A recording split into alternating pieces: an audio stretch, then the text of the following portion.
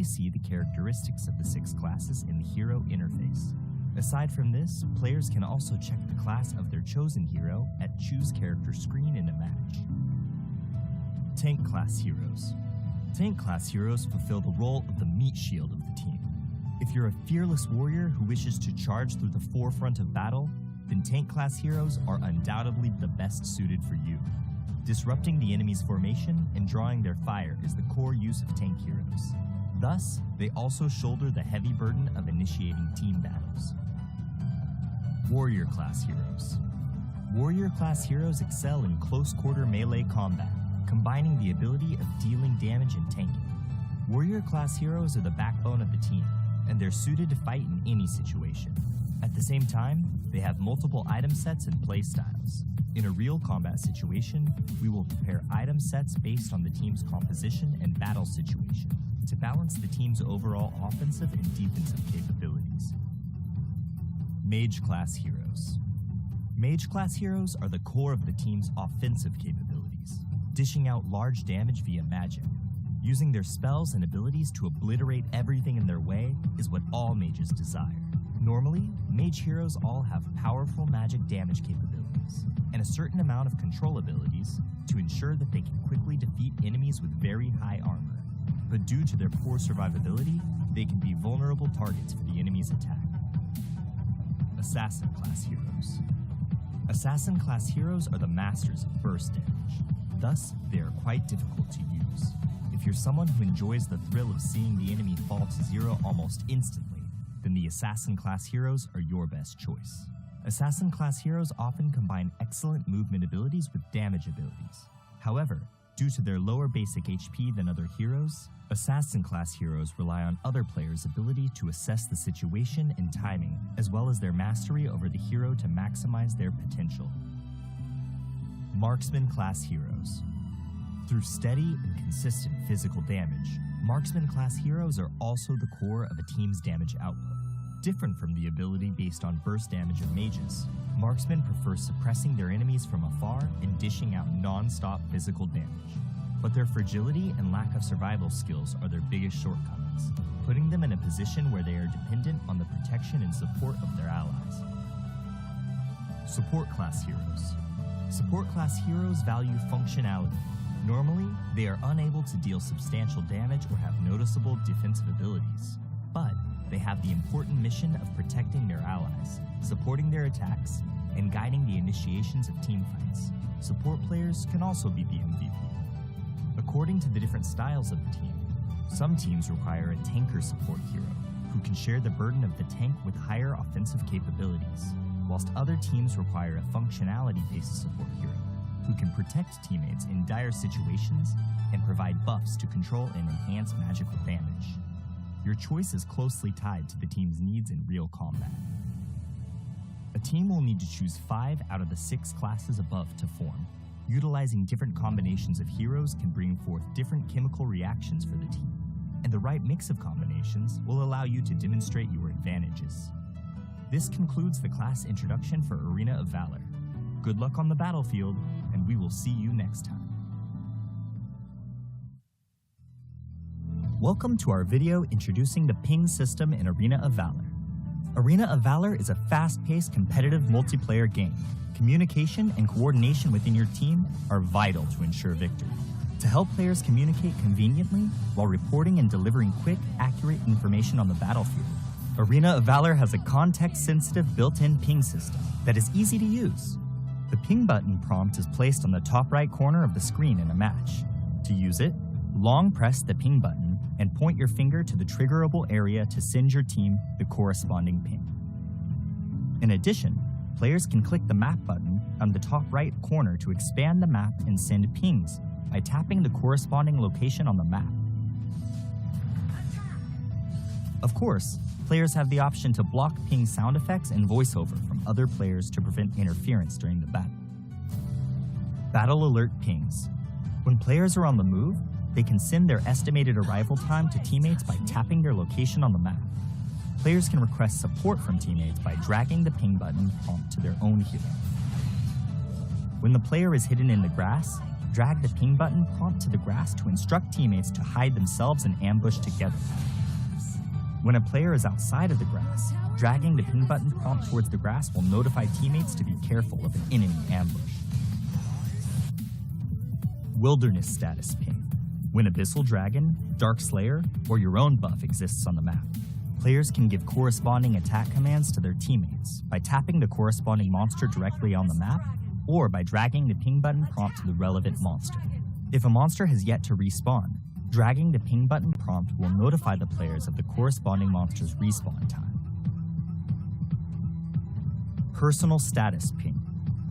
Players can notify teammates their skills are ready by dragging the ping button prompt onto their hero's skills. Dragging the ping button onto a skill in cooldown will alert teammates of the cooldown timer. When a hero dies, the player can drag the ping button prompt onto the death countdown to inform their teammates how long it will take to revive. In addition, players can inform teammates that they're returning to base by dragging the ping button prompt onto the recalling button while in recall. Enemy status ping. When the enemy has disappeared from a lane, the players can send an enemy missing ping by tapping on the lane. When the enemy reappears, tapping on the lane will signify how many enemies are present.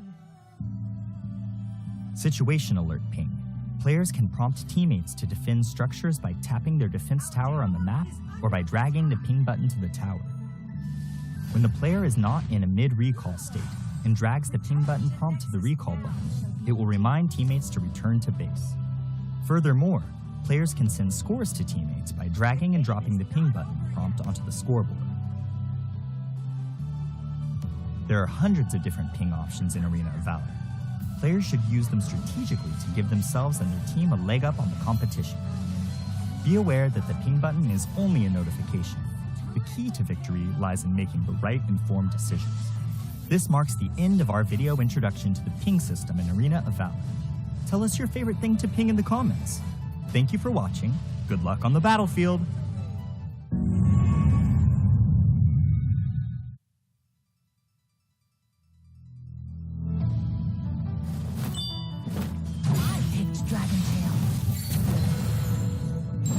The other way around.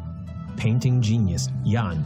Since his childhood, the exceptionally talented Jan has reached the pinnacle of painting as a teenager. But when inspiration dries up, causing the talented young man to fall into infinite anxiety, his master sends him on a journey to find inspiration, taking with him the Rivers and Mountains Dream Scroll and Sword of Inspiration in his path to find materials.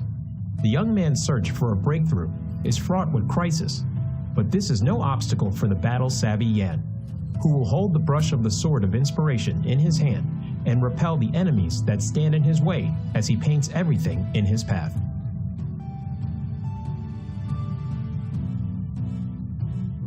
Passive, Spiritual Spark. When Jan uses Skill 1 and Skill 2, he will gain a stack of energy, having 2 stacks of energy, depending on the difference in the previous skill. Will cause the next normal attack to gain additional boost. After using an enhanced normal attack, his attack speed will increase. Jan's skill will mark an enemy when it hits them. Dealing damage to the same target will consume the mark and trigger additional physical damage, restoring Jan's own HP in the process. Skill 1. Black Jade Sprinkle. Jan will deal damage and apply movement speed reduction to enemies in a fan shape in front of him. Passive enhanced normal attack. After a short delay, deals damage to the enemy in front and knocks them away. He can move during the delay and deal additional damage to minions and wild monsters. Skill 2. Draconic Step. Jan moves forward in an arc, dealing damage to enemies along the path. Jan is untargetable while using the skill. Passive enhanced normal attack.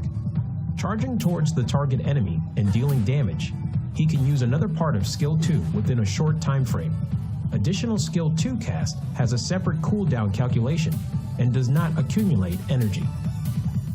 Skill 3. Hills of Dream.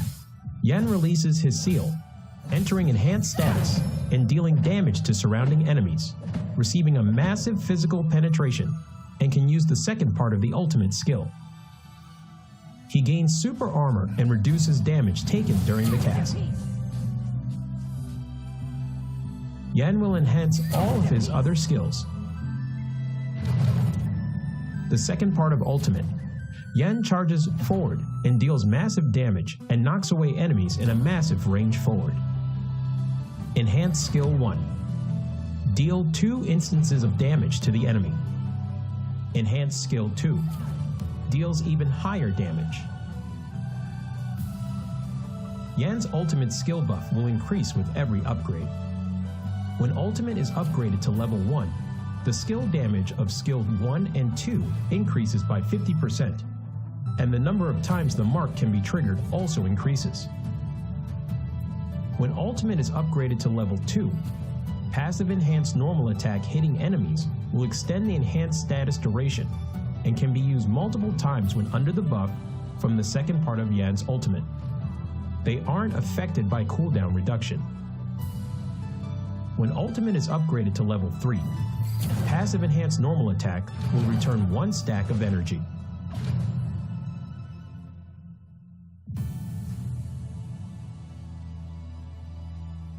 Yan is a highly controllable warrior type assassin. His damage will continuously increase as the game goes on.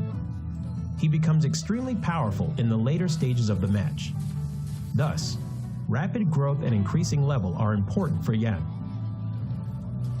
The key to mastering Yan is utilizing Yan's skill set, launching enhanced normal attacks with different effects, and making use of the short cooldown time of his skill set to continuously dish out skill combos. At the start of the game, if Yan needs to support and gank enemies, he can save a stack of his passive in the bush.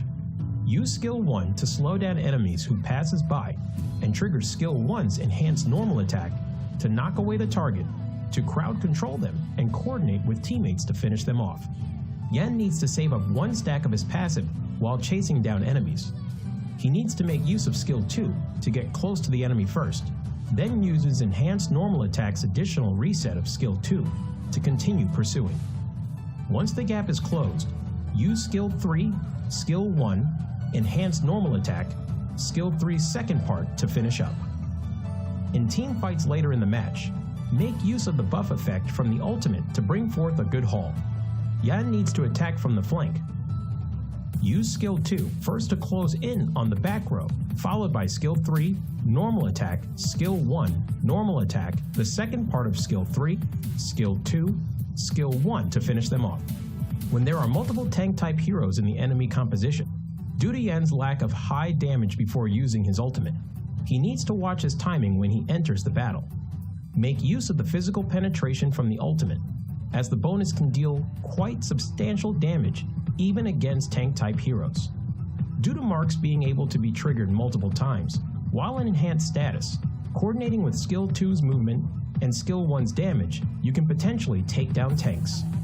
Yan's passive HP Restore allows him to have decent survivability. Watch your timing on using Skill 2's untargetable effect to dodge enemy damage. Yan needs to improvise in battle and requires careful observation of the situation on the battlefield to choose the right skill to cast.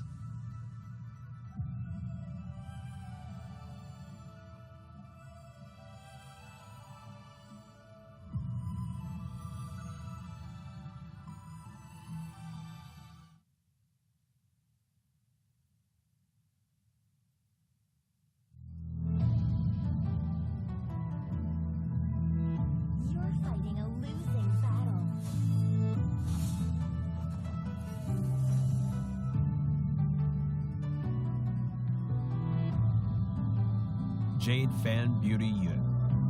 As the princess of the Dragon Kingdom, Yue brandishes a fan as her weapon, retaining her elegance even in battle.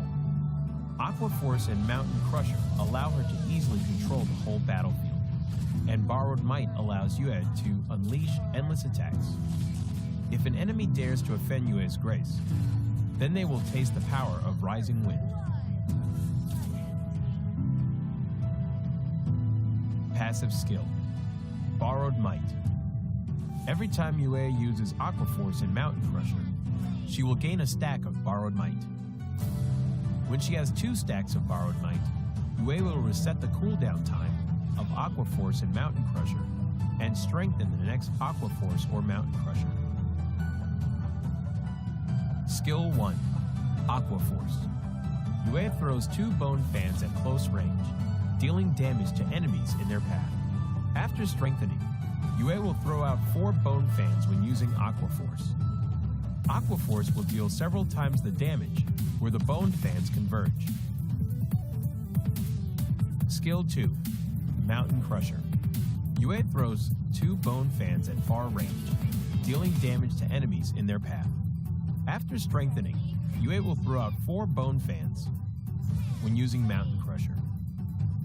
Mountain Crusher would deal several times the damage where the bone fans converge. Skill 3, Rising Wind. Yue knocks back nearby enemies and deals damage to enemies in its path while pushing them back slightly. Yue will gain additional vision.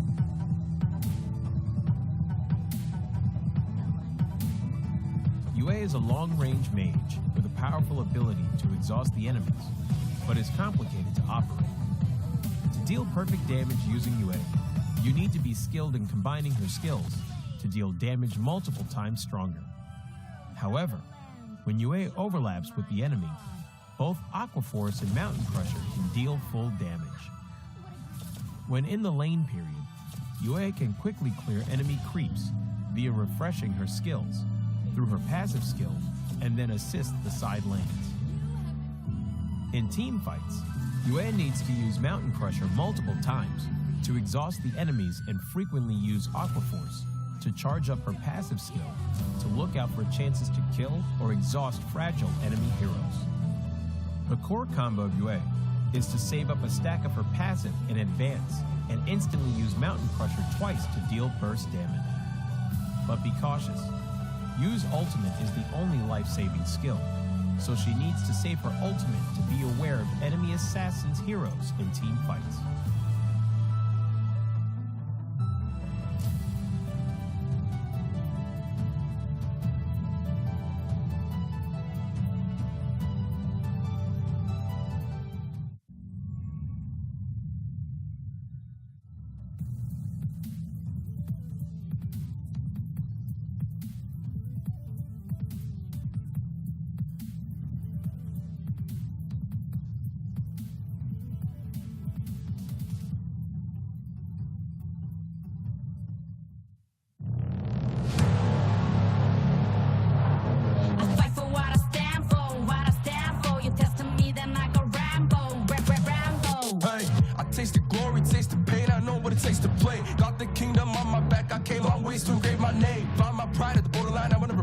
My dues are fortified, hit him in to get a little cautious.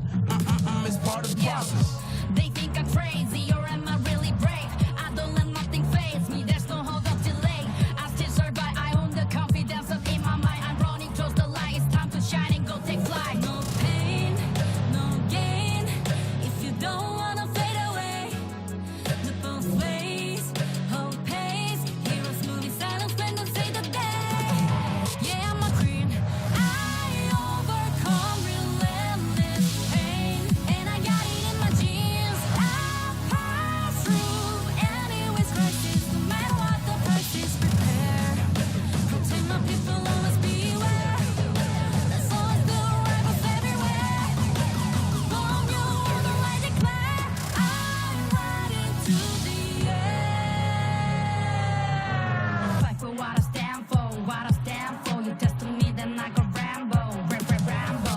I'm quick to grab the grip and go, I'm best with it. Okay, I'm lit, my mind's on fading mode, I'm flexing it. Okay, I'm wired, I'm tripping on my mind, investing it. I'm still high-minded, my destiny, you'll find it hard to find it. Winning streak, my dubs elite, I bring it. 50 feet step back, I'm about to speak my G, I'm with it. Sun shines, I dream bigger. Believe in myself, I maintain rigor. Be what I wanna be, don't be little.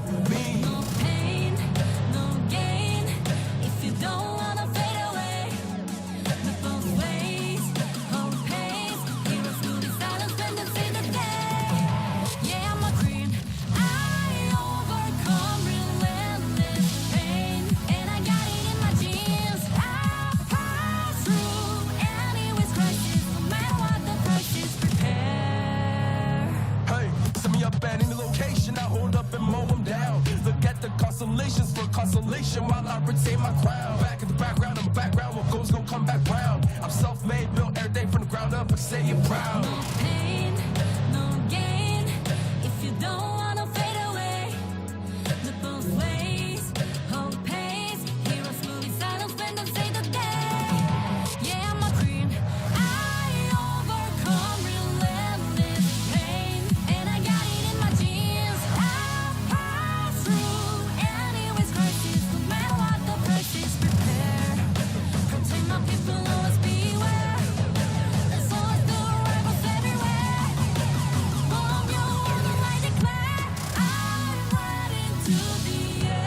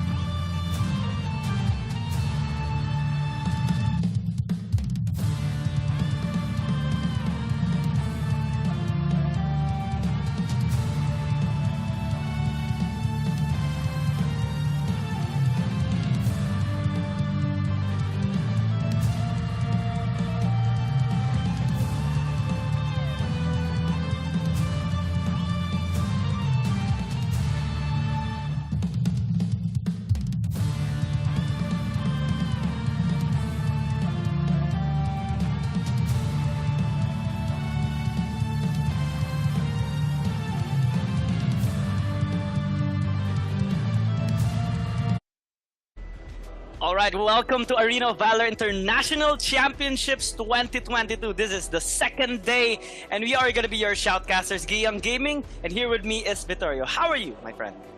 It's a very, very good day for a lot of AOV action for sure. Today we're gonna see 12 best of ones, and I'm very, very excited to what Group C and Group D has in store for us. Group A and Group B did well yesterday, and I'm pretty sure a lot of the teams here in Group C and Group D are very, very pumped on what kind of competition they have been seeing from yesterday's matches.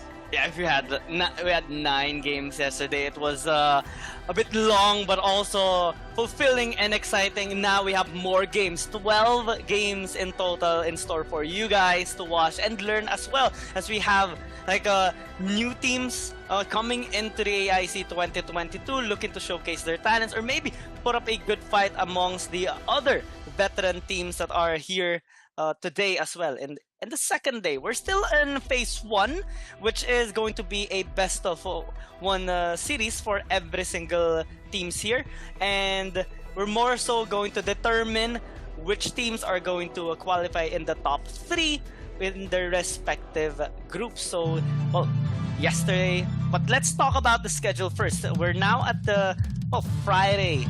It's a Good Friday today, 17th of June, and we're gonna be having our group stages here in this week. Next week, we're gonna be having the quarterfinals from June 23 to 26, semifinals on July 2nd and July 3rd, and the grand finals, best of 7 grand finals on July 10. Yeah, that's a lot of matches, especially in the group stages. It's a do or die for most of the teams. On the first 2 days, it's a best of 1, and then for the remaining 2 days of the group stages, they're gonna be facing each other in a best of 2. And looking at the prize pool, we have a whooping 2 million USD prize pool for AIC 2022. That is a big prize pool for sure for a mobile game event. And the first placers are gonna be taking home 700,000 US dollars. That's a lot. And even if you are placed in the group stages, even if you are eliminated, you're going to be taking home $10,000 each for the team. We also have the final MVP, the best lineup, and then qualifiers and wildcards. In total, they are going to be receiving $115,000 USD dollars. And not to withstand from the second, third, fourth, and fifth to 8, that's a lot of money in the prize pool. That's a lot. That's a lot, and it is gonna be worth it, of course, for the players and teams that are giving their very best in this Arena of Valor International Championships 2022.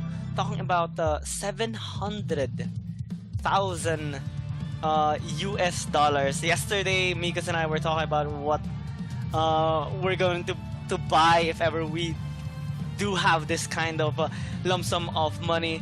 I'm for sure is gonna be spending it on food. I don't know with Mikos, but here are the participating teams. Here at the day number 2, we have Group C and D. We have some new teams, new faces here in the second day, and I think I'm looking forward to seeing them perform quite well. Yep, and definitely there's going to be a lot of newcomers. Influence Rage, a dope team. Actually, a dope team is underranked from the previous AIC 2021. We also have Bikertopia, that is one of the newcomers from the GCS region. And then, of course, Nexpuya. And we have the mainstays, Mad Team, V Gaming, It's Bacon Time, and also Dewa United, who's going to be returning for AIC. They did not qualify for the AIC 2021. They were beaten out by Archangel, but now they're coming out in force here for the AIC 2022. So our first game of the day is a dope team versus Influence Rage. It's 2 regional teams from the sea and also from Brazil that's going to be facing off in the first match of the day. And then, of course, Mad Team and the others. And this is the remaining schedule that we have here for today, the first 6 matches. So 6 matches, then double that. That's the total matches here for today. I'm really excited on seeing the other teams as well, the veteran ones. Mad Team, V Gaming, coming from AIC 2021. They got defeated by Buriram United Esports in a reverse sweep, and now they're looking to maybe have a solid performance in the tournament. I'm looking forward to Bacon Time too, honestly, because they had an incredible performance coming into qualifying for AIC 2022. And now, in our first series, a dope team versus Influence Rage. I like the names of these both teams. Kind of witty.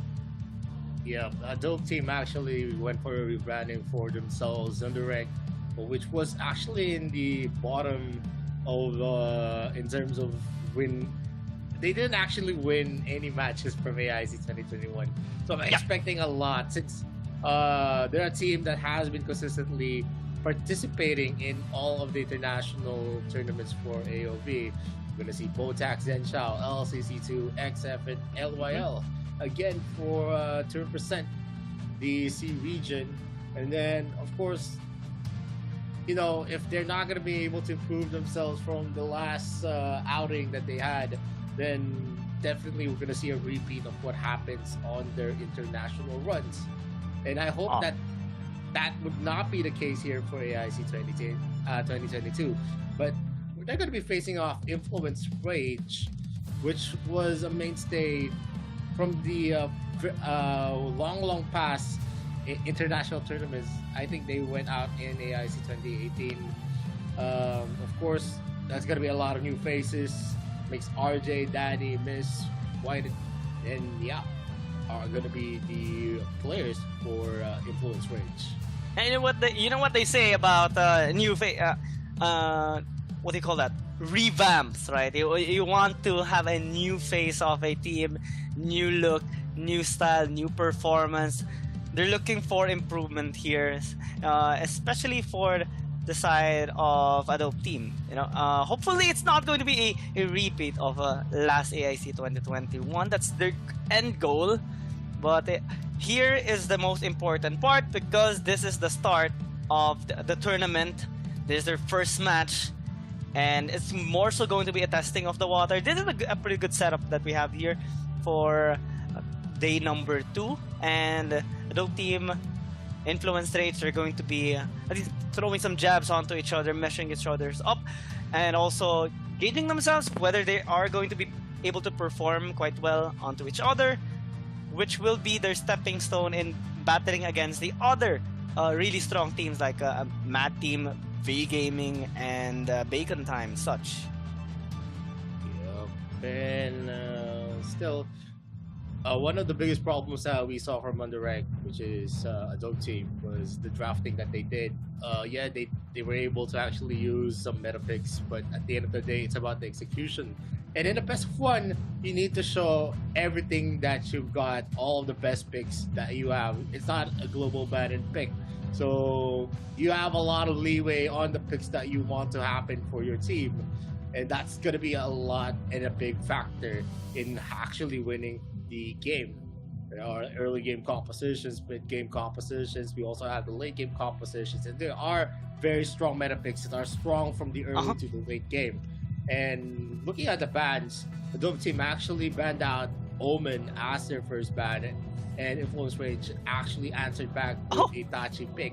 And then an Aya ban is also actually being over there. Very, I think the Aya pick is the Aya pick is always going to be effective as a first ban for the opposing team, not for the first pick team, which is Adobe Team. Yeah, I'm as confused as you are right now, since more so we do see it on the red side team being the one to take away the Aya. But maybe, Adobe Team doesn't want to go on that path. If ever Influence Rage would leave it wide open, not so sure. It's up to them. But I was kind of excited to see another game of Aya, since yesterday we did see it on the match of what team was that? Talon Esports and Team Flash.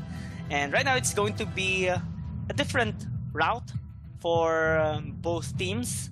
Going to be the standard one knockout, going to be the first pick here on the side of Adobe Team. And well, Influence Rage, they do have access now to the Crixie, which is one of the most picked heroes yesterday as well, during day number 1. But they're right now hovering the Hayat and the Volcath as well. Pretty good for engage and a nice amount of sustain. Yep.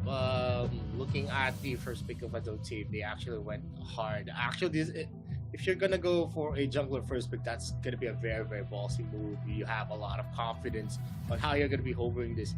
Knockout, yeah, I could say that he is one of the best heroes to actually go for split pushes. Actually has a lot of mobility as well to go for the ganks. But the problem is how squishy he is, and that's a lot of factor here. Because what Influence Rage did is they picked out one of the top tier supports right now, the Volcat, which has been utilized in the support position for so long from the AIC, and even from the normal rank games that you have in the high tier, you're gonna see Volcat actually be picked out on the support position. His versatility is there. He's also going to be a top tier Dark Slayer laner just because of how good he can actually burst down heroes, and also the sustainability that he has whenever he uses his ultimate. That's true, and I think what Adobe Team is just more so relying on comfort right now, since they're pretty confident that they would be able to fully utilize this knockout pick. So despite the cons of picking it first, they're just going to rely on the focus rather on the pros of it, since they are going to pick it up as well as the Baldum, the Crixie. So a lot of at least back-end assist here on the side of Adobe team. Influence Rage focusing now on crowd control and a little bit of execution with that Thane pick. And as we see here on the second banning phase, they're removing quite a lot of marksmen here on the side of Influence Rage, while Adobe team is focusing more into the mid lane matchup for LCC2. Yep, and with the first 3 picks that we see actually here for Adobe team, they are going to be very, very versatile on the damage that they're going to be bringing. Crixie is one of the top tier mages right now. I mean, she has not been underperforming in a lot of the tournaments that we saw her, especially from the 2021. She has been one of the top picks if you really want someone that can actually burst down in the middle parts of the game, even in the early parts of the game where she just hits the level 4 cap. If Moonfall is available, she is someone that can actually go for supplementary damage to burst down any hero, even if it's a tank. Yeah, and well, I think this is going to be an interesting one coming from Influence Rage. Looking to see how the Adobe team is going to close this out, since they haven't picked up their marksman just yet, which was kind of limited here on the side of Influence Rage due to their banning of the Laville and the Kafeni. They would have some pick potential if they would lock this Slims up, but I think they would be relying mostly on the damage of LCC2 and LYL if ever they lock this in. They are also hovering an Amelie, which can serve as an additional frontline here for the side of Adobe team. Yeah, and just looking on what Influence Rage is actually building, that's a lot of zone control for themselves. That's a Thane, that's also an Alistair, which we know is very, very effective in boxing out anyone who enters. So it's not gonna be an easy target for the Nakba whenever she goes for an entry kill.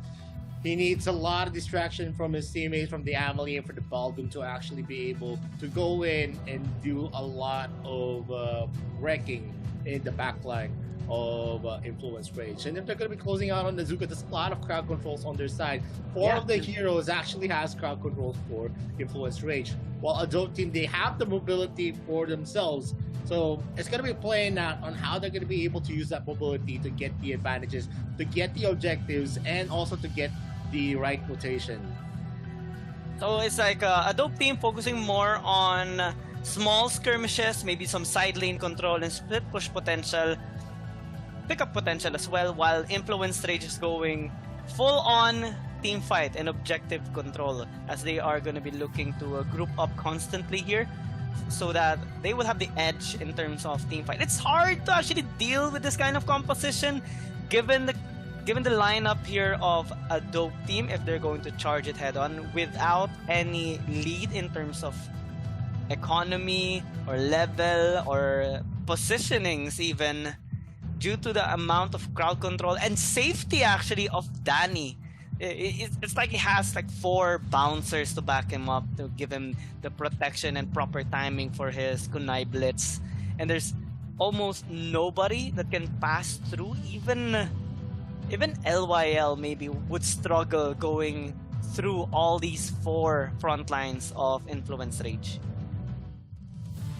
Well, then we're going to be starting soon, as the entire battlefield is going to be spawned in a matter of seconds. We're going to see the positions of all the players up here in the map. Not much that I'm expecting in terms of the team composition. I think everyone has their own factor. If they're going to be able to use that factor to their advantage, definitely they're going to be the one in the winning side. But like I said, for Adobe team, if they're not going to be able to use that kind of ability to actually take the advantage, I think it is going to be Influence Rage who's going to be taking the late game. But if they do get a lot of the advantages before we even reach the late game, then I think Adobe team is definitely going to be taking this match. You have to take all the advantage that you can, Adobe team, I think they need to be more explosive than Influence Rage if they do want to secure a bit of an advantage here. This is a nice thing that they're doing, invading the jungle camp here of Whitehead. But they won't get any of it since Influence Rage is ready for that kind of action on their bot side jungle. While on the top side, we're seeing just a steady farming state here for Niap and LYL. Just 3-man rotation coming in from the Dope team. I think giving a lot of the resources on the jungler is a big thing if you really want to go for ganks as early as the first rotation. But what happens here is if they do not get any kind of transition kills on their rotations, it's not going to be that effective, just because the mid laner is going to be left out in terms of the XP and gold. And LCC2 and XM are just joining each other's hand. And just to say, if you are a jungler, you are going to have reduced gold from the lane minions, and that also affects the gold composition that you want to build for your team. But still, they are going to be the first one to actually finish off the rotations, and they already have a 2k gold lead for themselves.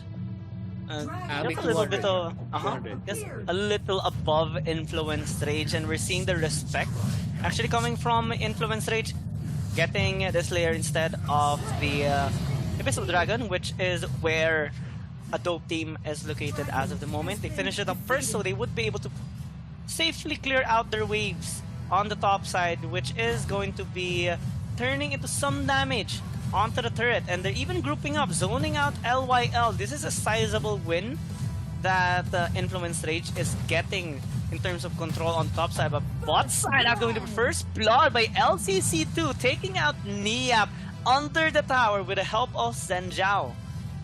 Yeah, that's a lot of information with the format rotation from Influence Rage. They are already with a lot of information that Niap was actually alone there, and it was a sizable, objective for them, just because the Flying Spear actually hit Zuka under the turret, and that's a lot of combination. The Moonfall, the stuns, the knockups, all hit Niap in the face. Still, it is still too early for that. There is going to be an almost 1k gold lead that was being built here by a Dope team. Still a lot more that they need to actually take the advantage, and that's the Magic Prison being used. The Wild Prison has been procced out here. The Connivance are also going to get a hit. Danny gets a kill. Botak is going to be defeated. Skyfall is going to be used. That's also the Avalanche charge to get a lot of stuns, and they kill out LYL. That's a double kill for Influence Rage. Yeah, and that's where we're starting to see the composition of Influence Rage. They strive during group up team fights, and it's hard for a Dope team to actually take even one person on the side of Influence Rage. We saw their attempt. They had numbers advantage, but when Influence Rage actually were able to group up, they were able to take down 2 members of a Dope team, and having a tower on the top as well. A Dope team equalized it with a tower takedown on the bot side, but now we're seeing the gold lead of a Dope team not really going as high as what they intended, but mid lane missed, but actually fall down, match disengage successfully, while Niap is just trying to zone the members of a Dope team out to give safety towards his teammates. That's going to be a bit of an overextension there by MixRJ, but he is relatively safe for the moment.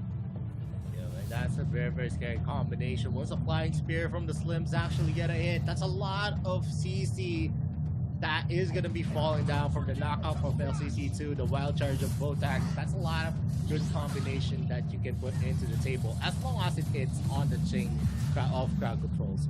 But it is still a fact of the matter that Influence Rage is still the better team in terms of going for the clashes, just because of how good their composition is. It's hard to go against them right now. It's gonna be not the wisest choice if a Dope team tries to attack them in a 5v5 team fight. As we're seeing XF just prioritizing this Abyssal Dragon, while Influence Rage already have killed that Slayer. They're being quite proactive here on the red side. making sure they take the objectives faster than Adobe Team and make them kind of wonder what their next move is, which is invading now the topside jungle of Adobe Team, which will give some hassle there to XF. That's intended by Botak to at least zone them out, while that's a flank by LYL, dealing a little bit of damage. Mix RJ needs to flicker out. He does so. That will be it for the fight for now. Yep. Influence Rage is just trying to get the rotations up for their team. They've been shoving the lanes, but no objectives are still on sight. It's either they go for a commit on a clash or they just tank it out, go for a turtle kind of strategy, try to build up the items that they need, because late game is definitely in favor of themselves on how good their zone control is.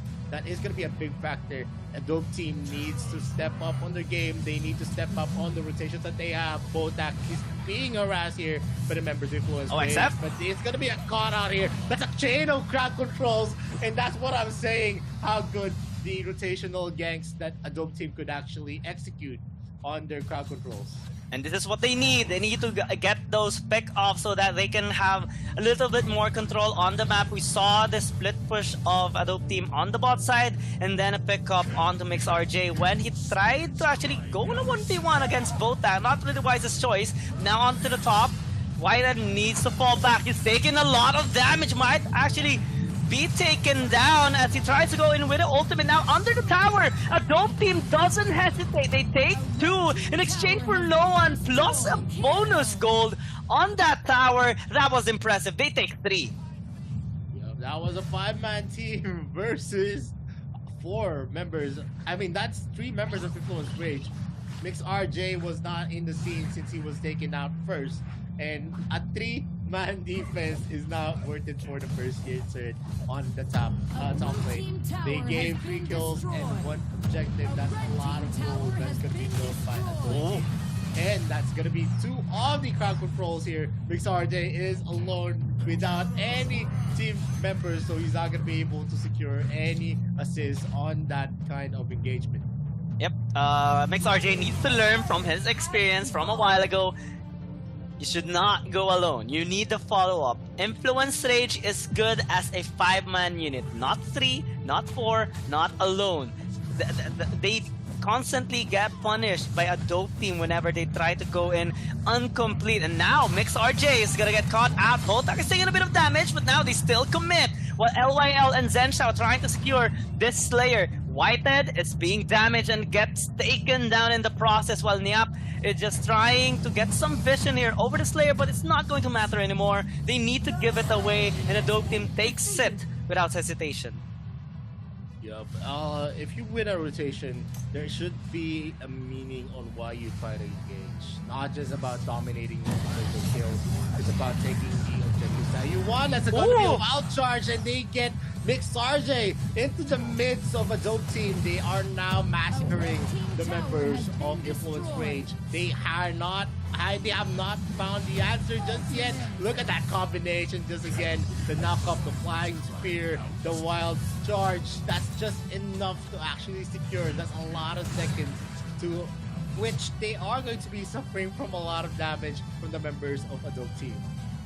Yeah, not really looking good right now for the team fight based composition, because when they try to go in, it's not really the best setup, and also the positioning. So Whitehead might actually get taken down. It has a few shield to try and stay alive, but it won't be enough. It still dies while they're losing more structures here in the mid lane. That's a total of 5 towers taken down, and their bot side is about to be destroyed in a short while, since, well, Adobe Team has a numbers advantage. They're just trying to clear as much camps and take as much resources as they can possibly against Influence Rage.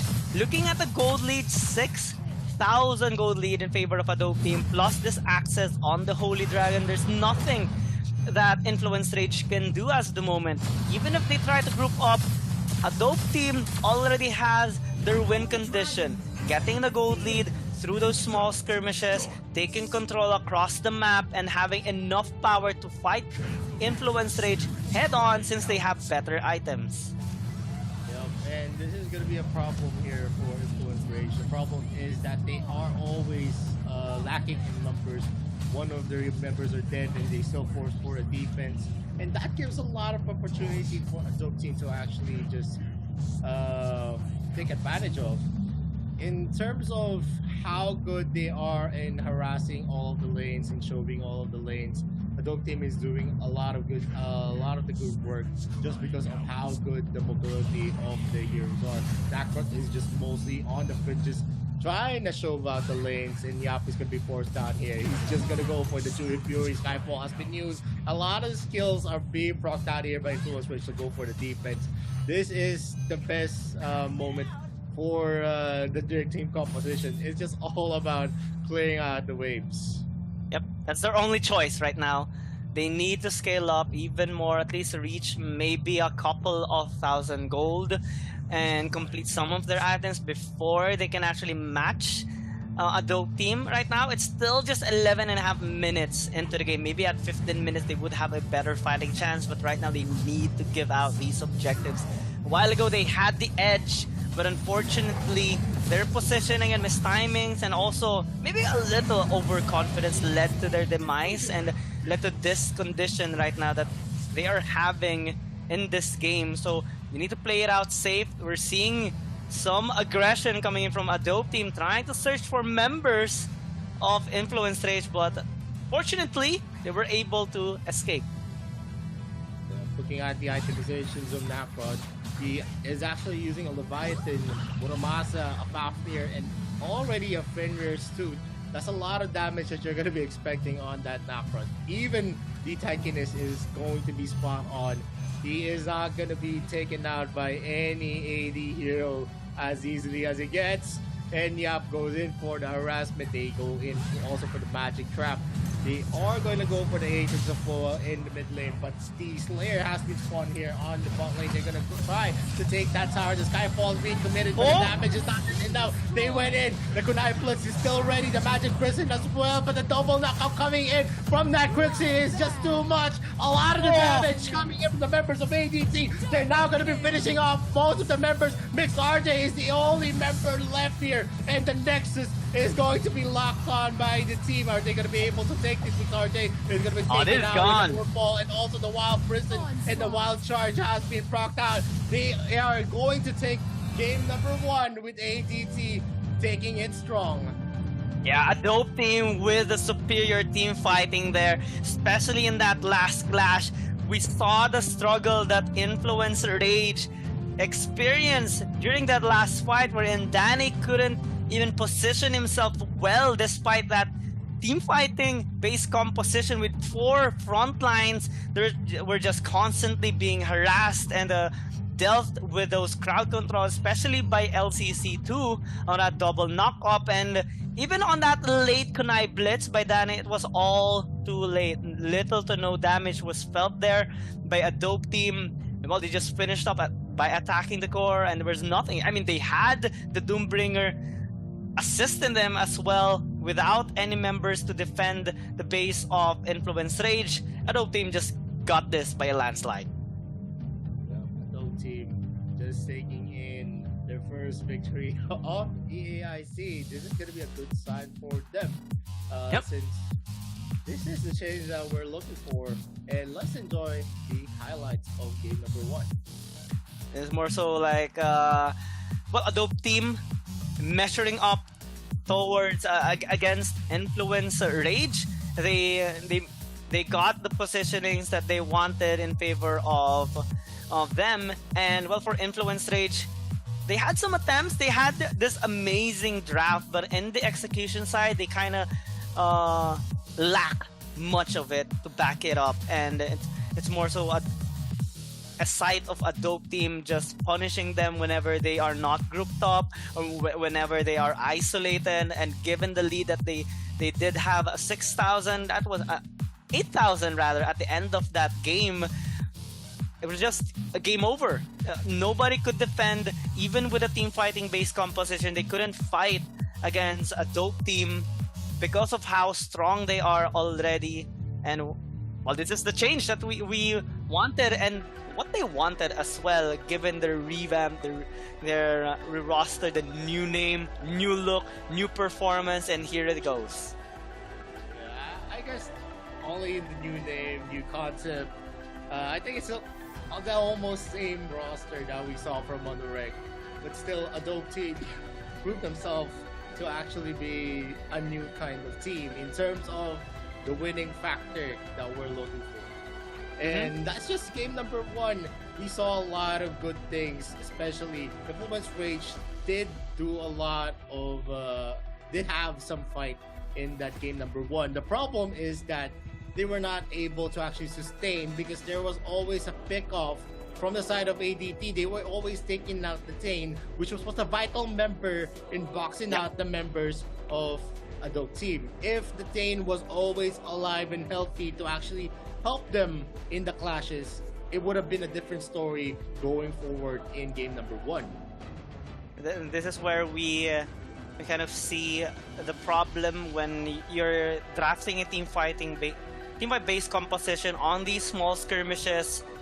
You have to take a different approach whenever your opponent does have this skirmish-based composition. If you're going to be isolated in an area, you're going to be much more vulnerable than you expect. And we saw Mix RJ getting picked off quite a lot whenever he tries to maybe go on a 1v1 against Botak, but Botak is pretty much happy just baiting him in because he has the backup that he needs. You know, LYL XF just suddenly going up front and taking Mix RJ down without the Thane in the fight. There's not much control that the Influence Rage has in order to fully utilize their composition. No setup for Danny, not much crowd control, and it's especially with the execution damage with the Thane's ultimate. They don't have that since Mix RJ is dead. Yeah, I think their composition, it just falls down on how good the Thane and also the Alistair is going to be able to put out their positions in terms of the skills that they're going to be throwing.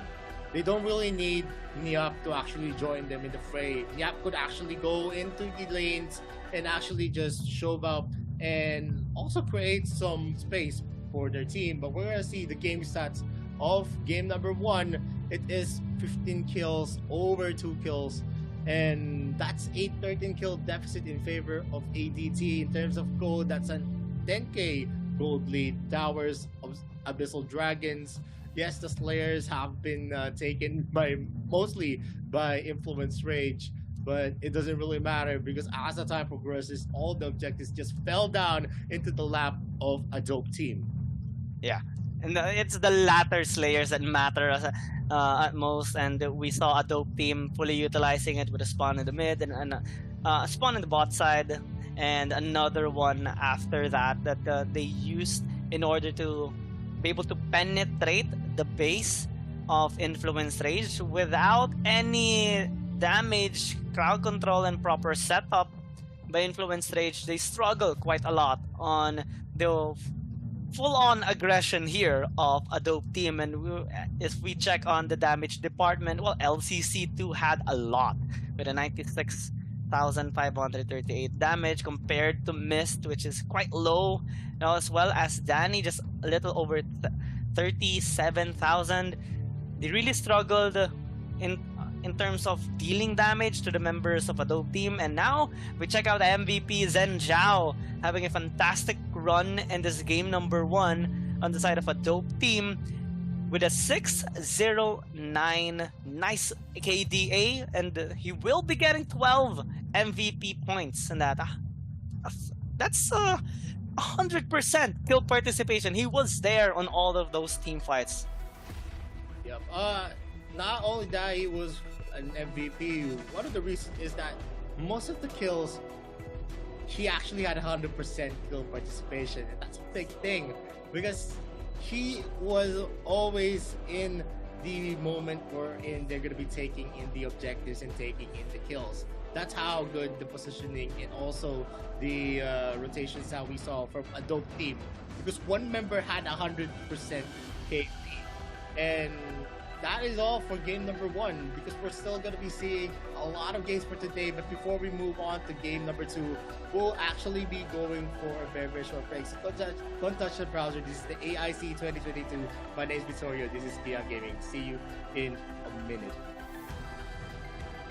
Hit him and get a little cautious. It's part of the process. They think I'm crazy, or am I really brave? I don't let nothing faze me, there's no hold up delay. I still survive, I own the confidence up in my mind. I'm running towards the light, it's time to shine and go take flight. No pain, no gain, if you don't wanna fade away. The both ways, hope pays. Heroes moving silence when they say the day. Yeah, I'm a queen, I overcome relentless pain. And I got it in my genes, I pass through anyways crisis. No matter what the price is, prepare. Protect my people, always beware. There's always the rivals everywhere. Bomb you on the light declare, I'm riding to the air.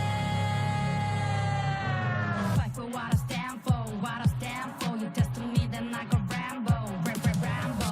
I'm quick to grab the grip and go, I'm best with it. Okay, I'm lit. My mind's on city mode, I'm flexing it. Okay, I'm wired. I'm tripping on my mind, investing it. I'm still high-minded. My destiny, you'll find it hard to find it. Winning streak, my dubs elite, I bring it. 50 feet step back, I'm about to speak my G, I'm with it. Sun shines, I dream bigger. Believe in myself, I maintain rigor. Be what I wanna be, don't be little. Me. No pain, no gain, if you don't wanna fade away. The both ways, hope pays. Heroes moving silence when they say the day. Yeah, I'm a queen, I overcome relentless pain. And I got it in my genes, I pass through anyways crisis. No matter what the price is, prepare. Hey, send me up at any location, I hold up and mow them down. Look at the constellations for consolation while I retain my crown. Back in the background, I'm a background, what goes gon' come back round. I'm self-made, built everything from the ground up, I say it proud. No pain, no gain, if you don't wanna fade away. The both ways, hope pays. Heroes moving silence when they say the day. Yeah, I'm a queen, I overcome relentless pain. And I got it in my genes, I pass through anyways crisis. No matter what the price is, prepare. Protect my people, always beware. There's always the rivals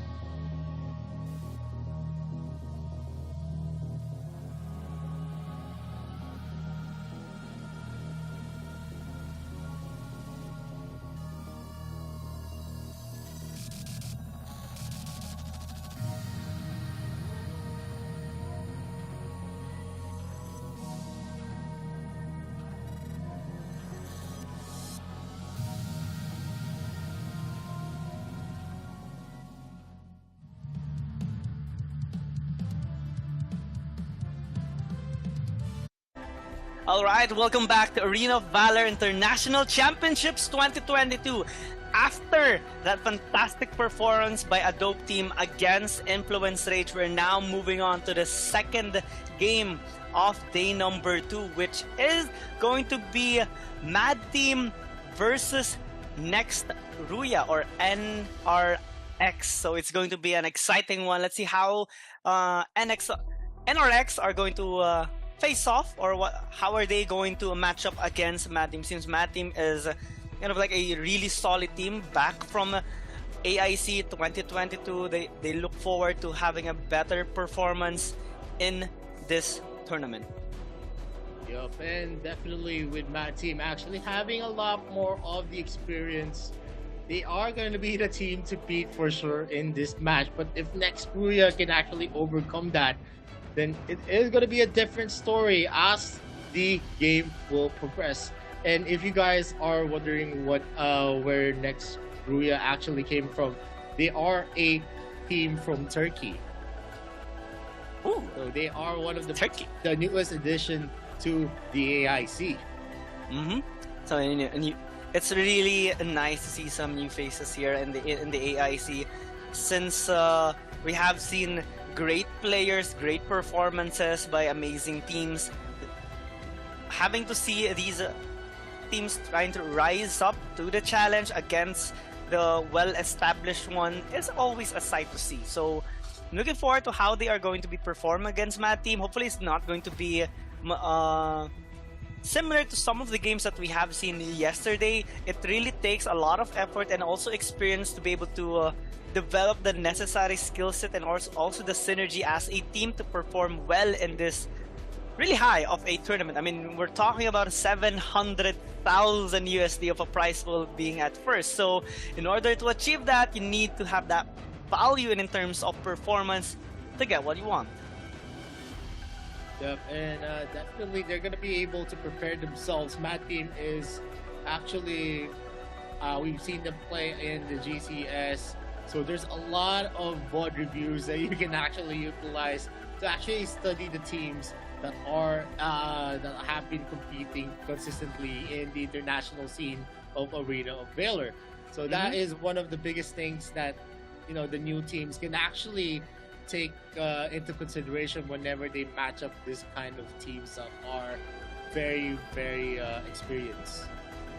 And in terms of experience, well, Mad Team has a lot. I mean, they even they had a rough road as well qualifying into AIC 2022. They finished 6th spot in their qualifier in the Chinese Taipei qualifier tournament, and also they finished 3rd in the Garena Challenger Series Spring 2022. So not really as much dominance as we do see from teams like Bacon Time and Saigon Phantom on Group A, but it is going to be a decent amount of matchup here on the side of NRX if ever they do want to at least gain some experience here. Yesterday we saw a kind of well, not really the best experience for a team.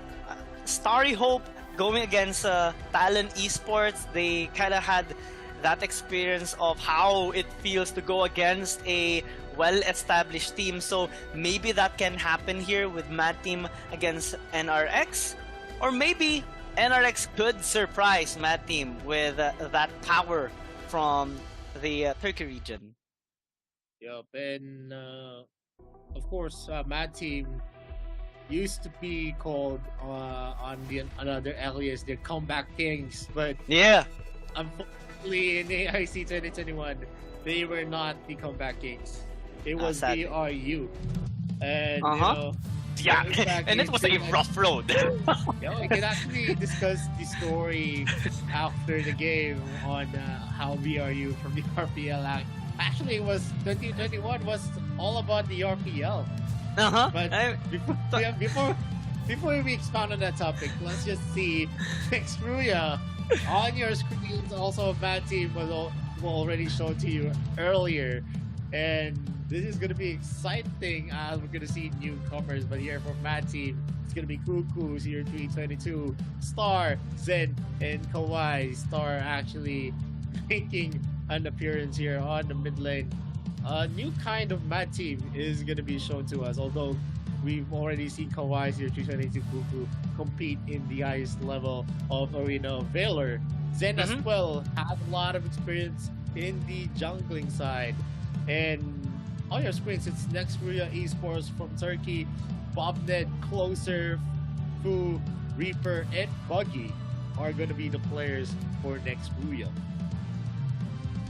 This is going to be quite exciting of a matchup here. Next Ruya looking to have a strong start in the AIC 2022. I'm looking forward to seeing what kind of meta are they going to use, or what kind of lineup are they going to use here against Mad Team, since Mad Team, you know, it's really quite adaptive. Not really the highest of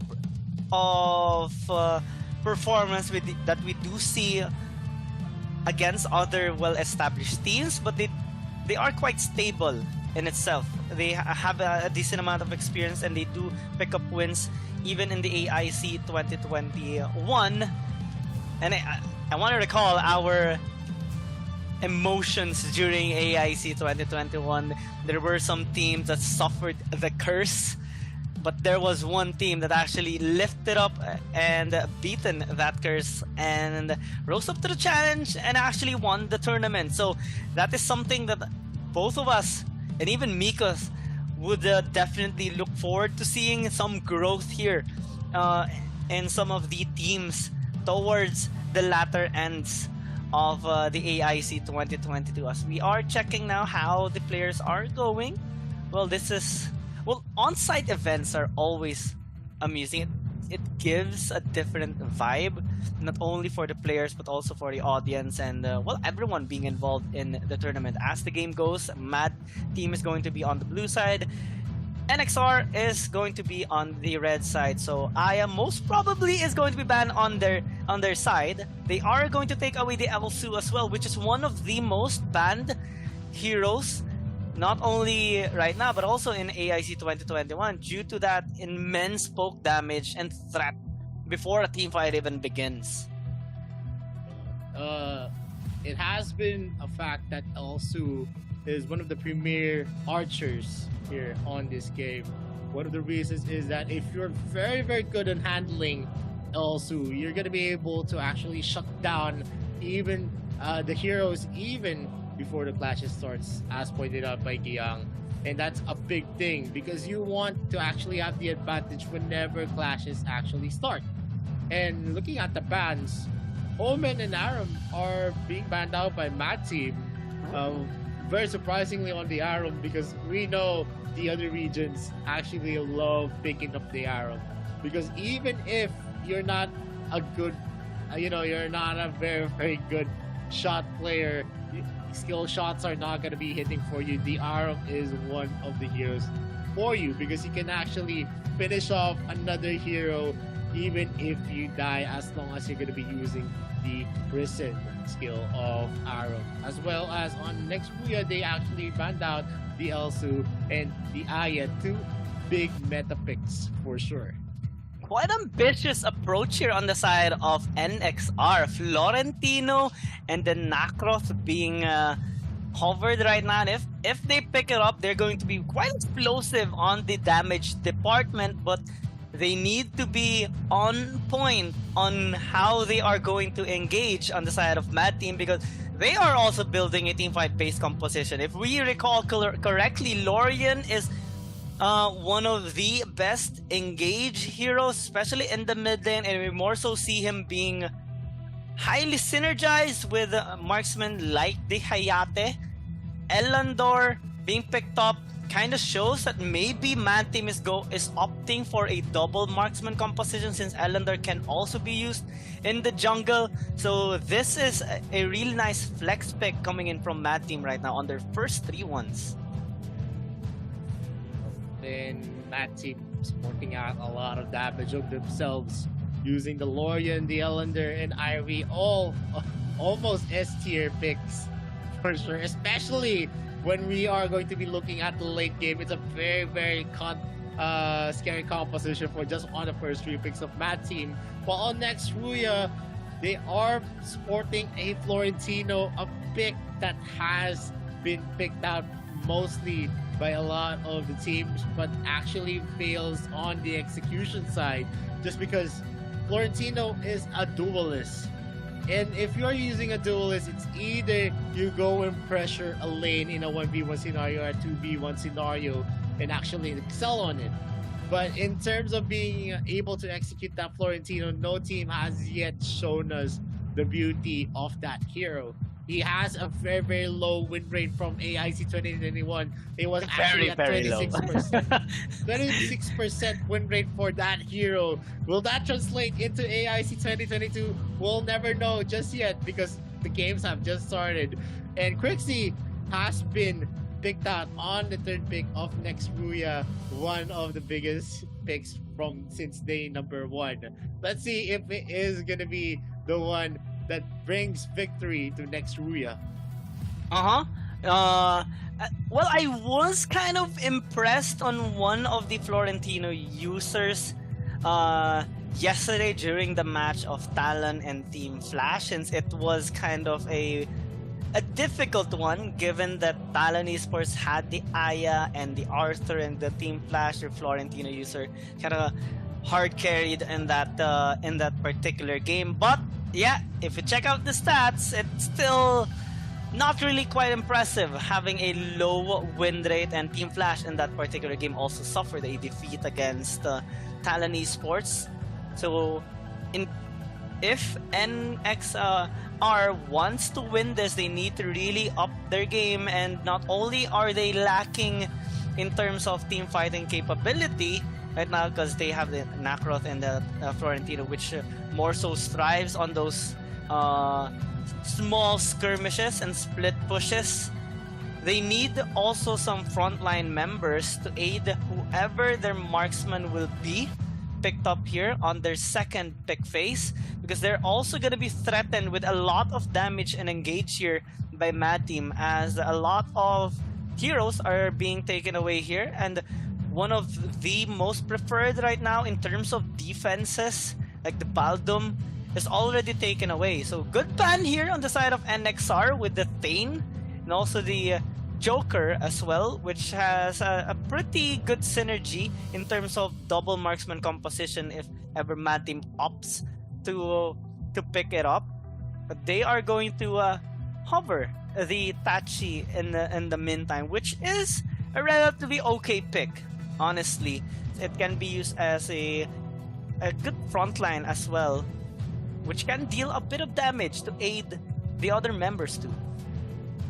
There's a lot of capabilities on that Tachi, a lot of comeback plays that can happen just because of the proc. Whenever you proc his passive, you're gonna have some shields, you're gonna have a lot of true damage as well on the skills. And that's a big thing, especially in this kind of meta. They're not going to be able to utilize shields.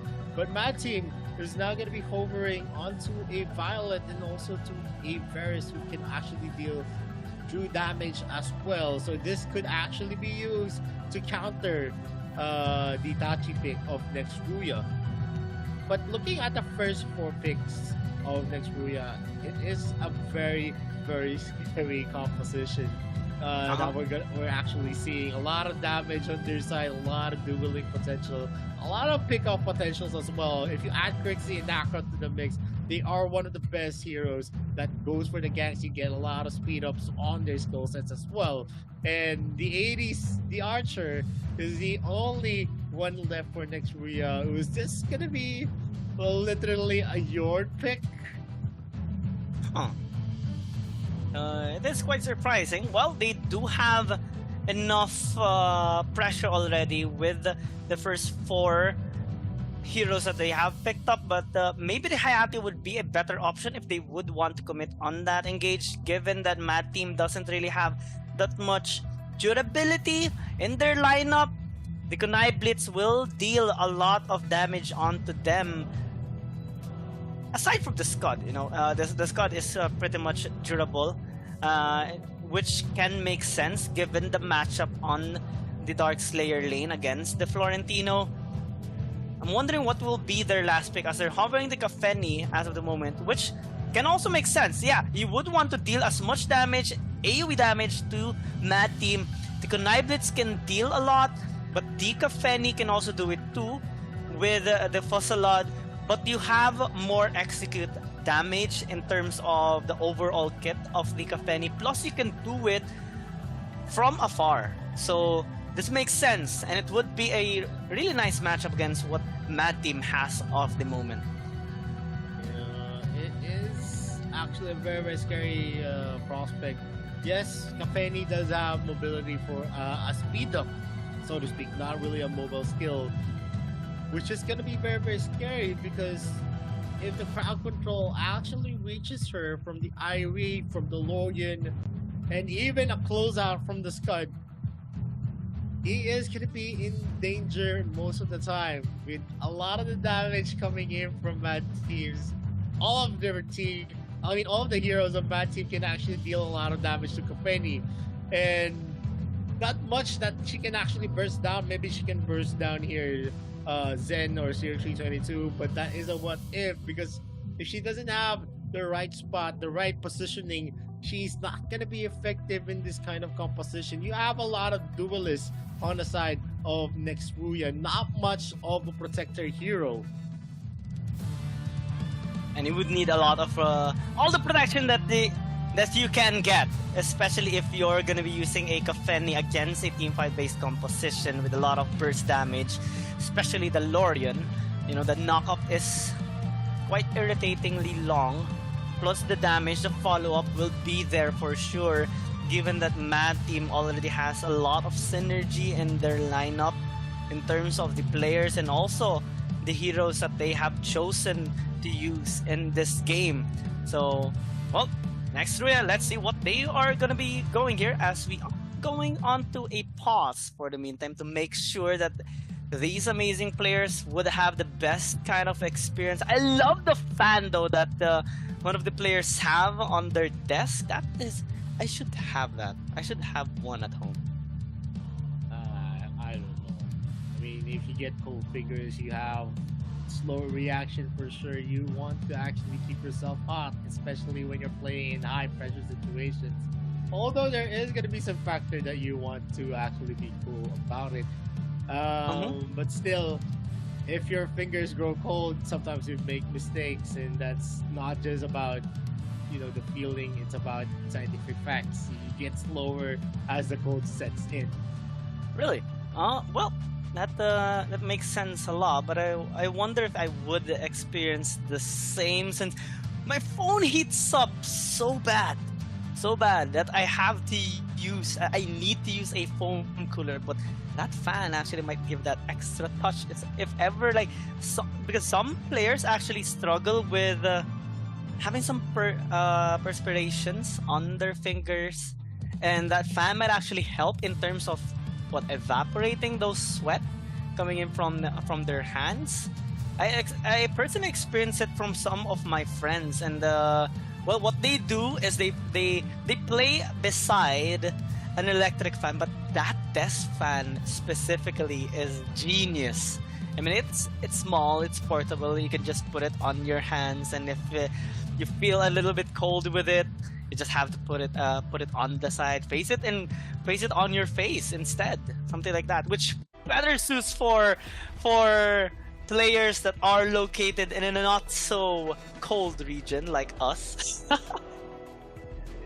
mean, it's always hot here in the tropics, but anyway, I still want to actually have my environment to actually be, you know, colder. Yeah, colder, but at the same time not that cold, especially if the air around my phone is actually very, very cold. Since I tend to make a lot of mistakes whenever I feel cold, and that's a fact. When you feel nervous about something, you feel cold, and that leads to a lot of mistakes for yourself. Not just about on the movement of your fingers, even in your decision making. it just slows you down. It's just, you know, a natural reaction.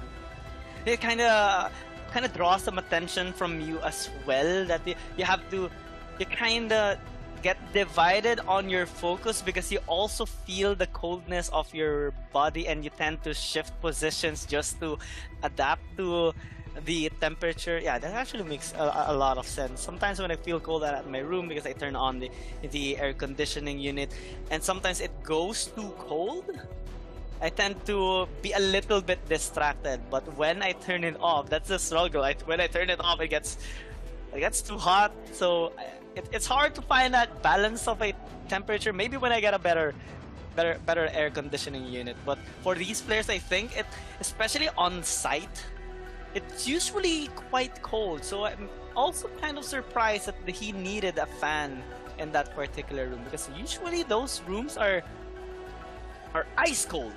Like really, really cold. I could imagine, but anyway, you know, in my team, we actually remember Zen actually coming in from MVP. And before we expound out, we'll just be going for a short break as we wait for game number to start. My name is Visoria. This is Kiao. We'll be back in a few minutes.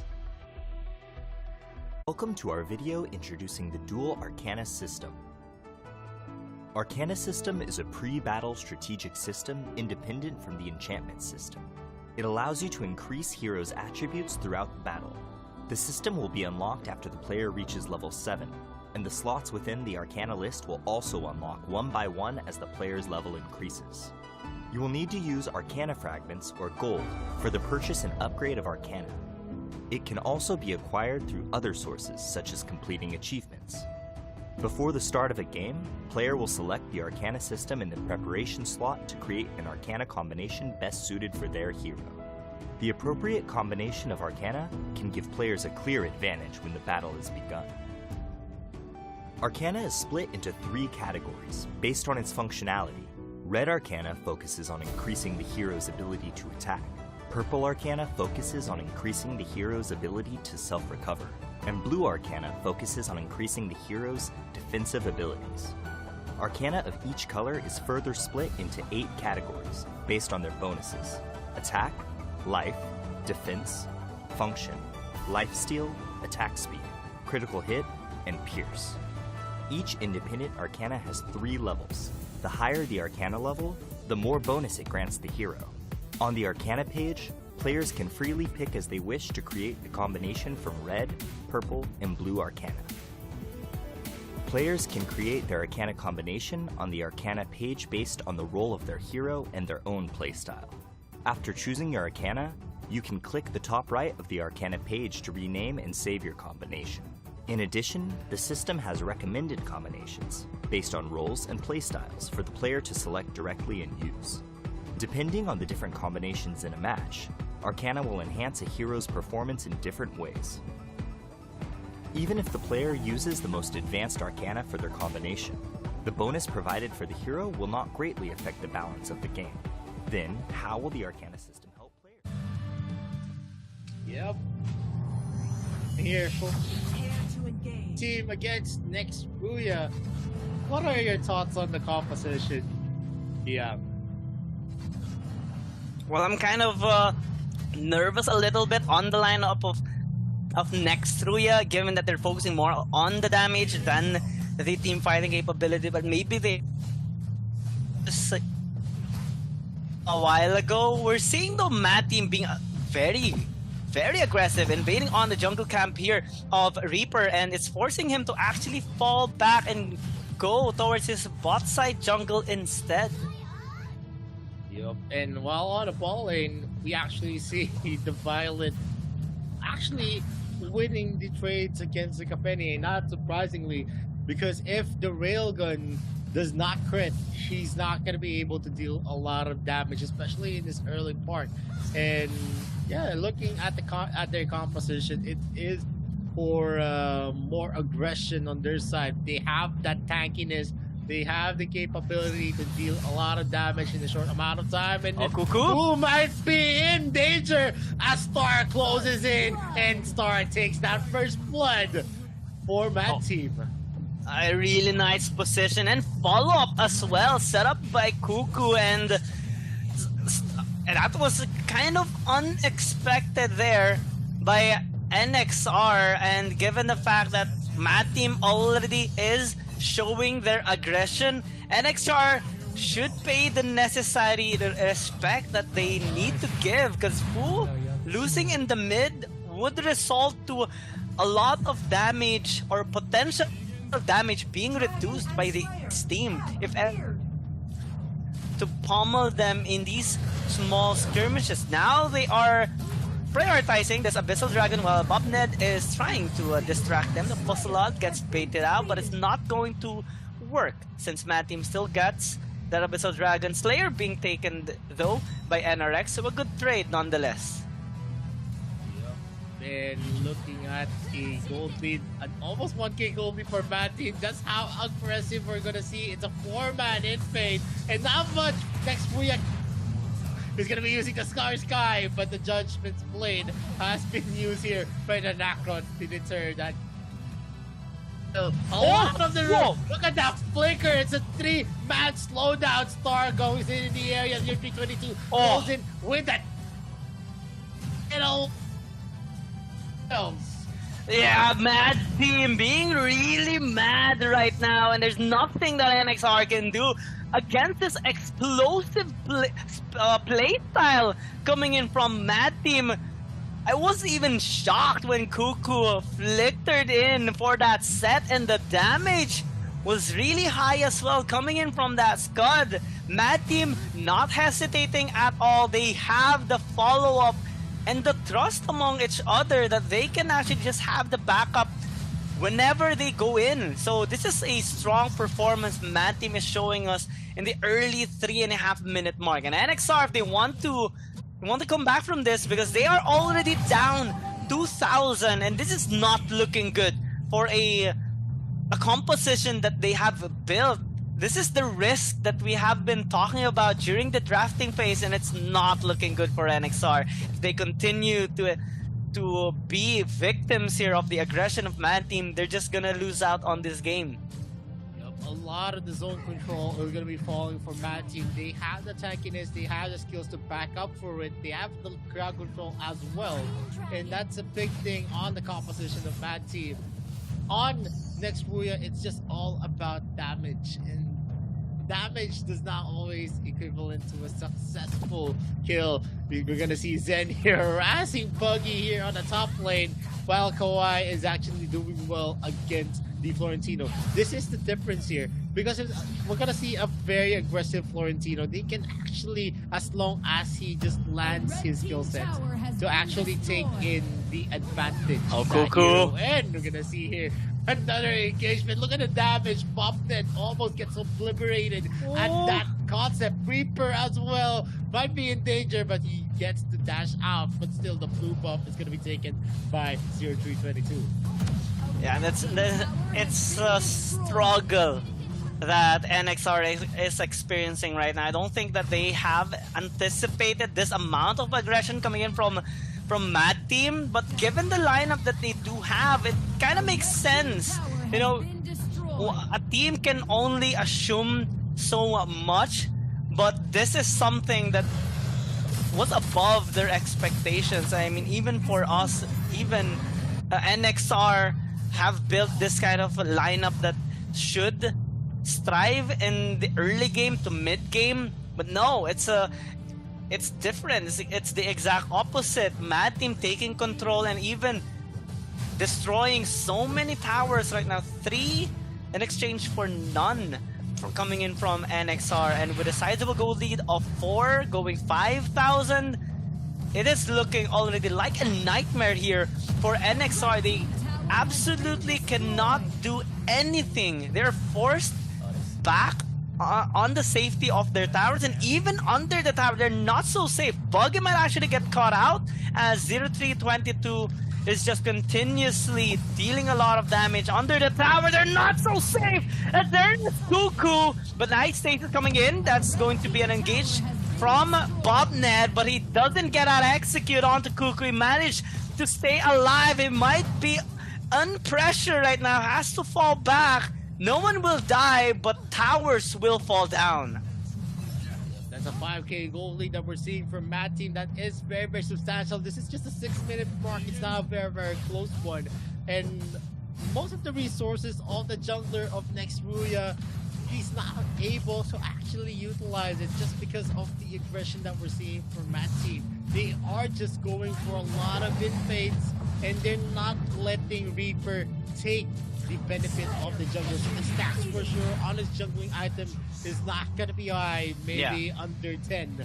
And that is something that, you know, is gonna be affecting Next Ruya for the next couple of minutes. If they do, if they are able to actually go for a turtle defensive strategy, which is gonna be very, very hard, I think, you know, it is gonna be a very, very long game for Next Ruya. But at this moment, we're gonna see a duel here where Star might be taken out, but Buggy was unable to execute that play easily because of Zen entering the fray.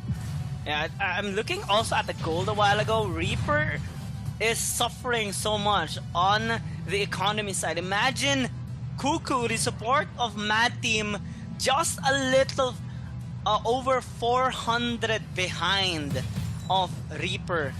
Having that kind of struggle in terms of gold will result in the overall explosiveness of the Nakroth by Reaper, and without the damage, without being ahead in terms of gold, they won't be able to do anything. They're gonna attempt to steal out this Holy Dragon. Can they actually do it? No. Zen still picks it up, and NXR has to fall back once again. And look at this, Mad Team even having the luxury of taking that Infinite Slayer down, and NXR, they're just tied right now. Hands are tied. They're forced into this turtle defense, and nothing much can be done as of the moment. Buggy made a nice attempt on getting a kill on Star, but it's not still translating in any kills or gold. Yeah, we're gonna see some progression for Mad Team now. They've been building up a lot of gold for themselves. The itemizations are definitely going to be on their favor. That's a lot of Click Breaker has been used to clear out the wave. Maybe he's going to be taken now, but he's going to use the Flicker to safely disengage, and the tower on the mid lane has been taken. There's going to be some slow on the creep wave, so there's not much that they can do to take the tier 3 tower on the mid lane. But top lane and also the bottom lane, they're being pressured by the members of Mad Team. There are 4 members right now on the top lane. There's a 2 versus 4. They are going to go for the Judgment Blade. Reaper does his best to last, and still a lot of damage is going to be felt. Cuckoo goes in with a Fire Glove, and Zen finishes now off with that beautiful teleportation into the front. Buggy does his best to go for the combination. He doesn't have the Gentleman's Duel just yet. He misses out that flower shot, and he is not going to be taken out. Then there's going to be danger as the Fury and also the Judgment Blade being used, but in exchange they do get the kill again. Nakroth is going to be falling down. Buggy enters the fray again. Tier 22 is doing his best. A lot of crit. Look at that damage from that Violet, and they're going to be taking out all of the tier 3 turrets. It's a 4 versus 2 engagement. Will they be able to defend, or is this going to be a next block? A 10-minute Automac Buslot is going to be used. Buggy as well is going to be using that Gentleman's Duel. He is going to be taking out yet again. Going for the end. And only closer is going to be left. Star Sky is going to be used as a knock-up on that end, and the Nexus has been destroyed by Mad Team. This is a one-sided beatdown coming in from Mad Team against Next Ruya. I mean, their towers didn't even felt any damage in that game. It was a almost perfect game coming in from Mad Team. A strong start in the AIC 2022, and well, not really the best experience right now from or by Next Ruya. They drafted a really ambitious lineup, which was commented a while ago by us, but these ambitious lineups do have their risk, and Mad Team knows how to exploit them, exploit the weaknesses, and with this incredible performance, they will take their first victory. And well, they only need a couple more games, 2 games against maybe that they can win, but it's not going to be that easy since Mad Team still has to battle against V Gaming and Bacon Time. This game might actually be quite easy for them, but the next ones won't be that much. Yeah, and we're gonna see here on the highlights on how aggressive Mad Team was actually doing in game number 2. They have been going, and once they actually started to have the advantage, the aggression just keeps on getting stronger for Mad Team, and Next Rio was just swept from that aggression. There's not much that they can actually do, and you can see from the damage that they've been doing all throughout the game that it is just too one-sided. It's incredible to see this kind of performance coming in from teams, but for Next Rio, I think they have a lot to learn coming in these next few games that they will also have, since they are going to be battling with the same teams, you know, V Gaming and Bacon Time. This is going to be quite crucial since you need to secure at least 2 wins in order to maintain in the top 4, maybe have 1 win at least. You wouldn't want to be the team that has 0 wins in the day number 1, because you can be eliminated quite early. Yesterday, we saw a team say goodbye to us, Starry Hope, after suffering 3 consecutive losses against their respective opponents, Talon Esports, Team Flash, and Nova Esports. And for this day number 2, if they don't keep up on the momentum and on the pressure coming in from their enemy teams, they're just gonna, well, it's not going to be a happy day for them. Yeah, definitely it's not gonna be a happy day. And as we saw, although this is just a best of 1 for day number 1 and day number 2, it already sets a bar on what we expect on the best of 2 on day number 3 and day number 4. And yeah, in this kind of performance that Mad Team actually showed us, it actually showed us the gap in terms of the experience that they have against Next Rio. Next Rio was just bullied most of the time. The composition was not executed brilliantly. One of the reasons is that they didn't have a lot of crowd control. Yes, they have a lot of counter plays that they could do with the Cliffbreaker of Dachi, but what else? They cannot actually rely on Reaper just because of how good the composition that Mad Team actually showed us. They had a composition that could easily clear out and invade the jungle camps of Next Rio. And maybe this is a lesson for Next Rio on what to expect if they're gonna be fielding a team composition wherein they don't really have the advantage in the early game. They still have that kind of leeway. Yes, they could build up onto the mid game, onto the late game, but the problem is that the composition was just too much. 2 marksmen that can actually deal a lot of damage in the late game was seen on the lineup of Mad Team. And we're going to see on the game stats, it's a 6 kill deficit in favor of Mad Team. In terms of gold, that's a 10k gold lead at the 10-minute mark. That is very, very big. It is a very, very fast game wherein we're going to see this kind of lead from a team. That says a lot on the dominance of Mad Team against Next Rio. In terms of objectives, all towers were taken. Abyssal Dragon, Holy Dragon. There was a Slayer take for Next Rio, but it didn't really translate into much because that's the only objective that we saw for Next Rio. This is also one of the fastest games, if not the fastest, since day number 1. 10.5 minutes. 10 minutes and 26 seconds is quite fast. And well, Mad Team has shown us how explosive they can be as a team. A one-sided beatdown shown and demonstrated by them.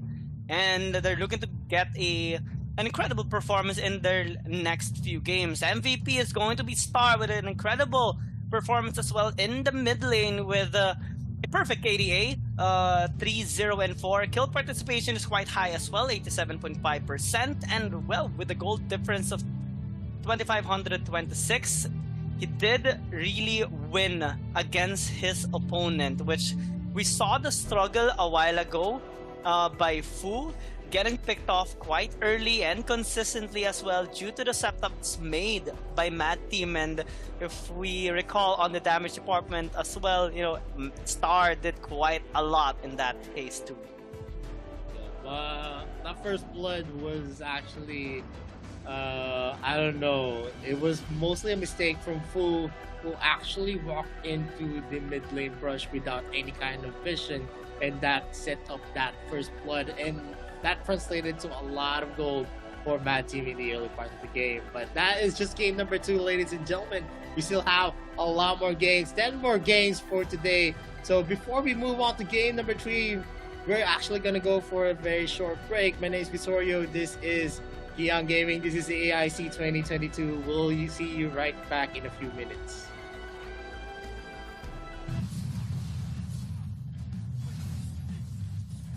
No! God, please, no! Well, I have to say, you look a little funny. There's nothing wrong with pushing your limits, but in order to grant a satisfying Arena of Valor experience, why not start with some simple heroes? As a beginner, you'll get some free heroes. I know what you're thinking. Free means they aren't good. Trust me, that's not how it works in this game. The free heroes you get are all very powerful and are easy to get started with. Let me introduce you to some friendly heroes that are perfect for a rookie like you. The first is an old friend, Arthur.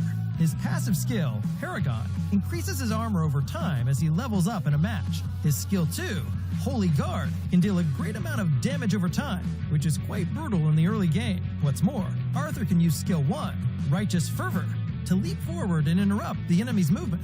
He is definitely the nightmare in the eyes of his enemies, especially when they encounter Arthur on Slayer Lane. If you prefer the pleasure of killing enemies from range rather than being a tank, then you could pick Vera for the middle lane.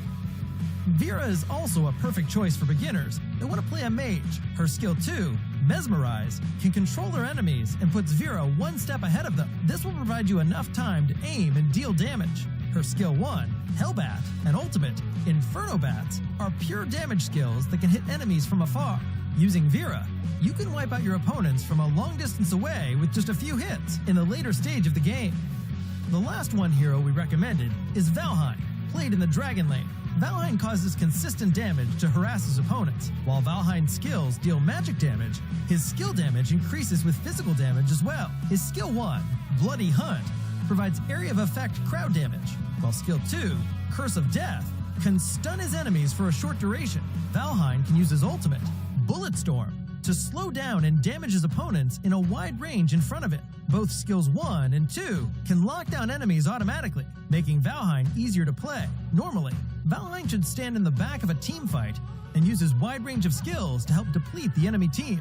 Of course, you can always purchase your favorite heroes in the in-game shop if these free heroes do not interest you, or you simply want more choices to play with. Click your selected hero in the hero section to see the 4 attributes of the heroes. Well, I have to admit that sometimes the length of the attribute bar may also bring you trouble, because the hero may be too difficult for you to master when starting out. Please be sure to choose carefully before buying new heroes. Before buying, you can also find the hero you want to try in the skin section of the in-game shop. By clicking Trial in the lower left corner of the hero's details, you can play a practice match with your chosen hero and get a feel for them. This helps you avoid buying a hero that is not suitable for you.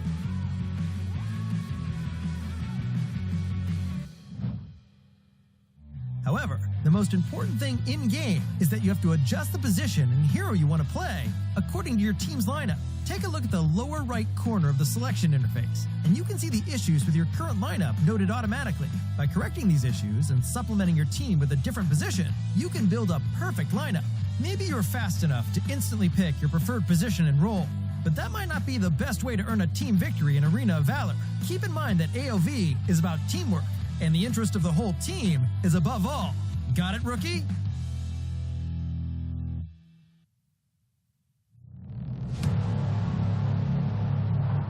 I fight for what I stand for, what I stand for. You testing me, then I go Rambo, Rambo. Hey, I taste the glory, taste the pain. I know what it takes to play. Got the kingdom on my back. I came long ways to engrave my name. Found my pride at the borderline. I will never back down till my dues are fortified. Hit him in to get a little cautious. It's part of the process. They think I'm crazy, or am I really brave? I don't let nothing faze me, there's no hold up delay.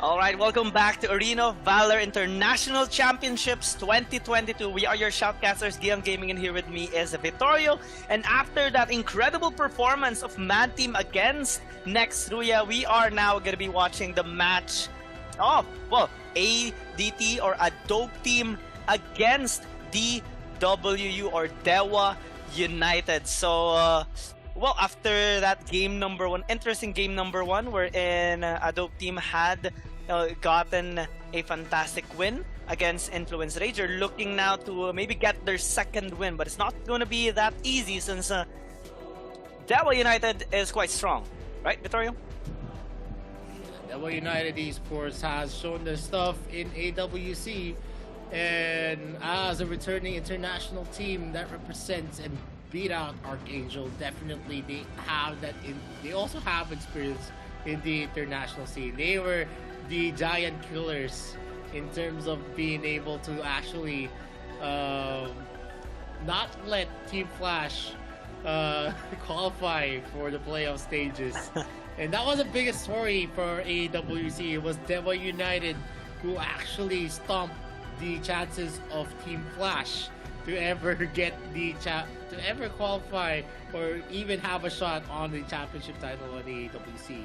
But still, every year is a new season for these teams. So I'm expecting a lot for Dewa United, who was resting for AIC 2021 due to them not being able to qualify. So them facing up against a dope team, maybe this is the same story. Because when Archangel and Underrank actually fought it out, it was also kind of one-sided for Indonesia, for the ASL teams. Yeah, and right now, Adobe Team, after having an incredible performance against Influence Rage, well, they're looking to continue winning, I guess, with the proper momentum that they do have as of the moment. Dewa United, though, I'm looking forward to how they are going to be entering this Arena of Valor International Championships day number 2, or their first day, and the first game as well, given the exciting games that we have seen already, not only today in the first two games that we have seen, but also yesterday we saw some surprise plays, surprise results, and some pretty one-sided beatdowns coming in from these amazing teams. So I'm looking to see whichever category this match is going to be put in, given the matchup that we do see as of the moment. I'm looking forward to seeing maybe a new pick coming in, since we haven't seen some heroes resurfacing once again. I'm talking about some of the heroes like the Superman, like the Wonder Woman, that we have seen being highly prioritized way back in AIC 2021. And well, we do see some pattern coming in here, like the Crixie heavily prioritized since it is quite reliable and having a high win rate as well. But on other heroes, no, we haven't seen that much yet. I think we're just scratching the surface of AIC 2022. Yeah, definitely. This is a best of one. So Crixie is definitely a relatively safe pick. Not just a safe pick, but a reliable damage dealer as well. So if you want to have that big damage burst, definitely Crixie is a pick. But in a best of 7, yes, Crixie is also high valued, but there are a lot of picks that you can go into the compositions. It's just that in a best of 1, you want someone that you can rely on in every kind of composition. And that is going to be a big factor as we actually go into a best of 1. Yeah, it's always the best of ones that are quite scary, you know. Normally, we see like best of 3s, best of 5s, best of 7 being quite scary as well in terms of the strain and the mental state of the players, since it is quite tiring to push through those extended series. But on a best of 1, it's like everything on the table in one single game. You have to give it your all. You have to make the least amount of mistakes, and even committing just one mistake can lead to your defeat because of how big of a risk they are And sometimes in the game, especially when the situation is like you are having a full amount of lead already, and then you make the most crucial mistake, and the tables get turned, and your opponent beats you in that particular game. Those things can happen, and we have seen it not only in today and yesterday, but also in the past tournaments that we have seen.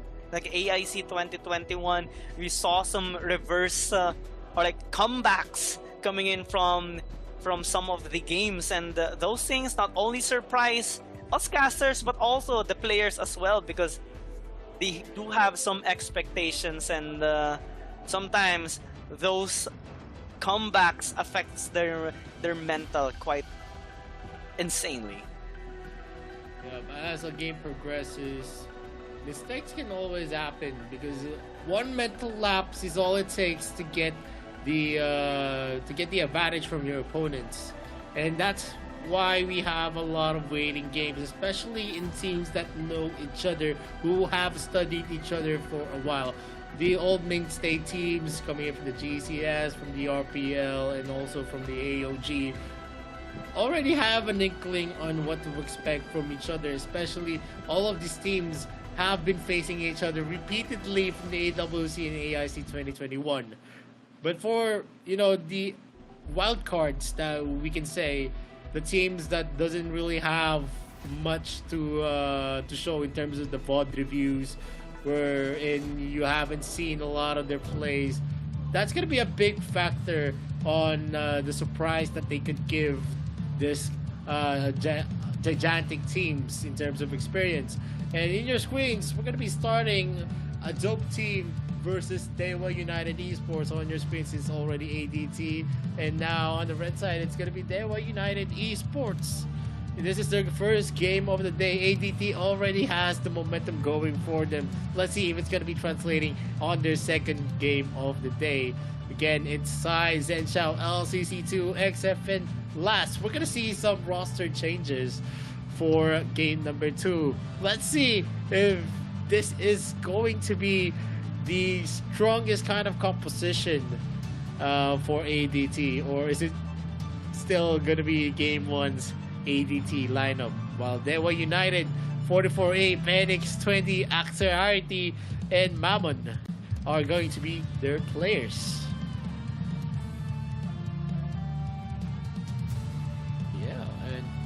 And so far, I'm very, very excited on what Dewa United has in store for us. I know some of the players here, and I've been able to play with them in the Indonesia server. Ooh, how was your experience actually playing with them? Like, I mean, it's a ranked game, so there were times that I was able to beat them down. There were times they were able to beat me down. It's always like a 50-50, right? Because not only are you trying to rise up the ranks, but also you're looking to learn from the games that you do play. But I'm also quite interested in the reason why a dope team kind of shift their roster for this particular game, given that they did have a relatively good experience and also performance during their match against Influence Rage. So I'm curious how they are going to be performing with some substitutions on their players. They're just preparing as of the moment, maybe planning a little bit. This is a nice shot that we're seeing right now, and a pretty aesthetic look on the players' jerseys, since there are like 4 people wearing white and the one in the middle wears red. And as the match starts, okay, it's gonna be a dope team on the blue side, Dewa United on the red. Yep, and the first ban is still gonna be an Omen ban for a dope team. Aya has been banned out here by Dewa United. 99% ban percentages and 1% big percentages so far. 1%. In the ASL, that is a very, very big threat. The Aya has always been banned. They never open that up unless you underestimate your opponents. And that's all. And the one time that that ASL team underestimated the other team, it resulted to a win with that Aya pick. it has a 100% win rate, and you can see 99% ban rate, 1% pick rate.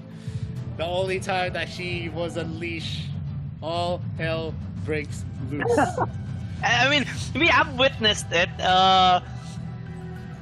before the AIC 2021, and yesterday as well. Aya has been released, so we know how it happened. There was a game though that was quite interesting and confusing for me and Mikos yesterday, because Aya wasn't banned, but it wasn't picked as well. So maybe in this one, yeah, we're seeing quite impressive bans coming in from both teams. Crixie being available, yeah, it is going to be locked in for sure here on the side of a dope team, since Lorion, which had an incredible performance a while ago during the match of Mad Team, has been banned out. Ooh, it's an interesting pick coming in from Dewa United to start things off. Yup, it is a Crixie pick for a dope team. Of first, I mean, it's a pick that's not gonna be that versatile, but still, it is gonna be a very solid pick as long as they're gonna be able to utilize it. Yeah, you can actually use Crixie in any type of composition, and that says a lot about that hero. On Dewa United, they are going to be locking into heroes that are the favorites in the ASL, the Liliana and the Tachi. And you can see in the ASL League, 12% ban percentages, 37% pick rate, and a 46% win rate at that.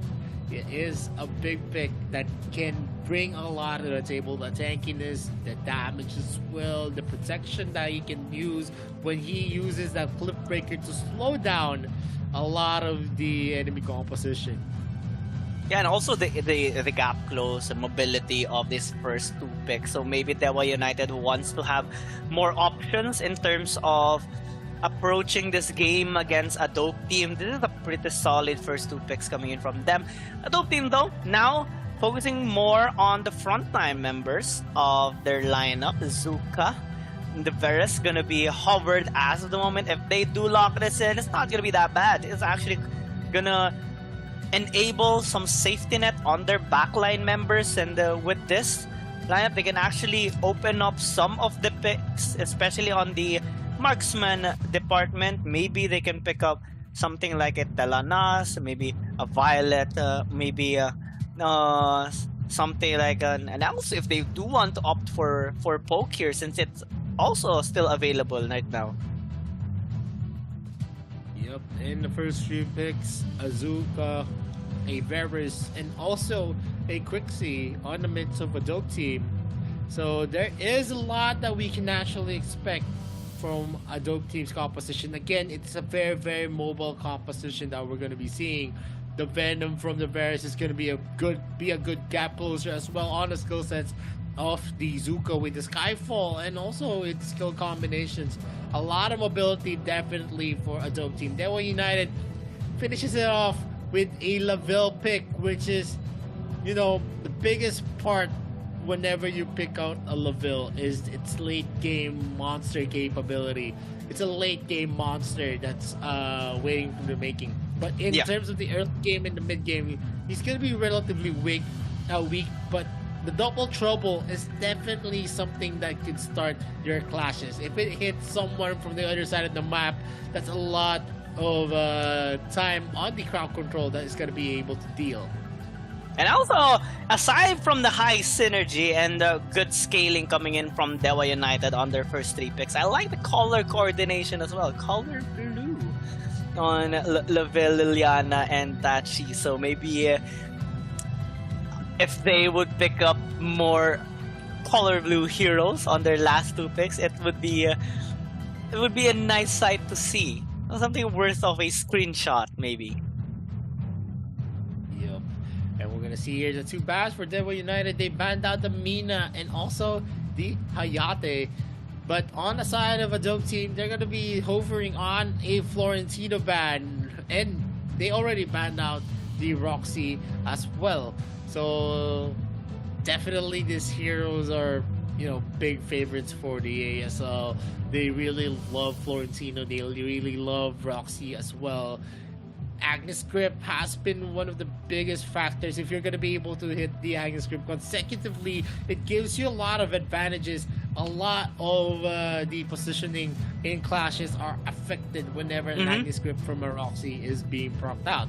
But Dewa United is going to be locking on to a Scud, a very sustainable hero that can soak up damages. This is better. And also, he can deal a lot of burst damage as well on the squishies of the opposing team. If Rixie, or maybe if that Kafane is going to be picked, and if that Scud actually closes in, it's going to be detrimental for a dope team. Yeah, I think they're deciding right now whether to go with a utility support or a tank support, given the pressure that Dewa United is giving right now with the Scud, with the double trouble from the Laville. So it's really complicated right now. As of the moment, they would decide right now to go with tankiness and also the crowd control that he can give with the lumbar support. So this is going to be a 3 frontline composition here on the side of a dope team to aid some assistance and protection towards the Crixie and the Kafeni, while Dewa United is investing right now on their very own frontline members, Baldum being hovered alongside the Scud for that frontline power as well. But Zip, is this going to be the debut of Zip towards AIC 2022? If they lock this in, they would have a lot of protection and also interruptions in the lane and the team fight. This is a very irritating support to deal with. Yup, and definitely we're gonna see a Zip pick here for Dewa United. They could actually utilize this in a lot of situations wherein Laville is gonna be definitely protected by Dewa United. A dope team though, they are gonna be sporting a somewhat balanced team composition, still very mobile. It's more of a pickup comp, and if they're not gonna be able to utilize it well like game number 1, then a dope team is going to be definitely falling off in terms of the clashes. But one of the biggest weaknesses of a Zip is that he is always going to be in the thick of it, wherein he is going to be harassed in most of the contests. He's not really the best tank that you can rely on, although the skill sets that he has is already an offset on the tankiness of that hero. But as we saw in the game, what are your thoughts? What team actually had the better composition, Guillaume? Well, I do like the amount of setups that Dewa United has, because the Zip has a long range stun, Laville has a stun, Scud can just close the distance quite fast, and the Tachi, we already know how the Tachi can pose during a team fight, especially on how tanky he is. A dope team though has what you said earlier, a balanced composition. So I would kind of lean in towards them because of the 3 front lines that they do have that can actually be the ones to block the setups of Dewa United. And if they would be able to position themselves effectively, they can just muscle out against Dewa United. So maybe ADT. I'm going for Dewa just because you want ADT.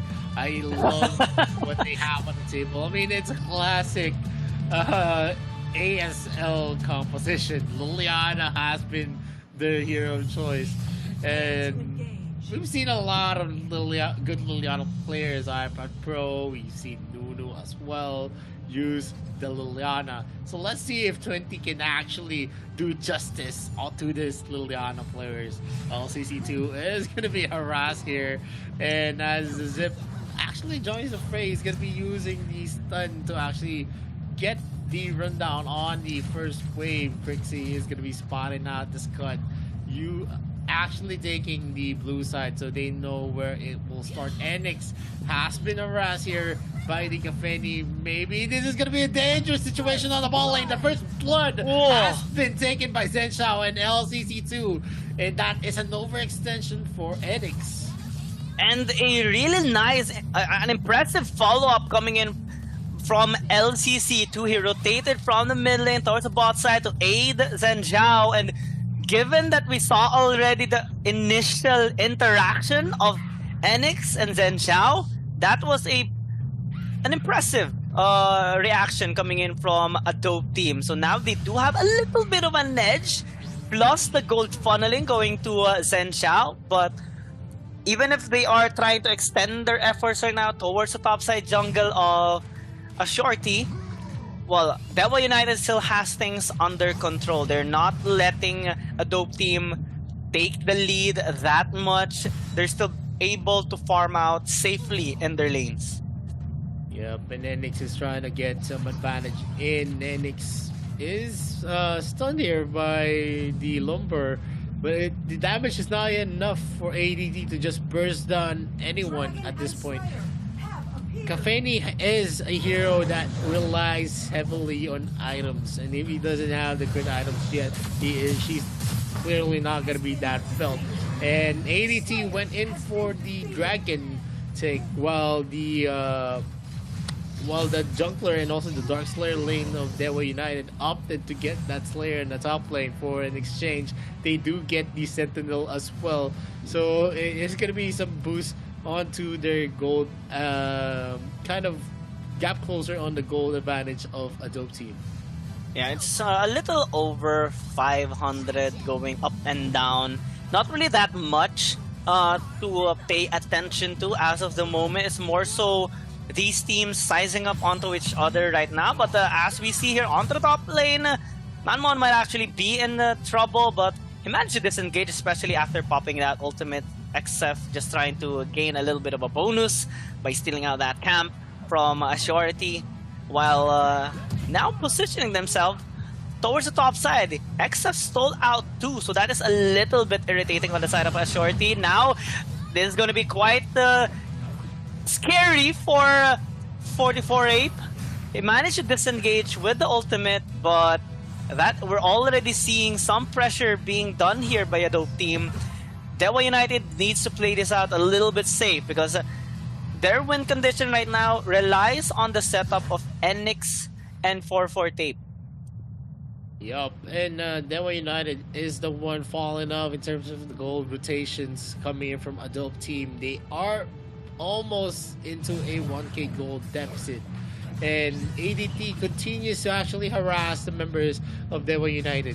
But once we reach a point where we see a lot of the items being made for the teams, Dewa United is going to be up into the advantage in the late game. But in terms of the mid game, I still think ADT has the edge over Dewa United. Yep, this is what they opted to go for. Stability in their composition, but they need to be more careful than usual since Dewa United opted for this high risk on the setups.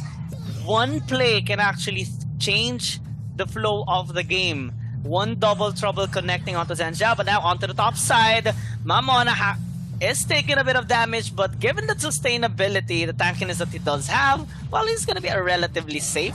Now onto the top side, Jungle XF taking a bit of damage there from Ashority, and 20 is forced to disengage, and they cancel that invade for now. Yeah, and even if LCC2 actually goes in for a invade on, I mean a gank on the top lane, it doesn't really translate much, because one of the reasons is that Tachi is a hero that is hard to kill, hard to reach, and has that crowd control immunity once he procs out that Cliffbreaker ultimate. And the Dragon is being led by Dewa United, that's not yet going to be disengaged, as LCCT uses the Moonfall to get that boundary control. He was able to zone out the members of Dewa United, and it's going to be a rotation from Dewa. Three of the members are going to be there. It's like going to be the flicker, and the double trouble actually gets a hit. The Cliffbreaker is going to be in use with the unison of Axiarity using that power glove, and we're going to see Mammon in the area. He is going to be stunned here, and the XF actually gets and zeroes in on 20. Enix is going to be in danger as well. 44 Ape was not able to control and actually defend Enix at that moment, as Zhen Xiao closes in the gap and gets that kill. ADT takes that counter play. Yeah, Devil United started things off with a nice invade towards the bot side jungle of XF. They caught LCC2, especially because of that double trouble of Enix, but a dope team managed to just clinch things out, especially due to the damage being dealt there by Zenja with the help of XF from the backside. They got the kill on 20 and Enix, and it cost them to win that trade 2-1. But now onto the bot side, tower is gonna fall down. This is gonna be a lot of damage being felt here by 20. Good job by 44-8 in defending him with that protection. They also get the tower on the top side, so they're not gonna lose too much. It's not a high enough gold lead yet here by a dope team. They're only having a little over 1,000 even after a tower takedown and those 2 kills. It's not still looking that bad for Devil United. Yep. At this moment, the pickup composition that we're seeing from the dope team, they are the ones that are faster in taking in the positions and Axerity, and also Mammon is sorting the Slayer. Are they going to be able to take this? The Power Glove is not yet available, and Zenshao finishes off and steals that Slayer. Look at that damage. Mammon is almost taken down and bursted down as well.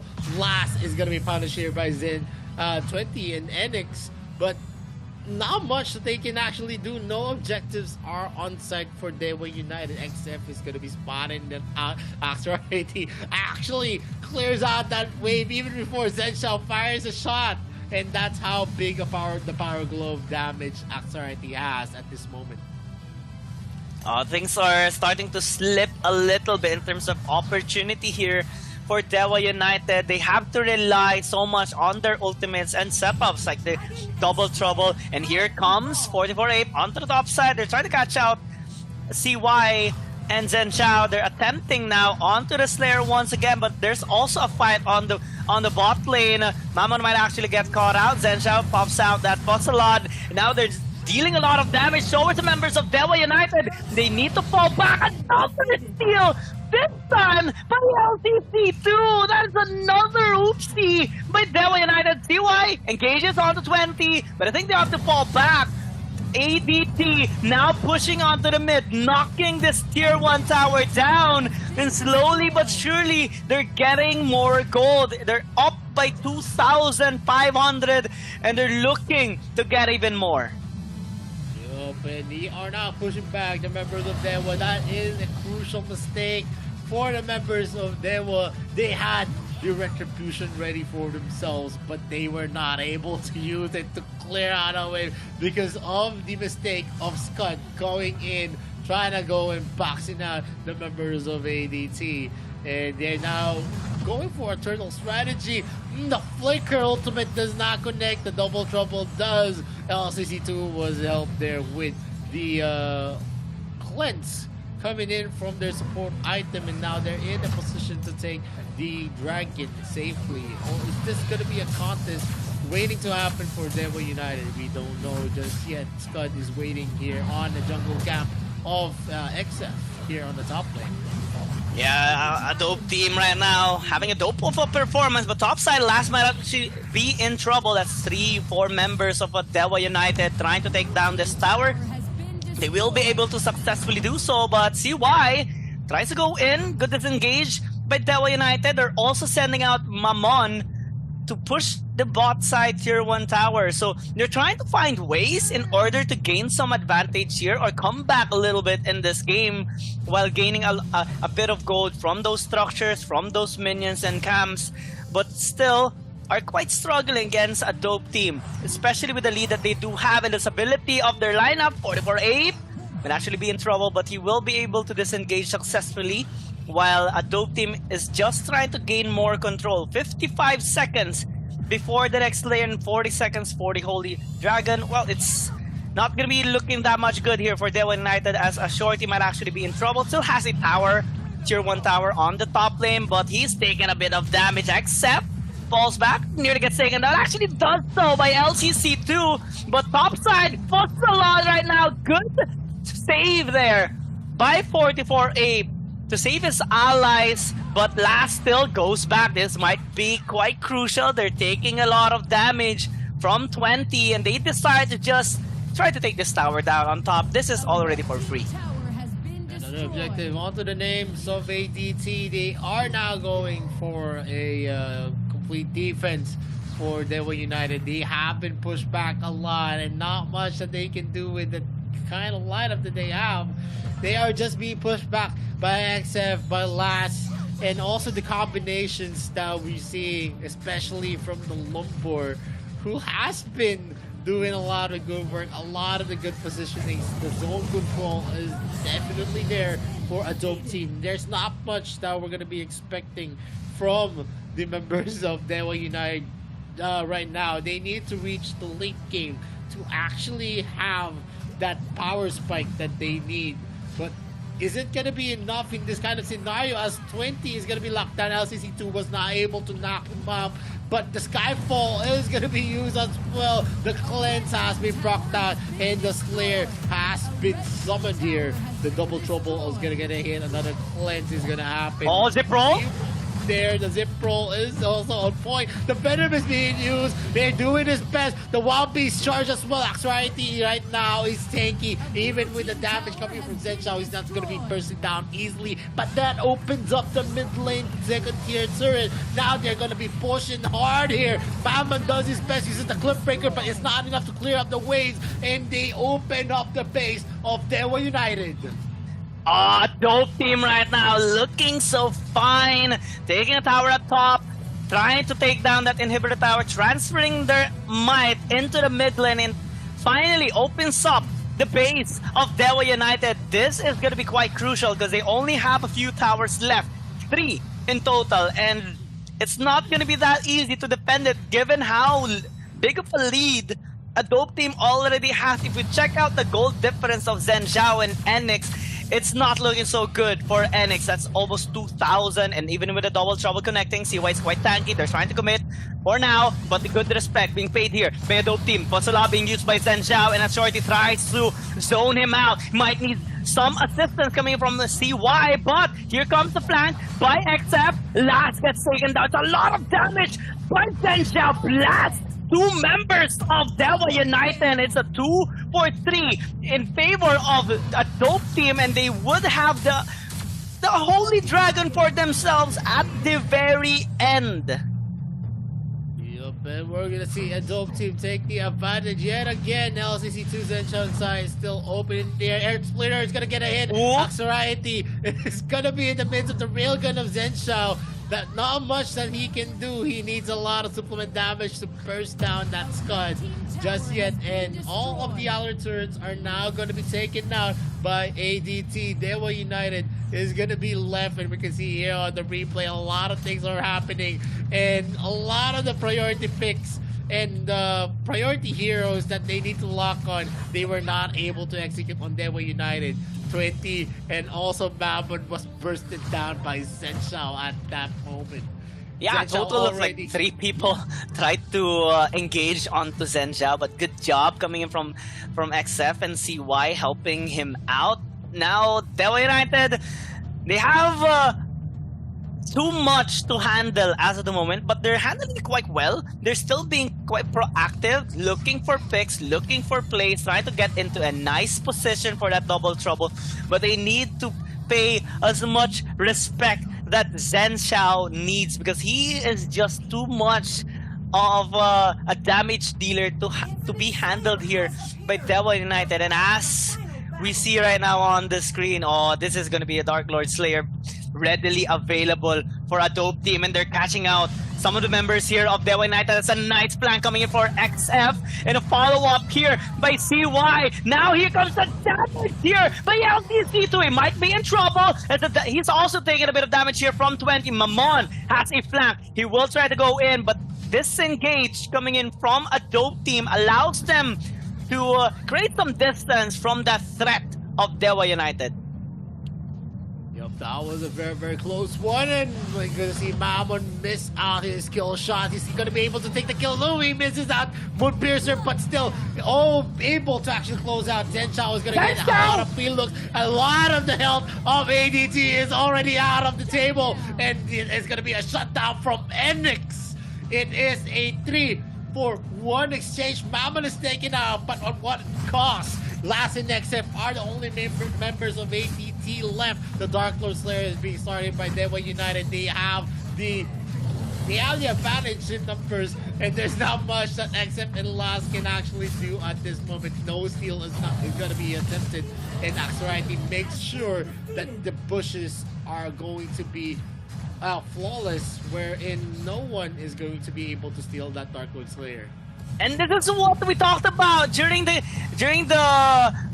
hero selection, the pick and ban phase, and also during the start of the game. Dewa United on this kind of lineup, all they need is one chance to turn the tides around, one setup, and it is gonna be because of Mamon trying to get that kill on LCC2 and the rest of the members following it up, not hesitating to help out their allies. They get 3 in exchange for Mamon. They also get this Dark Lord Slayer, which is marching into the mid lane right now. It's not gonna help out that much for the moment, but it gives hope to Dewa United because they came back from a 3,000 gold deficit, double trouble, connecting not onto the best target, but it is helping them create some pressure now across the map. There's waves pushing onto the top. There's also wave pushing onto the bot side. LCC2 taking a lot of damage. They're trying to take down the Dark Lord Slayer, but here comes engage here by Mamon with the help of a shorty. Zenshao tries to kite it out, but he is being forced back. XF positioning himself for a flank. This might be quite crucial. They're also trying to follow up. XF goes in against 5 people. Might get blown up. Then Xiao now tries to hit from the backside, but XF falls down. The Moonfall connects. But many members from Dewa United are still quite healthy. They just survive so much from that, and that's going to be the first wipeout in this game.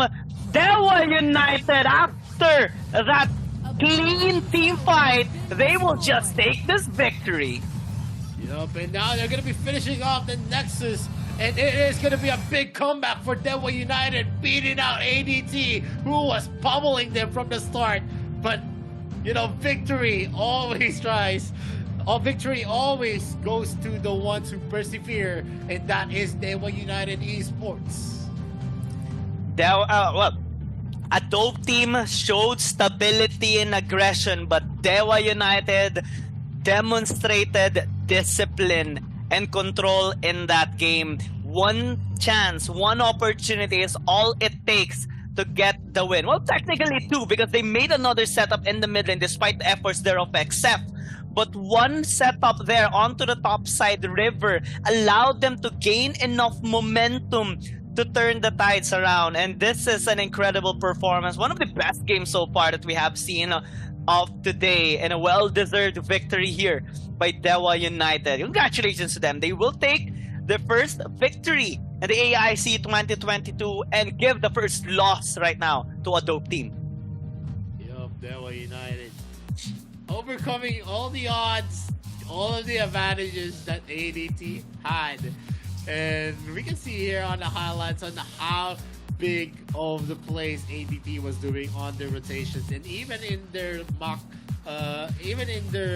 clashes, they know which targets are actually going to give them the highest reward. And LCC2 is actually one of the biggest threats that ADT fielded in this game. He was a monster on the quick seat, but once the shutdowns actually set it in, where he was the target, it was just all over ADT. He was the bulk of the magic damage, and you can clearly feel it whenever he is not in the area to actually help ADT.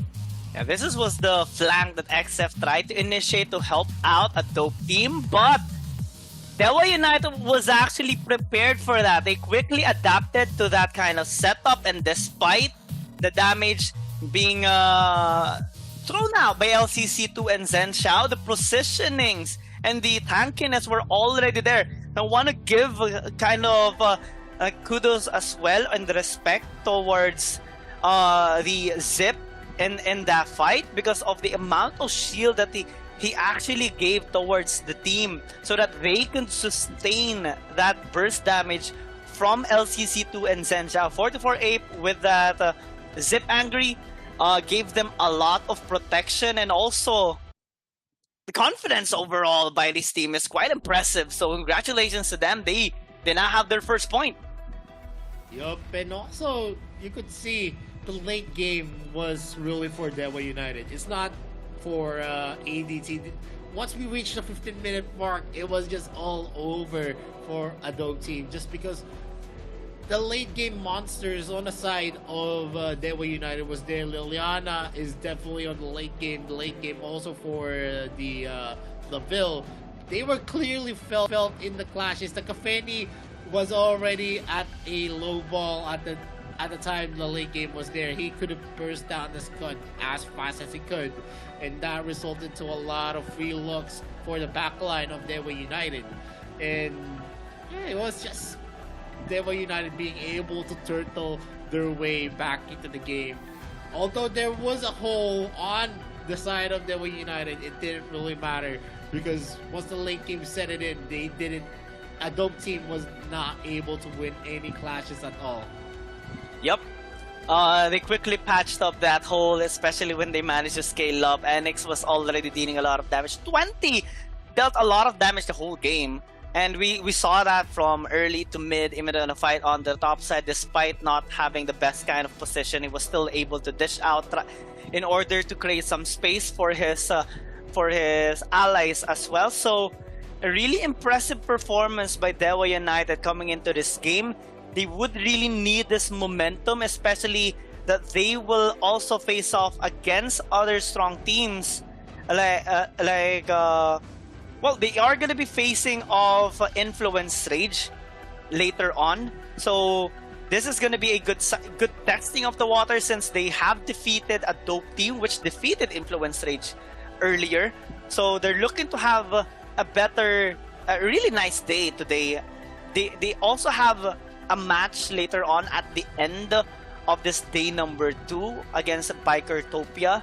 So I'm looking forward to how they are going to be performing later on. But for a dope team, they need to patch up on their mistakes for this game, because they kind of had it on their hands, but it slipped away due to them maybe being overconfident in their positioning and lead. And Dewa United just took that opportunity. LCC2 getting caught out, and well, a dope team forced to just retaliate instead of disengaging, which they could have done on that topside river after getting some turrets taken down. And looking at what happened there, was one of the crucial mistakes that I saw for coming in from a dope team is the clashes wherein Dewa United, Mammon's Dewa United was able to take out LCC2. They were very, very low in health, and still they were actually engaging on the clashes. We saw a lot of the health bars of Adobe Team actually already shaved off, while Dewa United actually had a lot of fresh heroes that came from the base that joined into the clashes, and that's where everything turned to hell for Adobe Team.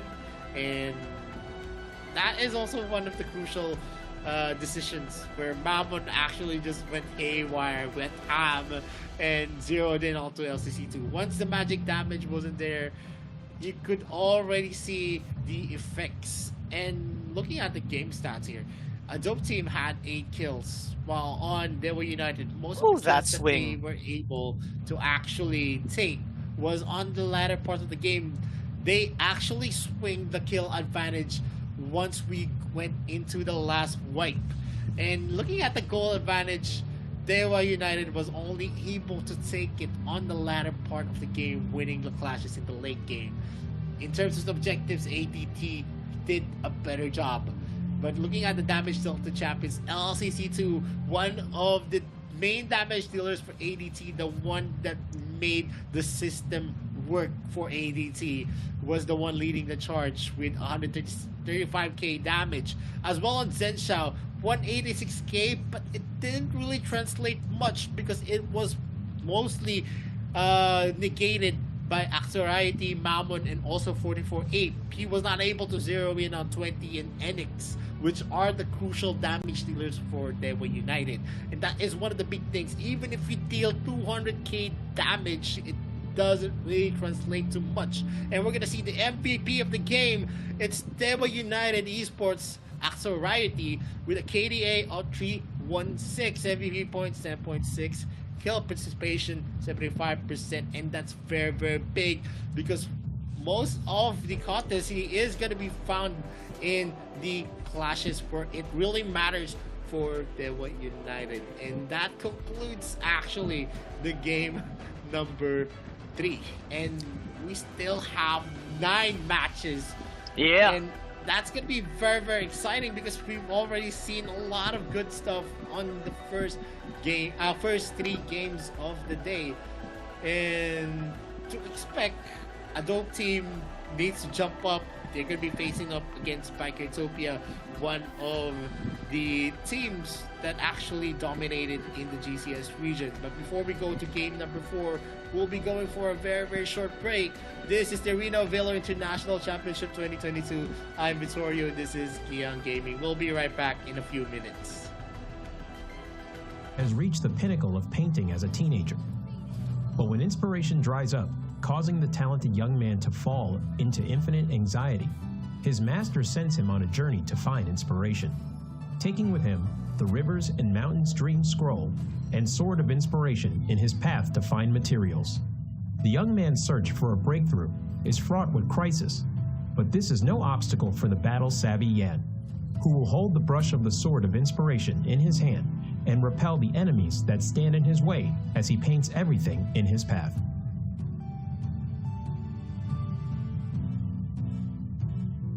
Passive, Spiritual Spark. When Yan uses Skill 1 and Skill 2, he will gain a stack of energy, having 2 stacks of energy, depending on the difference in the previous skill. Will cause the next normal attack to gain additional boost. After using an enhanced normal attack, his attack speed will increase. Yan's skill will mark an enemy when it hits them. Dealing damage to the same target will consume the mark and trigger additional physical damage, restoring Yan's own HP in the process. Skill 1, Black Jade Sprinkle. Yan will deal damage and apply movement speed reduction to enemies in a fan shape in front of him. Passive Enhanced Normal Attack. After a short delay, deals damage to the enemy in front and knocks them away. He can move during the delay and deal additional damage to minions and wild monsters. Skill 2, Draconic Step. Yan moves forward in an arc, dealing damage to enemies along the path. Yan is untargetable while using the skill. Passive Enhanced Normal Attack. Charging towards the target enemy and dealing damage, he can use another part of Skill 2 within a short time frame. Additional Skill 2 cast has a separate cooldown calculation and does not accumulate energy. Skill 3, Hills of Dream. Yan releases his seal, entering enhanced status and dealing damage to surrounding enemies, receiving a massive physical penetration, and can use the second part of the ultimate skill. He gains super armor and reduces damage taken during the cast. Yan will enhance all of his other skills. The second part of Ultimate. Yan charges forward and deals massive damage and knocks away enemies in a massive range forward. Enhanced Skill 1.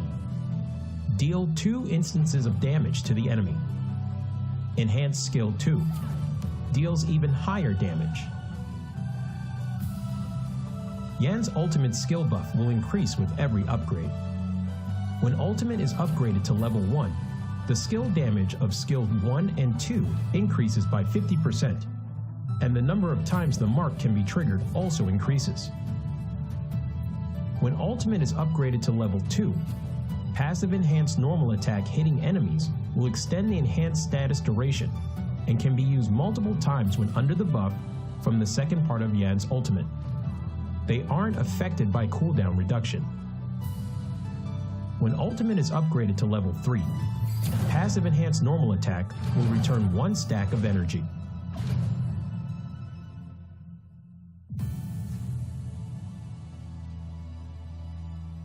Yan is a highly controllable warrior-type assassin. His damage will continuously increase as the game goes on. He becomes extremely powerful in the later stages of the match. Thus, rapid growth and increasing level are important for Yan. The key to mastering Yan is utilizing Yan's skill set, launching enhanced normal attacks with different effects, and making use of the short cooldown time of his skill set to continuously dish out skill combos. At the start of the game, if Yan needs to support and gank enemies, he can save a stack of his passive in the bush. Use skill 1 to slow down enemies who passes by, and trigger skill 1's enhanced normal attack to knock away the target, to crowd control them and coordinate with teammates to finish them off. Yan needs to save up 1 stack of his passive while chasing down enemies. He needs to make use of skill 2 to get close to the enemy first, then uses enhanced normal attack's additional reset of skill 2 to continue pursuing. Once the gap is closed, use skill 3, skill 1, enhanced normal attack, skill 3's second part to finish up. In team fights later in the match, make use of the buff effect from the ultimate to bring forth a good haul. Yan needs to attack from the flank. Use skill 2 first to close in on the back row, followed by skill 3, normal attack, skill 1, normal attack, the second part of skill 3, skill 2, skill 1 to finish them off. When there are multiple tank type heroes in the enemy composition, due to Yan's lack of high damage before using his ultimate, he needs to watch his timing when he enters the battle. Make use of the physical penetration from the ultimate, as the bonus can deal quite substantial damage even against tank type heroes.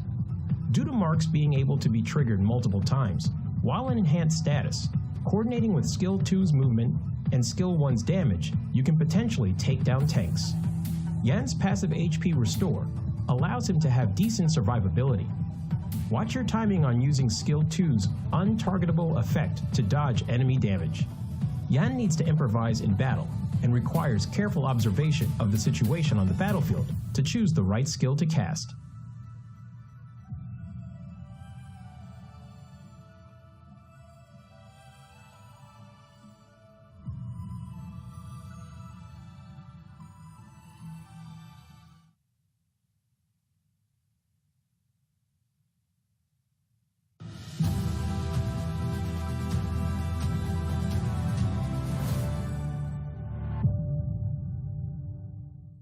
Hi there, rookie. Welcome to Arena of Valor. This is a multiplayer online battle arena mobile game. This may be your first time with a MOBA game, and you're at a loss about fighting with real players. Fear not. You have Arthur, a trustworthy pal to help you around. He will lead you into this legendary battle and show you the exhilaration of this game. See that crystal over there? Smash it with your divine blade and victory is all yours. Pretty simple, eh? But what about before that? Patience, pal. One step at a time. First, you have to destroy every defense tower in this lane. Of course, your enemies will not let you. They will do anything to stop you. So, do not rush to the tower. Wait! Get back! No! God! Please, no! Well, at least it won't get any worse. You have been defeated. Never mind, pal. We cannot run back time, but you will fully respawn as the countdown ends. See? Dying is no big deal in this game. Don't chicken out. Just go for it like a warrior. I see you have realized that you're not even qualified to fight against your opponents. Hurry up! Grab your divine blade. Embark on the journey of getting stronger. There is only one thing you need to keep in mind if you want to become stronger. That is, to get richer. You can buy all these dazzling items with the money you earn to improve your combat capability. Creeps on each lane. Monsters in the fields. Even your enemies are all resources of your economy. The process of killing these targets and improving your abilities is called farming in Arena of Valor. Also, remember that you are not fighting on your own. There are 4 partners standing beside you. You will be a tough tank after you are fully farmed. Charge, hero! Charge! Your teammates will support you without reserve. Let your enemies fight back as all they want, but all in vain. You are no longer the rookie you used to be. Consolidate at every step. Break down every defense tower in sight. The glory of victory will eventually shine upon you. Woohoo! But if you keep dying all the time, your side will progressively lose ground. In the end, your base is destroyed by the enemies. Are you really prepared for the...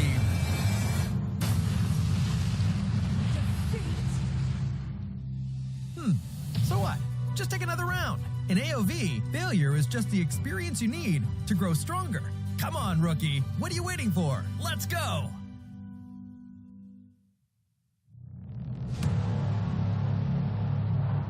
I fight for what I stand for, what I stand for. You testing me, then I go Rambo, Rambo. Hey, I taste the glory, taste the pain. I know what it takes to play. Got the kingdom on my back. I came long ways to engrave my name. Found my pride at the borderline. I will never back down till my dues are fortified. Hit him in to get a little cautious. It's part of the process. They think I'm crazy, or am I really brave? I don't let nothing faze me, there's no hold up delay. I still survive, I own the confidence up in my mind. I'm running towards the light, it's time to shine and go take flight. No pain, no gain, if you don't wanna fade away.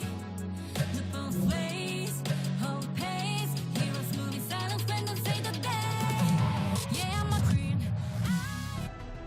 Alright, and welcome back to Arena of Valor International Championships 2022. We are your shoutcasters. My name is Gigi, and here with me is Vittorio. And after that incredible comeback and a performance by Dewa United against a dope team, we are now moving on to the fourth game of today in Group C and D. Mad Team versus V Gaming. Vittorio, I want to know your thoughts on this, because these two teams are quite explosive given their performance in AIC 2021 and today. Yeah, I mean, in the last recent memory, in AIC 2021, V Gaming was the team to beat. They had a perfect score until they lost in the finals. They never suffered a loss in the group stages, not one. Even in the best of fives, in the best of threes, they never suffered a loss for V Gaming. And if that is a very, very good sign for V Gaming, that it could actually happen again here on AIC 2022. V Gaming is one of the premier teams out in the international scene, and they have been sporting lineups that are damage is king compositions, and that was a kind of composition that really works well for them. Yeah, I think it's the only teams that managed to at least scratch the record of V Gaming during AIC 2021 was Hong Kong at just one game, but 4 consecutive wins by V Gaming after that, and Burrito United Esports, which came back on a 1-3 scoreline in that best of 7 in the grand finals. That's all. That's the only time that V Gaming suffered a defeat. So moving on to AIC 2022, maybe they're looking to have a much more perfect record here, or a better performance than AIC 2021. They need to up their performance though, since other teams are also looking forward to having a fantastic run here in the AIC 2022. Mad Team in particular, after they have had an incredible performance against Nextruya, they're looking to get their second win as well in this day number 2. Yeah, but going back to that, V Gaming did not suffer any kind of losses in 2021, only in the finals. And that's,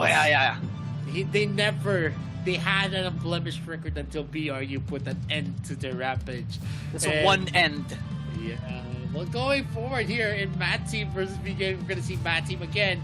Kuku, CQ22 Stars, Zen, and Kawhi, who dominated Nextruya on their first game. The first game of AIC 2022. We're going to expect a lot on the momentum of Mad Team. But V Gaming, they have Wuhan, Wang TD, Maris, Songhai, Bert LB. Their AIC 2021 lineup still intact going here on this AIC 2022. So probably we're going to see the same performance for V Gaming. But Mad Team is not going to take any easy way for V Gaming. They're not going to make it easy for V Gaming. They might even take the win from V Gaming. That is the possibilities in this best of 1 matches. Yeah, I'm really excited about this game of a Mad Team versus V Gaming, because both teams are looking to be quite fired up in here, as they are quite relaxed and also energetic at the same time. I'm liking how I'm seeing the players smiling and laughing, having a positive energy in their respective rooms as they prepare for this match, because we are about to start. It is going to be the fourth game in the AIC 22 Day 2, and Mad Team is going to be on the blue side. V Gaming is going to be sitting at the red side, so they're going to be the ones to need to ban that Aya. Yep, and we're gonna see another Omen ban here. It has been a fact that Mad Team, almost all of the teams are actually banning out Omen in AIC 2022. Maybe because of the capabilities of Omen to lock down and also tank in some damage. It's a more improved Scud in terms of locking down opponents into a fixed position. And it also has a relatively okay split push potential that normally we have seen in AIC 2021, applying some pressure across the map, having that cross map plays. Now with the first pick, Iggy on the side of Mad Team, they're looking to have that explosive laning phase and also team fighting potential. V-Game is looking to answer back with some frontline heroes like the Zuka. Maybe they would like to opt for a standard or like a stable pick as well in the mid lane, like the Crixie, which had an incredible performance overall in AIC 2021 and towards yesterday and today as well.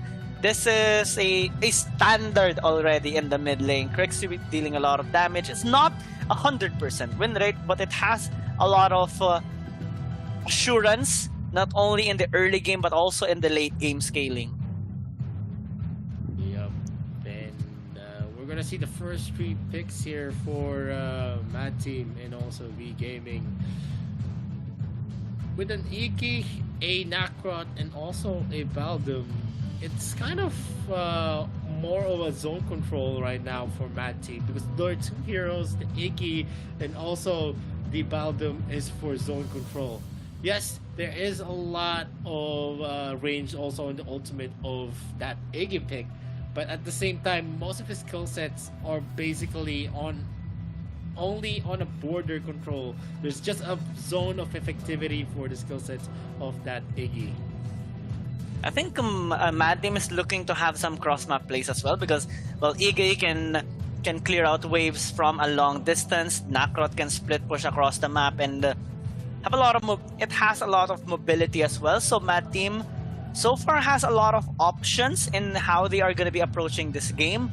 V Gaming, on the other hand, is looking to have that extra protection, and also in their matchups, well, Joker can just easily poke out in lanes, and especially in bullying those scaling marksmen. So that's something that they are trying to deny. Maybe they want to have some control in the early game towards the mid game as well, to enable themselves in kind of like their same play style all throughout way back in AIC 2021.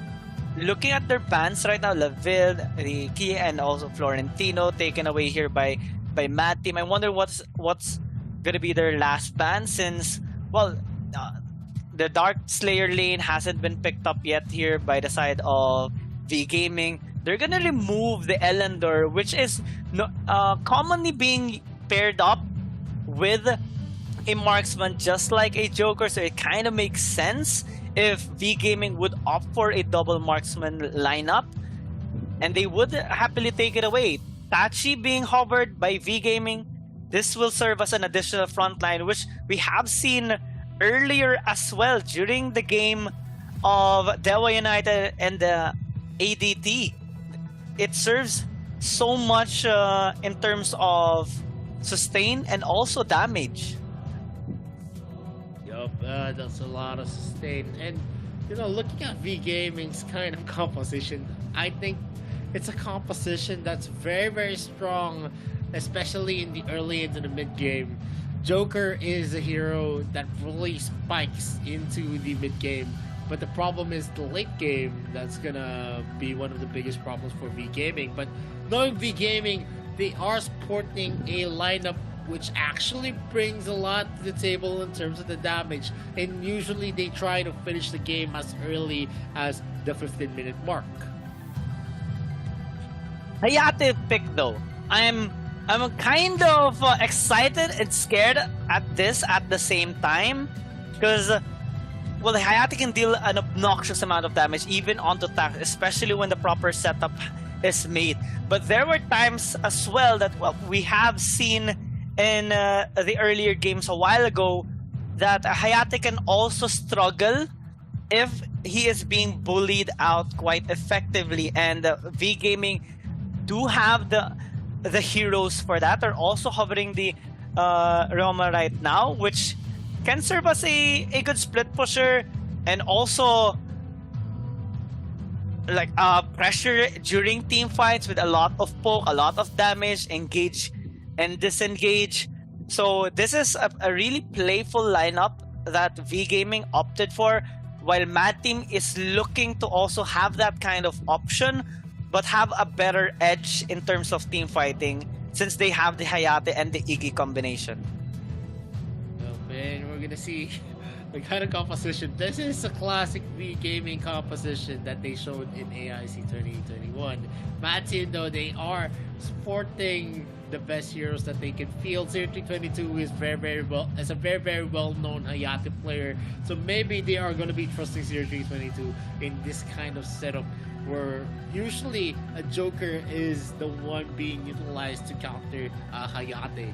But right now the compositions are out. They have the mobility on Mad Team as well. They have a lot of zone control to actually compensate for the protection. But on V Gaming, damage is king is definitely gonna be the composition of choice for VGM.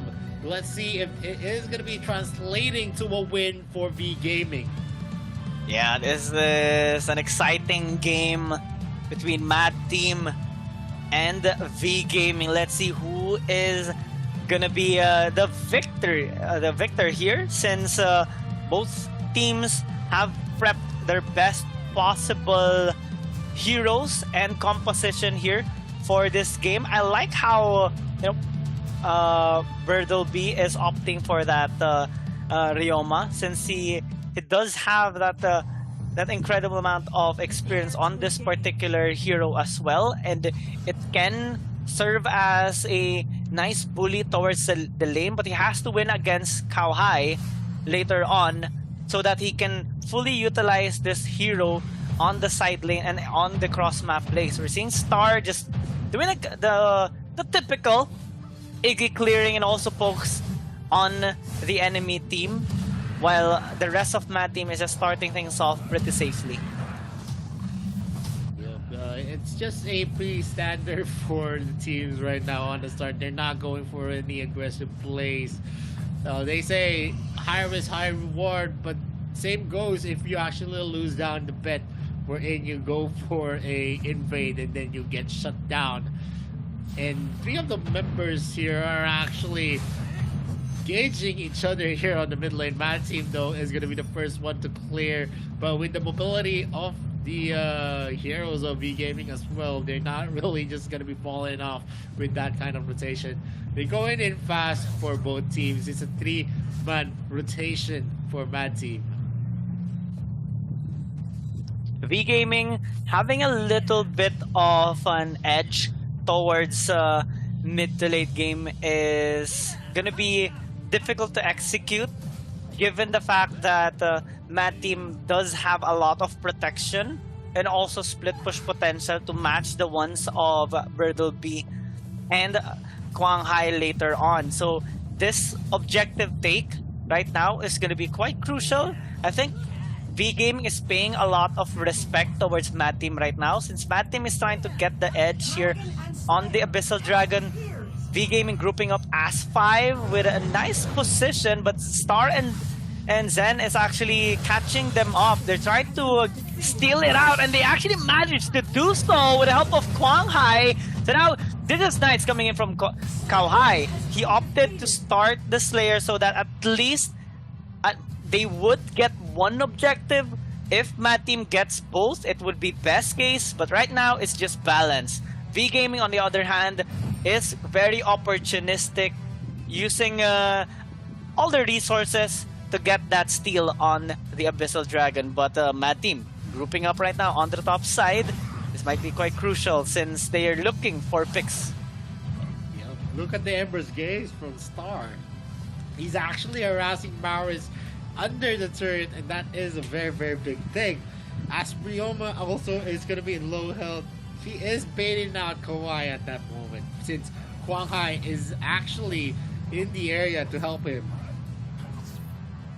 Yeah, I think Star later on will deal an obnoxious amount of damage towards many members of V Gaming, since Ryoma, Crixie, the Joker is quite squishy in a sense, and well, Quang Hai and Han would be able to sustain it. But what's crucial is that if the squishy members gets deleted or takes a lot of damage, they would have at least some hesitation in engaging into a team fight.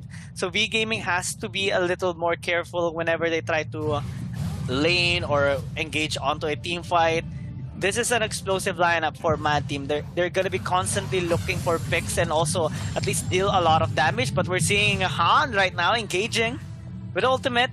Does have a lot of sustain, so he has this confidence just going in even onto many members of Mad Team. Yep. And right now, there's not much that we can expect. Both teams are just waiting for their powered spikes. No one is actually trying to commit any kind of aggressive plays. They just want the gold, and this has been uncharacteristic of V Gaming, because usually we see them very aggressive, and that is going to be a trade. Zen is going to be winning. Skyfall has been used here as well. The Moonfall has been procced out here by Maris, and Star still wins that trade with the Shadow Bomb hitting Maris in the face. I think both of them are just trying to size up each other and measure the capability of their enemy team. If ever they would be able to win, even on a small skirmish, because risks are kind of high. Even if you give just one kill, it can accelerate the game for the enemy team right now. Okay, that's going to be the ulti popped out by Star to just deal a bit damage there onto Huang TD while they position themselves quite effectively here on the Abyssal Dragon. This is going to be a round 2 here on this objective, while Kauhai can still just try to take down the Slayer once again. Zen this time gets a nice punish on that Abyssal Dragon. He managed to disengage since they're already happy with that, but a fight is also breaking out on the bot side. Same goes on top. Kauhai forced to disengage since is quite low already in health, trying to battle against Birdleby. Yep, no one is actually winning the rotations, and also the ganks. They're just going in for the natural way. They're just farming up.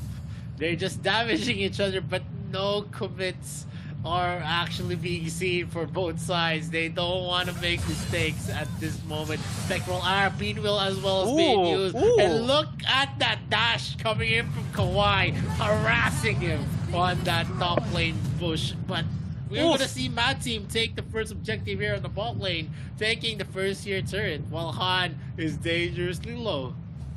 Oh, Mad Team having control in this game. We kinda expected this during the drafting phase, given their composition, but quite surprised here on the performance of V Gaming. They're feeling the pressure here of a Mad Team right now, and they're forced into this defensive movement against Mad Team, and they're losing objectives. A while ago they lost to Abyssal Dragon. They might actually lose to this Slayer as well, as Mad Team is just constantly getting some vision and getting these cross-map plays thanks to Zen as well, which cleared out the bot side, so someone has to answer that, while the rest of the members of V Gaming are situated on the top side. We're seeing a first blood finally by Star onto Maris. Things are looking out of hand right now for V Gaming, and Mad Team is quite happy with what's happening right now. Yep, we're seeing Hayate actually take the bulk of the resources for Mad Team as well. 5k already on that here, already having a Fafnir, and that's already very, very scary prospect, as we're seeing he's trying to make his Frostcape for himself as well, or maybe a Yoga's Edge. I don't know. He's just using that first tier items for his builds, and V Gaming right now is losing some steam as they're now being pushed back into the side of the map. They can't actually decide on the rotations that they have. Ember's Gaze again is going to be used by Star to damage the members of V Gaming as well. And Zen is always safely going in and dashing out, taking only the objectives, taking only the gold from the minion waves. And this Slayer is gonna be taken as well by Mad Team. No contest here by V Gaming. This is absolute control by Mad Team right now. Already increasing slowly but surely their gold lead. Ember's Gaze gazing that HP of Han. And V Game again forced to disengage. While Mad Team are actually quite comfortable extending their lanes and even having full control on the top side jungle here of V Gaming. That's going to be the ulti popped out. And it forces V Gaming to back away and losing yet another tower. This is 3 towers in exchange for nothing on the side of V Gaming. So far, a near perfect game here by Mad Team. They only just lost one objective, which is that Abyssal Dragon earlier that was stolen. But they're looking to have absolute control on all 3 lanes plus the jungle camps here of V Gaming. Now the Slayer spawn on the bot side. That's an engage once again. But Zen might actually be in trouble. Same goes for Kwang Hai. Gets thrown out and killed. Now they will have access towards mid and bot side. They will be able to take out 2 turrets at the same time. Mad Team is the one being the aggressors. Usually Mad Team is characteristically the defensive team, but with this kind of composition, with this kind of lineup, they're the one dictating the moves here. And we're gonna see CRQ22 and Kawhi actually go for the push. Kawhi is being harassed here by the Joker, but the laughing joke is actually not able to burst down Kawhi at this moment. And Mad Team now opens up the top lane of V Gaming. They can just slowly choke the life out of V Gaming at this point. That is like 3 turrets under 30 seconds. That's how V Gaming lost control already in this game. The gold lead is just continuously rising in favor of Mad Team. Now with Holy Dragon being taken uncontested once again by Zen. 45 seconds as well for the Slayer to spawn up, which also will be for free for Mad Team. V Gaming, well, they need a miracle of a blade. I can't believe that I'm also saying this, but because of what's happening right now, this is quite different from how V Gaming used to perform in AIC 2021. And Mad Team right now is definitely happy with their performance so far in this game, but they cannot be overconfident because things can turn around in a flash if you make a crucial mistake. But oh, that Ember's Gaze is so obnoxious in terms of damage. Almost half health already of Wang TD, depleted in just 1 skill. And right now, they are now knocking in the doors of V Gaming again here in the bot lane. Well, we're seeing the Nakrod Zen's Nakrod actually harassed the members of V Gaming by showing the lane. The mid lane wave is already in point. The Wild Prison is being used, doesn't hit a mark, and with the clearing capabilities of V Gaming, they were able to survive that onslaught. The Dark Slayer is again available for the taking. Will they take this Dark Slayer? And the answer is yes, they're going to be using this to actually push down another lane, maybe take another third tier turret. If they're going to be able to take another third tier turret, it is going to be a very, very difficult fight for V Gaming to go for a comeback. Comeback is still possible. They're not losing too much in terms of economy despite what 7 tower deficit by V Gaming. They can still come back. This is AOB. Anything can happen in a flash, and we saw it earlier as well in our early games. So Mad Team shouldn't be that much overconfident. I like how they're still playing it safe despite the lead that they do have, and also not overextending, not being overconfident. They're waiting for every chance that they do have with maintaining their control, because that's what they need. V Gaming can just turn on them anytime with a proper positioning. But Mad Team right now, in terms of positioning, they're looking to go onto the bot side. That's an obnoxious amount of damage with the Ember's Gaze. And now this tower is about to fall down in the mid lane. No one can defend since some of the members are actually quite low from that ulti from Star.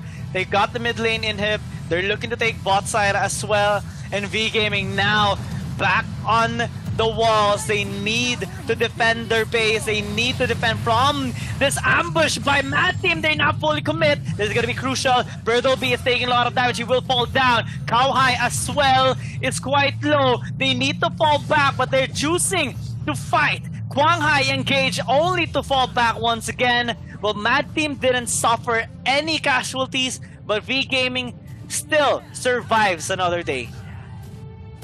And they are going to be able to fend off Mad Team at this point. That was a very, very close one. If they were not able to deal a lot of damage to most of the members, it would have been a GG well played already for Mad Team. But with this kind of methodic rotation for Mad Team, it is not going to be easy for V Gaming. There is already 3 big minions here on the mid lane. That is going to be a threat. And we all know minions actually happen in this kind of situation where there are a lot of holes in V Gaming defenses.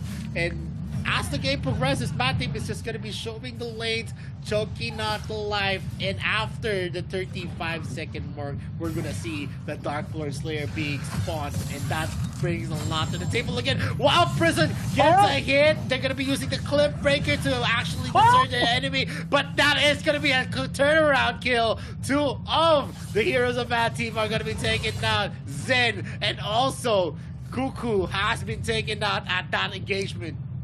V Gaming clearly saying that this game is still not done until it's over.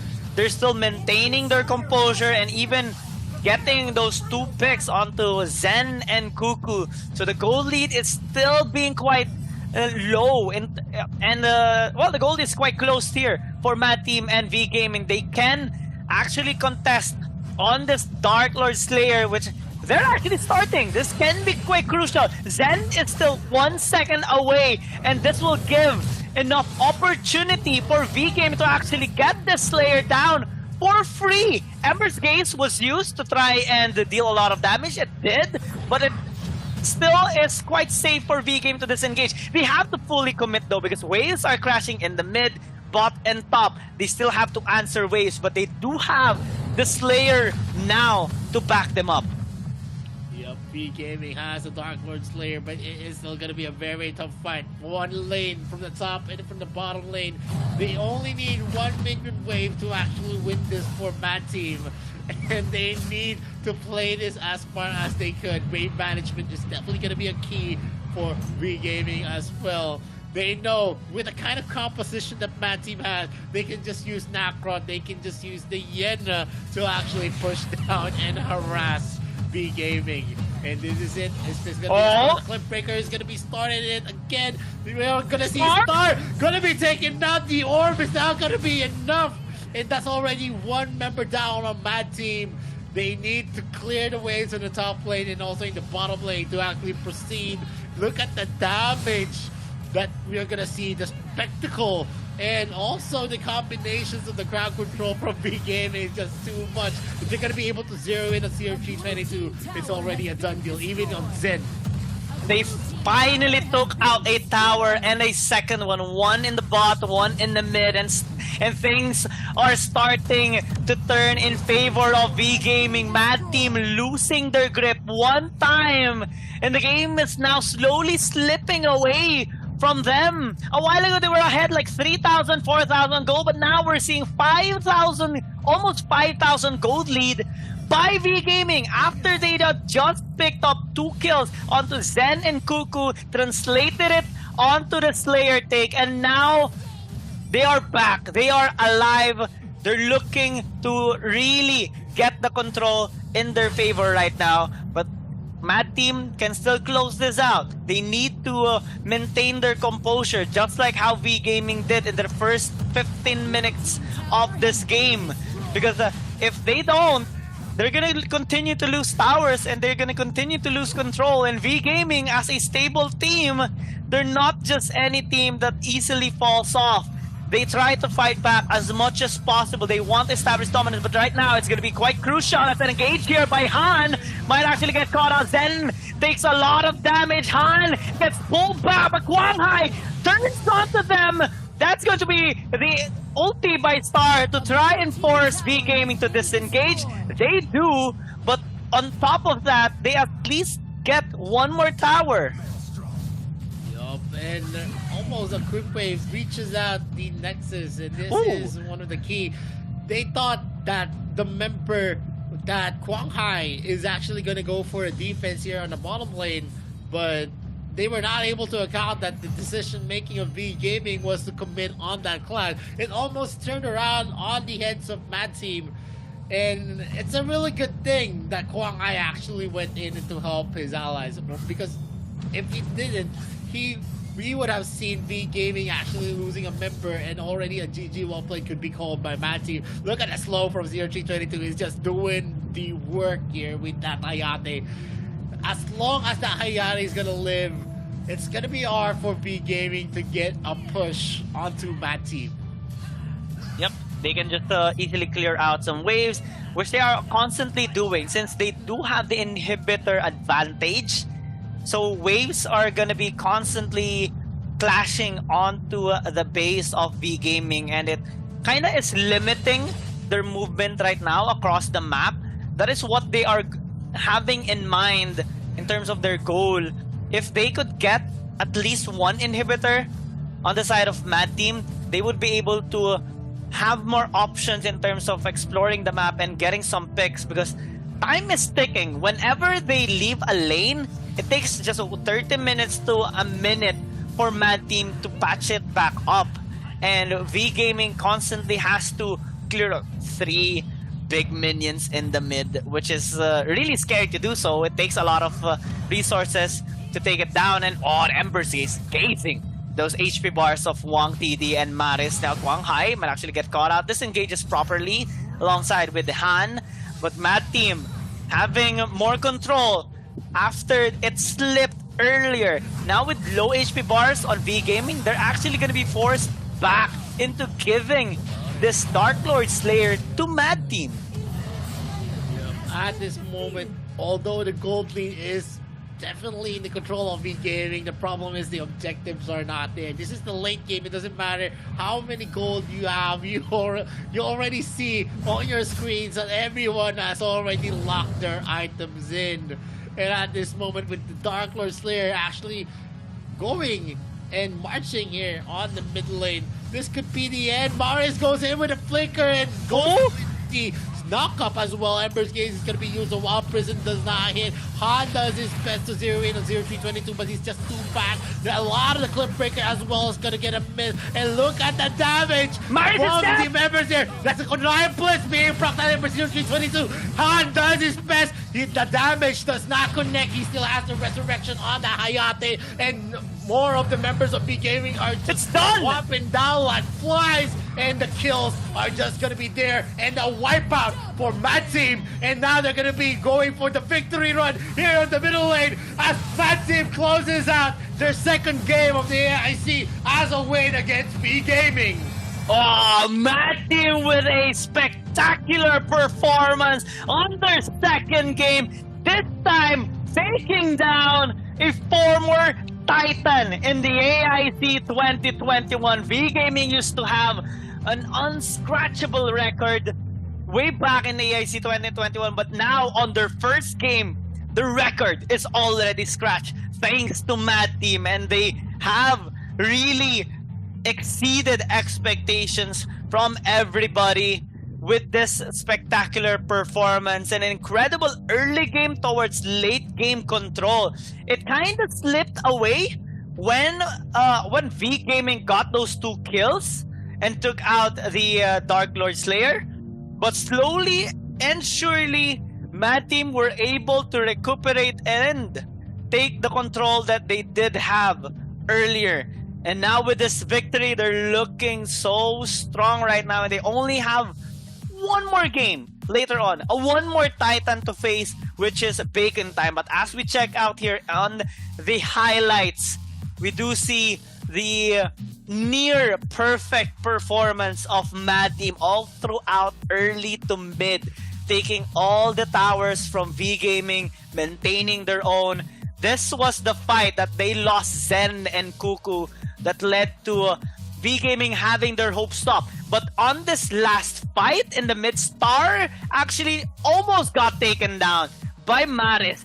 But with the proper reinforcements of Mad Team re-engaging and with the Kunai Blitz of 0322, it led to the demise of V Gaming. Yeah, and it was a very, very good run for V Gaming. They were able to actually take back everything. But the problem is that the objectives are not there for them to actually push. And that affected a lot the late game potential of V Gaming. Yeah, they were winning it, but the problem is because of the holes in their bases, they could not leave it to chance to actually just find out the clashes. And that resulted to a lot of pressure as well, not only in the heroes from Mad Team, but also the minion waves that were just crashing into the lanes of V Gaming. And that was a perfect turnaround. Although they had the late game potential, the problem is that they didn't really have a lot of leeway to actually get that late game potential up to their advantage for V Gaming. Yeah, if things looked a little bit more assured for them, like if their inhibitor towers were still up, maybe V Gaming would have had a better chance. But it is what it is. Mad Team had the better early to mid, and it gave them what they needed to close this game out in their favor. There's one fight after that small hiccup allowed them to finally get the victory against V Game, and it was a long game. I think that was like a 23 minutes of a game. A long battle of V Gaming and Mad Team, but the result is the same. Mad Team right now will secure their second victory in the AIC 2022 group stage, day 2, and they're looking to just get at least one more, or even if they don't, they're already assured of extending their stay here in the AIC 2022. Mad Team already has 2 wins in their bag. Usually at that moment, the only time that we're gonna see an equalizer is that if V Gaming actually secures their next 2 wins against Next Furia and also it's Bacon Time. And if Bacon Time actually wins against Mad Team and also Next Furia, that is something that is, gonna be a tie clincher for Group D. We're seeing a lot of good and talented members here on the second day of the group stages. So we're gonna see if Next Furia can actually match out the experiences from V Gaming and its Bacon Time. Not to say that they are a very, very weak team, it's just that in terms of experience, they are going to be losing out. They have a lot of the giants in their group, and it's a very daunting task for sure. But, the next game of the day is going to be Biocaretopia against a dope team who just recently lost against Dewa United. Yeah, it's going to be a tough time for sure for a dope team. But let's see how they are going to be performing. But in terms of performance, let's check out here on the post-match stats. You do see the trend of the goal difference over time. V Gaming slowly gaining control in this game, but with the current state of the game already being set up there by Mad Team, they already have all the control that they do need, and one mistake by V Gaming, one overextension, and one outplay that Star led in that particular fight that enabled that proper reinforcement engage by the rest of the members of Mad Team, allowed them to clinch out this victory for them. Yup, and we can see actually in the game stats, a lot of the kills was, and also the graphs, we saw a lot of big swings. And you know, it's a props for V Gaming. Not all teams can actually last that long in terms of the tower pushes that happen. If you have 3 gaping holes, it is already a hard game for your team. It's usually translates to a win in most of situations, and that says a lot on the MPP Star that actually led the charge, almost 200k on that Iggy as well. A lot of kill participations, and of course an almost perfect KDA. He just died once in their matchup against V Gaming, and that says a lot about Mad Team right now here in AIC. Looking confident, looking strong, and yeah, definitely we'll see them more on the group stages. But as we are going to be moving up into the next series, which is Bikertopia against a dope team, we'll be going for a very, very short break. This is the Arena of Valor International Championships 2022. My name is Victoria. This is Kiyang. We'll be right back after a short break. And use your right hand to attack. Easy peasy. Now, raise your weapon and smash that crystal. No! God! Please, no! Well, maybe your gaming life is not so smooth after all. Don't be nervous. I know you think you've learned everything about winning, but your enemies are not sheep waiting to be slaughtered. To get your game victories easier, you'll still need to learn some little tricks. First, you need to know about the 3 lanes. In AoV, there's the Abyssal Dragon lane, Slayer lane, and Middle lane. Don't forget about the Vast Jungle, which is a special path between all 3 lanes. Now choose your lane and march onwards to victory. No, stop! I know you're trying to be different, but as a rookie, you should begin by learning the most common and easiest ways to start the game. Once you're partially in the lane, you'll face an equal opponent. Do your best against them and level yourself up. Of course, there will always be enemies coming after you. Don't worry, AoV is a team game. This means you must focus on team fights, fight alongside your teammates, and eliminate your enemies. During team fights, you must cooperate with your teammates to find every opening and opportunity to kill your opponents and ensure the survival of your own team. Victory lies ahead of you after you wipe out all of your enemies' defense towers standing in your way. That is, if you are still standing after the team fight. Oh, dear Lord, don't ask me what to do if your rivals have respawned. Just repeat what you did earlier until you have won this match. That is how you win a game in Arena of Valor. You must be in harmony with your team every step of the way. Understand, rookies? Okay, I know that you cannot communicate telepathically. To be more effective at each stage of the game, maybe you need to know some terminology in order to communicate with your teammates. Carry, leading or majorly influencing leadership on a team. Double kill. Bloodbath. Gank, a surprise attack on an enemy hero.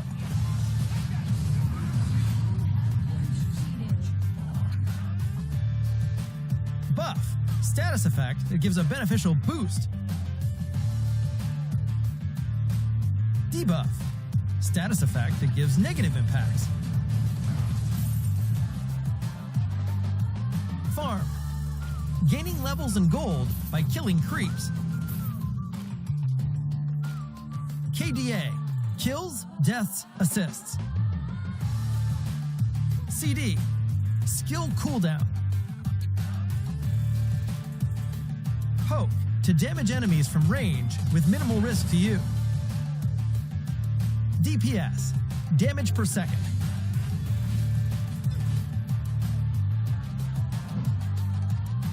That's all the rookie training for today. Let's start a match and get fully absorbed into the world of Arena of Valor and win glory with your teammates. What could be more enjoyable than praise from your team?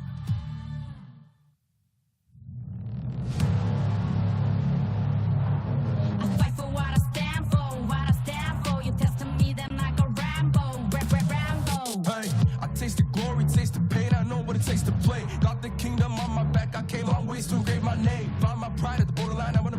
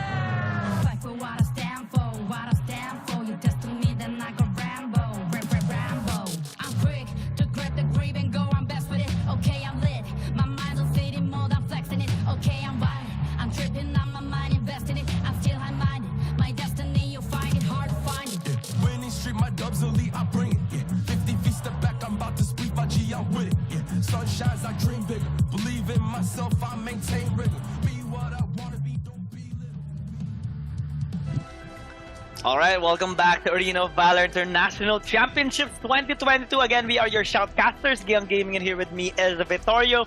We're now on to the fifth match of the day, which is going to be Bikertopia Esports versus Adobe Gaming. And after the unfortunate loss of Adobe Team against actually the victory of Adobe Team against Influence Rage earlier, and the defeat on Dewa United, they're looking to at least balance it out with a win this time against Bikertopia. And Bikertopia, maybe on this day number one, they're looking, of course, to getting their first game with a win. Yep, and Bikertopia Esports are going to be on your screens. It's T1, Zirui, Sin, Tilan, and Pika. Sin has experience in the international scene, and we're going to see a lot of new faces here for Bikertopia Esports. And to give a background there, before anything else, it is going to be a dope team. Sai, Zenshao, LCC2, XF, and Lyle are going to be playing for ADT. We're going to see another roster change here for a dope team. Let's see what is going to be happening.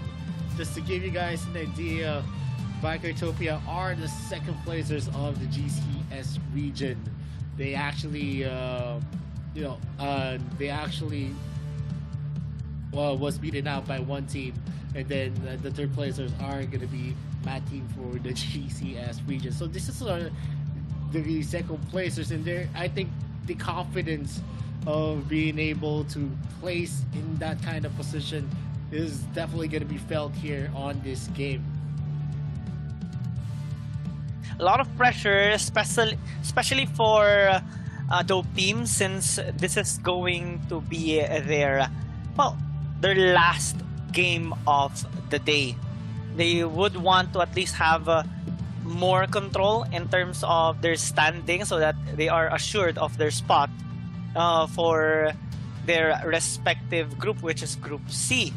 I think, though, it would be okay for them to suffer a loss here, since they already have picked up a win. It's not really so much bad on their standing already, but they would want to have more assurance on their spot. So they have to really up their performance against Bikertopia, which has a lot to offer in the AIC 2022, given how they have performed incredibly well qualifying into the AIC 2022. It's gonna be a tough battle for Adobe Team. Well, Bikertopia landed 5th during their qualifier in the Chinese Taipei qualifier tournament, landed 2nd during their tournament at the Garena Challengers Series Spring 2022, just under one team.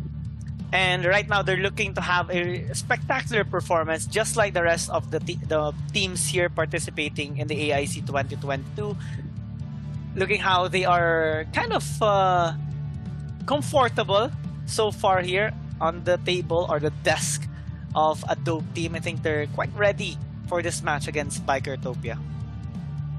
Yep, and looking forward to what is going to be shown to us. ADT did have a good run, although Dewa United was able to take the latter part of the game and actually make a comeback. It is still going to be a fact that ADT is getting stronger as, the games that we witnessed have been progressing.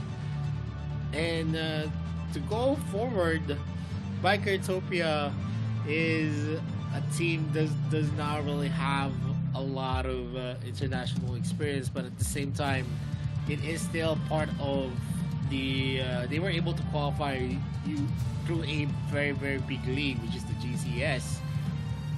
Though this might be a daunting task for ADT, but I still expect a lot for ADT, since they've shown us a lot of brilliant plays. Their strategy and also the rotations and the aggression as well has already evolved for them. But we're going to be starting the draft right now with Bikertopia as the first pick.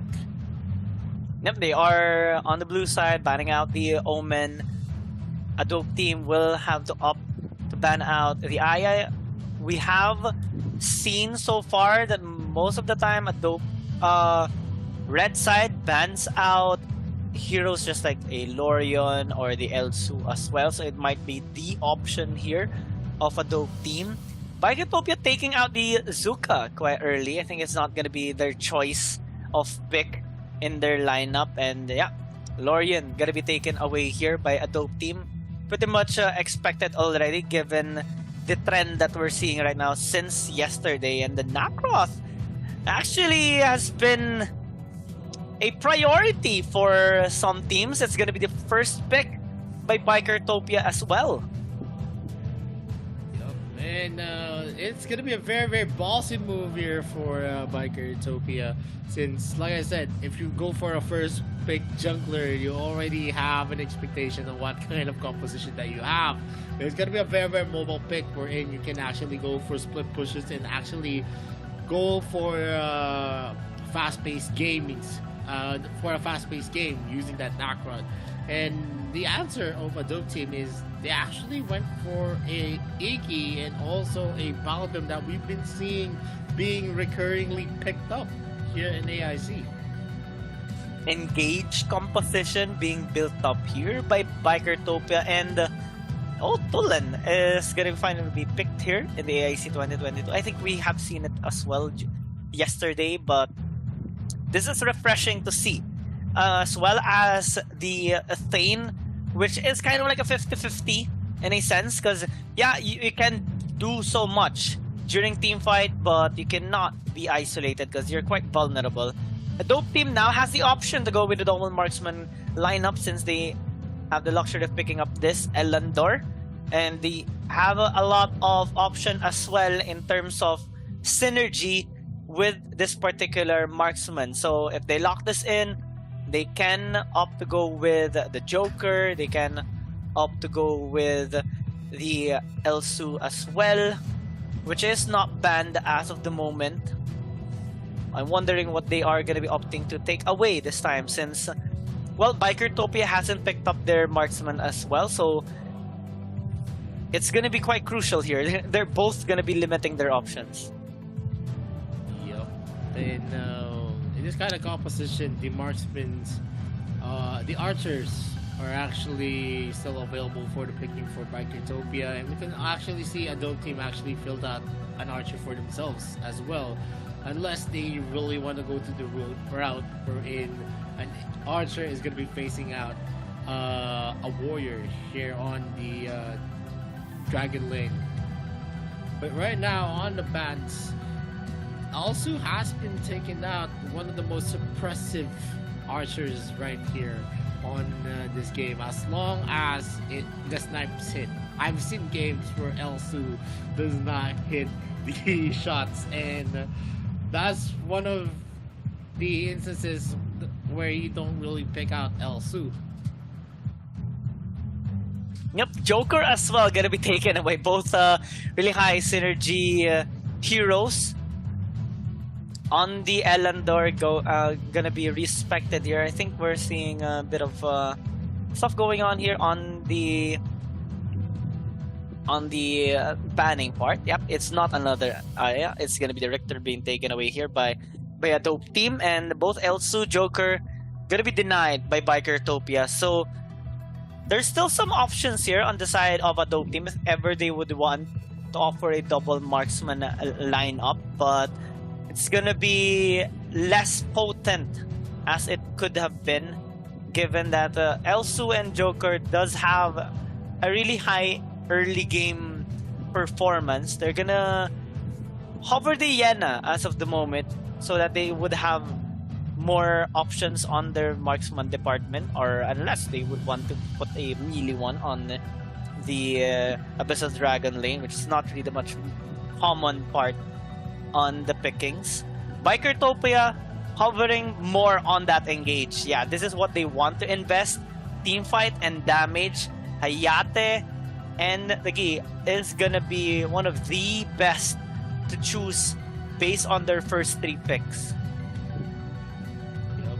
And Hayate has been seeing a lot of success. It's one of the heroes that you can actually use and rely on to peel out large HP tanks. And in this kind of composition, the mobility of the Hayate as well is going to be a boon for them, because he's not going to be zeroed in easily by a Genna or by a Baldum. And a dope team is actually hovering onto a Lavelle. It's So gonna double be scale? Yeah, I mean, there's a lot of heroes that they're gonna need to protect if that is gonna be a pick. It's not a hero that you can just leave out in the open, because yeah, he does have a shield that can negate crowd control, but after that, what happens? Yeah, it's really risky, but they're gonna go with it. Okay, high risk, high reward, where late game is gonna be so scary here for a dope team. But same goes for the Bikertopia, given the lineup that they do have. Team fighting base composition and an explosive mid laner as well that can match against LCC2 later on with the Iggy. So a dope team needs to be really careful in how they are going to be approaching this game, since there's a lot of setups that Bikertopia can actually make. And I like the Hayate Thane combination as well. Zero is gonna be having that goal of shredding the health bars of a dope team, while T1, his goal is just going to be, well, engaging on that team fight and also landing that execute damage. Yep, and at this moment, we're going to see a lot of mobility on the side of Bikertopia. The only one that maybe is not going to be that mobile is going to be the Tane, but it's going to be used for zone control, so that is going to be okay. But on the side of a dope team as well, there is going to be a lot of mobile heroes, but a lot of heroes that they need to protect. Is Baldum going to be enough, or is it going to be the zone control of Iggy that's going to be helping on the protection? Let's see what is going to happen here on match number 5. Yeah, it's an interesting lineup here for both teams. Quite an ambitious one, actually, on the side of a dope team. Let's see how they are going to be performing against Bikertopia here in this game, as Bikertopia does have a scary lineup as well that can dictate the early game quite effectively. And as we dive into the game, let's see who's going to be taking this win. Bikertopia having this as their first game, while a dope team will have this as their last game for the day. And I already assume that a dope team is gonna play this quite reservedly, just farming out, just avoiding some team fights, since they do have that double marksman lineup.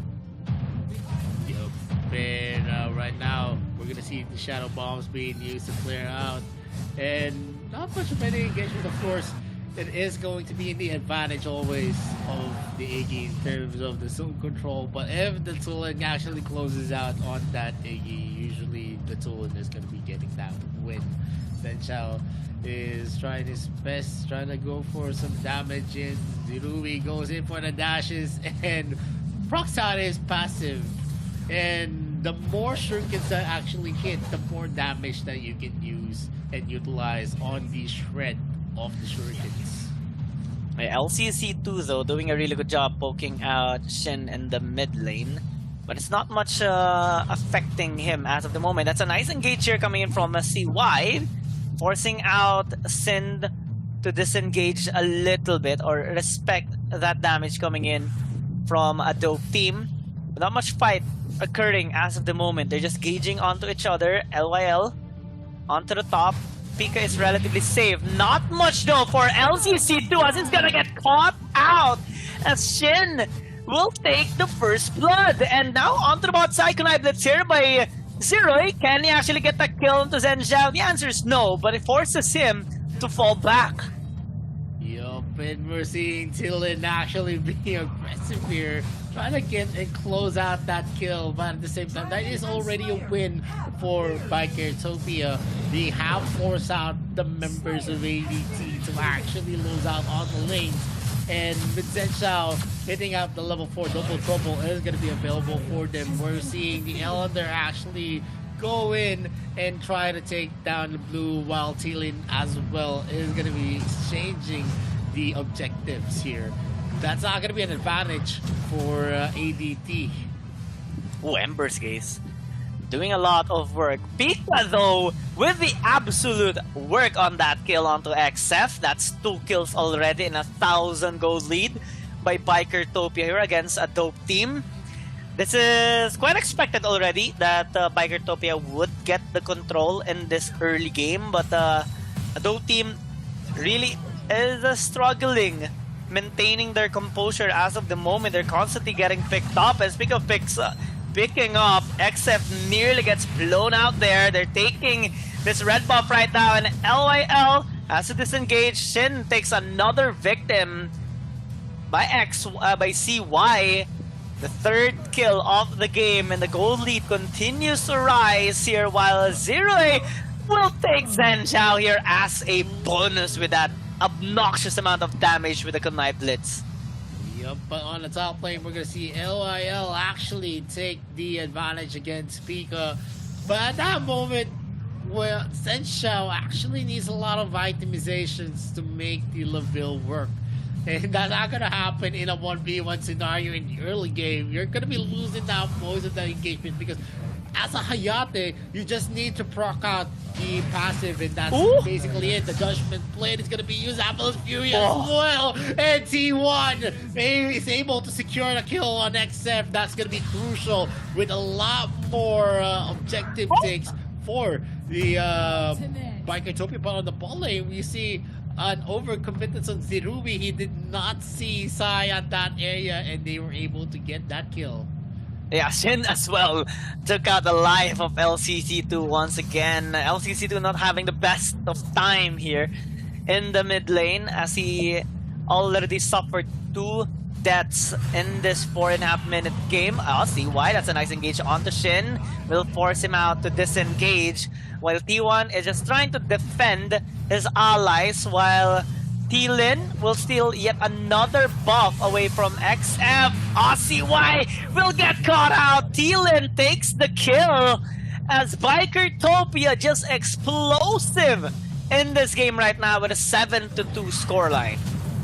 Yup, and we're seeing a very lackluster performance from ADT. They are being pushed back in most of the contests. Yes, they get some kills on the side, but that's just on the side. You need to actually win the rotation wars.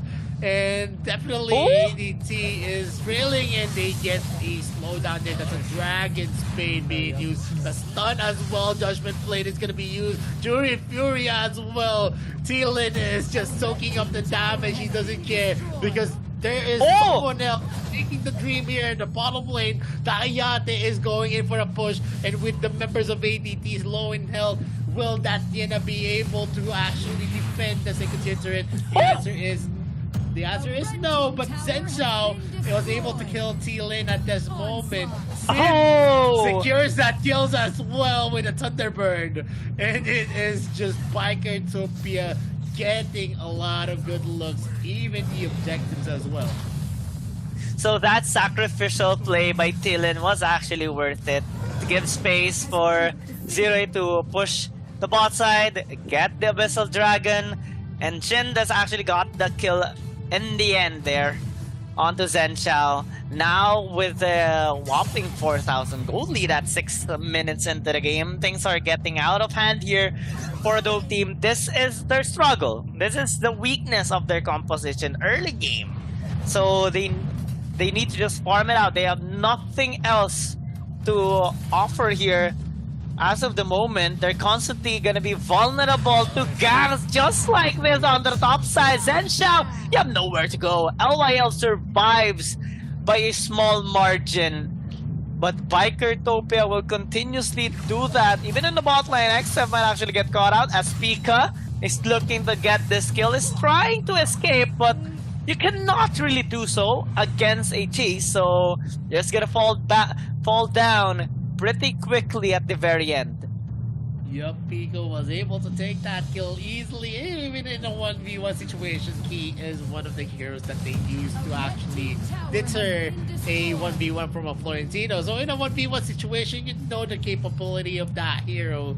And the stunts, the dashes as well. But Pika is going to be taken now here onto the jungle camp of ADT, while most of the members of Bikertopia are just taking in the resources, taking in the objectives that they could get, and still Sin takes out the kill. The Thunderbird is there and procs out the passive. A lot of damage onto the Tulin. He is going to be using again the Thunderbird. He's not going to be able to secure that kill, but the Kunai Blitz is not going to be enough to burst down Sai at that moment. But still, they get the outer turret objective, and no more turrets are left outside the base of ADT. That's a double trouble. It's gonna get a hit onto Zero-E. Lyle is gonna be zeroing in, uses the full moon mode. He is not gonna be committing himself in that kind of crossfire wherein the Tane is still ready to push. Yeah, normally when someone hits the double trouble, the allies will fully commit on that target, but not for a dope team. They're way too behind right now. 6,000 gold lead by Bikertopia. Holy Dragon taken. The Slayer is gonna be, well, for them as well. A dope team cannot contest at all because Bikertopia will just commit, will just turn onto them. They have enough resources to do so. They have so much kills already in this game. 603 on Shin. That is quite impressive. And even if it's Zero-E doesn't have that much kills, he already made so much work for the team by split pushing in the bot lane, allowing them to have better economy in this game as well. So now Bikertopia looking to close things out. They can just push here onto the top, mid and bottom lane as well, led by Pika, but they're choosing to engage here in the mid lane while they're pushing onto the top. Nice work there by T-Lin, and that engage by T1 will allow them to fully commit, and the Kunai Blitz under the core will get to the demise there of Zero. They might actually be overextending here by LYL takes one before it falls down. T-Lin has to disengage along with Pika, but they're already happy with what they got. That's 3 inhibitor towers that Bikertopia took away from a dope team in exchange for just 3 members. Yeah, that is going to be definitely a trade that's going to be remembered. A dope team is now sitting at a defenseless base. All of the holes are there. The top lane, the middle lane, and the bottom lane. They're just going to have a hard time. Yeah. We've seen it before on the earlier game. Beat Gaming did their best. But at the end of the day, it's going to be hard if you're going to be worrying about creep waves as well. Not just the clashes. You need to manage the waves well. You need to be in the right positions. You need to have the advantage in starting the clash. And that's going to be hard at this situation because that's a lot of things that you need to worry. And T1 and the others are actually marching out. He's going to be using the Avalanche Fury to start off and put some damage into the table. He's going to be tanking up. That's a Dragon's Bane. Sai is going to be taken in. Wild Prison is going to be used. Pika is again going to be damaged here as well, but Sin is going to be zeroing in on XF. He is going to be taken down here. He's going to use Metamorphosis to get back. He is going to be taken out by Pika as well, and we're going to see T1 secure the kill off to Zenshao. He's just taking the damage from the Nexus. He's going to fall down again, and Zero-E as well is going to be in the position, but he's not going to be able to zero in onto the Nexus just yet. Yeah, a dope team still staying strong in this game. They took out Pika and T1 while successfully defending their base. They lost XF and Zenja, but that's okay because they can still defend with LCC2 being alive. Now Bikertopia wants to secure yet another Holy Dragon, maybe another Slayer, so that they will have the edge in terms of pushing down onto the base of a dope team. But they have to be really careful because we're already reaching the mid to late game. XF and Zenshao are starting to hurt alongside with LCC2, which has quite an okay amount of kills, which translates to his economy. So they can actually fight back effectively under the safety of their core. Yeah, but the problem here is that, yes, there's going to be a lot of damage onto XF and Zenshao, but also on Sin, who's already able to actually complete his Staff of No. So another magic penetration item onto Sin at this moment. Will they be able to last here with its layer actually in their bags? T1 is going to go for that That's flash engaged. in. And it's going to be Lyle zeroing onto Pika. Pika might be taken down as well, but Lyle's damage is not going to be enough. He's going to be finished up by Zerui using the Kunai Blitz. That's going to be a lot of thunder onto Sin, who's just going to be using the Thunderbird. There's not much that they can do at this moment. Thielen gets that double kill with the Druid Fury, and the Nexus Lock is going to be secured by Bikertopia, taking match number 5, giving a loss to a dope team. Beautiful performance there by Bikertopia, and that fight was initiated by T1 with a proper engage that caught out a dope team actually, unexpectedly by them, because they just wanted to defend their base under the safety of their core, but they weren't allowed here by Bikertopia. They charged into the mid and actually almost took out Zenshao quickly. Luckily, he was able to disengage, but with that split of a team fight, a dope team couldn't actually position themselves back effectively, which gave the proper advantage to Bikertopia to just pin them down and take them out one by one. And this victory will allow them to have that edge in this tournament right now, since they still have 2 more games later on against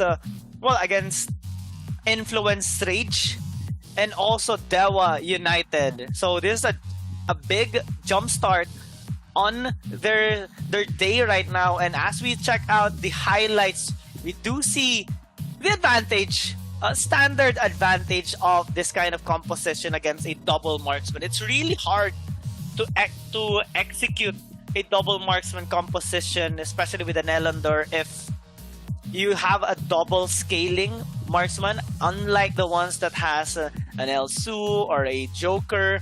And also, you're dealing with a lot of damage coming in from Bikertopia, from Thielen, from Shin, and also Zerui. They have performed quite well in this game to gain the advantage that they do need to close this out. And we can see in the highlights, there was a lot of action in this game. It's all about the high octane kills that we saw from Bikertopia. They have been doing a lot of aggressive plays. Yes, even in the invades, you can see the Tane actually going in, using the flicker on the charge, and the soaking up the damage for the team and opening up the positions for T-Lin and the others to enter, especially Sin on that Tulin, who's just going ham on that Tulin, just getting some kills left and right. And not to say the Nakrot as well, who was very, very aggressive. This is the first time we saw Nakrot here in day number 2 to be that aggressive. He's very, very sure of himself. He knows when to dash in, to dash out. That's how good the Nakrot of Bikertopia was. And also the rest of the members performing really, really well in that game. Shin having a lot of kills, shutting down LCC2 quite early. And well, Zenshao as well, struggling quite a lot against Zerui because of the aggressiveness of this particular player. We saw earlier that he did get some solo kills against Zenshao, and it forced a dope team to invest a little bit more on their Abyssal Dragon lane as well as their mid laner, so that at least they would be able to survive just as much as their Dark Slayer lane. But on top of that, well, we already know the weakness of this composition, and it was really exploited here by Bikertopia. And that fight at the very end was really beautiful on the side of Bikertopia. Divide and conquer onto a dope team and setting up, fully mitigating the strengths of ADT and finally closing out that game. He has been very, very exciting. You know, if I was gonna be changing some of the draft, I would have picked up Crixie instead of the Iggy pick, which, you know, is more of a defensive liability. One of the reasons why is the mobility that he has, the wave clear actually. His wave clearing capability can also be negated if he gets stunned during the release of Shadow Bomb. Yes, you have a lot of range in terms of the Ember's Gaze, but at that moment he was more of a liability because there was a lot of heroes that was needing protection at the composition of ADT. And I think that is one of the biggest loophole that they had going into this game. They had another liability, which is the Iggy. And looking at the game stats, we're gonna see a lot of kills on the side of Bikertopia, a lot of kills as well on ADT.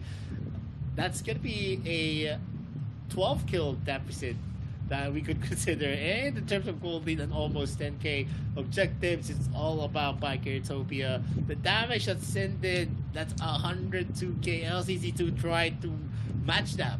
But even if you have a lot of damage that you've been dealing, it doesn't always translate to any kind of kill. Because yeah, you can do a lot of damage, but at the same time, because of the mobility of Bikertopia, they were not able to zero in, they were not able to actually close out the kill. And looking at the graph as well, it was just Bikertopia dominating the game, not giving any bread for a dope team. And we're gonna see the MVP of this game. It's gonna be Sin on that Tulin, an almost perfect KDA 717. Damage that he's dealt is 35.5%. He was able to close in using the Thunderbird. Kill participation 66.7%.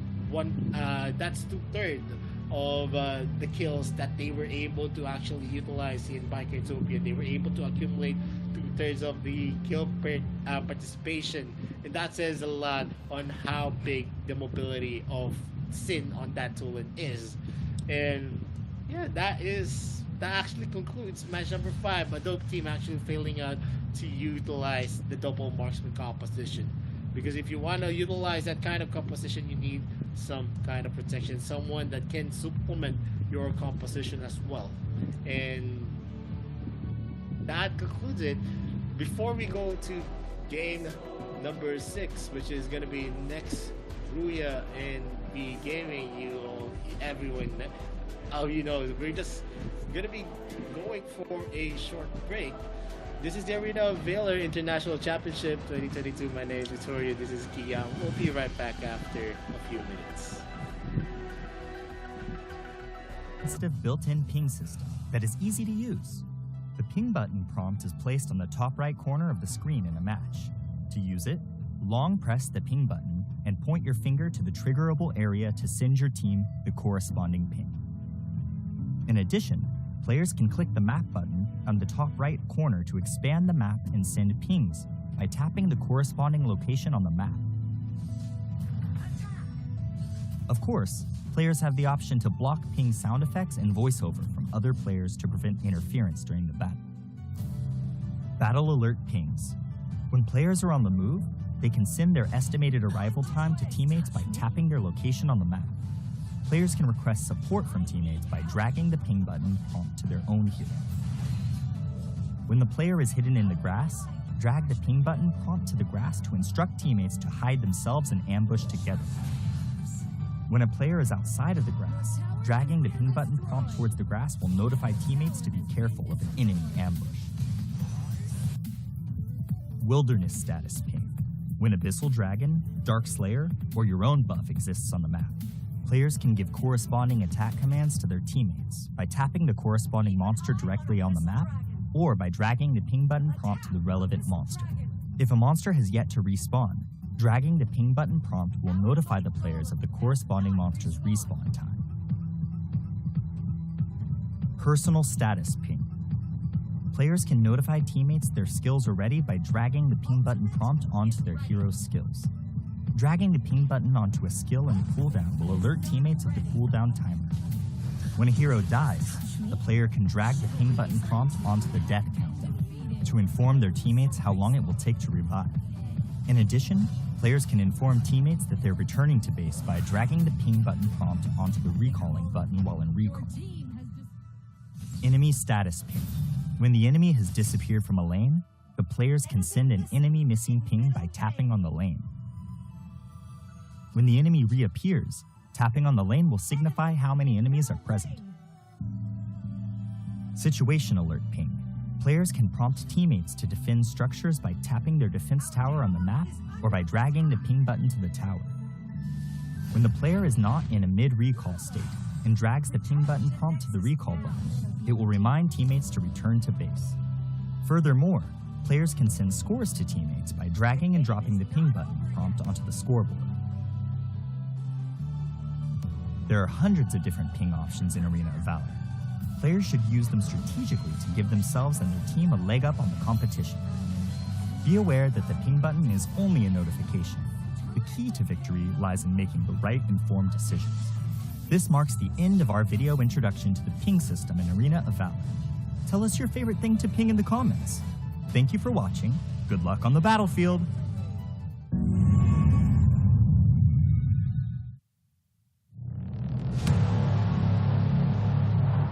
I fight for what I stand for, what I stand for. You testing me, then I go Rambo, Rambo. Hey, I taste the glory, taste the pain. I know what it takes to play. Got the kingdom on my back. I came long ways to engrave my name. Found my pride at the borderline. I will never back down till my dues are fortified. Hit him and get a little cautious. It's part of the process. They think I'm crazy, or am I really brave? I don't let nothing faze me, there's no hold up delay. I still survive, I own the confidence up in my mind. I'm running towards the light, it's time to shine and go take flight. No pain, no gain, if you don't wanna fade away. The both ways, hope pays. Heroes moving silence when they say the day. Yeah, I'm a queen, I overcome relentless pain. And I got it in my genes, I pass through anyways crisis. No matter what the price is, prepare. Protect my people, always beware. There's always the rivals everywhere. Bomb you on the light declare, I'm riding to the air. Fight for what I stand for, what I stand for. You test me, then I go Rambo, Rambo. I'm quick to grab the grave and go, I'm best with it. Okay, I'm lit. My mind's on city mode, I'm flexing it. Okay, I'm wild. I'm tripping on my mind, investing it. I'm still high mind. My destiny. All right, welcome back to Arena of Valor International Championships 2022. Again, we are your shoutcasters, Gion Gaming, and here with me is Vittorio, and we're now down to the 6th game of the day, this time by NRX rather, and V Gaming. This is both their second game, and they have yet to get their first victory of the day. So a lot of risk for both teams, and let's see who is going to be taking the win. But earlier, we recall the fantastic performance by Bikertopia against a dope team, shutting down that double marksman composition. And this time, I think maybe teams would be starting to hesitate on opting for that route, right, Vittorio? Well, I just think that it was more of the composition that they had. Double marksman comps usually work, especially in the late game. And if you get the advantage, it's just the composition that you're going to be pairing up with. And the composition that they had wasn't really fit for that kind of composition.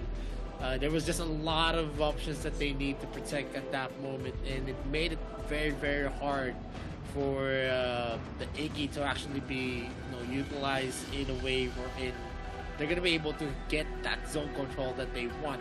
Only the Baldum is there to go for the defense, and that affects a lot on what kind of free hit positions that the marksman can actually go to. And even the Iggy as well, there is just going to be a zone where she is going to be very, very effective.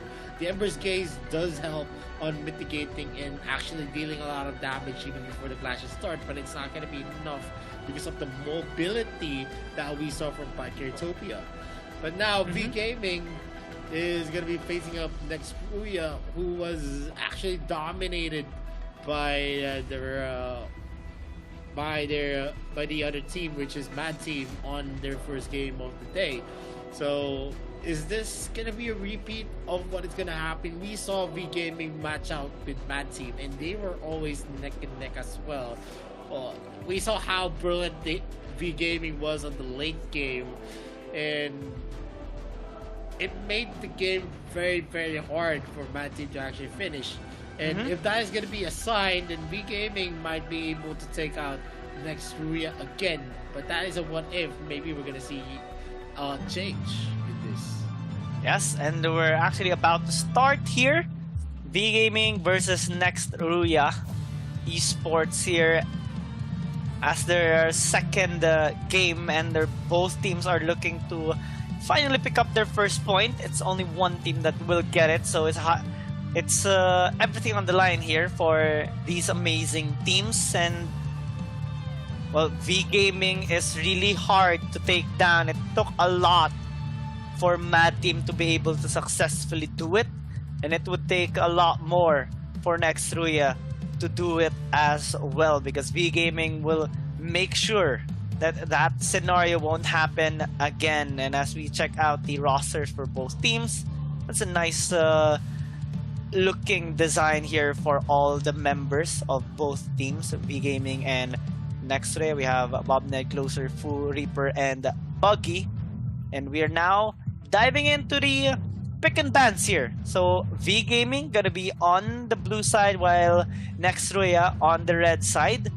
Omen consistently banned here all the time, given the threat that he does pose in all of the games that we do see the Omen.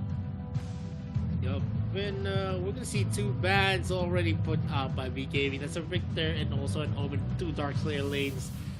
Also, they could actually be flexing to the support position as well. Next Ruya is gonna be taking the same bans, Elsu and Aya, one of the most banned heroes. Yeah, on the red side. Yeah, most of the leagues out there for AOV. We're gonna see a first pick, maybe going for a Lorian. We've seen Varus use that hero before, and that could actually that could actually be a good sign for V Gaming. They want a lot of crowd controls, they want a lot of repositionings, and a lot of backline wrecking using the Lorian. And Next Ruya is actually overing into an Iggy pick. Yeah, Next Ruya going for that burst poke as well for their mid lane, which is Fu. I'm kind of scared though if ever they would take a defensive route, because V Gaming normally opts for aggression. That's why earlier we kind of were confused on why they had a different route against Mad Team, and now as they patch it up, they're investing so much on engage and damage. Nakrot being hovered as of the moment. I wouldn't be surprised if they would opt to pick up something like a Hayate as well later on, to fully have that amount of damage, which can have a big synergy as well with Ethane that we have seen earlier with Vikertopia. Yup, and an Icky and a Balmud.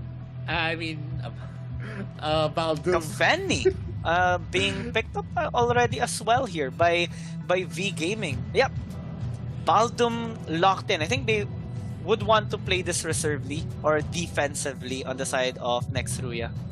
Yeah, and again, Baldum, we've seen this before, and it didn't work out. Maybe it is going to be working out on this match number 6, depending on what they're going to be pairing that up with.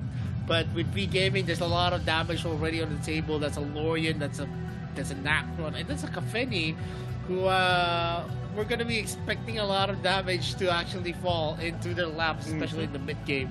A Kafeni actually bursts out this damage once he finishes up his Claim Sancti, and after that Claim Sancti, it's just pure damage that you're gonna be feeling up. Laville pick here by Next Ruya, so possible double trouble into the Ember's Gates combination here by Fu and Closer. Let's see if this is gonna be their route. They're taking away some team fighting, high synergy on team fighting heroes here, just like the Mina, and it would make some sense here since the first 3 picks here of V Gaming are actually quite scary. Like, even if we just check Lorian and the Kafeni, if Mina would actually be picked up here as their support, or even on the Dark Slayer lane, it would allow them to have so much engage. Nice respect on the Roxy. I do appreciate this, since normally it is paired up with a Laville, so that a team would have that much pick potential. I think they would opt to remove or limit the choices here of next Ruya as well, since they would want some more options here in this game. Yeah, and looking at the first 2 picks for both sides, not much that we can actually go out for. But in terms of the bans, we're gonna see a lot of Dark Slayer heroes in the side of V Gaming being banned out. They're actually shutting down the ideas of next Ruya. Maybe the strong Dark Slayer lane heroes have been banned out already. The Lubu, the Richter, the Roxy, and also the Omen. And on next Ruya, they banned out the Florentino and the Mina as well, that we could actually utilize in the Dark Slayer lane as well. So I'm pretty curious on what kind of Dark Slayer laner are we going to be seeing. V Gaming, BirdLB is a very, very well-known Ryoma player. Maybe we're going to see a Ryoma again here on match number 6. It's not going to be impossible. I think V Gaming would want to redeem the Ryoma here of BirdLB, which he did try to have a good performance earlier on their match against Mad Team, but unfortunately the control of Mad Team earlier was really on point. They're having a different route right now. I like their options right now, especially the Thane pick alongside with the Yenna. So a lot of frontline power and also execute damage on their hand, which has a lot of synergy with the Lorian and the Kafeni. It would make sense, and I'm not even gonna be surprised if they immediately lock this in. They're still deciding, or at least look for more routes, and yep, they do decide to finally take it as their lineup. Next Ruya now hovering the Aoi, which is going to be a nice pick coming from them, especially on the jungle side. Yeah, I mean, in terms of mobility, Aoi is also a hero that you can actually contest with the Nakrot. The problem here is that in terms of the composition, there is just going to be one defensive hero again for the side of next Korea, and most of the engagements are going to be started here by the Aoi and also the Irie.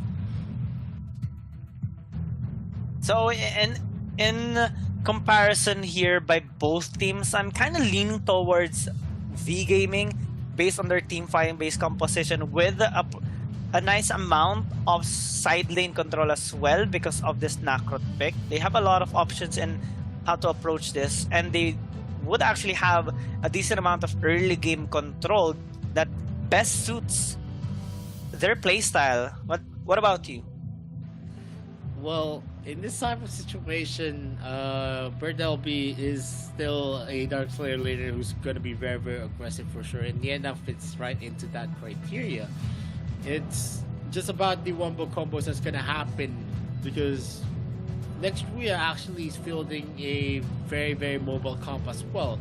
It's the rotations that's going to happen that's going to be dictating who's going to be on top of the other team. And we all know Lorian is actually still one of the undisputed heroes that you want to actually field because of the mobility that he has, the capability to deal a lot of damage in the AoE, and of course the long knockup that he has. That's the advantage that the Lorian has over the Iggy, who only has a minute, maybe a split second of the crowd control. Yeah, Lorian, the knock-up duration is so long. You can actually cook food while you're waiting to go back onto the ground. That's how long that knock-up is. It's obnoxiously capable of allowing your teammates to follow up pretty quickly, and it best suits the lineup right now of V Gaming, since they would want to establish a really aggressive, engaged composition against Nextruya that has a lot of potential in allowing them to win in this game. But let's see though, because Nextruya does have a lot of options as well. They have a decent amount of pick potential with closer info combination here with the Iggy and the Laville. It's up to them on how they are going to manage V Gaming, since early game, well, they can actually have a really good standing, since the pokes here of Fu can actually be quite hassle. Maris though chunks him down to half health in just a small poke. Yup, and we're seeing the effectivity of Lorian, who can actually deal a lot of damage. There's also some minuscule lifesteal as well as he deals damage. That's one of the advantages of having Lorian on the mid lane. And definitely, might be in danger here, because there's gonna be a push and they get that kill. First blood goes to Maris with a combination of Kwang Hai's Jury Fury. We're gonna see here that the Baldom is starting in the blue buff, and they get that steal yet again, and Bombden might be taken out, but the crit is just not enough to get that kill as well. Reaper again is gonna be pushed back. This is the second time that he is being invaded aggressively by their opponents. Yeah, V Gaming having a different playstyle this time. Well, not really different. The previous game that they had was a different one, because normally this is how they play out their games. Really, really aggressively, and try to squeeze as much lead as they can. 1,000 goal lead at 2 minutes is not surprising here for V Gaming. We're already quite used to how they usually get this in their games, especially in the AIC 2021. Now they have complete access towards this Abyssal Dragon, while Nextruya is trying to equalize it with a take here on the Slayer, but Bertleby is trying to prevent them alongside with Manis, so this is going to be a tough choice. Reaper will secure the Slayer, but in what exchange? They do get Bertleby as well, so this is good coming from them. They exchange Reaper for that trade. Not really a bad deal coming in from Nextruya. They have to keep this up if they want to win against V Gaming, because V Gaming, even if they lose a member, they're going to be continuously trying to make some plays once again.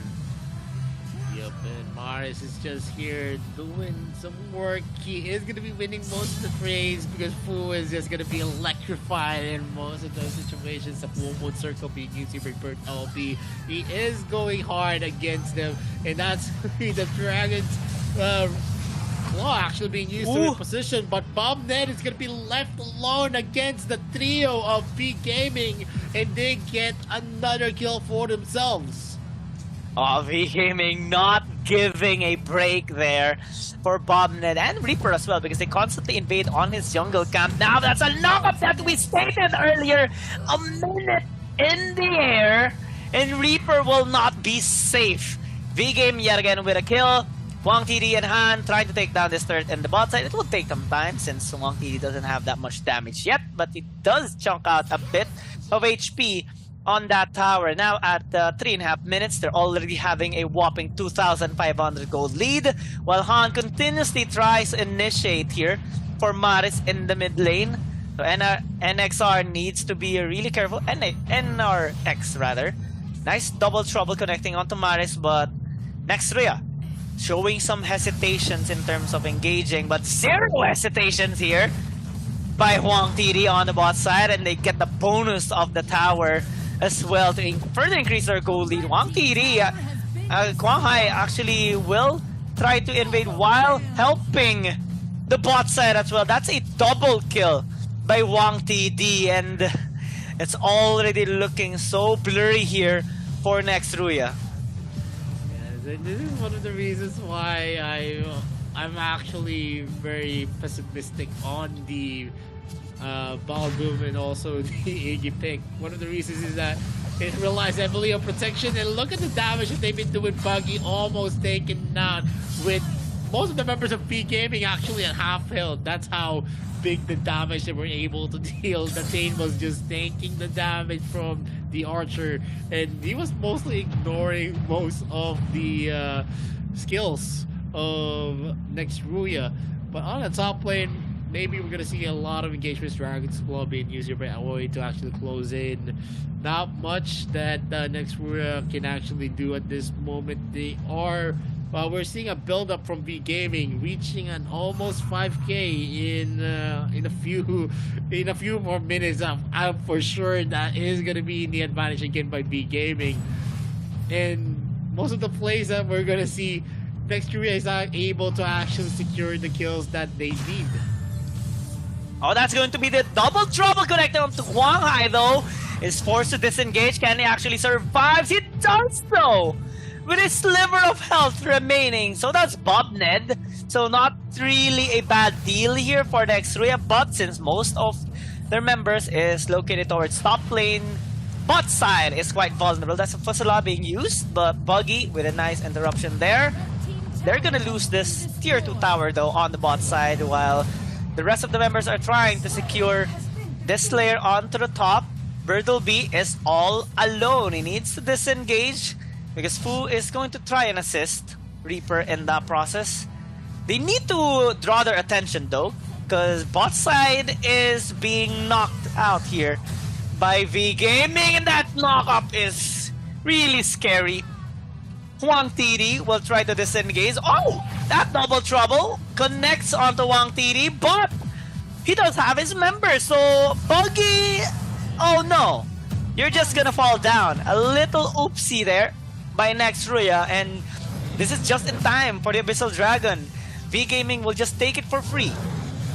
Yeah, he thought that he had the damage enough to actually finish off Wang TD, but he didn't know that is still not going to be enough. That's an Irie. He needs a lot more of those late game items. Dragon Strat is going to be used here to actually avoid the full moon circle of Bird LB. The Crescent Strike is not going to be on point there, but still, the advantage is building up. They already had an almost complete destruction of turrets in the bottom lane. The third tier turret is still left standing, and that already says a lot. They have a lot in terms of the rotations that they can actually make. The mid lane turret is going to be defended, but there is going to be another contest here on the top lane. Fusila is going to be procced out here. Maris uses his skills. The Star Sky is going to be procced out. Oh! He does not hit that Star Sky with the flicker being used by closer to Ripple Sisters, but they still get the second tier turret. Wang TD is getting all the free looks that he needs. Yeah, bot side being pushed there by Buggy, so good job there by a member of next Ruya. Oh, Maris nearly gets blown up by an Ember's Gaze by Fu, but he managed to disengage with the flicker. So now, at the 8-minute mark, still, V Gaming has full control, 8,000 gold lead and 7 kill lead as well, alongside with those objective takes that they do have, denying some from next Ruya.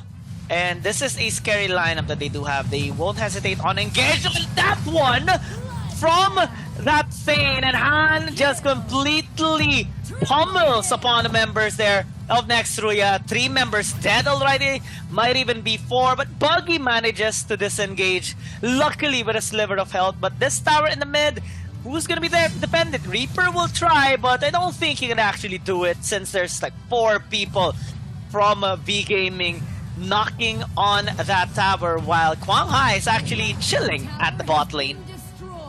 Yep, Huang Hai is now at the doorsteps of next Ruya. He is just going to be taking in some damage, trying to deal and slice of health of that third tier turret. While on the top lane, we're gonna see Bert LB showing up the lane. Wong TD is now gonna be summoning the Slayer here in the mid lane. They are going to be in danger, but Kwang makes Boogie and Reaper run away in a 1v2 situation, and they're doing their best. Wong TD secures the third tier turret here in the top lane, while we're seeing the Slayer actually dealing some damage. Look at the damage coming here from Kwang Hai as well. He has been slicing off the health bars of those turrets. Wong TD is still in an open position.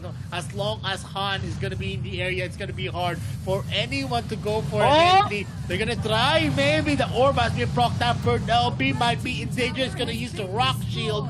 But Fu is not going to be able to reach Bird LB. And that's a failure onto their defense. B Gaming now going in strong, where they'll be going back into the base. The Dragon is open for the taking. Another objective to their name. A 10k gold lead as early as the 10-minute mark. Oh, this is an absolute dominance right now by V Gaming, and it's only at the 10-minute mark. Well, it's not going to be as fast as a game here compared to Mad Team versus Next Ruya. But right now they're doing pretty much the same work here as they do try to engage. Now, once again, Fu alongside Buggy and Closer gets obliterated in an instant from that wombo combo, and now they're just gonna be looking to close out this game. This is GG. They're not even waiting for their minions anymore, and there's nothing that Reaper can do. This game is absolute dominance, and pretty much how we know V Gaming. Yup, V Gaming was able to close that out at the 11-minute mark, and that shows a lot on how good they are on their rotations as well. Yes, they might have lost their first game of the day, but it doesn't matter. They're just gonna be going strong onto their next matches.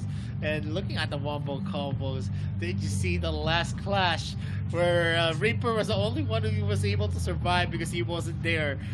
The Star Sky from Mars was very, very on point. They got all the right looks, and V Gaming just being V Gaming, showing that damage is still king. Yeah, aggression, absolute at its finest as well here, coming in from V Gaming, and a well-deserved victory. They will secure their first point here, and that is day number 2 of the group stage phase 1. And they only have, well, one more game at the end of the day against Bacon Time. So at least they are already assured of their spot so far here in this, in their respective group, in Group D. Since Next Ruya has a lot more in store, they need to perform really well on their next game, which is not going to be that easy as well, since they're also going to be facing against Bacon Time. But as we check out here in this highlight, well, it's pretty much deja vu here for Next Ruya against V Gaming. It's really similar to how they experienced Mad Team earlier during the second match. Yeah, they've been pushed back, and one of the problems there is that Reaper does not have the leeway to actually be effective, because most of his jungle cap has been invaded repeatedly here. And if you don't give a lot of space for your jungler, it's going to be detrimental for your chances of the team, because the jungler is very you're going to be depending on the jungler to actually go for objective takes, especially on the Dragon and Slayers, which is very, very crucial to build up the gold lead for your team. And we saw more on the side of V Gaming, having absolute control on all of the objectives. They didn't really give away much onto Next Ruya because of how they took control not only on the top side but also on the bot side as well. So there's not much that Next Ruya can actually do, since most of their members were actually bullied out in their lane, and we saw V Gaming absolutely demolishing everyone on the side of Next Ruya. They only had like 1 kill, I think, in that game. It was pretty clean, an almost perfect game as well, because, well, Next Ruya took out a tower on the bot side earlier, and had a kill as well in that game, but it's pretty much the same experience against Mad Team earlier. So I think they really need to think on how they are going to be approaching their next game, because if they lose out on that one, well, it's going to be tough. They're going to be the ones to bid goodbye on their respective group. Yeah, and at this moment, for sure, we're gonna still see V Gaming in tomorrow's best of two matches. They already have a 1-0, unless we're gonna see next Korea maybe take a win against its vacant time. Maybe take a win. That is still a what if. Maybe we're gonna see a giant killer again happening here in AIC, because you know who doesn't love an underdog story? Yeah. Things can happen. Surprises can be made by any team, and redemptions can be made as well. We have seen it last AIC 2021, curses being lifted up. So next Ray, I thought gonna be impossible for them. It's gonna be very difficult though, since they're battling with other well-established teams that have a solid background coming into AIC 2022. I don't wanna deny their hopes here in AIC 2022, but their opponents are really strong, like V Gaming, Mad Team, and also later on Bacon Time. It's not the best experience coming into Group D, so they have to really prove themselves if they want to belong towards the latter stages. But as we check out the stats, post-game stats here of this game, well, V Gaming having a beautiful performance. The trend on the gold difference over time is obnoxiously almost stable, going up and up towards 11,500 thousand gold at almost 11 minutes, and they're not really trailing much behind in terms of ending this game as fast as a Mad Team, because Mad Team closed this game out, closed their game against Next Ruya at 10 minutes and 26 seconds. They did it just 31 seconds later at 10 minutes and 57. So they're looking to have the usual performance that they normally have on their games as V Gaming, while Next Ruya are still yet to find their groove in this AIC 2021. That's a lot. You can see Maris dealing out a lot of damage. The MVP of this game, it's going to be Wang TD on that Kafeni at 802. Perfect KDA. Roll goal difference of substantial 4K.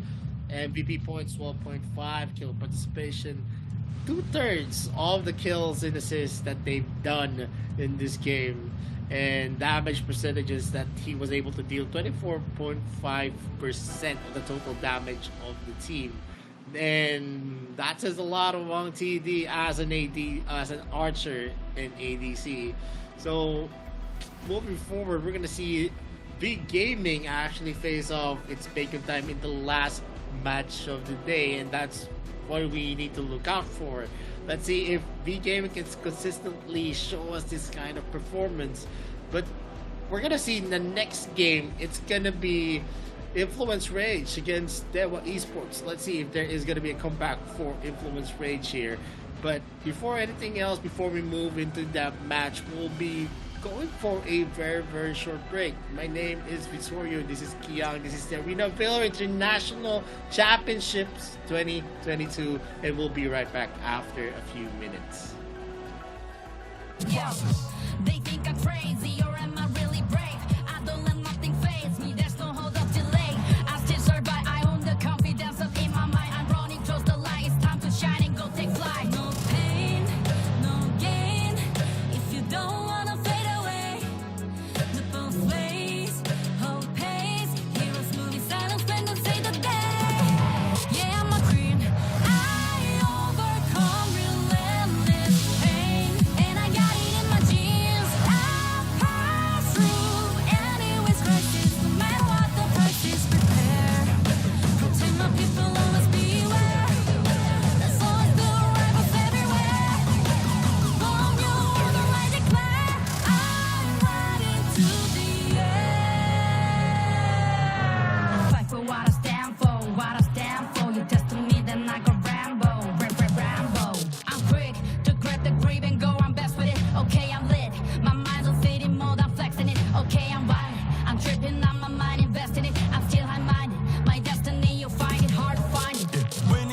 dubs elite, I bring it, yeah. 50 feet step back, I'm about to speak my G, I'm with it, yeah. Sun shines, I dream bigger. Believe in myself, I maintain rigor. Be what I wanna be, don't be little. Me. No pain, no gain. If you don't wanna fade away, look both ways. Hope pays. Heroes through the silence when they see the day. Yeah, I'm a queen. I overcome relentless pain, and I got it in my genes. I pass through anyways crisis, no matter what the price is. Prepare. Hey, send me up at any location, I hold up and mow them down. Look at the constellations for consolation while I retain my crown. Back in the background, I'm a background, what goes gon' come back round. I'm self-made, built everything from the ground up, I say it proud. No pain, no gain. If you don't wanna fade away, look both ways. Hope pays. Heroes through the silence when they say the day. Yeah, I'm a queen. I overcome relentless pain, and I got it in my genes. I pass through anyways crisis, no matter what the price is. Prepare. Protect my people, always beware. There's always the rivals everywhere. Warm your honor, I declare. I'm riding to the air.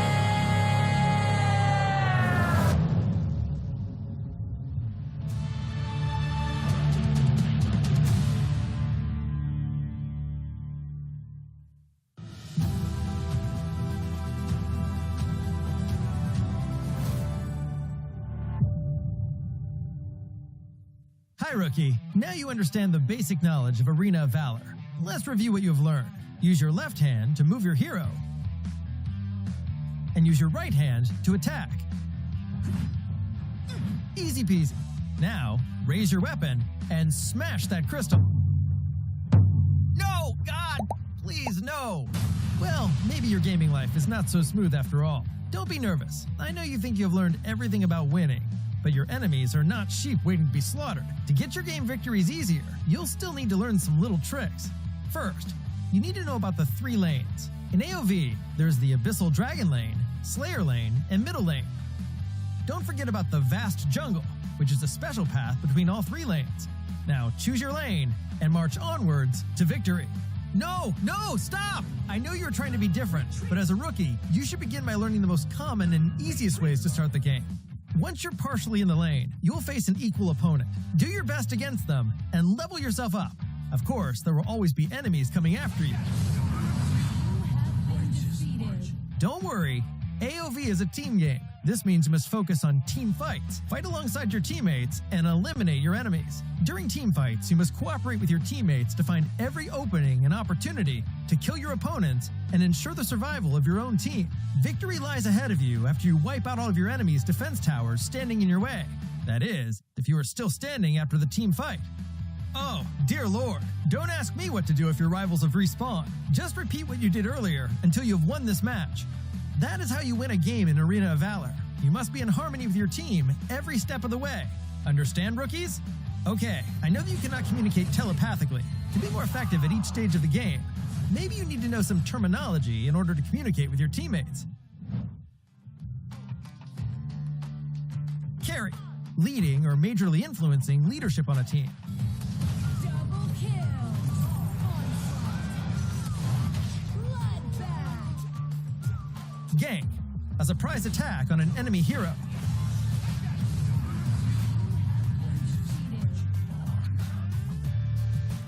Buff, status effect that gives a beneficial boost. Debuff, status effect that gives negative impacts. Farm, gaining levels and gold by killing creeps. KDA, kills, deaths, assists. CD, skill cooldown. Poke, to damage enemies from range with minimal risk to you. DPS, damage per second.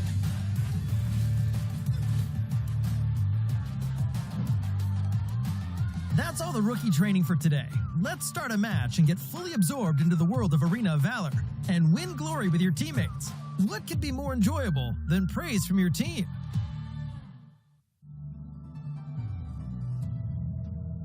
Arena of Valor is a popular mobile MOBA game with a total of 200 million players worldwide clashing on the battlefields of Athenor. AOV has top-notch graphics, featuring over 100 unique heroes, excellent balanced battles, rich underlying lore and story, and a well-established global esports scene. AOV has had so many highlights, but let's pause for a moment to return to the original question. What is AOV to you? Arena of Valor is a mobile-based multiplayer online battle arena where you control heroes in a fair multiplayer competition on a battlefield known as Athenor. In the game, each side will occupy one side of the map through constantly attacking the enemy, destroying their towers until the eventual destruction of the enemy's crystal base to secure victory. The extremely large number of unique heroes, filled with the imagination and creative skills, the excitement of confronting real players in real time, and the uncertainty that comes with teamwork are all factors that make every game you play a refreshing and unique journey. The thrill of the warriors' brutal attacks pummeling defenses, the mage's arcane abilities that control the flow of battle, the agility and fatality of an assassin ambushing from the shadows, the marksman's incredible long-range burst damage, the support's incredible offensive buffs and team protection abilities. There's a hero for every playstyle, with the amazing variety of classes in AOV. On top of that, your growth as a player is something even more exciting. Operating skills, the number of heroes you can comfortably play, game sense, situational judgment, split-second decisiveness, and courage. The accumulation of all this growth will give you a stronger ability to win games. Maybe one day, you too will grow up to be a professional player on the stage of AOV's global tournament and become a star that everyone looks up to. Welcome to Arena of Valor.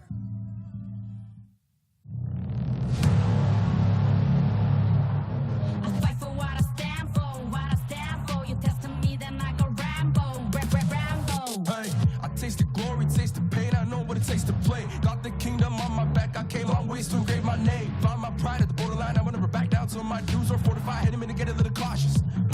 It's part of the process.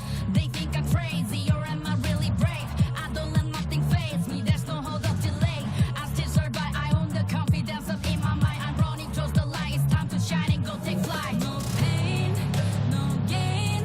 If you don't wanna fade away, the both ways, hope pays. Heroes move in silence when they say the day.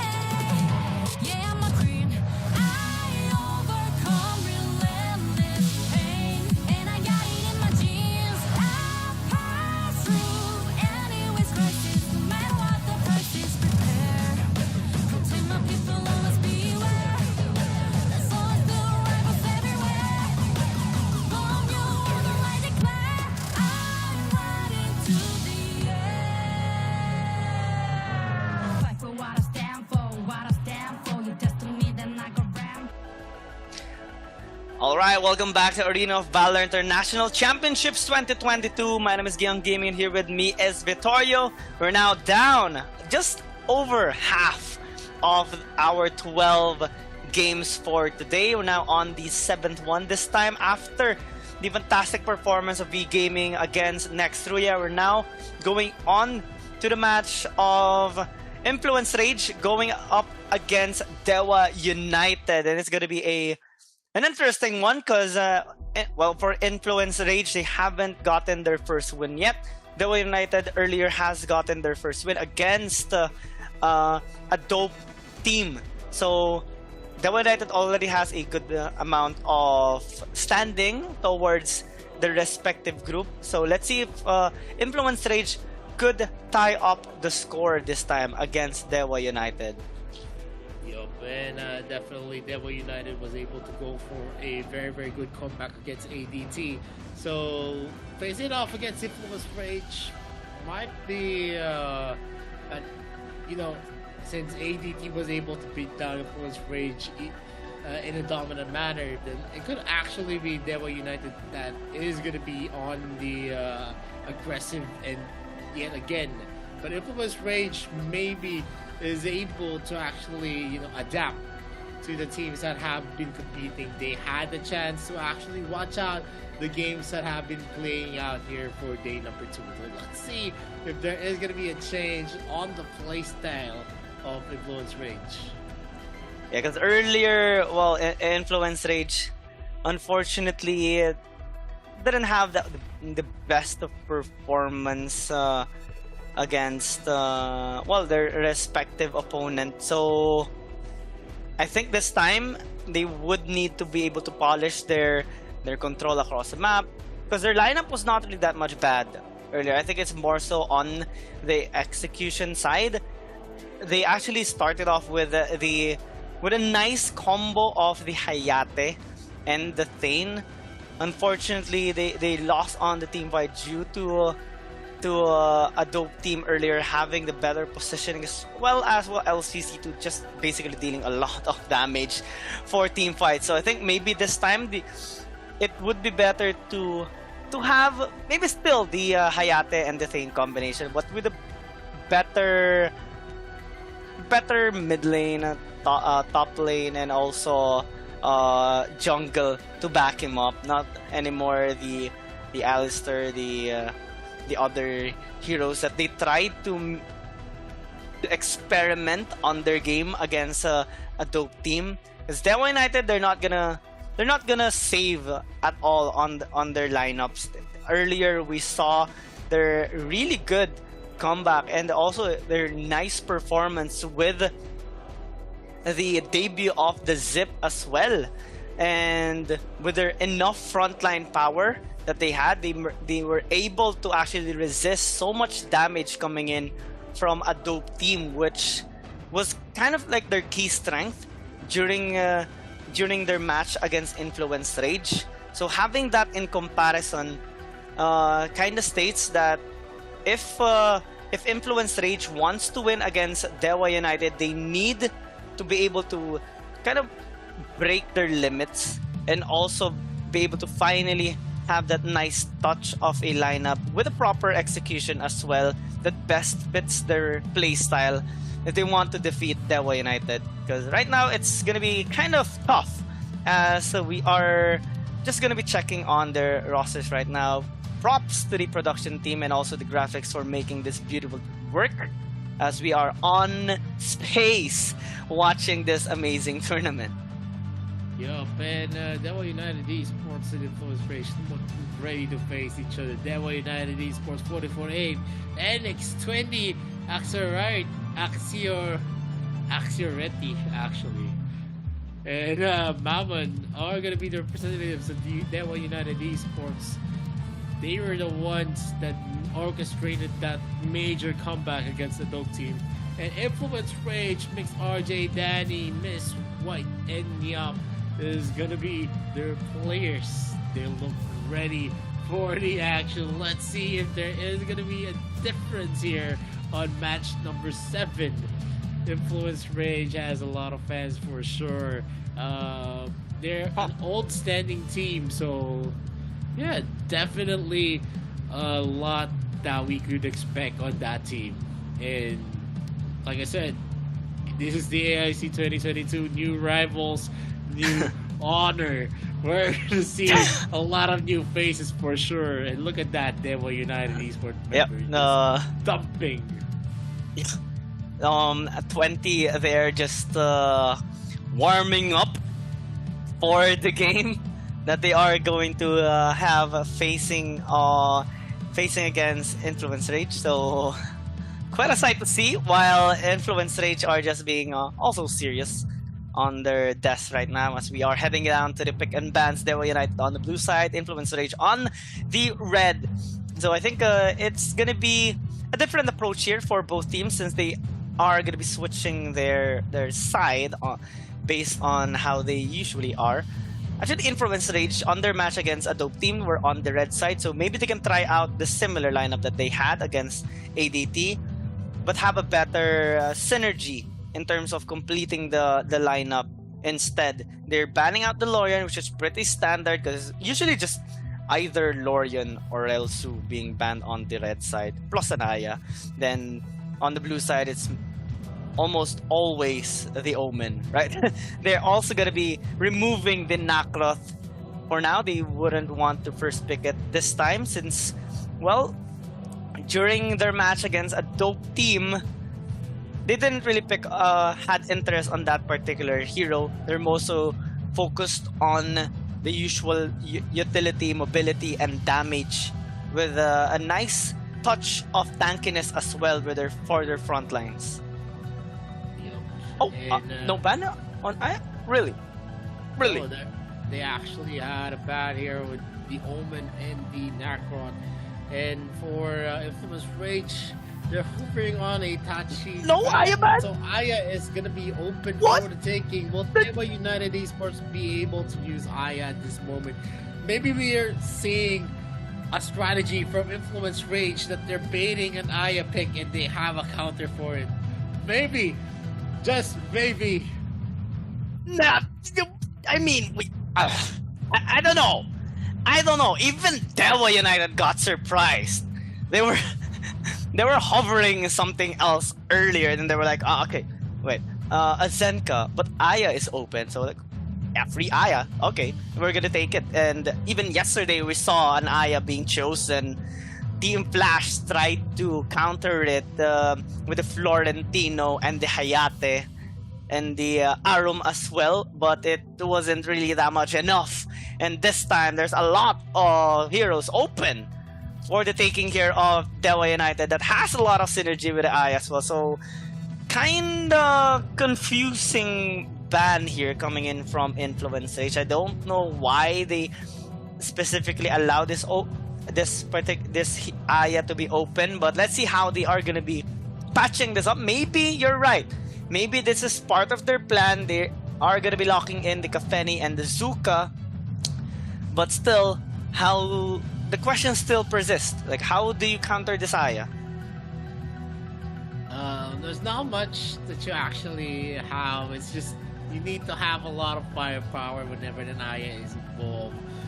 There's a lot of crowd controls. The crowd controls she has, it depends on the area as well. It's an area of effect. So, yeah, definitely the speed up, the shields, it makes it very, very hard.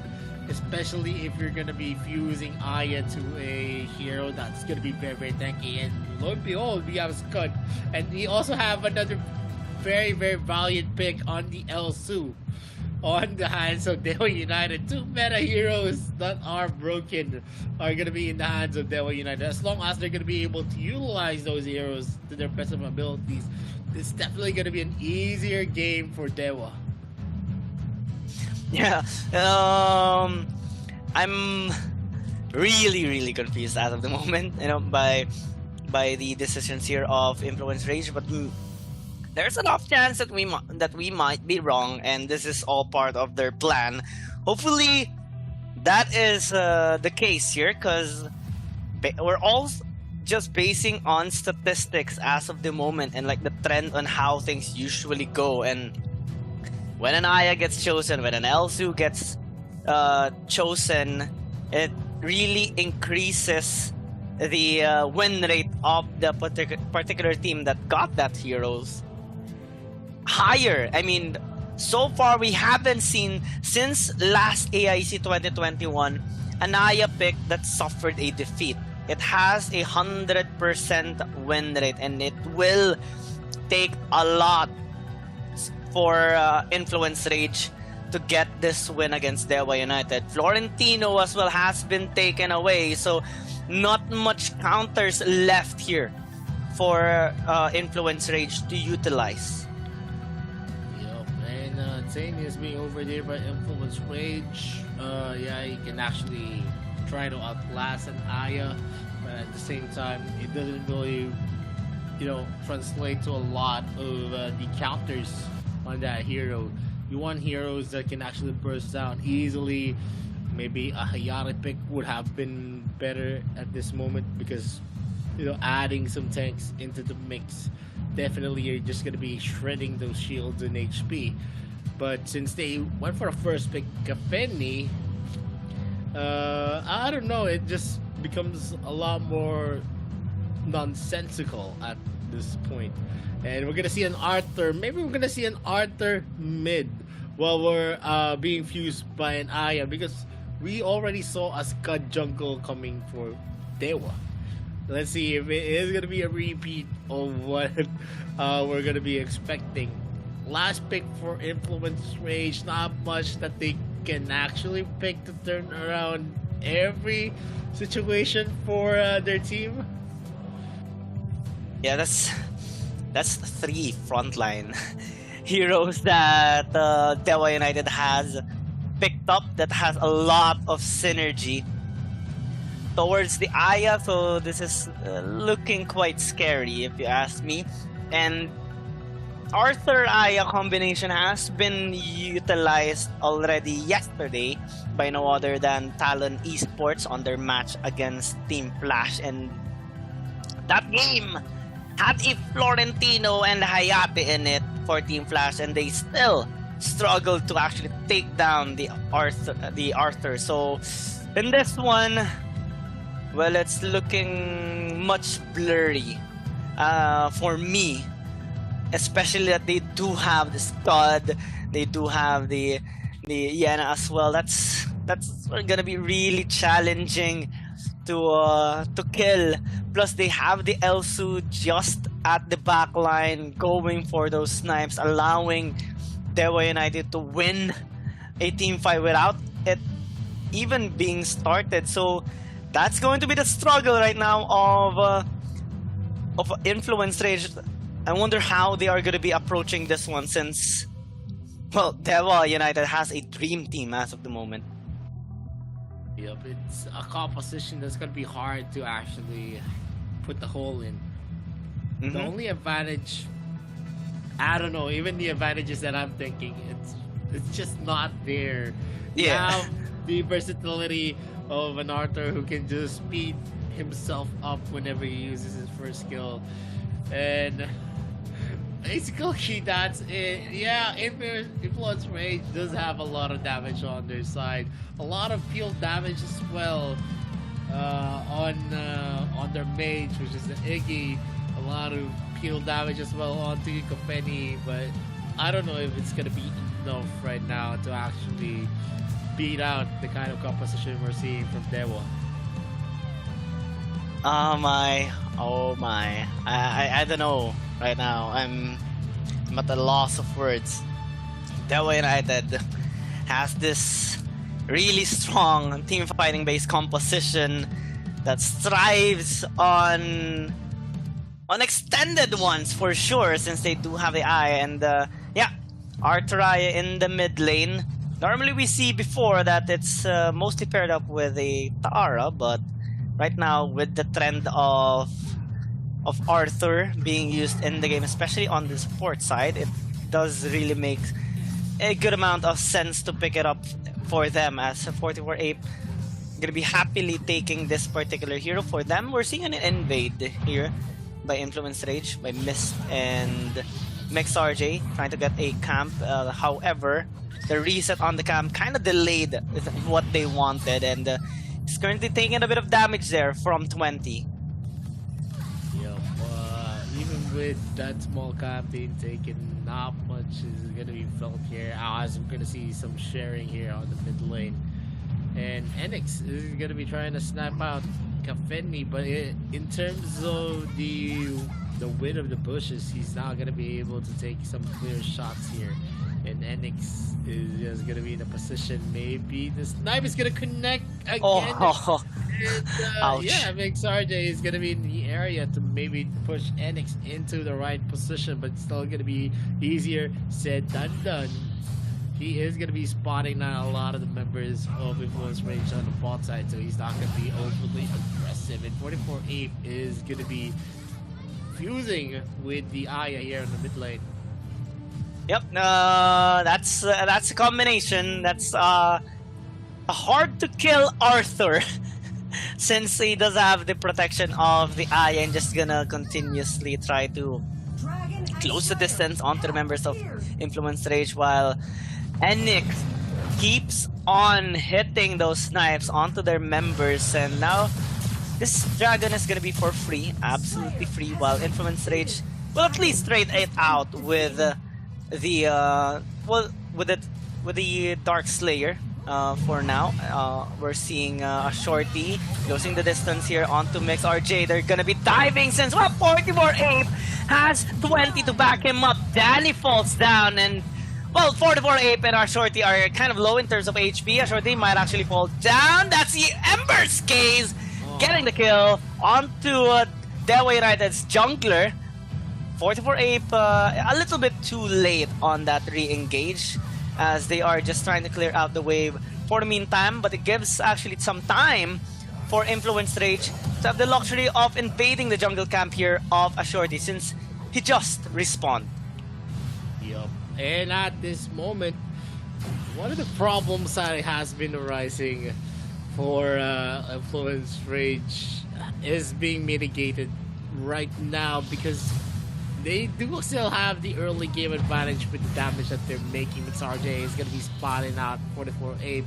He was able to get that push, and not much of an advantage right now for Dewa, although they are neck and neck in terms of the gold that they have. 44 Ape is going to be zeroing in here, and this is going to be one of a big problem. They are not going to be able to close that out, but Mamon finishes up Miz. Fusilon is going to be used by Danny, and a flicker by Niap, but he does not spot out anyone for the Dragon's Bane.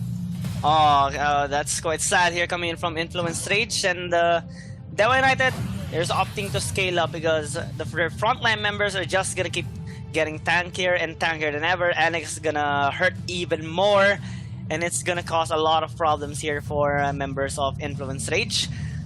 If you look at the gold, it's dead even. So this is at least a good sign coming in from Influence Rage. You're not getting bullied at all by 44 Ape and Shorty and Mamon, and Enix as well, as Enix continues to try and hit someone with a snipe, but good defense being made there by Danny alongside with Mix RJ. But on the top side jungle, 44 Ape is running alongside with a Shorty, and here comes the dive.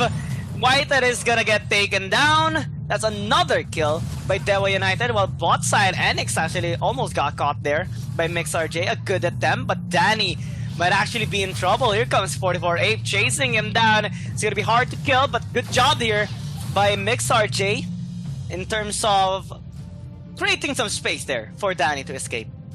Yeah, and Mix RJ was able to actually deter them. Danny wants to go back to get some creep wave. That's gonna be the Ender's Case hitting down Enix, and still a deep impact being used. He is gonna be forced to use that orb, and with that information, they can actually zero in onto Miss. And still, 44 Ape is going hard. He wants to go and deal a lot of damage and distract the members from getting back into their bases. He's not going to give a lot of regeneration. He's not going to let them regenerate into their bases. But the top lane has been taken, with Mammon being taken out as well. And a Shorty will just take a tower in the mid lane. Not much that the Influence Rage can do, because they're being zoned out here by 44 Ape, constantly chasing them down. And if you check out the gold right now of all the members, we do see that most of the gold is being funneled here onto Enix and also a Shorty on his farming, while Influence Rage are trying to have at least a balanced economy on their lineup. They are preemptively starting the Slayer takedown, while Dewa United are still just trying to have some zone on towards the bot side. They're not starting the Abyssal Dragon just yet, but there's a fight. Shorty has to fall back. He is relatively tanky though, so he will survive that onslaught from Influence Rage, while Enix is already starting up this dragon. Yup, and not much that we can expect for Influence Rage to go for a contest here. But there is going to be a lot of pressure on the top lane, with White actually taking the initiative to go for some pushes and showing the lane to their advantage. And the Scud on the ball lane is just going to be farming easily while the key is going to be pushing. The Dragon's Bane is going to connect. He gets some stun in the Wild Beast charge. He's going to use to clear out the wave, and they're going to do his best. 44-8 might be in danger. The Fusillade is going to be procced out here. Mix RJ might be in danger at this moment. Aya is going to be going for the speed up. He is not going to be able to zero in, as the damage coming in from the members of Influence Rage is just too much for the engagement. Yep, at least they're being able to kite out the members here of Dewa United, but they're slowly getting squeezed in as they're constantly losing some towers. Already lost 2 tier 1 towers here, both in the mid lane and bot lane. Top side is quite safe, given the fact that the Niap was actually doing a really good job pushing for the team, and they're keeping up in terms of economy. So Influence Rage, despite the struggle here in terms of the lineup of Dewa United, they're being quite creative in how they're approaching things. And now as the Holy Dragon spawns up and Infinite Slayer, now they're trying to engage on the 44-8, but he is quite tanky. So despite like 3 ultimates invested onto him, he's still alive. You do take the tower on the bot though, and will have a bonus on this Holy Dragon. So Dewa United, I'm having a question now on how they are going to be approaching this, because so far Influence Rage still are able to squeeze out some objectives for them.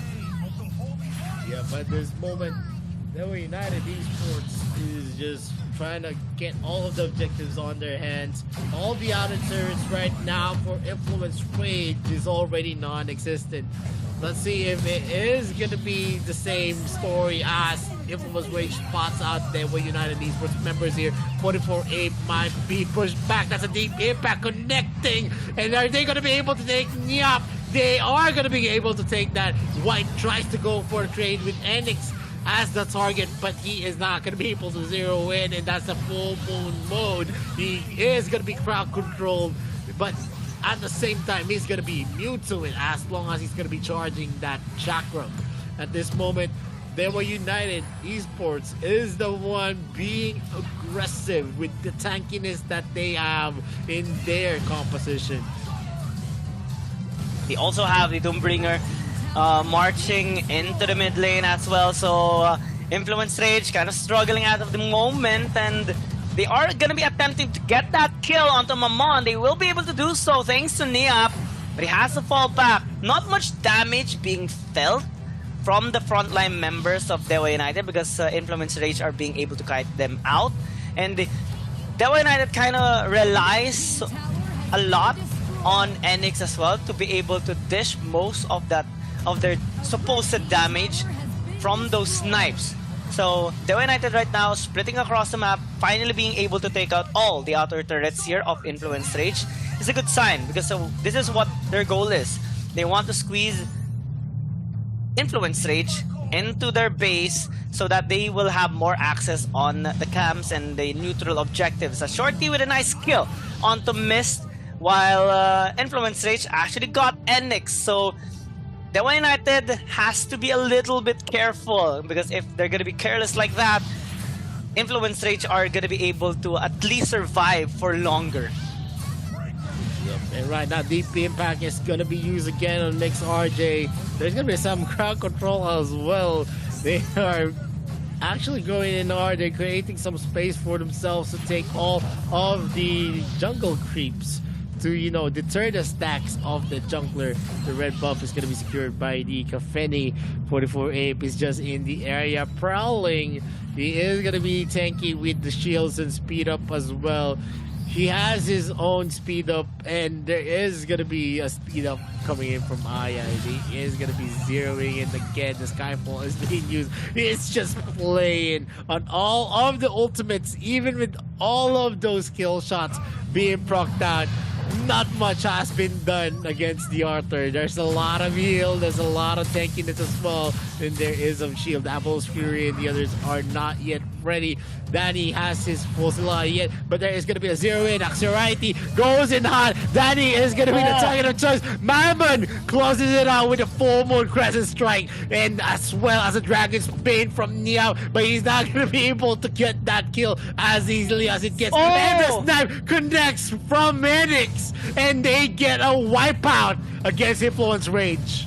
And this might be it. They have the wave onto the bot side, crashing onto that inhibitor tower. 10 seconds before Danny spawns up, but I don't think he will be able to arrive safely or in time to defend the base. And, well, Devil United will take the victory here against Influence Rage and have their second point or score for today.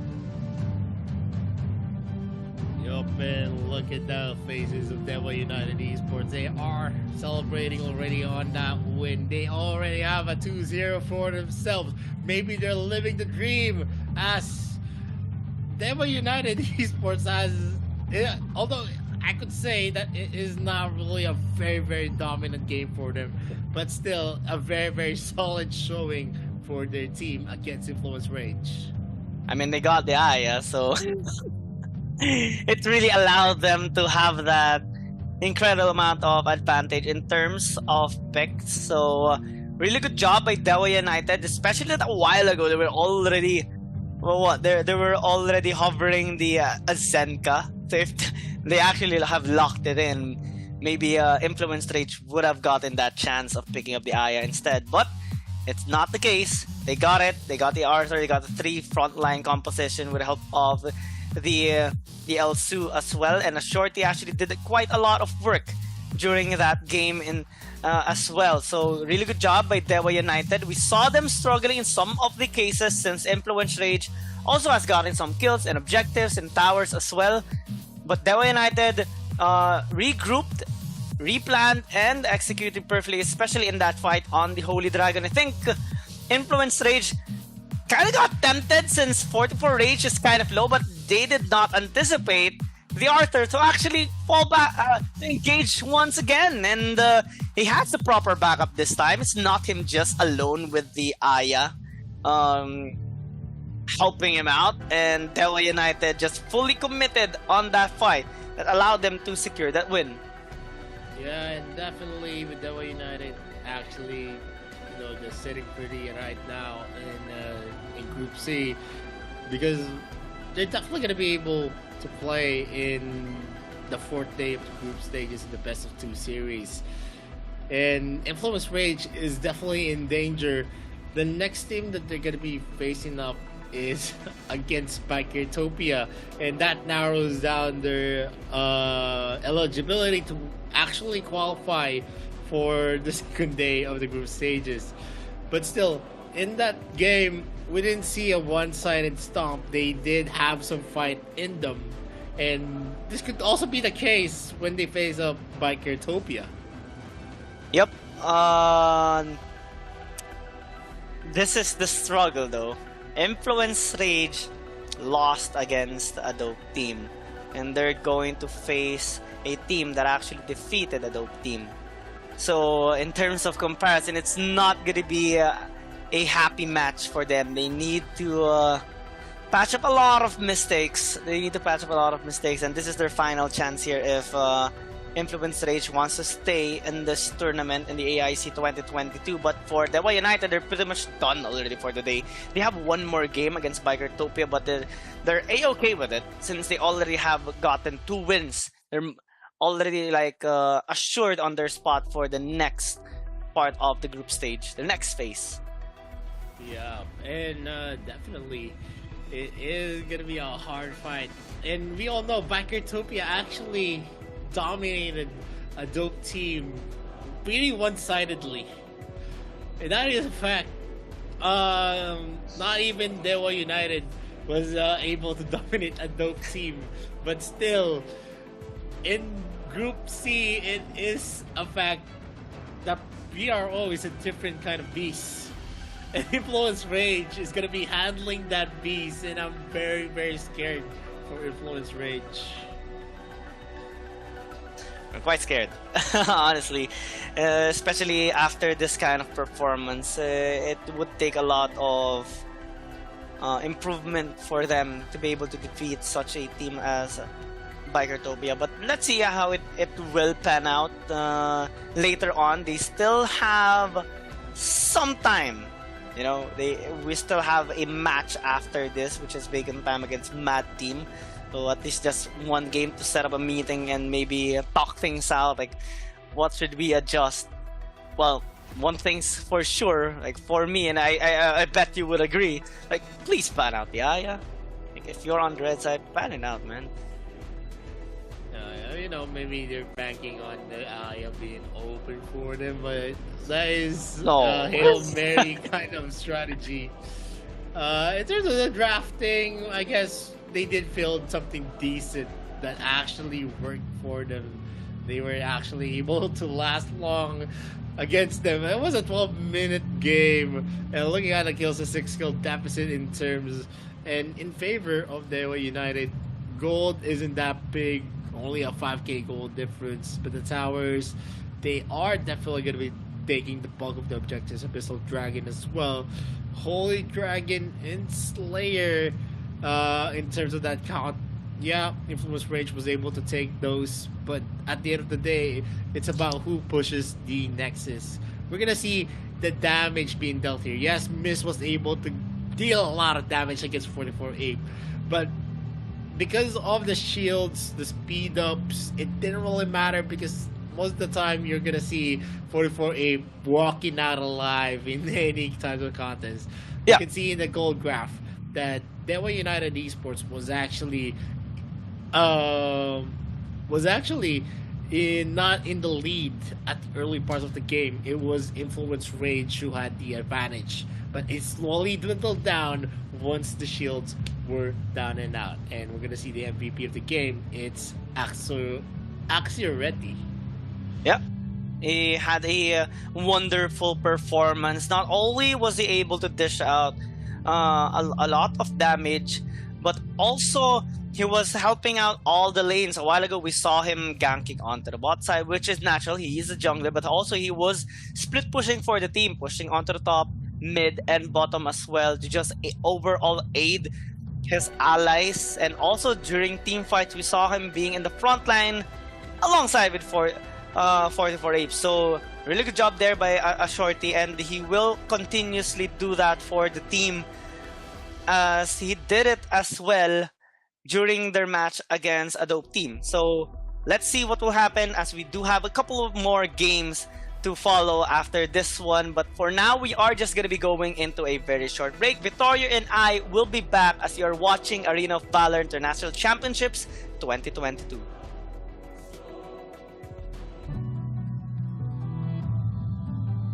Jade Fan Beauty Yue. As the princess of the Dragon Kingdom, Yue brandishes a fan as her weapon, retaining her elegance even in battle. Aqua Force and Mountain Crusher allow her to easily control the whole battlefield, and Borrowed Might allows Yue to unleash endless attacks. If an enemy dares to offend Yue's grace, then they will taste the power of Rising Wind. Passive skill, Borrowed Might. Every time Yue uses Aqua Force and Mountain Crusher, she will gain a stack of Borrowed Might. When she has 2 stacks of Borrowed Might, Yue will reset the cooldown time of Aqua Force and Mountain Crusher and strengthen the next Aqua Force or Mountain Crusher. Skill 1, Aqua Force. Yue throws 2 bone fans at close range, dealing damage to enemies in their path. After strengthening, Yue will throw out 4 bone fans when using Aqua Force. Aqua Force will deal several times the damage where the bone fans converge. Skill 2, Mountain Crusher. Yue throws 2 bone fans at far range, dealing damage to enemies in their path. After strengthening, Yue will throw out 4 bone fans when using Mountain Crusher. Mountain Crusher would deal several times the damage where the bone fans converge. Skill 3, Rising Wind. Yue Yue knocks back nearby enemies and deals damage to enemies in its path while pushing them back slightly. Yue will gain additional vision.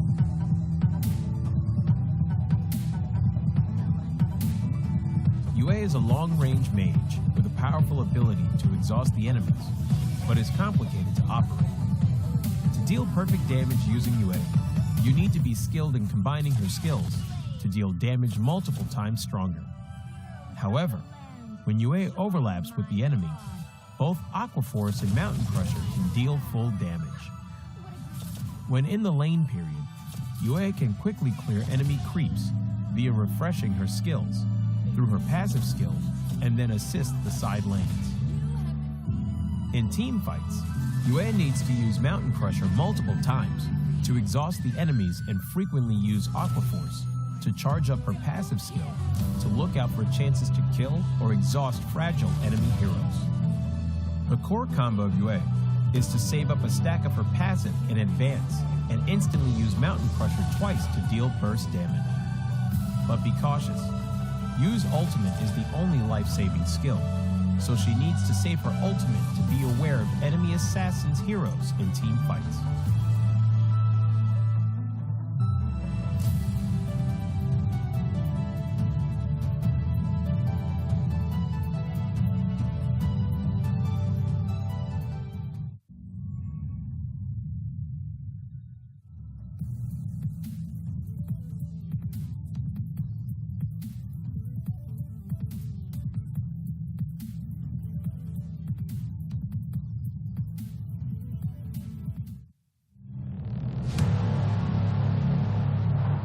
I fight for what I stand for, what I stand for. You testing me, then I go Rambo, Rambo. Hey, I taste the glory, taste the pain, I know what it takes to play. Got the kingdom on my back, I came long ways to engrave my name. Found my pride at the borderline, I will never back down till my dues are fortified. Hit him in to get a little cautious. It's part of the process. They think I'm crazy, or am I really brave? I don't let nothing faze me, there's no hold up delay. I still survive, I own the confidence up in my mind. I'm running towards the light, it's time to shine and go take flight. No pain, no gain, if you don't wanna fade away. The both ways, hold pace, heroes moving silence when they say the day. Yeah, I'm a queen, I overcome relentless pain, and I got it in my genes. I pass through anyways crisis, no matter what the price is. Prepare, protect my people, always beware. There's always new rivals everywhere. From you, I declare, I'm riding to the air. Fight for what I stand for.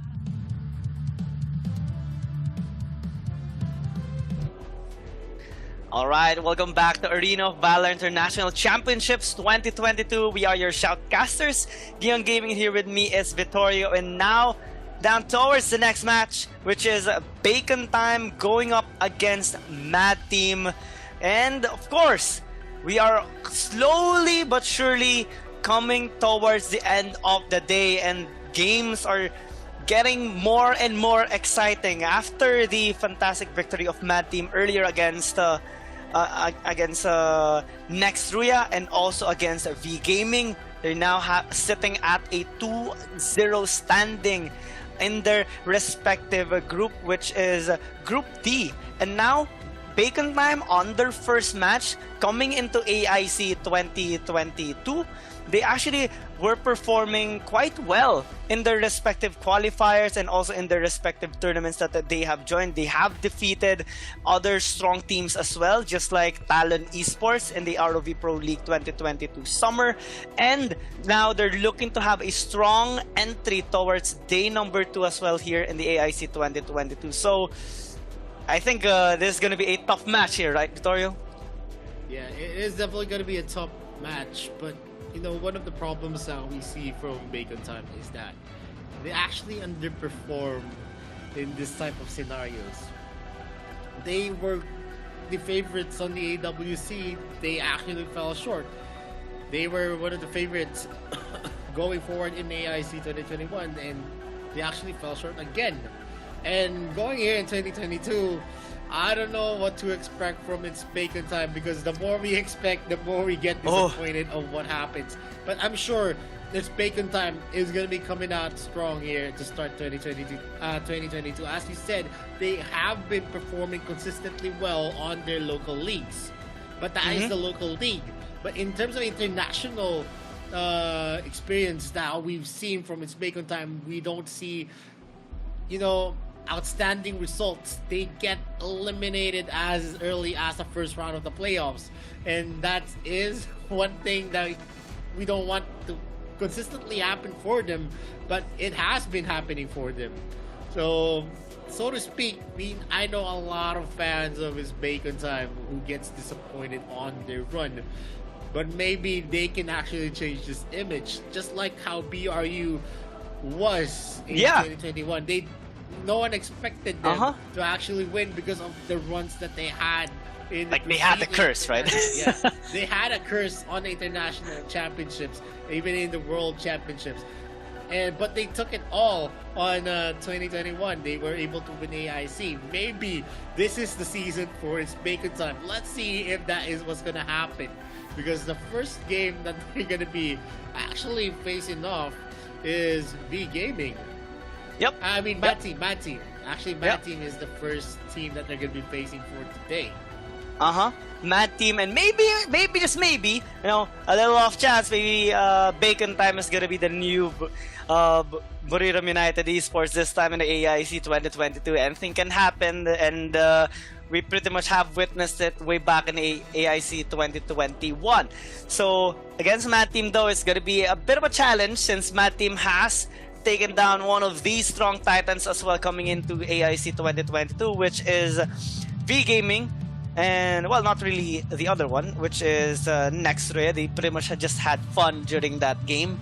Now coming into this third match of Mad Team, let's see how they are going to be performing, since Bacon Time wants to establish a good start in the day 2 of AIC 2022. And now we are going to be checking on to the rosters as well, and which players are going to be playing for this game, as we are already coming a little bit closer towards the end of this tournament. So we have on Bacon Time side, Tao X, Muwan, Kim Sensei, Almond P, and Marky as well here as their Dark Slayer lane. So this is the roster for Bacon Time. They're looking quite strong. Almond P coming from AIC 2021 is looking to have a better performance here alongside with Bacon Time, while Mad Team is consist of Cuckoo, 0322, Star, Zen, and Cow High, which pretty much have already stated how they are going to be performing based on, well, how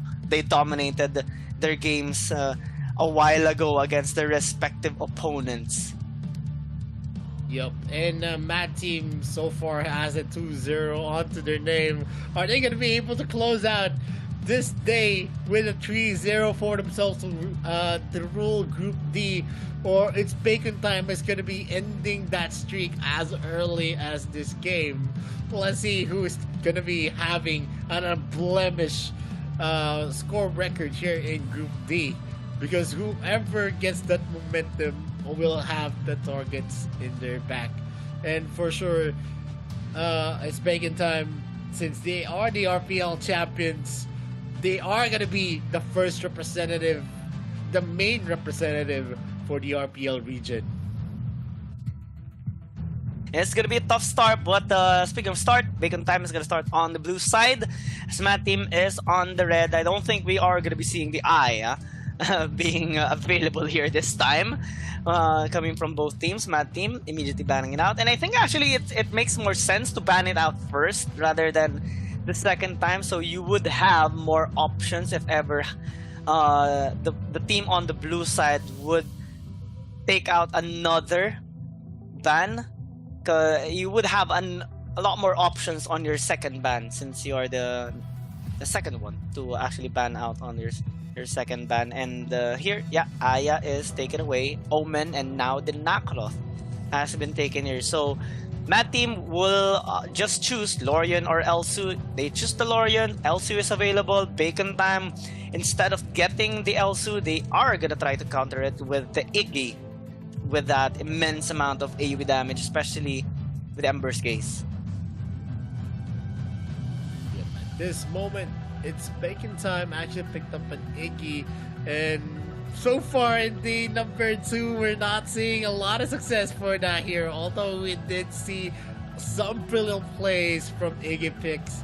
But mostly whenever they actually pair it up with a Baldum, it always ends up in a disaster. And Bacon Time finishes off with a lot of range on the first 3 picks. They have that Iggy and they have that Elsu and Thane in the front to make it hard for the pushes to happen for Mad Team.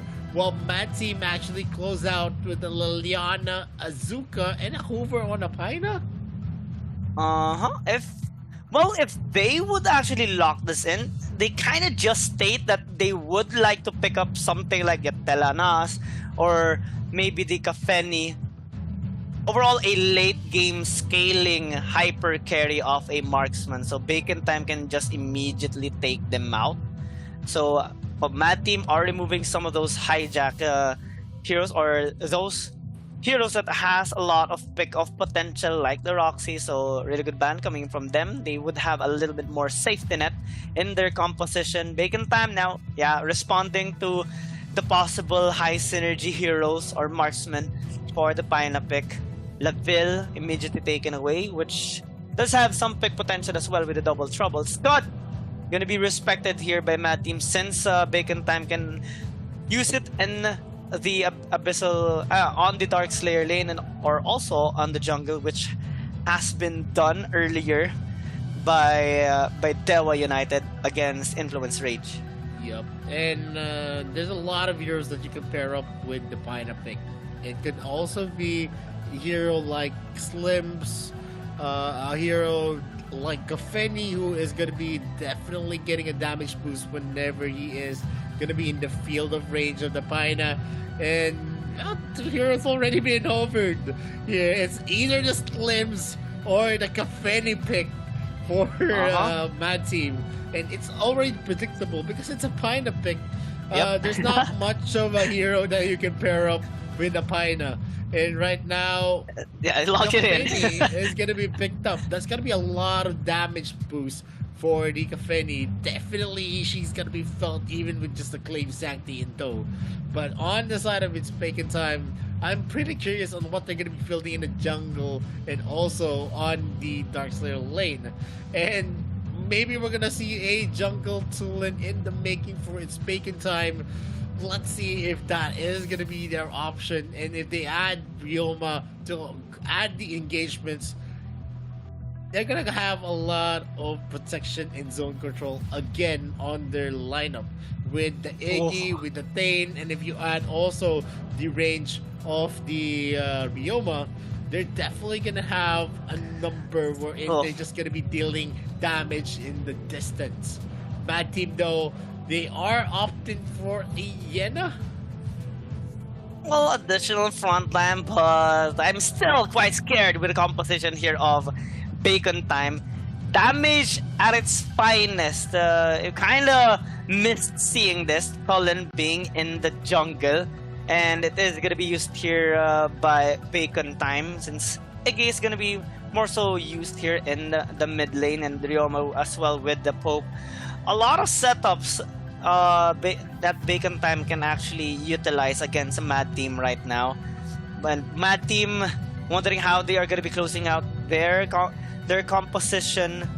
Well, this is not really going to be a bad deal. Yena can serve as a proper front line that can actually have a good amount of synergy with the Zuka to aid their backline members, which is the Liliana and the Kafeni, alongside with the Paina. So Mad Team, I think they would just try to opt to scale. It's going to be hard though, given the pokes that Bacon Time can actually do, but there are some chances and windows of opportunities for Mad Team. So I think that's going to be their take, trying to catch out Bacon Time unguarded and take them out one by one.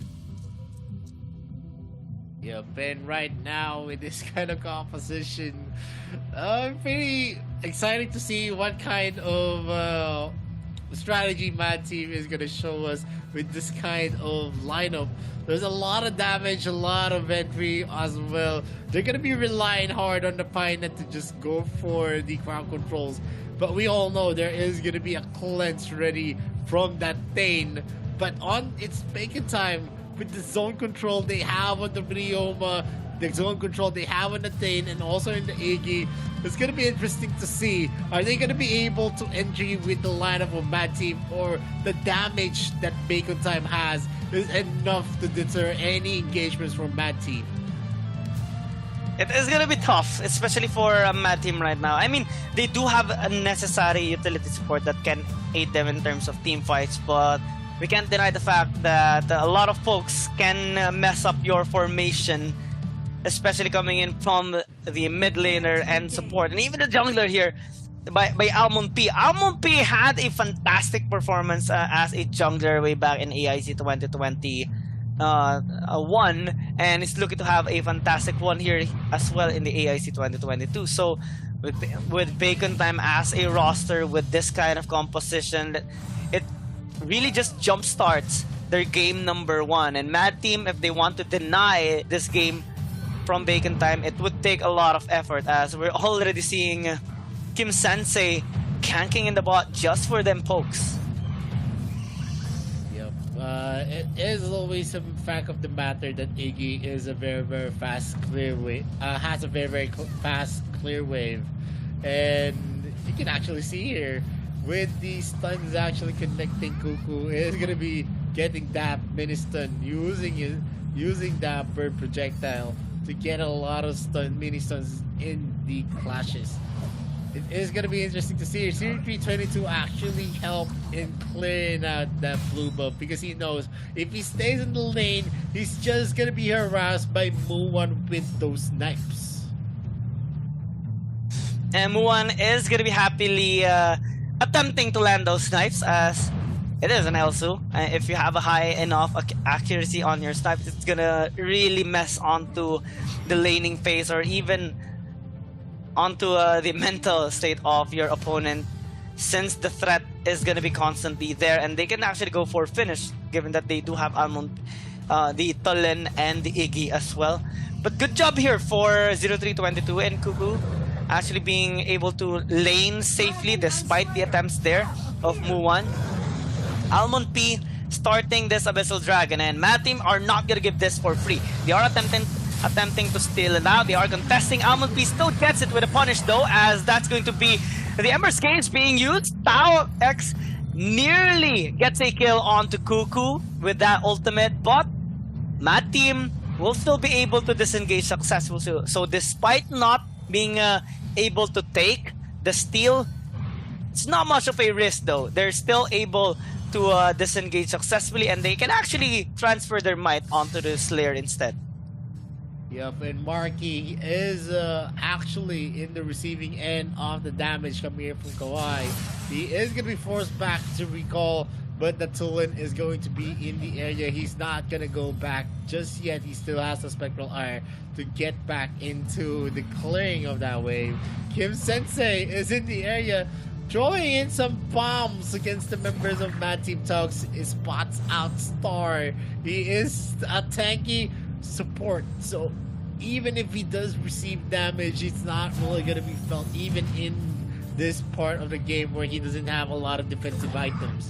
A lot of the pushes right now is being dictated by Bacon Time because of how fast they are in terms of the rotations, and the Tulin as a jungler also has that capability to burst down the jungle waves as easy as it gets, and he's gonna be using the Thunderbird to get the damage in, and that's a steal coming from Muwan. Takes that blue buff under the noses of Mad Team's jungler and mid laner. Oh, Muwan, you cheeky boy, getting that blue buff from Zen. That's gonna leave a mark there onto the jungle member of Mad Team, interrupting those farming. But speaking of interruption, Marky is actually getting damaged there by Kauhai. Really good job by Kauhai to bully out in terms of the lane, but Zen, ooh, Oh, that's an almost kill with a combination of Almond P and Kim Sensei. So good job by Star actually on blocking that damage. But Mad Team still are quite struggling in this early game. We're seeing now an increase in gold lead by Bacon Time as they are also having the luxury of slaying the Slayer while waiting for the Abyssal Dragon to actually spawn up, which is in the next 35 seconds, as Muan constantly just tries to have this dominance in the bot side.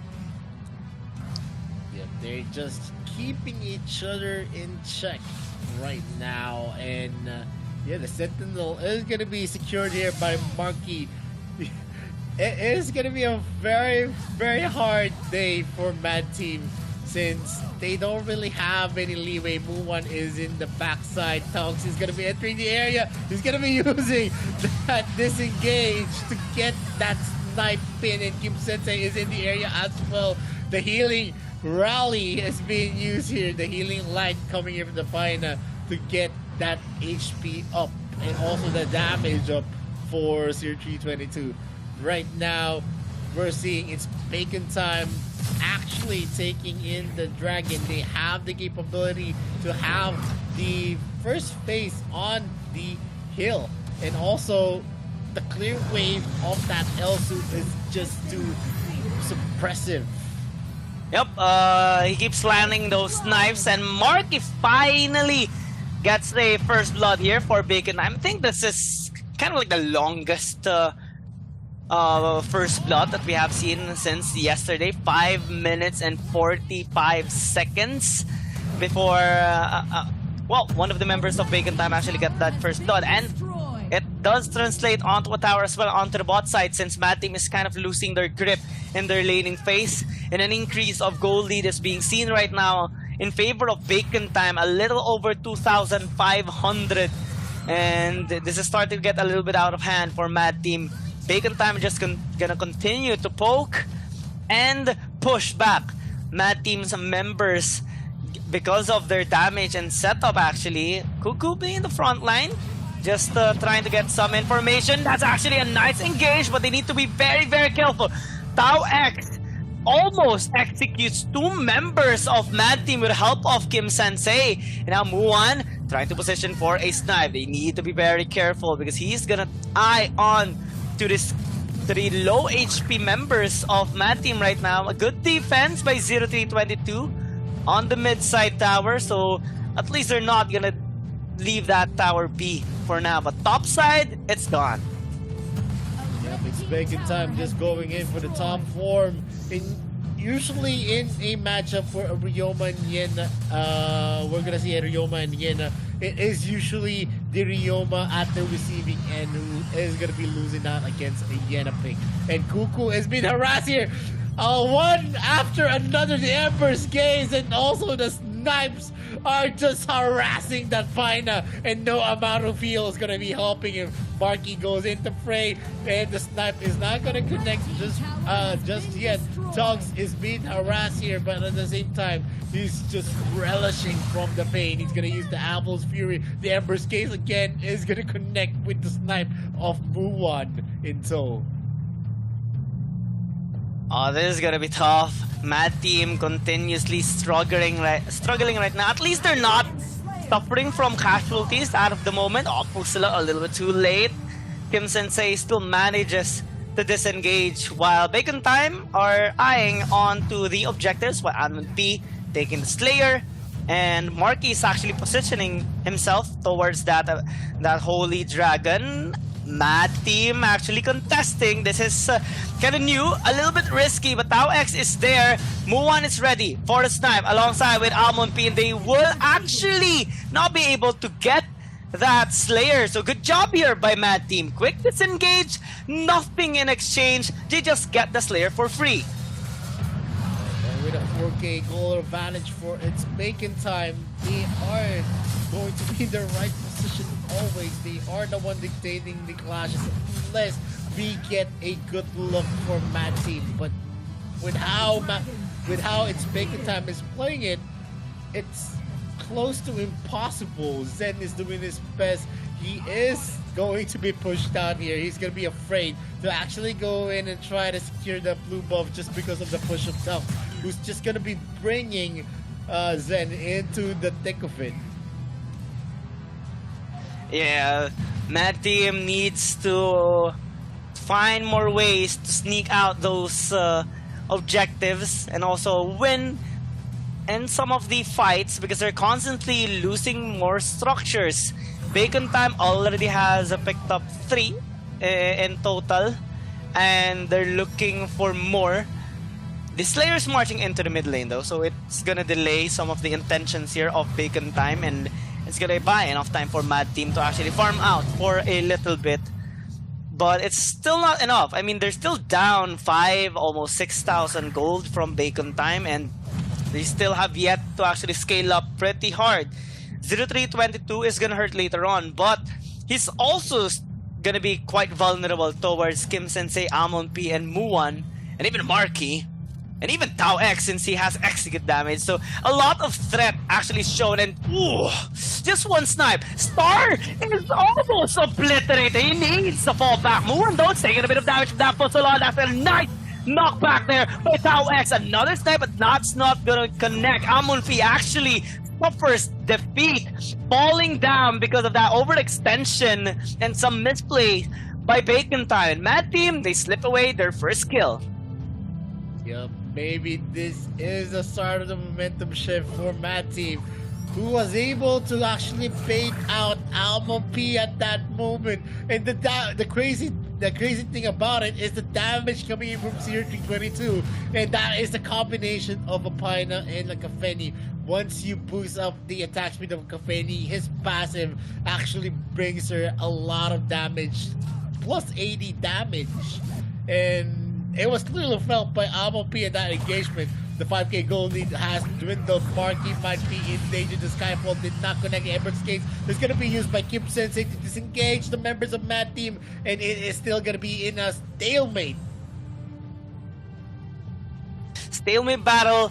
Economy is still in favor of Bacon Time, but we're seeing Mad Team right now fighting back more than usual, and this is a good sign.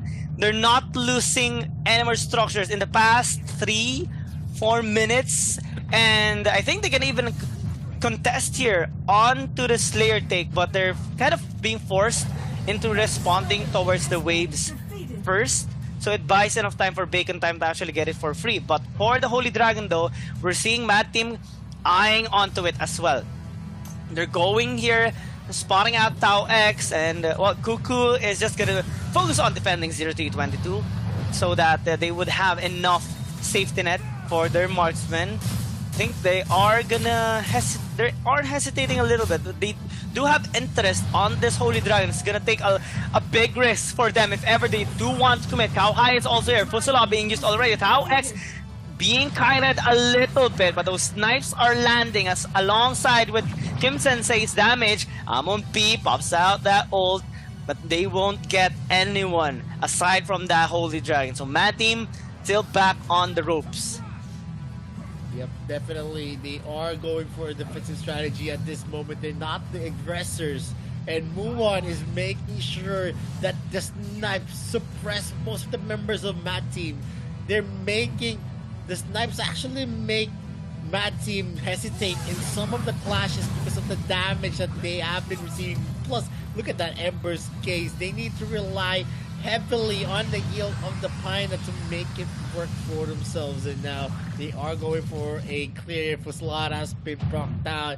The bomb clears out the mid lane. The top lane might be in danger. Almon P is in the area. Brocks out the passive yet again. Are they going to be able to take the mid lane second tier turret? And the answer is yes. They're going to be giving some space for its Bacon Time. They are not going to be in a good position there, as Taux is actually positioning into the backside of the second tier turret. If they do go for the defense, they might be pushed into an unfavorable position. And this position onto the top side is not looking good at all, because they're being drawn towards the Infinite Slayer marching into the top. it gives enough opportunity for Tawax to actually engage, but they engage instead. Tawax might actually get caught. They're trying to retaliate. Here comes a flag there by Marky. It forces a lot of flickers by Mad Team for that disengage. So both teams are relatively safe, but they're losing grip on their towers. All outer turrets have finally been destroyed here. Amon P goes for that ult. Star survives with a sliver of health.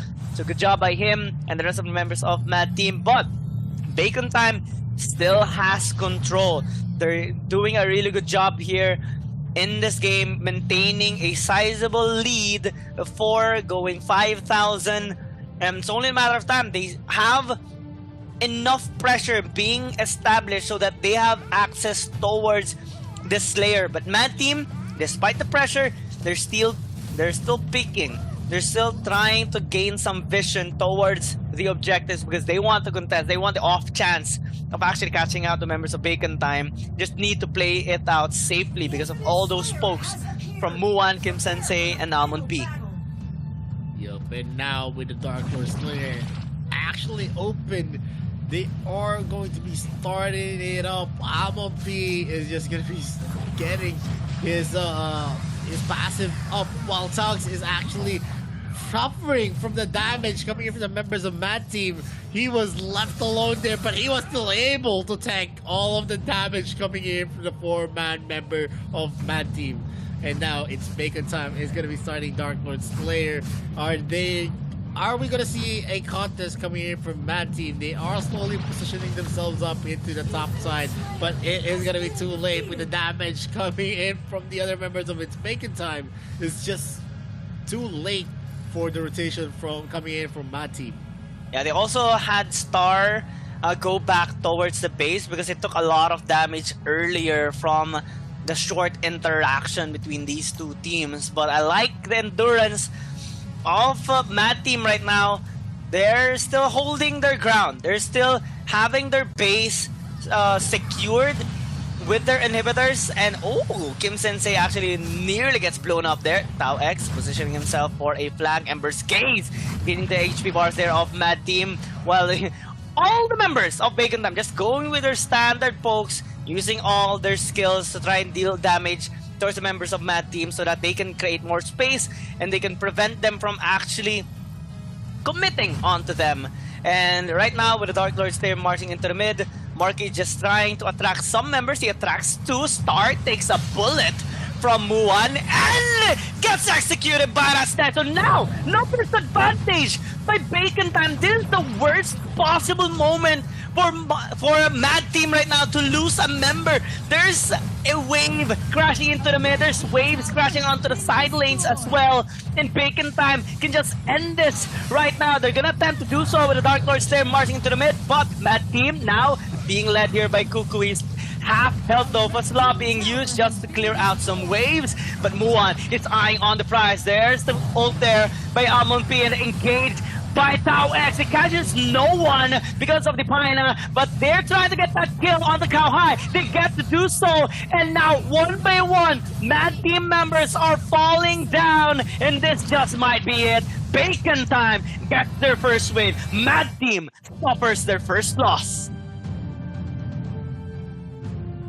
And yup, that is going to be a game set match. It's Bacon Time proving themselves that this might be their time to shine in the AIC 2022. And looking at the happy faces of its Bacon Time, they're very, very happy to actually prove themselves up in the first game of the AIC 2022. And if this is a good sign for them, as long as the momentum, as long as the confidence is actually available to them, then definitely its Bacon Time is actually going to be showing us a lot more better games. Yeah, this was an incredible performance for Bacon Time. A really good draft, a really nice execution as well. And despite the efforts there of Mad Team, I want to commend Mad Team though. Despite being on the edge on the wall as well, they were able to keep up in that game. And it was just unfortunate that Star actually got sniped there by Muan, because they were able to avoid death for so long in that game. And it's only that time that they actually lost a member so crucial because of the Dark Lord Slayer marching into the mid, and without enough members, well, it's only a matter of time before Bacon Time actually closed out that game. They had a really good attempt in trying to bounce back, but well, Bacon Time already has everything in their hands, all the tools that they need to close it out. Marky was so low, but that doesn't matter. They get the win and finally scratch the record here of Mad Team. Yep, and looking at that match, props to Muan to actually be able to utilize the skill shots, the sniper shots of Elsu. You know, at that sliver of moment, he was able to detect the right target, and he was able to snipe out Star at that moment. And once the shots was setting in for Muan, even in the first parts of the game, he was just hitting his shots left and right, and that's how you play Elsu. And not like the Elsu that, you know, we've seen a lot in our ranked games not hitting their shots. Because Elsu, yes, he is a very, very good suppressive hero, but as long as the shots are not going to connect to the right people, then yeah, definitely it is going to be affecting the game on how an Elsu impacts the game as well. Yeah, and overall, well, Bacon Time had a really nice start on their first game here in AIC 2022. This is gonna be a big momentum boost for them as they have 2 more games, and it's not gonna be a long break for them. Only 1 game before their own ones. They're gonna be facing off against, well, they're gonna face off against Nextruya and also V Gaming, so that's going to be an interesting last game for us later on. But for Mad Team, that is the end of their day. They did, yes, they suffered a loss against Bacon Time. That is unfortunate, given the lineup that they did have in comparison to Bacon Time, but they did have a really good job overall today. They have a score of 2-1. They're assured of proceeding towards the next phase of our group stages. And for Bacon Time, they need to they still have yet to prove something. Well, they have to take out Nextruya, which is gonna be an interesting scenario for them, because Nextruya has yet to get any wins, and they're gonna be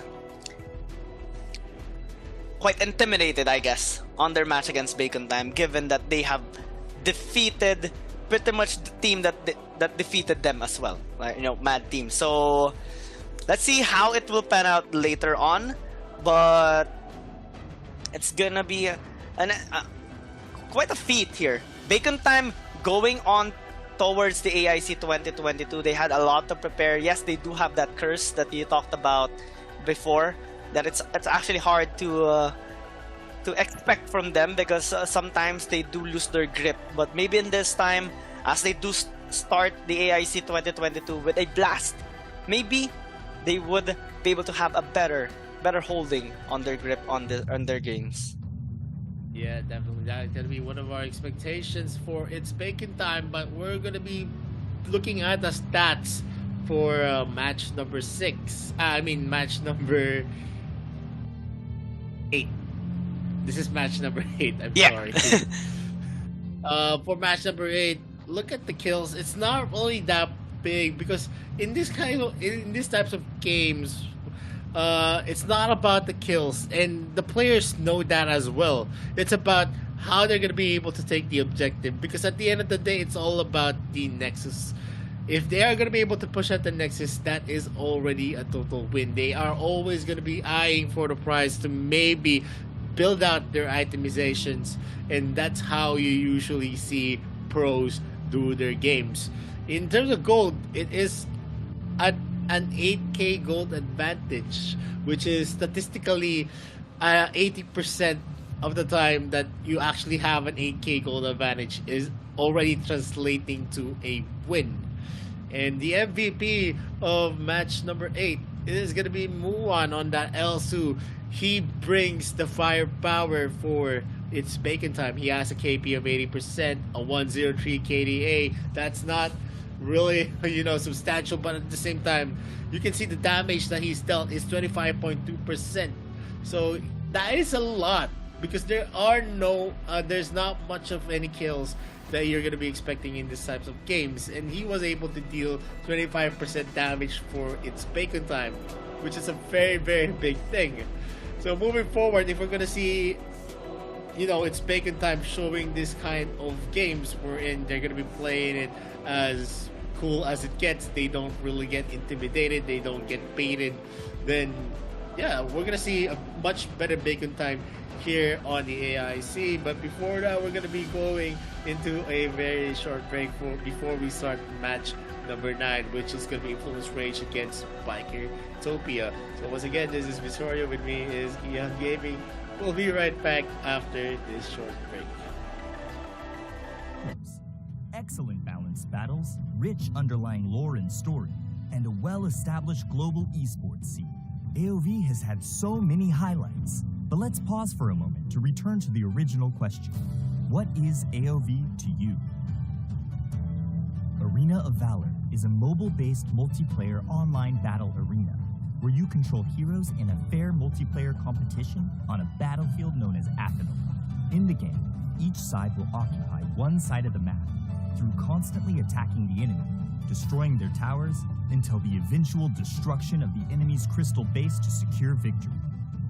The extremely large number of unique heroes, filled with the imagination and creative skills, the excitement of confronting real players in real time, and the uncertainty that comes with teamwork are all factors that make every game you play a refreshing and unique journey. The thrill of the warriors' brutal attacks pummeling defenses, the mage's arcane abilities that control the flow of battle, the agility and fatality of an assassin ambushing from the shadows, the marksman's incredible long-range burst damage, the support's incredible offensive buffs and team protection abilities. There's a hero for every playstyle, with the amazing variety of classes in AOV. On top of that, your growth as a player is something even more exciting. Operating skills, the number of heroes you can comfortably play, game sense, situational judgment, split-second decisiveness, and courage. The accumulation of all this growth will give you a stronger ability to win games. Maybe one day, you too will grow up to be a professional player on the stage of AOV's global tournament and become a star that everyone looks up to. Welcome to Arena of Valor.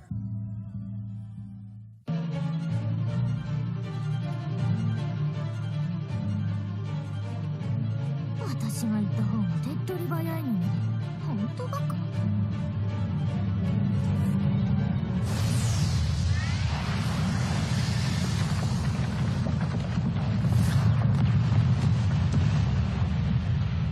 何？私じゃ不満なわけ？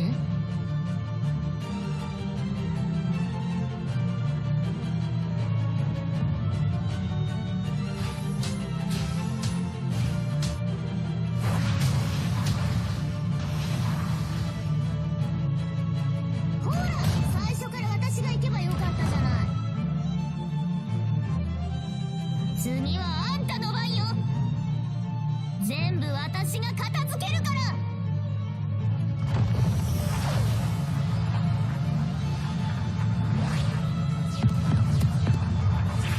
ほら、最初から私がそれで不安あるとか思ってるの？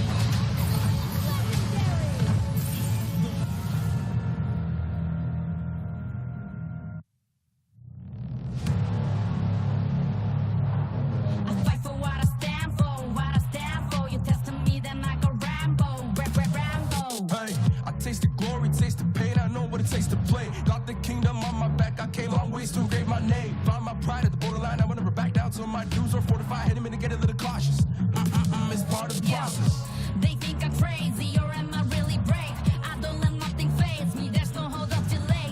I still survive, I own the confidence up in my mind. I'm running towards the light, it's time to shine and go take flight. No pain, no gain.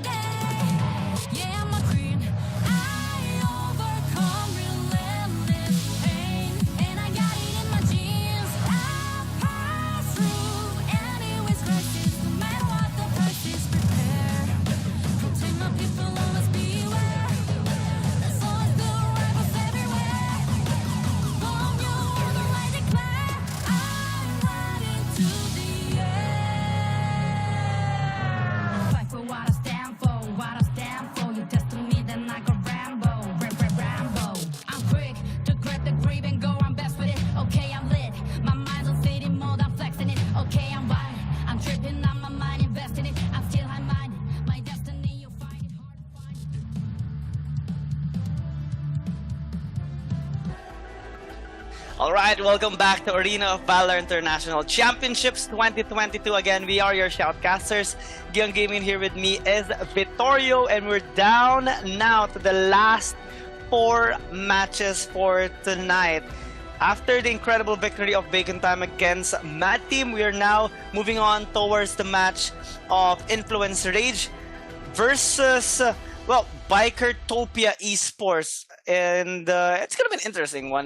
Vittorio, what are your thoughts onto this so far?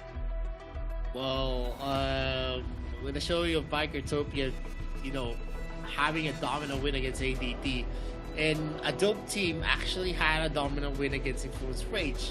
So if we're gonna be going by that kind of logic, then definitely Bikertopia is gonna be dominating Influence Rage as well, because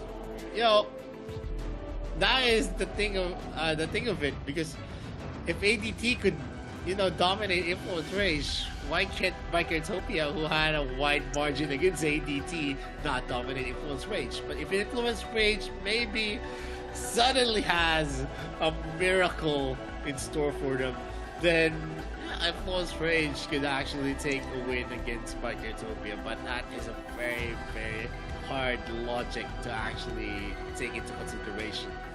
I got a slim chance, but do you believe in the miracles? Right? Because for me, sometimes I do, but in this case, it's really hard to do so.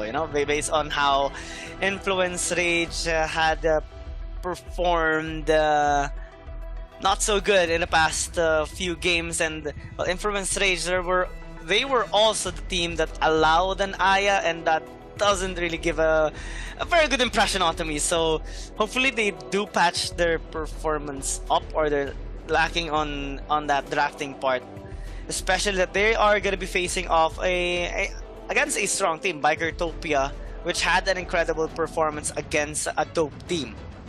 Well, I'm not going to be mincing words. At this point, I do believe in some kind of miracles, but in this kind of games where strategy, wherein the training comes in, that's actually a padding for Bikertopia that that deters those kinds of miracles, because it only happened once.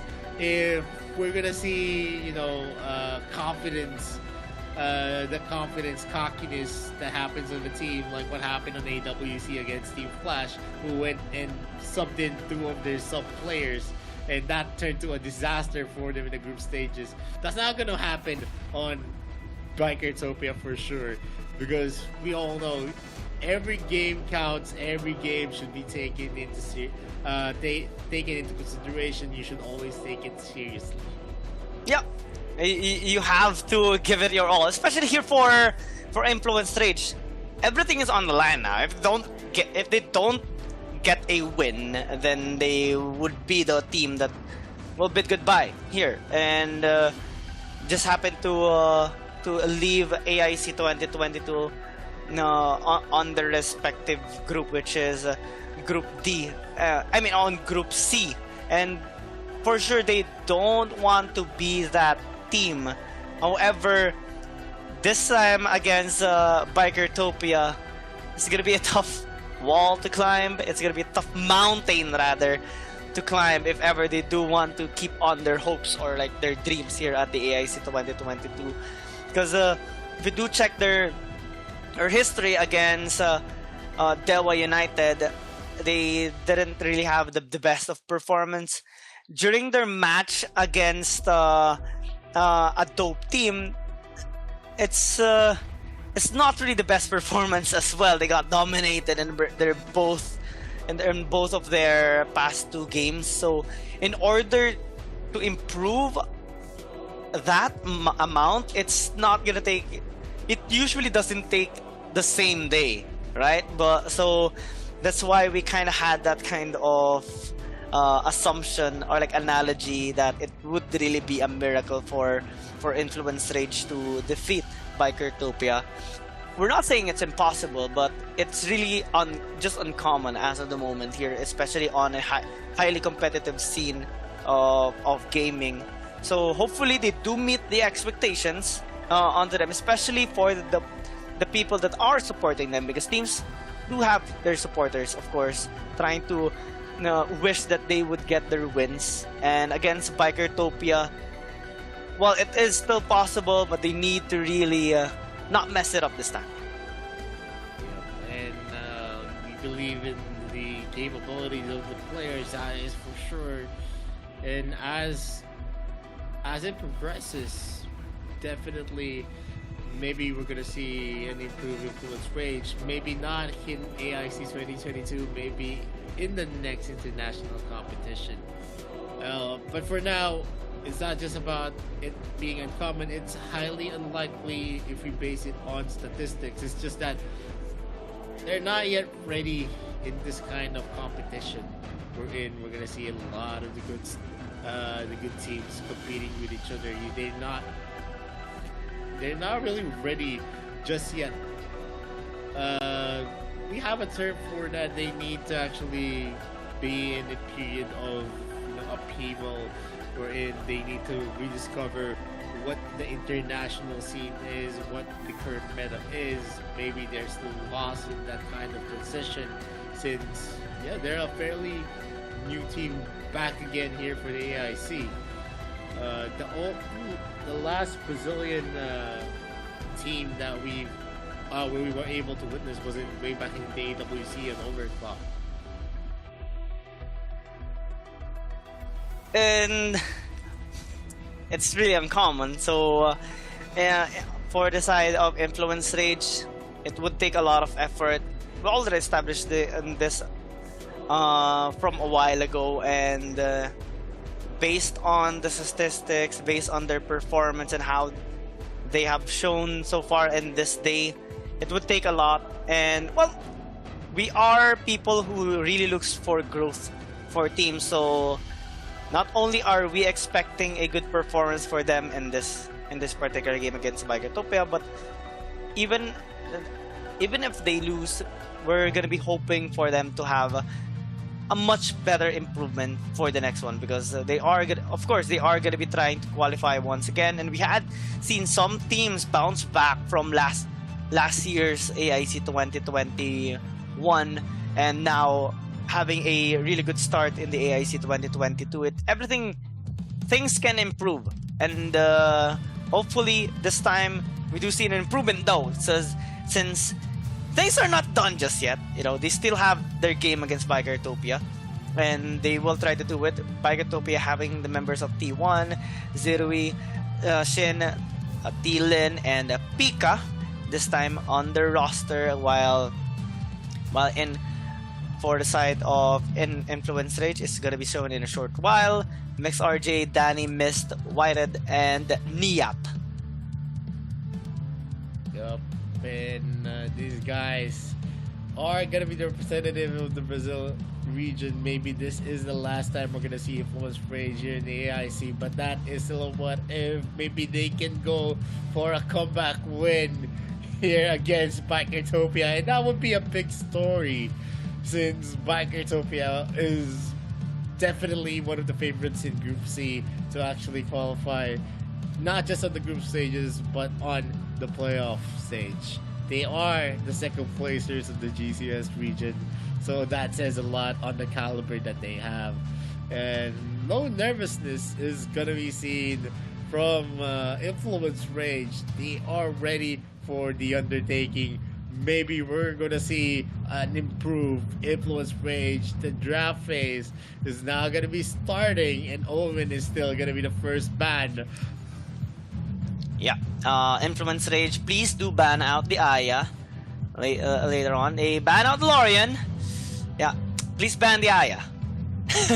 That's my only comment here. Out of the meantime, yes! We're seeing the Aya being hovered. So it's gonna be it's finally gonna be their ban. Leaves out the El Su. Can be the first pick here for Bikertopia, but the Iggy is gonna be available for a counter, though, for Influence Rage. Yup, and with the first two bans, it's an Omen and an Iggy. We've seen a lot of the Iggy plays for Influence Rage. Maybe it influenced this ban. It's a respect ban for Bikertopia. And for Influence Rage, they went for a respect ban on the Aya, and they were able to actually see the Lorian as well.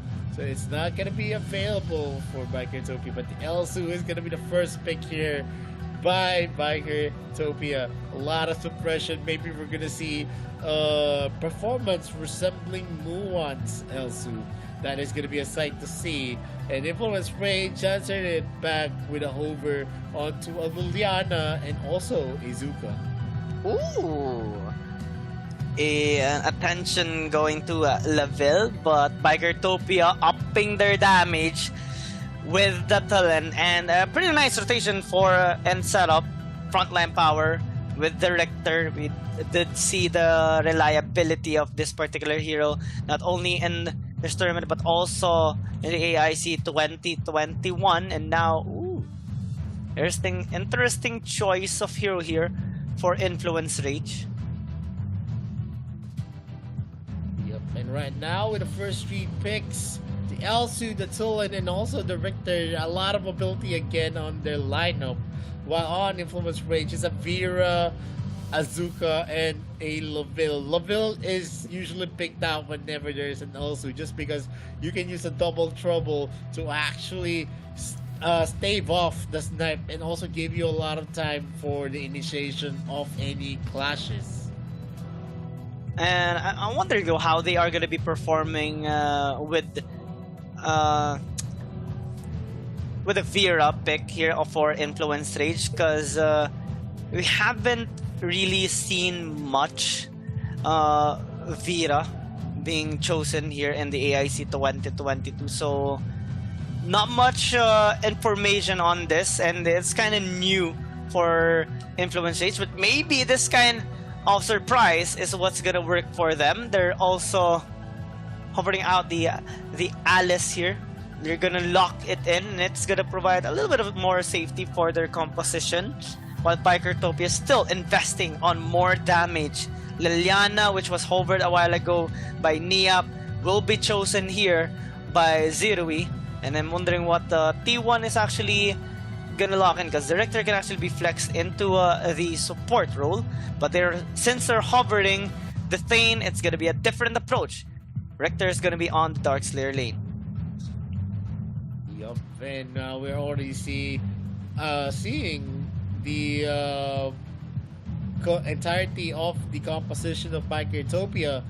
We're gonna see a jungle Tulin again. That's gonna be a fast clear for sure that we're gonna be expecting from Bikertopia, and a lot of protection in zone again, a lot of suppression. You can't just go and enter into the range of that Elsu without facing off against that Thane first, and that's gonna be a big thing on how Influence Rage needs to play this. They need to take out Elsu as early as the clashes start, or maybe if they could actually take out the Thane, but that is somewhat impossible, because even in a 4v1 scenario, Thane is gonna be too tanky to just disregard, and with all of the capabilities to build up a crowd control, it is gonna be hard to just ignore the Thane as well. But on Influence Rage, they added an Alice into the mix. They're not supporting any kind of tanks in Influence Rage. Maybe they're banking hard on going for an entry kill. They have a Vera, they have Azuka, and they have an Irie on their side. The late game potential of the Laville is going to be out of the charts, but at the same time, he still needs some kind of protection to actually be effective in the late game. All the protection to aid the members here, especially for Influence Rage, and now we do see final matchups here for Pika and Niap, Tilin and Whitehead, Shin and Mist, Zirui and Danny, T1 and Mix RJ. It's gonna be interesting since, well, for Bikertopia, they do like the aggression more than the safety net. They want to play things not passively in general. They like to take control, they like to bully out their opponents, and Influence Rage, it's only understandable. Given the state that they are right now, they want to keep things defensive and try to scale up towards the late game. And game is now going to be starting. Let's see what is going to be in store for us. But in terms of composition, Giyang, I think Bikertopia still has the nail in it. They have the advantage in terms of the mobility, the damage that they can deal. They're going for an early invade right now, with Pika leading the charge and T-Lin as well is in the area. They are going to go for a very, very sneaky invade. Not much on the information network here. T1 and the others are just harassing them. We're gonna see that Miss is actually gonna be taken. MXRJ is gonna be taken at this point. Miss as well as being harassed here. But Sin actually goes into the turret range and gets taken down. Zerui is gonna be doing his best, and nope, that's gonna be a stun and an aggressive play from Zerui. He's gonna be taken down at that contest. D1 as well, but skilled by Danny, and that equalizes the goal here. Yeah, interesting interaction here by both teams, and actually Influence Rage got the more benefit out of that scenario, given the more kills that they did secure. And Bikertopia, I think it's not what they intended to experience here, as Mist already has 2 kills and 1 for Danny as well. It is kind of split up here. Shin and Zerui both got 1 kill for themselves, so they are going to be able to at least have some gold for themselves. But right now, Bikertopia grouping up here for the Abyssal Dragon. They have to be very careful though, because Whitehead is there. Influence Rage are also grouping up towards this very objective. But we're seeing more numbers here inside of Bikertopia, so they will get the objective. MixRJ nearly gets blown up, but they managed to disengage successfully. Blue buff though will be stolen out here away from Whitehead. Yup, and Pika was almost taken down here. Good thing Richter has that parry ready for himself. He is going to be using his dashes to get away. And Yap is in the area, throws out the shuriken, pops out the ultimate view, and he goes for a lot of dashes as well. He's going to be disengaging as the orb is slowly descending on himself. He is not going to be hit, and still he is trying his best to go for that kind of play, but they do catch out White with T1 going with a flicker avalanche charge.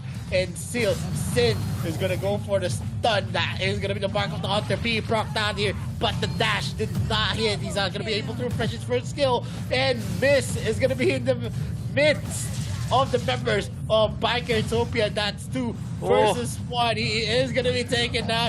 Pika is not gonna be able to finish that out as White takes the fray, and the double trouble is not gonna get a hit on anyone. But it is going to be a turnaround play, but still the advantage is going to be in the hands of Bikertopia.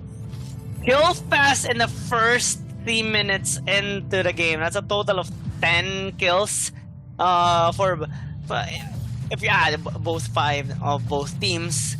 And it's really interesting because Bikertopia tries to be very aggressive, but most of the time they get punished and traded out here by Influence Rage, and it's not gonna be beneficial for Bikertopia if this continues to happen. Oh! Ouch! Danny almost gets taken out there as he gets hit by 1 more snipe by Zerui. MixRJ tried to stop or block, but unfortunately it was angled quite effectively by Zerui. Missed though. Almost dies once again. Pika as well, as he is able to disengage for now. Double trouble might actually connect, but a good preemptive dash there by Shin, trying to now counterplay here onto the but a good disengage by them as well. T1 just zoning out MixRJ right now to buy some time for T-Lin to actually steal out an objective from Whitehead, and that's a nice push by Zerui. He has been bullying Danny since the very start of the game, but Bikertopia still has yet to commit onto more objectives. T1 might actually get caught out, but good hiding on that brush allows them to be zoned out a little bit and hesitate on the side of Influence Rage while they take this Slayer down for themselves. lot of the objectives and a lot of the rotations are now being dictated again by Biker and Tokyo. They are showing a lot of aggression here. They're not letting Whited actually take some chance to go for a farming game wherein he's going to be able to turn it out. And Yup actually goes in with a dash, gets a miss. Double Trouble's going to get a hit onto T1, but it doesn't really matter. He uses the flash flicker. The flicker Ryu. But Yup, Zerui waits for the right moment of the effectivity of the orb and takes that kill again. Things are looking out of hand here for Influence Rage. They're trying to keep up, but they're actually quite behind in terms of economy since they're losing some structure, they're losing some objectives as well. They weren't able to keep up with the pressure here of Bikertopia. They're losing towers across the map too, but missed with a good trade. Double trouble! Nearly connecting onto Zerui. Oh! Tries to go back in for that outplay, but a good defensive strategy there by Mist, allowing them to instead take the kill onto Zerui. Thielen trying to get that kill onto Niap, actually blows them up right in front of his face, and he will try to get this tower as well. He does so, makes RJ a little bit too late on that approach. But Bikertopia right now still having 3,000 gold advantage with the Abyssal Dragon now spawning back up. Bikertopia will just take this for free. Yup, and more objectives are being stored out here. Thielen secures that the Abyssal Dragon. Double Trouble is going to be proc that hits. No target at all. And even a snipe from Zerui as well. But it is going to be mixed RJ being taken out. This is the price of not having any tanks on your team. Ryu is going to be used here. That he is not going to be able to get out of that sticky situation as T1 uses Anvil's Fury, while Thielen secures a kill for himself as Whited is going to be wiped out in the map. That leads to a 5,000 gold lead now by Bikertopia, and they only need to destroy the top lane outer turret to finally gain some better view on the inhibitor towers here of Influence Rage. They're trying to knock onto the base right now, half health on that mid inhib, and it's just enough time right now for them to have access on these both objectives. They're splitting across the map. They're starting with the Slayer on top, while Pika is actually rotating, getting some vision on the Holy Dragon. And the Slayer is going to be secured here again by Bikertopia. We're going to see as Whited actually going to go for a steal, but that is going to be a punishment waiting to happen as Zerui is going to be able to snipe out here. Not even using his skill shot, just a normal attack at that moment because he was in the midst of the members of Bikertopia. Pika goes in with the Mark of the Hunter, misses out it again, and the snipe is waiting to happen. He misses out that shot. And the Thunderbird is not yet enough to burst down the allies at this moment, but the damage is clearly felt here with the Thielen actually building out a lot of the damage here. They are going to be felt soon enough as we see Thielen coming up with the Thunderbird just again. He's just using his ultimate to burst down them, and Ryu is going to be procced out again to get an additional damage reduction. And still, Mark of the Hunter is being used here onto the bottom lane. He is going to be in danger for the taking. He is going to be taken out. 2 of the third tier turrets have been taken, and that's going to be a push from T1. Thielen again gets a kill with the Thunderbird. Zerui uses that snipe. Is this going to be the end? The Nexus Lock is here, and Bikertopia finishes this match in a 9-minute 33-second mark. The fastest here in day number 2. Yeah, fastest game right now. Absolute dominance, and well, not gonna lie, we kind of expected this to happen given how Bikertopia performed quite well here today, and how it is kind of like the opposite of Influence Rage. So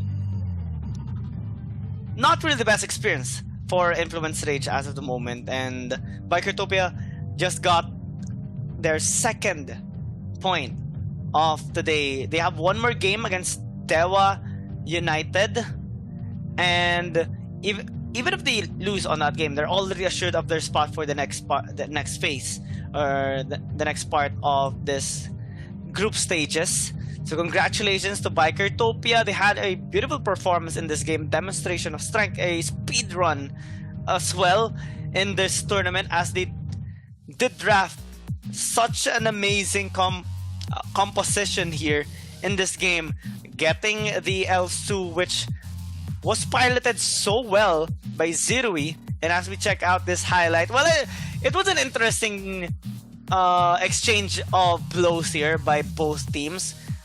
We had a point wherein the score was like 5-5. Bikertopia was getting some kills, but they were getting punished by Influence Rage and getting traded out. But if we do check out the economy, Bikertopia were getting the most out of those exchanges, since they were translating kills into more gold. And that led to them having more advantage, and those advantage allowed them to open the base of Influence Rage and just close this game out for them. Yep, and this is a perfect example of being able to take advantage of kills, because whenever they have the kills onto their name, they were able to take more objectives for themselves. If it was just all about kills, there's a lot of situations where kills aren't really, the end-all be-all to actually win the game. You actually need to take in the objectives, you need to take towers, you want to get this kill because you want to take the mid-lane tower, you want to take this kill because you want to go for an invade, you want to take this kill because you want to have the objectives lined up for yourself, like this Dark Slayer or the Dragon. So, kills also, yes, bring value to the table, but at the end of the day, it's about your purpose of securing those kills. It's not just about giving advantages to the lanes, but also, getting a boost on where everyone can actually take advantage of. So at this moment, Bikertopia was able to actually capitalize on the kills that they were able to secure. And generally, Bikertopia are just having the time of their lives right now in the AIC 2022 day number 2. We're already coming to a conclusion here for Group C and Group D, and we're already having a glimpse of the teams that are kind of the contenders to say goodbye in the AIC 2022. So unless there is a miracle that these teams can actually make, it's not gonna be looking good for them. For Influence Rage, unfortunately, they are gonna be bidding goodbye since they suffered 3 losses for today. They are gonna be determined the last slot in their respective group, which is Group C, while the other members, Dewa United, Bikertopia, and a dope team, are gonna be the top 3 ones in their respective groups. And right now, this is already the end of the line for Influence Rage. We're not going to be able to see them anymore in the AIC 2022. It was a very, very solid run. Even if you lose out, this is valuable experience that you can actually use in your next showing. Especially, you've actually faced out with a lot more experienced teams, so don't get disheartened. You just need to grind it out. You need to go to the study room. You need to actually research more stuff, research your skills, research not just research, but also practice out on how you're going to be able to play out what is the most effective rotations as well. You should always also think about what kind of pressure you could always practice the playing under pressure as well. Yeah, teams can improve, players can improve, and the results can be different next time. But for now, it's pretty much how we kind of expected them to be. Looking at the stats, gold is just one-sided. Everything is just one-sided here on the side of Bikertopia. It was a good fight being that has been made there by Influence Rage, given that they did have some kills, but on the objective sides, on the gold department sides, on the damage department sides, they were down on every matchup possible. So that's a lot of disadvantage that they had. But on the bright side, well, it is a lot of growth that they can actually have as individuals, as players, and as a team in general. And we're looking to hope that next time we do see them, it will be different. It will be a different feel, a sight, and also an experience watching them play. Yep, and Bikertopia is just, you know, has a lot of the lead on their back. They did not give any breath here. And looking at the MVP, it's going to be Tilin on the Tulin. 704. It's a perfect KDA. KP 53.2%. MVP points of 13. That is very, very substantial. And we're going to see more of Bikertopia before, after the next game. It's going to be Bikertopia against Dewa United, both of the teams that has it 2-0 here in Group C. We're going to see who is going to be the dominant team here. And yeah, the next game is going to be against next Ruya against It's Bacon Time. That's a lot of things we're going to be facing out. And before we go to the next game, we are going for a very short break. This is the AIC 2022. My name is Victoria. This is Young Gaming. We'll be right back after a short break. Painting genius Jan. Since his childhood, the exceptionally talented Jan has reached the pinnacle of painting as a teenager. But when inspiration dries up, causing the talented young man to fall into infinite anxiety, his master sends him on a journey to find inspiration, taking with him the Rivers and Mountains Dream Scroll and Sword of Inspiration in his path to find materials. The young man's search for a breakthrough is fraught with crisis, but this is no obstacle for the battle-savvy Yan, who will hold the brush of the Sword of Inspiration in his hand and repel the enemies that stand in his way as he paints everything in his path.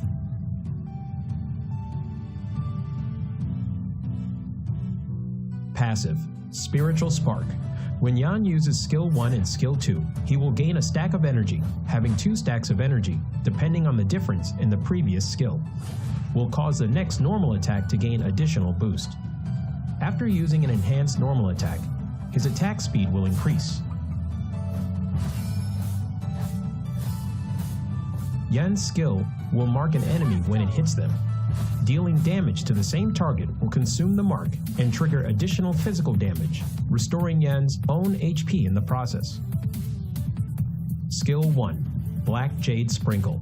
Yan will deal damage and apply movement speed reduction to enemies in a fan shape in front of him. Passive Enhanced Normal Attack. After a short delay, deals damage to the enemy in front and knocks them away. He can move during the delay and deal additional damage to minions and wild monsters. Skill 2, Draconic Step. Yan moves forward in an arc, dealing damage to enemies along the path. Yan is untargetable while using the skill. Passive Enhanced Normal Attack. Charging towards the target enemy and dealing damage, he can use another part of Skill 2 within a short time frame. Additional Skill 2 cast has a separate cooldown calculation and does not accumulate energy. Skill 3, Hills of Dream. Yan releases his seal, entering enhanced status and dealing damage to surrounding enemies, receiving a massive physical penetration, and can use the second part of the ultimate skill. He gains super armor and reduces damage taken during the cast. Yan will enhance all of his other skills. The second part of Ultimate. Yan charges forward and deals massive damage and knocks away enemies in a massive range forward. Enhanced Skill 1. Deal 2 instances of damage to the enemy. Enhanced Skill 2. Deals even higher damage. Yan's ultimate skill buff will increase with every upgrade. When ultimate is upgraded to level 1, the skill damage of skill 1 and 2 increases by 50%, and the number of times the mark can be triggered also increases. When ultimate is upgraded to level 2, passive enhanced normal attack hitting enemies will extend the enhanced status duration and can be used multiple times when under the buff from the second part of Yan's ultimate. They aren't affected by cooldown reduction. When ultimate is upgraded to level 3, passive enhanced normal attack will return 1 stack of energy.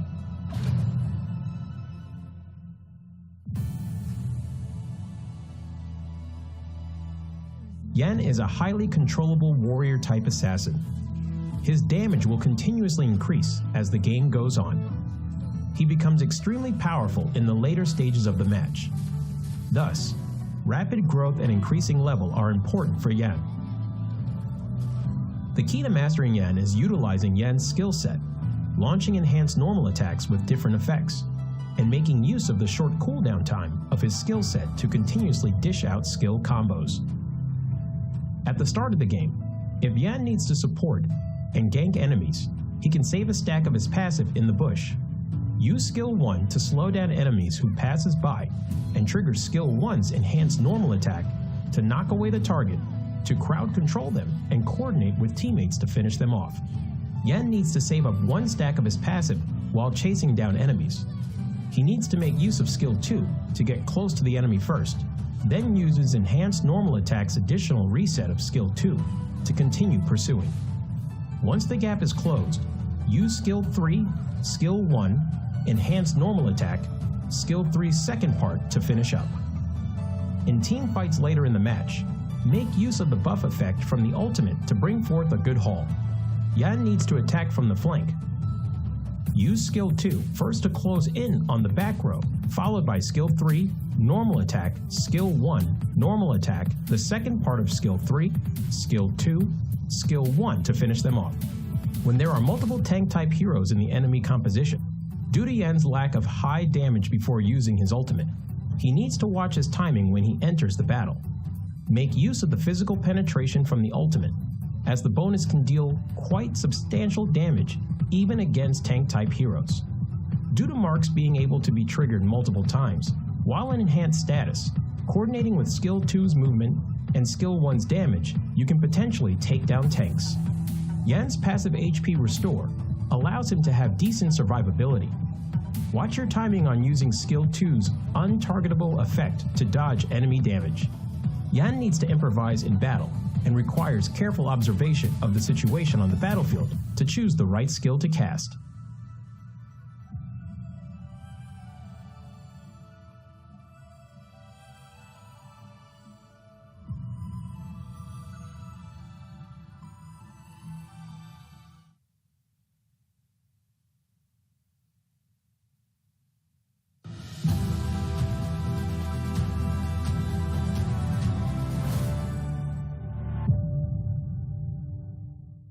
Hi there, rookie. Welcome to Arena of Valor. This is a multiplayer online battle arena mobile game. This may be your first time with a MOBA game, and you're at a loss about fighting with real players. Fear not. You have Arthur, a trustworthy pal to help you around. He will lead you into this legendary battle and show you the exhilaration of this game. See that crystal over there? Smash it with your divine blade and victory is all yours. Pretty simple, eh? But what about before that? Patience, pal. One step at a time. First, you have to destroy every defense tower in this lane. Of course, your enemies will not let you. They will do anything to stop you. So, do not rush to the tower. Wait! Get back! No! God! Please, no! Well, at least it won't get any worse. You have been defeated. Never mind, pal. We cannot run back time, but you will fully respawn as the countdown ends. See? Dying is no big deal in this game. Don't chicken out. Just go for it like a warrior. I see you have realized that you're not even qualified to fight against your opponents. Hurry up! Grab your divine blade.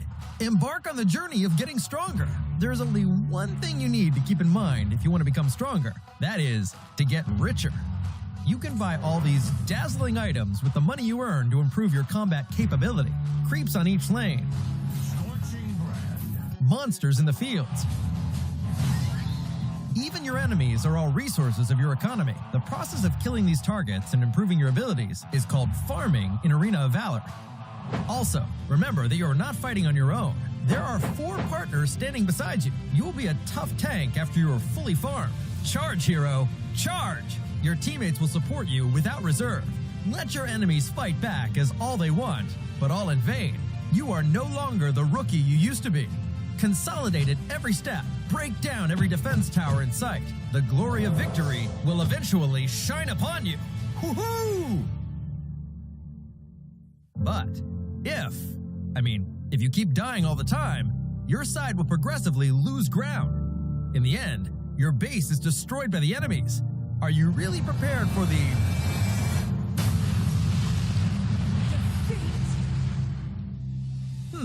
So what? Just take another round. In AOV, failure is just the experience you need to grow stronger. Come on, rookie. What are you waiting for? Let's go!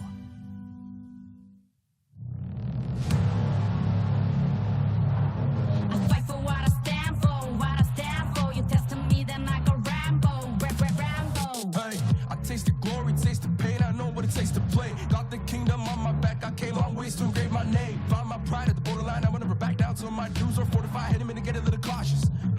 It's part of the process.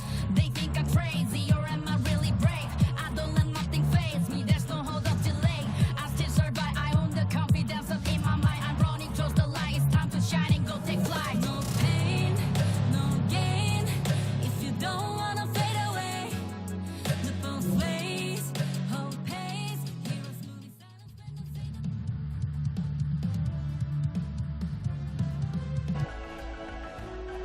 Alright, welcome back to Arena of Valor International Championships 2022. Again, we are your shoutcasters, Gion Gaming.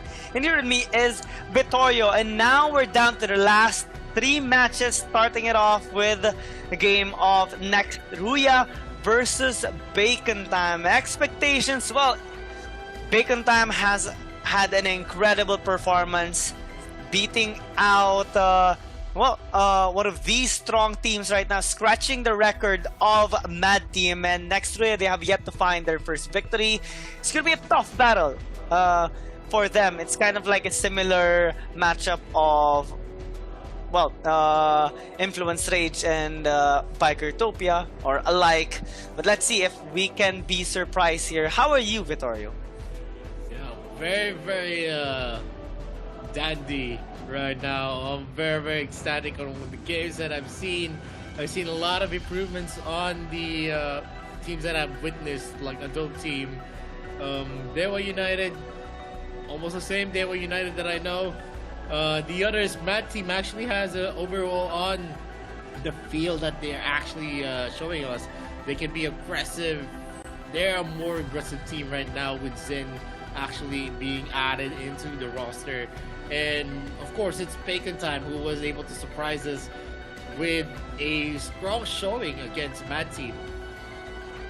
Yeah, and Mad Team surprisingly Mad Team being shocked by the performance as well by Bacon Time earlier. So now Bacon Time looking to maybe secure more points against Next Ruya, because they have another battle again later on, which is V Gaming having a 1-1 scoreline as of today after suffering a defeat against Mad Team. So it's going to be an interesting battle given the standings as well. And for Next Ruya, not so sure this time, because we already witnessed, we had expectations in the previous game, and also for them as well, and based on stats, it's not looking good for them too. Man, just the same with the logic on Influence Rage versus Bikertopia. It's Bacon Time actually beat out Mad Team, who dominated Next Ruya. So in that kind of trade of logic, then it's Bacon Time is definitely going to be dominating Next Ruya as well. I don't want to say this, but I don't want to mince my words for all the fans of Next Ruya. This is not the last time they're going to be able to support and see them, but definitely for the AIC 2022, this might be the last time that we're gonna see them for this international tournament, because it's Bacon Time is a different kind of beast. They're not just gonna be playing out, and of course they're gonna be very, very well prepared. These are the RPL champions, mind you. It's hard to win here right now, especially for the side of Nextruya. Given their performance as well in their past 2 games, this is their last chance, their last ticket to stay here in this Arena of Valor International Championship, and it's well, not much comments anymore coming in from me, since we already know what the situation is for Nextruya. They're facing off a Titan that has defeated strong teams as well, but they will try their very best. Bacon Time just going with their standard approach in their games. Tao X, Muwan, Kim Sensei, Almond P, and Marky having a fantastic game earlier against Mad Team. They did perform quite well, especially the composition that they have built up with the Elsu Iggy combination with the Tulen as well, with the proper front lines of Ryoma and the Thane. So now with Nextruya, Bobnet, Closer, Fu, they will try to at least get a good performance against Bacon Time. It's not impossible to get a win, it's just improbable, but things can go out of way for Bacon Time. We do know that sometimes they slip up on their advantage. It is possible.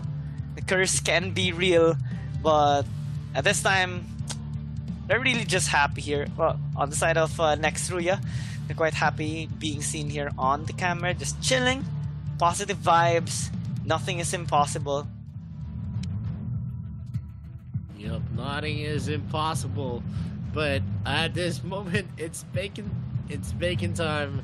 It's gonna be the first pick. They're gonna be batting out the Omen. They're not letting that hero into anyone's hand, and that is a lot. In the RPL, 74.1% ban rate on that Omen. That's very, very substantial. Even with that kind of win rate, it means that the Omen can bring a lot into the table. A lock into anyone is always a scary type of strategy whenever we're gonna see an Omen being up. He can also tank a lot of the damage as well. Aya and Lorian has been automatically banned by Nextruya without any thought already. They already have a plan on the bans that they're gonna be showing us, and Nacron has been banned out here by its Bacon Time. They're gonna be picking up the Iggy first, which has a relatively high win rate, 68%, and Nextruya opting to take the Elsu for them alongside with the Thane. Looking pretty good on their first 2 picks for now.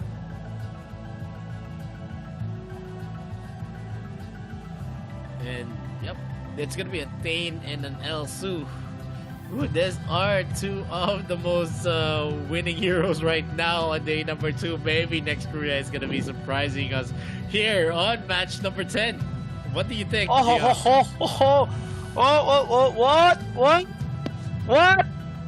What? This is gonna be a first, if ever. Even in the AIC 2021, it didn't actually turn into a win. Flasho, not really the best option here for Bacon Time, but they could flex it out. Paina being hovered alongside with the Kapene, pretty standard stuff. We have seen this kind of combination as well before, and it does work wonders, especially towards the late game. So Bacon Time now will lock it in. Pretty solid first 3 picks. Nextruya with a lot of high meta heroes picked up in their first 2. And on their mage department, they are turning things on a different one. On their 3rd pick, Kali being hovered, it is gonna be locked in as well. Yup. And with the first 3 picks here, Paina and Feni again has been picked out here for another composition. it has been a strong composition. We saw how the damage of Mad Team was able to compensate and prolong the fight just with the Paina and also the Kafeni combo. But at the end of the day, execution is king. But Kali on the side of Nextruya, that's a very questionable pick.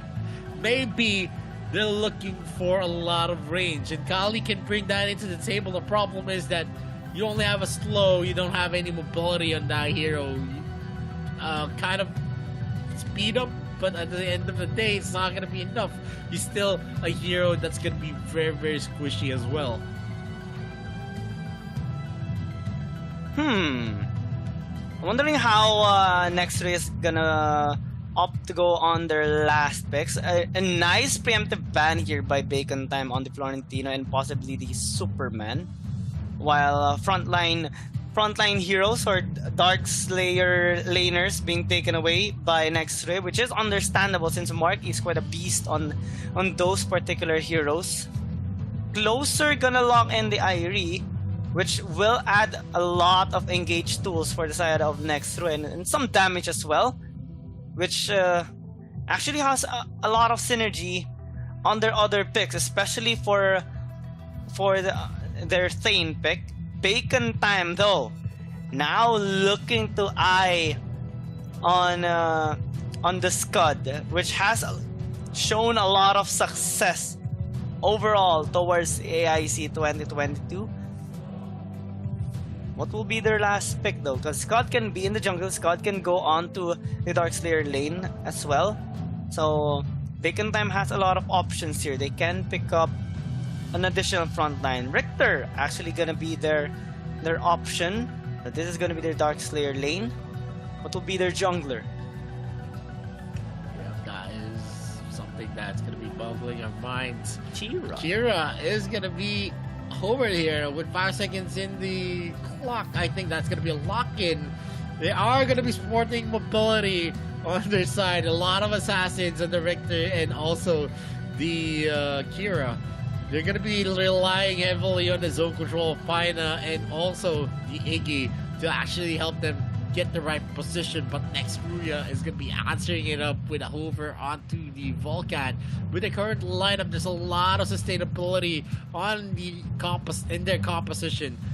In paper, this kind of works, except maybe because of the Kali pick, which I totally dislike.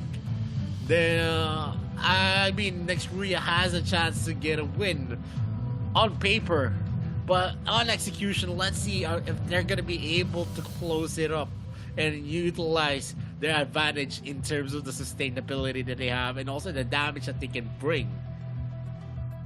Yeah, I like how you mentioned in paper, because Bacon Time has had a lot of success despite any kind of composition that they do make. And with this, actually, it stands so well early game towards late game. Nextruya has a really good team fighting based composition with a lot of options towards how they're gonna approach Bacon Time. It's gonna matter where or what kind of approach they would opt to go to though, since this composition still has some lapses in them. If Bacon Time can position quite effectively and also catch Nextruya off guard and avoid the engage of Bob Ned later on, they can actually win a team fight. And it just shows as well, based on the discipline that Bacon Time actually shows in all of their games, they can stand a really good chance here in this game against Nextruya, despite the incredible lineup that they did draft. Yep, and right now we're gonna be entering the entire battlefield with a lot of expectations on Nextruya. This might be the last showing here in the group stages, and it is against it's Bacon Time, which is one heck of a team. A daunting task again is gonna be in the back of Nextruya. Marky goes in, harasses Bob Ned here on the mid lane. And that's gonna be the healing light. Hugs is just scaring that Kali away in the midst, just using that healing light that does not deal a lot of damage at all. Next, Rhea playing this passively, which kind of makes sense, of course, given how Bacon Time usually operates their movement, and now invading towards the bot side jungle here of Next Rhea. They spot out the reinforcements though, so they will pay the respect due towards Next Rhea and back off for now. We're seeing some sizes though onto the top side. Marky and Buggy just poking one another, trying to get an advantage in terms of laning phase onto the top side, while on the bot side, Muan and Tau X are actually just having a safe laning phase, trying to avoid those snipes of Closer, but it's kind of a challenge, of course. Closer is really efficient in using the Elsu, and he will try to land those snipes as much as possible. 25 seconds before the objectives spawn up, and let's see who will gain the first advantage here, because there's starting the group up. Abyssal Dragon is going to be prioritized here by Bacon Time, and Next Rhea will, of course, try to interrupt here in their taking, as they are grouping as for Bobnet might actually be caught out. Almond P is not showing himself as of the moment. They want to keep some privacy here as they do try to take control on this Abyssal Dragon camp. Reaper closing in, Closer, trying to land those knives. They finally engage, and Reaper actually steals out the Abyssal Dragon. Now they turn on to Bacon Time, but actually they are overextending a little bit. Reaper gets caught out, gets the first blood done for Bacon Time, and well, that's not much of a casualty since Next Rhea still has taken that Abyssal Dragon. Buggy trades it out as well. He will try to disengage, but it's almost impossible to do that. Almond P takes the kill. Closer now, trying to disengage. Flickers away from the danger. And that is it for that fight. Bacon Time with 2 kills. Next Rhea with a kill and the Abyssal Dragon. Yup, that was a lot of the clashes. I thought that it was a very, very good take for Next Rhea when Reaper was able to secure that dragon. But the problem is that he overextended himself against 3 of the members of its Bacon Time. Yes, even if that's a Volcan, that is not a good decision for yourself. They could have just walked out of that and just, you know, went on their merry way.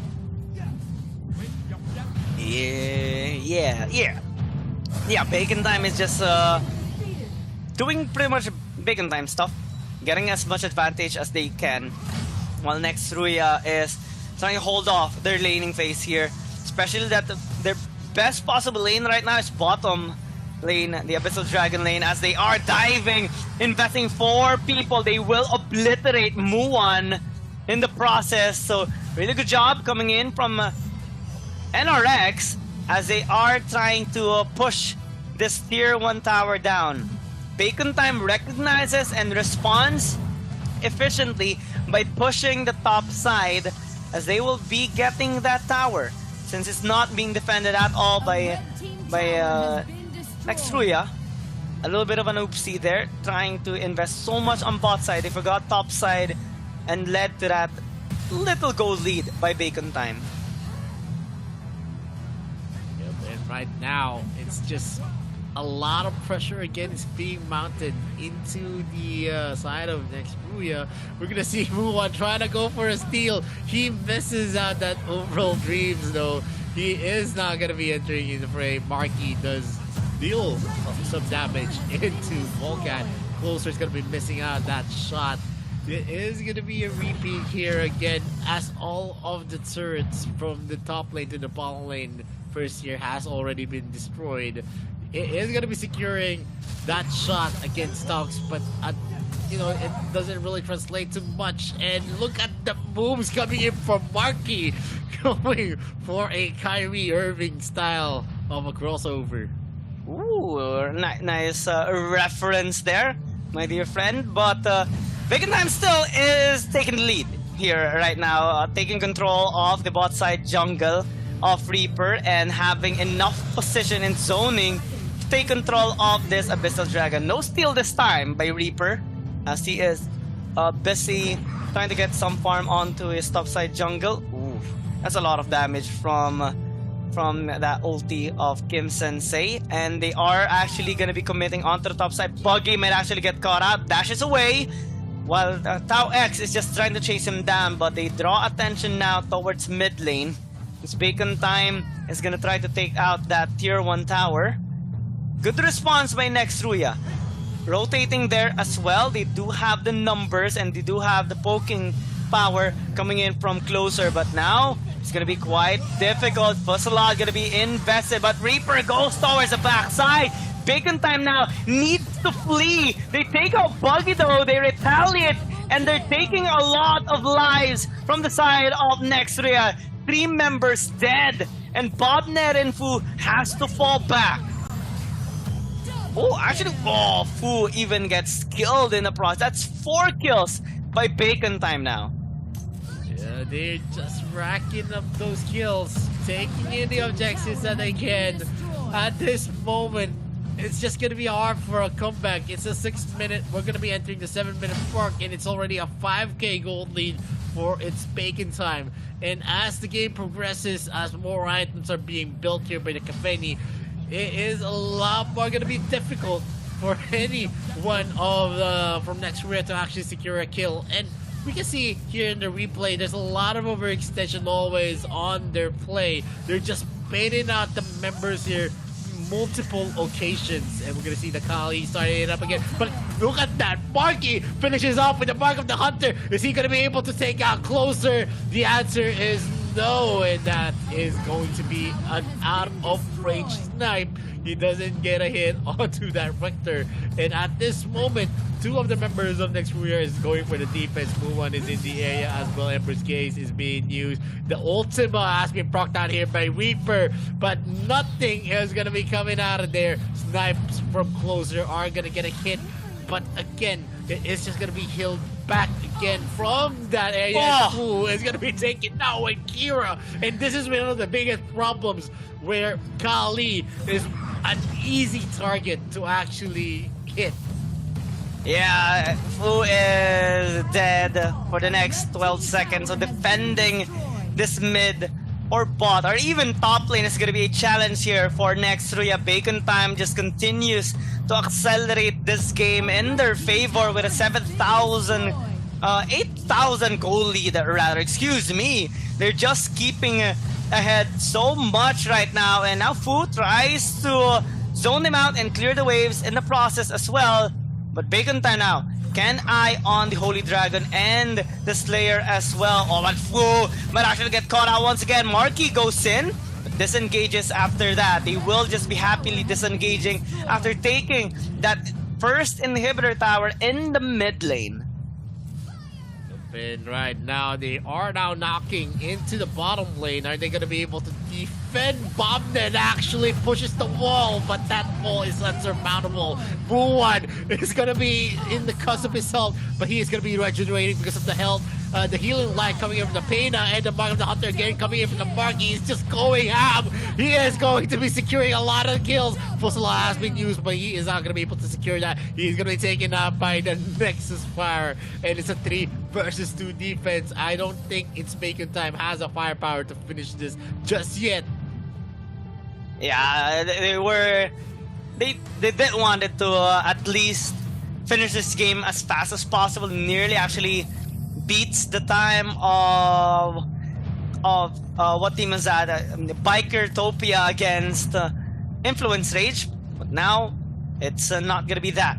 They need to play this out at least safely as possible. They do have an incredible amount of lead and options as well with the Slayer takedown, the Dragon takedown, but they're opting to push the mid for now to gain that lane control. Amon P engages. Bobnet pops out ulti just for the zone control, but now with limited resources, Bacon Time opts to go towards the Slayer, but Reaper actually will try to catch out Kim Sensei. Nice shield coming in from Tao X, and it does save the day here for Bacon Time. Good attempt though by Reaper, but unfortunately he won't get anyone for that time. The Nature's Rally actually helped them up, and also the healing line as well. You can see the regeneration felt here, even if they always escape with the sliver of health just because of how effective Talks here is in this game. And an almost 10k is already been built up here by its bacon time. And statistically, when we reach this kind of gold lead, it is already to the banks of the team that has this kind of gold lead. We're gonna see more of the action here with next Ruya spotted out Tongs here on the bushes. The blue buff is going to be available for the taking Alma P. He's going to be securing it. And the ultimate has been popped off here by the Kali, but it doesn't really matter. Then with the is not going to be dealing a lot of damage onto that support. He's just going to be healing up the damage here. They need an anti-regen, but the anti-regen is not in sight at all. He is going to be using the Owl Sentry to get the mini stun. Alma P disengages, uses his ultimate to get out of the way. Talks might be in danger here. He's just going to be using the healing light to regenerate some of itself. He are going in for the last push here. The last inhibitor turret is going to be taken here by its bacon time. They're going in hard for a defense. It's a 5 versus 5. Convergence. Let's see what's going to happen. Alma P misses on that Uprol gaze. Already the triangle. Mace is not going to be hitting. Marky as well has the Mark of the Hunter. He's going in hot. He is going to be going in hot against that Fall Guy. Reaper is going to be taken down. It's a 5 versus 4. Not much that they can do. Is this going to be a Nexus lock? Nature's Rally as well as Minions. Alma P finishes off Bobnet. Buggy is going to be the next target of Marky. Oh, they commit for that turret bomb. And it is going to be a win for its bacon time. Absolute dominance right now for Bacon Time, and unfortunately for Nextria, they are gonna be one of the 2 teams today to bid goodbye towards AIC 2022. They fought hard, but not fought enough against the other Titans here in the AIC 2022. Bacon Time, however, will secure their 2nd victory of the day. They have one more match later on against V Gaming, but so far they're looking quite strong. Yeah, definitely a very, very strong showing for its bacon time. They still have one much of the day against V Gaming. Will they be the one to have the 3-0 here in Group D? Or is V Gaming going to be tying it up to a 2-1 for themselves as well? That is something that I'm actually looking forward to. But, you know, kudos to Influence Rage. They did put up a good fight against its bacon time. And, you know, it's not the end of their dreams. They can actually continue it still. Look at the highlights of match number 10. Yeah, it started off with an explosive actually.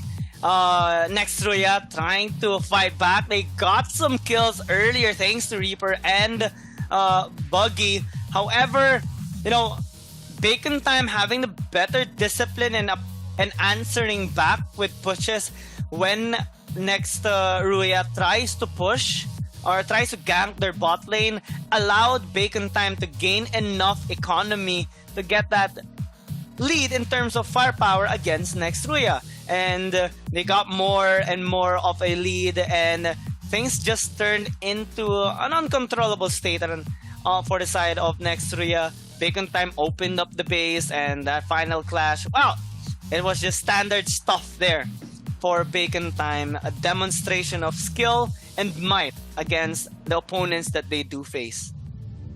Yup, and going forward in this kind of matchup, it's, you know, we went with the train of logic, and that's what we got.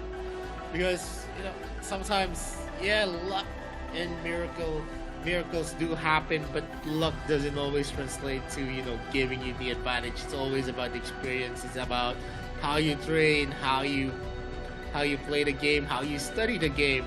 And of course, story teams like this have that culture already in store for them. So, not to say that, you know, the newcomers are weak or something. It's just that they already have that kind of advantage in terms of how the team was built. They already have the experience. They already have a system of study. in terms of the plays that they're making, and that gives them the edge against the other teams that doesn't really have that much of a story just yet. And experience tells how, or clearly states how teams are kind of different from each other.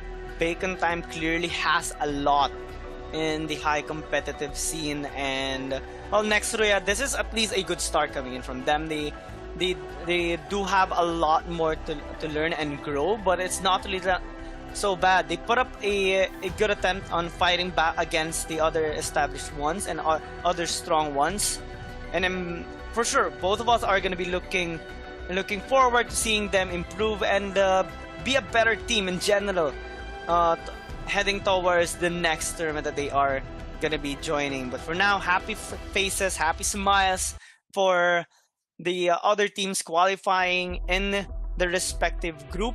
Mad Team, Bacon Time, and V Gaming are assured of their spot. Nextruya, unfortunately, will be bidding goodbye. And hopefully we do see them improve for long. We're just waiting for the stats here on the post-game results, but we're already assuming a one-sided stomp coming in and reflecting onto the stats, given the state of the towers that they had in their game, given the state of the gold lead that they had, over 10,000 at the end of that game. Bacon Time clearly is on top of their performance right now. Yeah, definitely on top. And not much how we can say about it. It's Bacon Time. They're just showing in their true colors as the RPL champions. What excites me the most is going to be the last match of the day against V Gaming. We're going to see one of the top teams that went into the finals, V Gaming, to actually match out against, the champions of RPL. It's Bacon Time.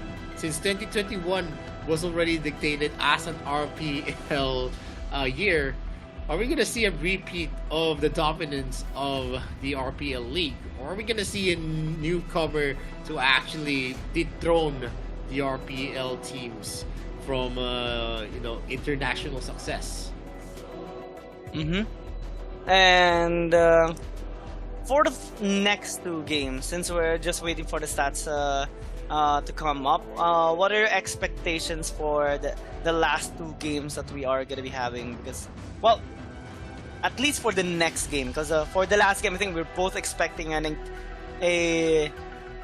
immense battle between Bacon Time and V Gaming. But for Bikertopia and Dewa United, I want to know your thoughts. In terms of the performance of Bikertopia, I think Bikertopia has the edge of Dewa United, hands down. One of the reasons is that when they actually face up with the dope team, Dewa United actually had a lot of trouble. They needed a comeback win to actually just clinch the game. But before that, let's go into the game stats.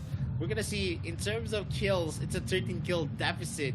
And if my math is right, ladies and gentlemen, and that's a very, very big deficit in favor of It's Bacon Time. In terms of gold, Your math is right.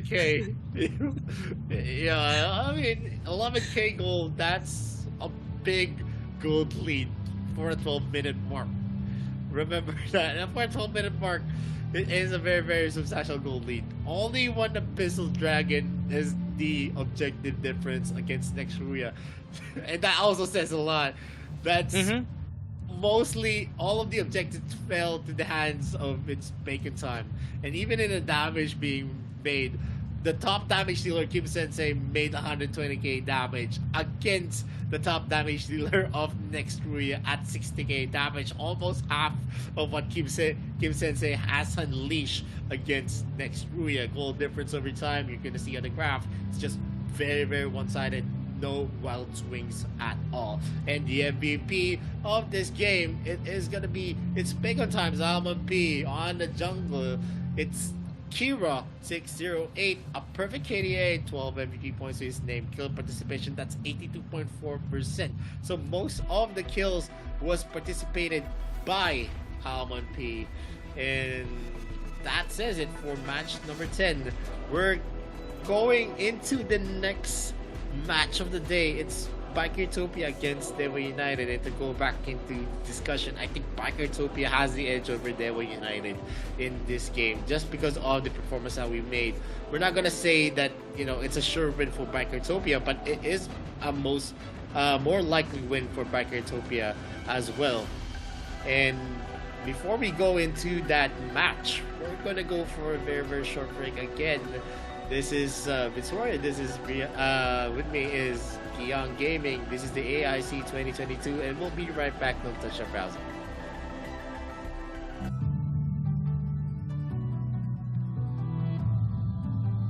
Jade Fan Beauty Yue. As the princess of the Dragon Kingdom, Yue brandishes a fan as her weapon, retaining her elegance even in battle. Aqua Force and Mountain Crusher allow her to easily control the whole battlefield, and Borrowed Might allows Yue to unleash endless attacks. If an enemy dares to offend Yue's grace, then they will taste the power of Rising Wind. Passive skill, Borrowed Might. Every time Yue uses Aqua Force and Mountain Crusher, she will gain a stack of Borrowed Might. When she has 2 stacks of Borrowed Might, Yue will reset the cooldown time of Aqua Force and Mountain Crusher and strengthen the next Aqua Force or Mountain Crusher. Skill 1, Aqua Force.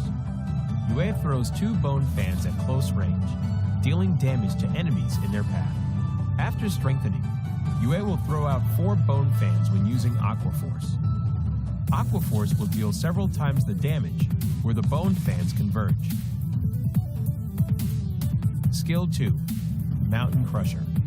Yue throws 2 bone fans at far range, dealing damage to enemies in their path. After strengthening, Yue will throw out 4 bone fans when using Mountain Crusher.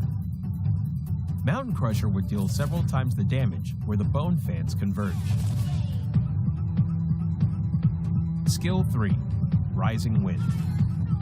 Yue knocks back nearby enemies and deals damage to enemies in its path while pushing them back slightly. Yue will gain additional vision.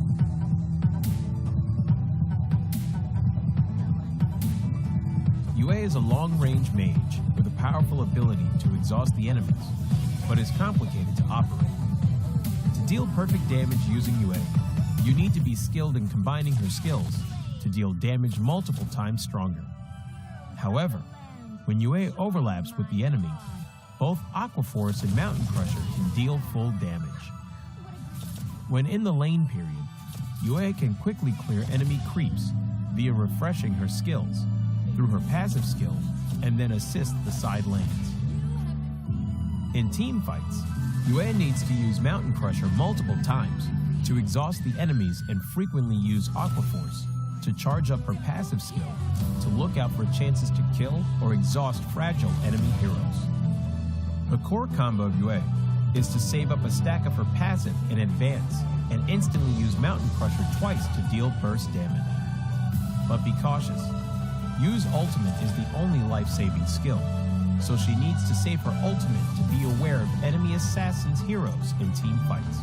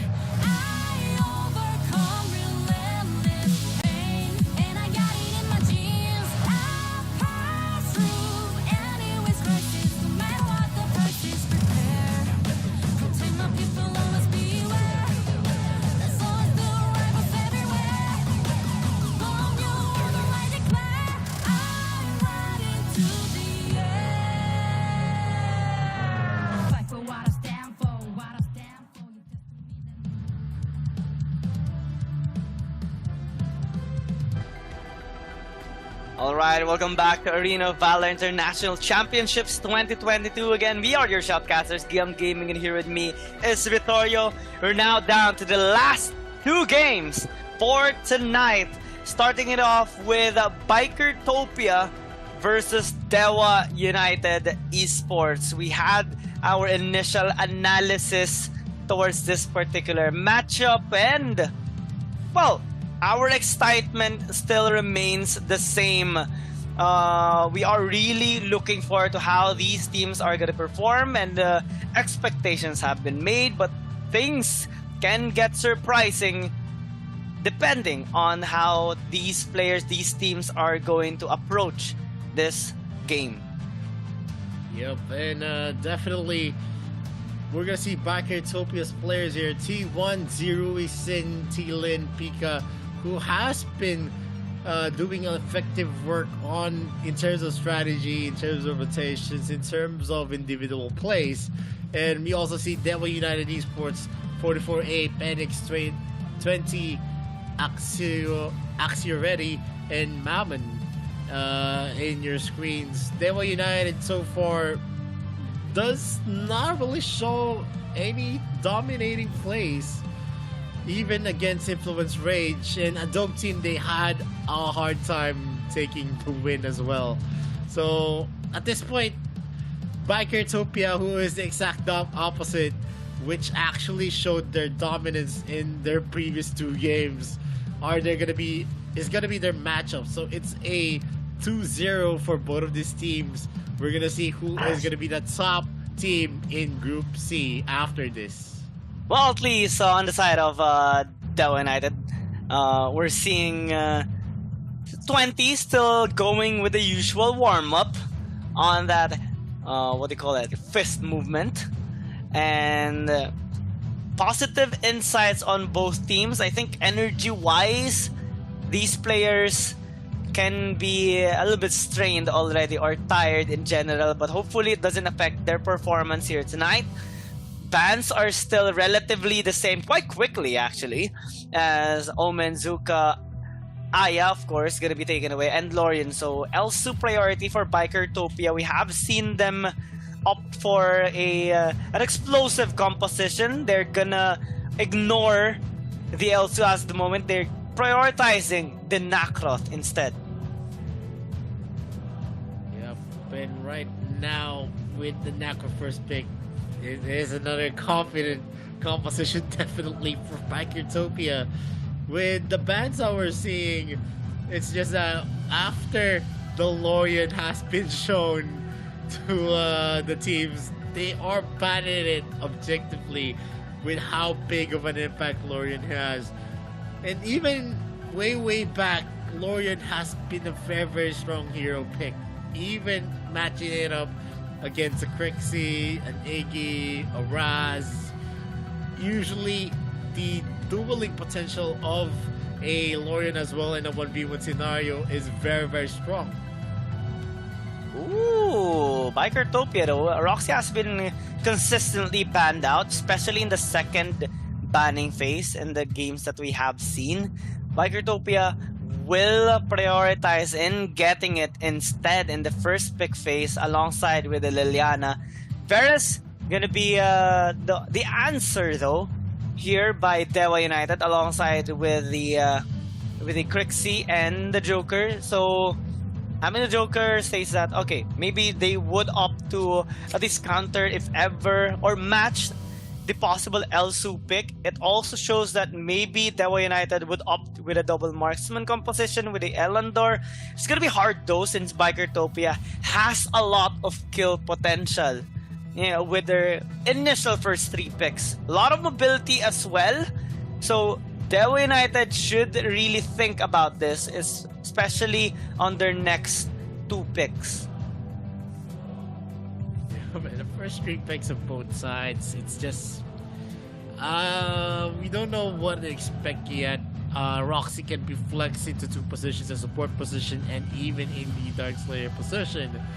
And at this point, I think a support Roxy really works well, just because if you get the Agnes grip, you're going to be able to use Flicker, you're going to be able to use Sprint, and then bring into your team's clutches whoever is going to be the target of that Aegis Cube. Even if it's a tank, most of the time it translates to a kill. And Dewa United has a lot of damage on their side though. They have sustainable damage with the Crixie. You have an assassin-like damage from the Joker, but the only downside of that kind of composition is that Joker falls off, and sometimes the damage that he deals isn't enough to actually, win the late game. Not like other marksman heroes like the Hayate, the Violet, the Kafeni, heroes that you can actually rely on up to the late game. But yeah, mid game potential, it's over the roof for the Joker. Yep. Late game though, I think Bikertopia are also investing on it quite a lot, with the Violet being hovered. As in the meantime, they're going to be locking it in alongside with the Richter. So, really nice setup here by Bikertopia. Dewa United investing right now heavily on the frontline department. Arthur, we have seen it, especially in day number 1, being utilized on the support role. And Dewa United is not going to hesitate on that. They do have a solid lineup in terms of frontline and backline power. A relatively good scaling, but I think they're going to be investing quite a lot on the early game as well. Especially that they're, of course, trying to get that win against Bikertopia. Yep, right now in this kind of composition, you're going to see a lot of assassins. Aside of Bikertopia, you can consider Liliana as an assassin. You have Nacron, you have Richter. That means a lot of mobility as well. Roxy is also a very, very fast hero in terms of the default movement speed. And you also have the tumbles coming in from that Violet. It's going to be a very, very hard day for Dewa United. Although they do sport a lot of crowd controls on them that they can actually chain. You have Varus, you have the Ryoma, you have also the Crixie, and even the canister, the ultimate of the Joker. You can actually have the mini stun as well. So if you can chain that, the pick-off potential of Dewa United is beyond the roof.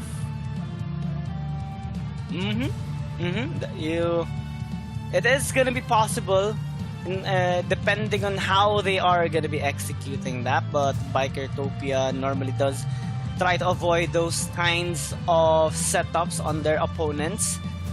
And I think on this particular lineup, they would be really aggressive as well, since they do have the Roxy and the Nakrot on their lineup. Roxy as a support, so he would be trying to land those Agnus grips to set up for the team with a sizable amount of follow-up.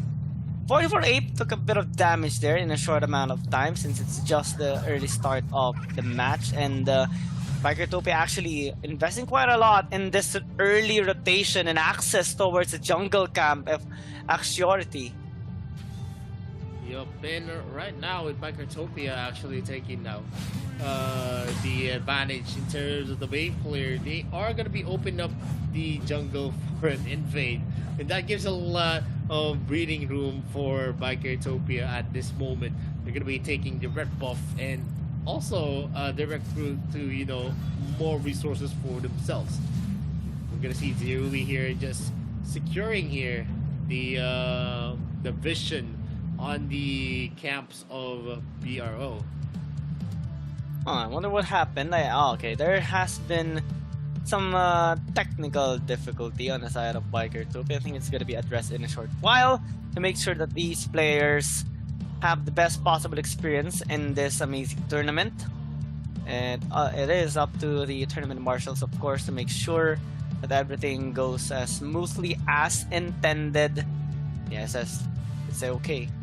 Okay, they just want to patch things up, prevent any further issues. We're just waiting for it. But in terms of what happened, is just that whenever there is going to be some confrontation in the mid lane, you want to clear it as fast as possible so that you can actually rotate and have your cooldowns ready for deterring any kind of invade from your opposing team. And definitely Devil United is falling off in terms of how fast they are going to be able to rotate, just because the Crixie delayed herself in clearing up the lanes, and he didn't have help from the support as well. In terms of supports, if we are going to compare the overall impact of their choice of heroes, I do see more on the side of Bikertopia because of that kill potential with the Agnes grip. But 44 Ape is going to be trying to at least distract Bikertopia's laning phase, given Arthur is quite irritating. We haven't seen him invading some camps though from T-Lin, so this jungler of Bikertopia is being able to farm out quite safely after being assisted here by both T1 and Shin. Now in the mid lane, 20 seconds before the first objective spawns up, Bikertopia does have a relatively good access towards Abyssal Dragon, and Devil United, I think they need to answer with a trade for the meantime. Yo, man, we're seeing here Bikertopia actually trying to harass here. The members got laughter is being used, but still the goal has been taken here. He is going to be secured with that Agnes grip, but was able to run away safely.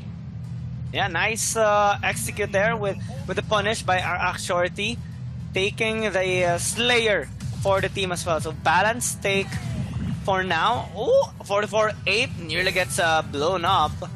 Bikertopia has yet to start this Abyssal Dragon though, so Dewa United with Axorti on the bot side jungle will have a chance to actually steal this out, since this cooldown on the punish spell is quite fast. It is available right now, and Bikertopia has yet to decide where to actually go. T-Lin now opts to go into the mid lane, maybe just try to clear out the wave and gain access towards the bot side jungle of Dewa United to have that more assurance in landing that punish towards the Abyssal Dragon. While Shin and T1 are actually gonna zone out 20. He actually gets the kill instead. That is quite impressive. And first blood there by Bikertopia plus that Abyssal Dragon. And more of the moves are going to be done here by Bikertopia. They have the control here. They spot out 44 Ape, but T1 does not commit with the Agnes grip. If he did commit, for sure 44 Ape is going to be falling down now. And they're just going in hard. Pika as well going for a 1v1. Action ready. It is going to be deterred from getting any push. 44 Ape might be in danger. God Laughter is being used here. He's going to be in the midst of 3 of the members. Are they going to be able to secure the killing joke? Has been used. Agnes grip as well. But we get 2 of the members of Bikertopia down with 20 entering the fray using the Moonfall. T-Lin is doing his best to go for a rotation, but with him being spotted out on the top lane, it is just a matter of seconds and a matter of decision making for Dewa United to actually go for a commit on the bottom lane. Yeah, a little bit of an oopsie there by Bikertopia, and the Dewa United are not a team to mismanage here, because they will try to take as much resources as they can when they get the opportunity to do so. Pika took a bit of damage there from Amon, so he needs to pay the necessary respect due with now Bikertopia hovering towards the bot side. 44 Ape now engages. Good steal there by Enix, denying some gold from Bikertopia, as 20 is dealing quite a bit of damage there towards the members of Bikertopia. The Slayer is going to be up in the next 15 seconds, as Abyssal Dragon is going to take a bit of time. It was taken out earlier by the members of Bikertopia quite late, so now options are quite limited. They are grouping at the bot lane, trying to get some poke there onto 44 Ape, but it's going to take some time, while Mamon is already eyeing on this Slayer on top side. Yep, and Bikertopia is now opting for a 3-man rotation. as they're trying to give a lot of the resources into their jungler. 3.5k to his name already. Leviathan is building already an Astral Spear. Probably he's gonna be building a Spear of Longinus, and Pika is gonna be spotted out here by Mammon, but no success so far. He needs a lot of help to actually deter Pika from escaping. He has a lot of ability for himself, and they secure another Slayer to the name along the bottom lane. They almost burn out Enix at that confrontation. He is going to be using the Cat Laughter to get that invincibility up, and 44 Ape is doing his best to clear out the waves. He is still going to be successful at the moment. He is going to be tanky, but clearly the violence damage is being clearly felt by the Arthur. And it will increase furthermore. Speaking of increase, pressure is being increased here by Bikertopia, trying to get some good damage towards the members of Dewa United and a little bit onto the tower as well. Dragon still available for Bikertopia staking, but they're taking a bit of damage from the members of Dewa United. They're forced to fall back, but Zirui flickering out, respecting reinforcements possibly incoming from Dewa United. Now, Dragon is more suitable right now for Dewa United since they have the better positioning, but topside is being pressured by Pika. Ooh, 44 Ape gets pulled back and killed there by Shin. So good pick off being made there by Bikertopia. Yep, and not much of any kind of contest is being made here by Dewa United. They're actually being careful here. And we're going to see Pika going in hot with the Mark of the Hunter. Is he going to be able to escape? Uses the Venom, but the range was just too short. And he's not going to be able to escape the clutches of Pika and Zirui in the area. Mammon is going to be the next target here by Pika. Spectral Iron is not going to get a hit. He's not going to be able to regenerate. 44 Ape tries to go and secure that kill, but with the Flicker still ready for the Richter, he's going to be able to safely disengage yet again. He's going to go for a knockup again. Mark of the Hunter is being used. He is going to be dangerously low. T-Lin is in the area to add damage. And he catches up with the Agnes Square. We're going to see here Enix in danger for sure. 44 Ape does his best to escape, but with T-Lin using the Judgment Blade. And also a comeback flag kill from a Sin actually finishes off the deal, securing 2 kills for himself. Yeah, and T1 though falls down, so that's a little bit of a trade. Zirui will get blown up there by Mammon. A little bit of an overstay there by Bikertopia. The 3-for-1 trade turned into a 3-for-3, and Dewa United will even have the opportunity to take down the mid turret of Bikertopia. So Bikertopia needs to be playing this out more safely than usual, because if they get punished furthermore, they're gonna lose a big amount of lead in terms of gold. Yeah, that was a decision-making lapse from Zirui, who actually was farming in front of the members of Dewa United Esports. He thought that it was going to be a disengage, but he didn't know that aggression that Dewa United can bring into the table was a big number here. He is going to be missing that Spectral Ire, but still, he is going to be forcing a retreat on that Akron. And you're going to see here in the replay, the Spectral Ire has been protecting the Valus Blade as well from Mammon. Finishes off. And the right timing on the orb actually saved Mammon from a lot of grief. No shutdown is going to happen. In terms of shutting down objectives, though, Dewa United has been getting at least a tie against Bikertopia. Right now, they're trying to pressure mid lane. 44-8 doing a really good job in terms of zoning to give some space for his allies. But Bikertopia is having a different plan.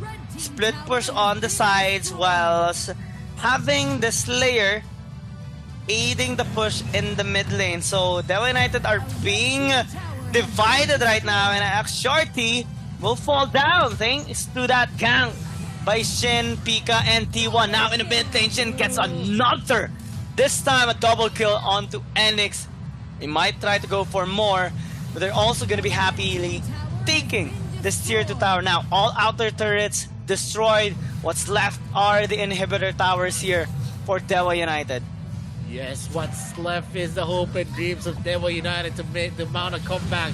But is the comeback going to be possible with the damage that we're seeing from the members of Bikertopia? They are going to be engaging again. Agnes Script actually got a hit. 20 was locked into place. 44 8 is dangerously low. Sin gets a double kill from that Liliana. And we're going to see Pika get the 3rd tier turret. And he's going to go for a duel against Axioretti. And Thielen cashes up that Ferris. He's going to be taken out again by Marquis. Thielen and the others are now zeroing in. It's going to be the Nexus and one member left. Mammon is going to do his best, but it is not going to be enough because the Nexus has been taken by Bikertopia. Yeah, a fantastic performance coming in here from the side of Bikertopia. Incredible aggression, and they could not be contained here by Dewa United. I want to commend them though for putting up a really good fight. But at the end of that, Bikertopia will remain victorious. They have an undefeated scoreline in Group C, and Dewa United will be scratched on the record, having a score of 2-1. Yeah, it was a very, very good run for Bikertopia for the first day in the AIC. And that says a lot on how big of a threat here Bikertopia is to the Group C teams. For sure, they are gonna have a target on their back, but it is gonna be easier said than done if some of the teams here in Group C are gonna be able to beat them up. But in hindsight, we're gonna see the highlights here on how good the combinations we saw from Bikertopia, who was just securing the right targets at the right moment. They were always in the right places whenever they go for a gank, and that is a big thing. Although there was a moment where Dewa United Esports, this is the moment where they actually took some advantage back into their reigns, but at the same time they were actually divided and conquered. And I want to commend Pika, Thielen for the side lane control, T1 and Shin for those plays to get those kills. They were really mechanical on the hero choices that they had, and it took a lot of effort. But all those efforts were, of course, repaid with this victory that they had against the respective opponent, which is Dewa United. So Bikertopia, they will sleep quite comfortable tonight, having that amazing score of 3-0, and they are going to be looking forward to more spectacular fights and games in the next upcoming days. I'm also looking forward to seeing the stats after a short while, because I want to check how much damage the Liliana actually dealt, because Shen was obliterating so many members of Dewa United. I want to commend as well the Agnes grip by T1, always connecting. I don't think we have seen his Agnes grip miss on any target. It was always on point on the best possible targets. That's how you execute a Roxy play. I've seen a lot of supports that use Roxy and not, the only thing that you can actually put into the table when you use a support Roxy is to get the active script. And that's how you play it, ladies and gentlemen. You actually need to be sure that you're going to be hooking someone. Even if it's a tank, it doesn't matter as long as it hits a hero. And not only that, the proper follow-up is also equally important, and Bikertopia showed good synergy with that nice follow whenever T1 actually tries to kidnap someone with the Agnes script. So kudos to that. I want to point out as well that Dewa United, despite the loss, they actually put up a really good fight against Bikertopia. So I'm also looking forward to seeing a better performance in the next upcoming days, since they are going to be sticking around. It's just that they lost the grip on the first being on the first top 1 spot here at Group C. They're trailing just 1 point behind Bikertopia, but still relatively dominating. Yeah, and that says a lot. Let's see what is going to be in store for Group C in the coming days. As we're going to be entering the last match of the day, and it's one of my favorites. It's V Gaming against It's Bacon Time. One of the reasons why it's my favorite match of the day is because these guys have been performing wonderfully in today's group stages, as well as the legacy of V Gaming in 2021 could be scratched here by It's Bacon Time. Will we see a V Gaming that has been beaten out by Mad Team and also It's Bacon Time, or are we going to see an equal ground in terms of the score that they're going to be building? Because if V Gaming takes this, it's a 2-1 for Mad Team, for It's Bacon Time, and for V Gaming. But if V Gaming loses this, they're going to be the 3rd seeded team. Not much that we can say. First, second, third, you don't want to be in that kind of position. So I think V Gaming needs to prove a point that they're not just going to be pushed around here in the group stages. Yep, I don't think we have seen a tied score yet on the top 3 on all the groups. Mostly we see someone really staying on top, and it's going to be interesting if that does happen here on our next match, because the scores are really nice as of the meantime. Mad Team taking out V Gaming. Well, all of them have won their games against Nextruya, but on the top 3 ones, they had a win against each other, and almost. It will depend though on the result here of Bacon Time and V Gaming. If Bacon Time will secure the victory, they will secure the top slot. They will be the undisputed one and at Group D. But if they don't, well, it's gonna be a balanced Group D here on their top 3 ones: Mad Team, Bacon Time, and V Gaming.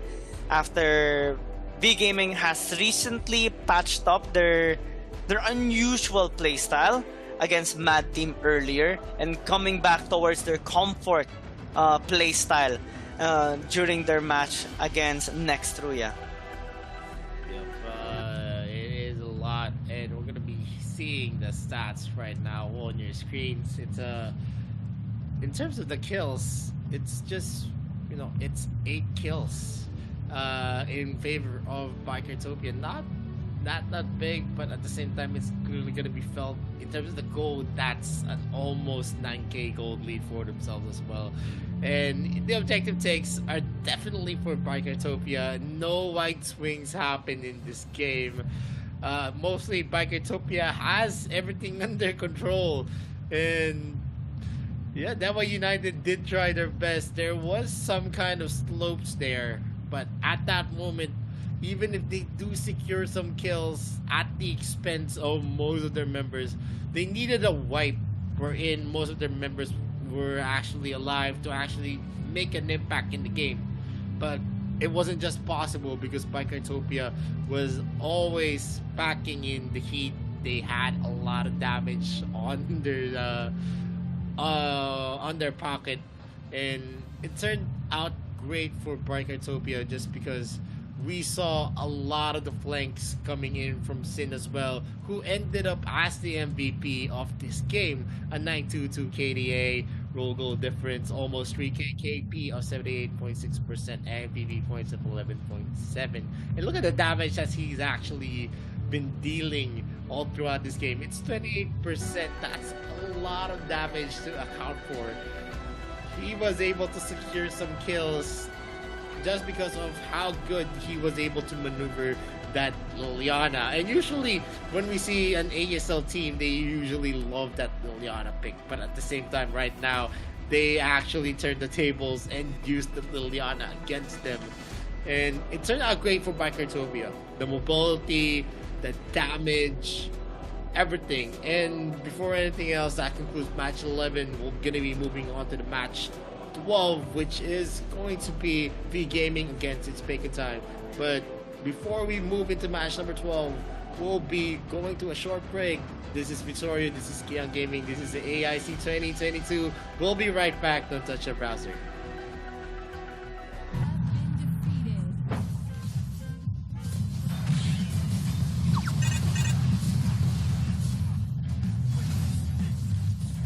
No! God, please, no! Well, I have to say, you look a little funny. There's nothing wrong with pushing your limits, but in order to grant a satisfying Arena of Valor experience, why not start with some simple heroes? As a beginner, you'll get some free heroes. I know what you're thinking. Free means they aren't good. Trust me, that's not how it works in this game. The free heroes you get are all very powerful and are easy to get started with. Let me introduce you to some friendly heroes that are perfect for a rookie like you. The first is an old friend, Arthur. His passive skill, Paragon, increases his armor over time as he levels up in a match. His skill 2, Holy Guard, can deal a great amount of damage over time, which is quite brutal in the early game. What's more, Arthur can use skill 1, Righteous Fervor, to leap forward and interrupt the enemy's movement. He is definitely the nightmare in the eyes of his enemies, especially when they encounter Arthur on Slayer Lane. If you prefer the pleasure of killing enemies from range rather than being a tank, then you could pick Vera for the middle lane. Vera is also a perfect choice for beginners that want to play a mage. Her skill 2, Mesmerize, can control their enemies and puts Vera one step ahead of them. This will provide you enough time to aim and deal damage. Her skill 1, Hellbat, and ultimate, Inferno Bats, are pure damage skills that can hit enemies from afar. Using Vera, you can wipe out your opponents from a long distance away with just a few hits in the later stage of the game. The last one hero we recommended is Valheim, played in the Dragon Lane. Valheim causes consistent damage to harass his opponents. While Valheim's skills deal magic damage, his skill damage increases with physical damage as well. His skill 1, Bloody Hunt, provides area of effect crowd damage, while skill 2, Curse of Death, can stun his enemies for a short duration. Valheim can use his ultimate, Bullet Storm, to slow down and damage his opponents in a wide range in front of it. Both skills 1 and 2 can lock down enemies automatically, making Valheim easier to play. Normally, Valheim should stand in the back of a team fight and use his wide range of skills to help deplete the enemy team. Of course, you can always purchase your favorite heroes in the in-game shop if these free heroes do not interest you, or you simply want more choices to play with.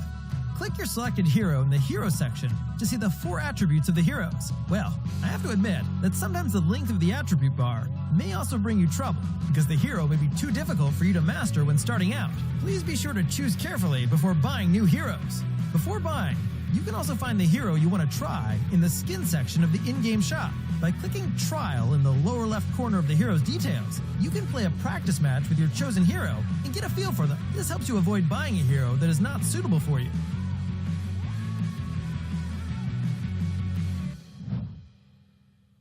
However, the most important thing in-game is that you have to adjust the position and hero you want to play according to your team's lineup. Take a look at the lower right corner of the selection interface, and you can see the issues with your current lineup noted automatically. By correcting these issues and supplementing your team with a different position, you can build a perfect lineup. Maybe you're fast enough to instantly pick your preferred position and role, but that might not be the best way to earn a team victory in Arena of Valor. Keep in mind that AOV is about teamwork, and the interest of the whole team is above all. Got it, rookie?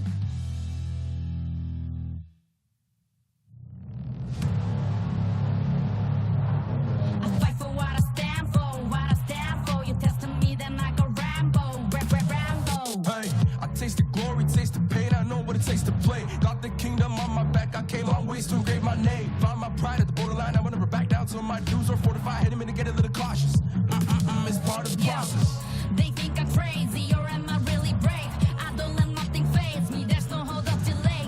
I still survive, I own the confidence up in my mind. I'm running towards the light, it's time to shine and go take flight. No pain, no gain, if you don't wanna fade away. The both ways, hold pace, heroes moving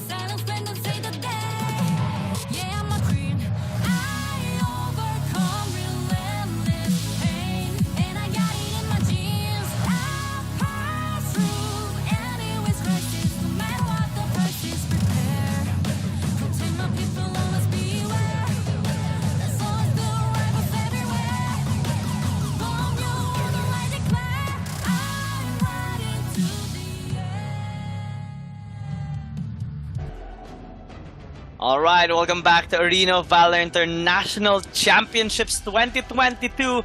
Again, we are your shoutcasters, Gion Gaming and Vittorio, and we're down towards the last game of today, the day number 2, Bacon Time versus V Gaming. It is quite anticipated. The result will determine if the trend will be different this time towards all the groups. And will we finally see a group that is equally on par on each other? It will depend on the results here. Vittorio, I want to know your thoughts because I'm as excited as you are right now. Yeah, I'm definitely gonna be. I'm actually excited as well. V Gaming did well against Mad Team, although they fell short. They had a lot of potential. It was just that the circumstances was not theirs. But we're gonna see here the members of Bacon Time, Taux, Muwan, Kim Sensei, Alma P, and Marky, who has had a strong showing in the first 2 games. They beat out Mad Team, who beat out V Gaming. But you know, the win that they had wasn't that easy as well. V Gaming has the championship caliber, Han, Wong TD, Maris, Kwang Ai, and Bert LP. They're gonna be showing us another aggressive composition for sure, if I know them well. Or maybe they're gonna be mixing it up with a different kind of draft and pick for themselves. Let's see what's gonna happen. But my main expectation is that it's still gonna be a solid showing for its Bacon Time for sure. I like the energy here of the players. One is even playing with the camera, twitching and all that. I think they're just mixed emotions on the side. But it is understandable. This is the final part of the tournament, day number 2. So energy levels may vary from players depending on how they are usually able to endure this much playing time and also waiting time, since it already has been 7-8 hours that has elapsed since the first game. So now as we head down towards the final game here, match 12 of day number 2 in the AIC 2022. Bacon Time on the blue side, V Gaming on the red. Naturally, we can expect the usual bans: Omen, the Lorian, the Aya, maybe even the Nakra taken away. Yep, it is gonna be the path here for both teams. So also priority or also availability here for Bacon Time, which can be answered by the usual standard counters or like matchups here that we have seen already since like AIC 2021. And at this moment, yeah, there is a lot of options that they're going to be picking, but Marky is actually moving on to the Iggy pick. Iggy so far has been a favorite of the teams here on day number 2, and it says a lot on how they are playing it. They are able to actually kite out, they are able to deal a lot of damage using the Emperor's Case as well. And the answer of V Gaming, they're taking up the Elsu for themselves. So yeah, you get the Iggy, but we're gonna get the Elsu. Then they paired it up with Azuka. So lots of poke damage coming in from both teams. I think Bacon Time, one of the reasons why they didn't opt for the first pick on the Elsu is that they want to take a same route that they had against Nextruya. They're already hovering the Paina, which they have also used earlier alongside with the Iggy. Ryoma is gonna be a really nice put on the Dark Slayer lane if ever they are gonna lock this up.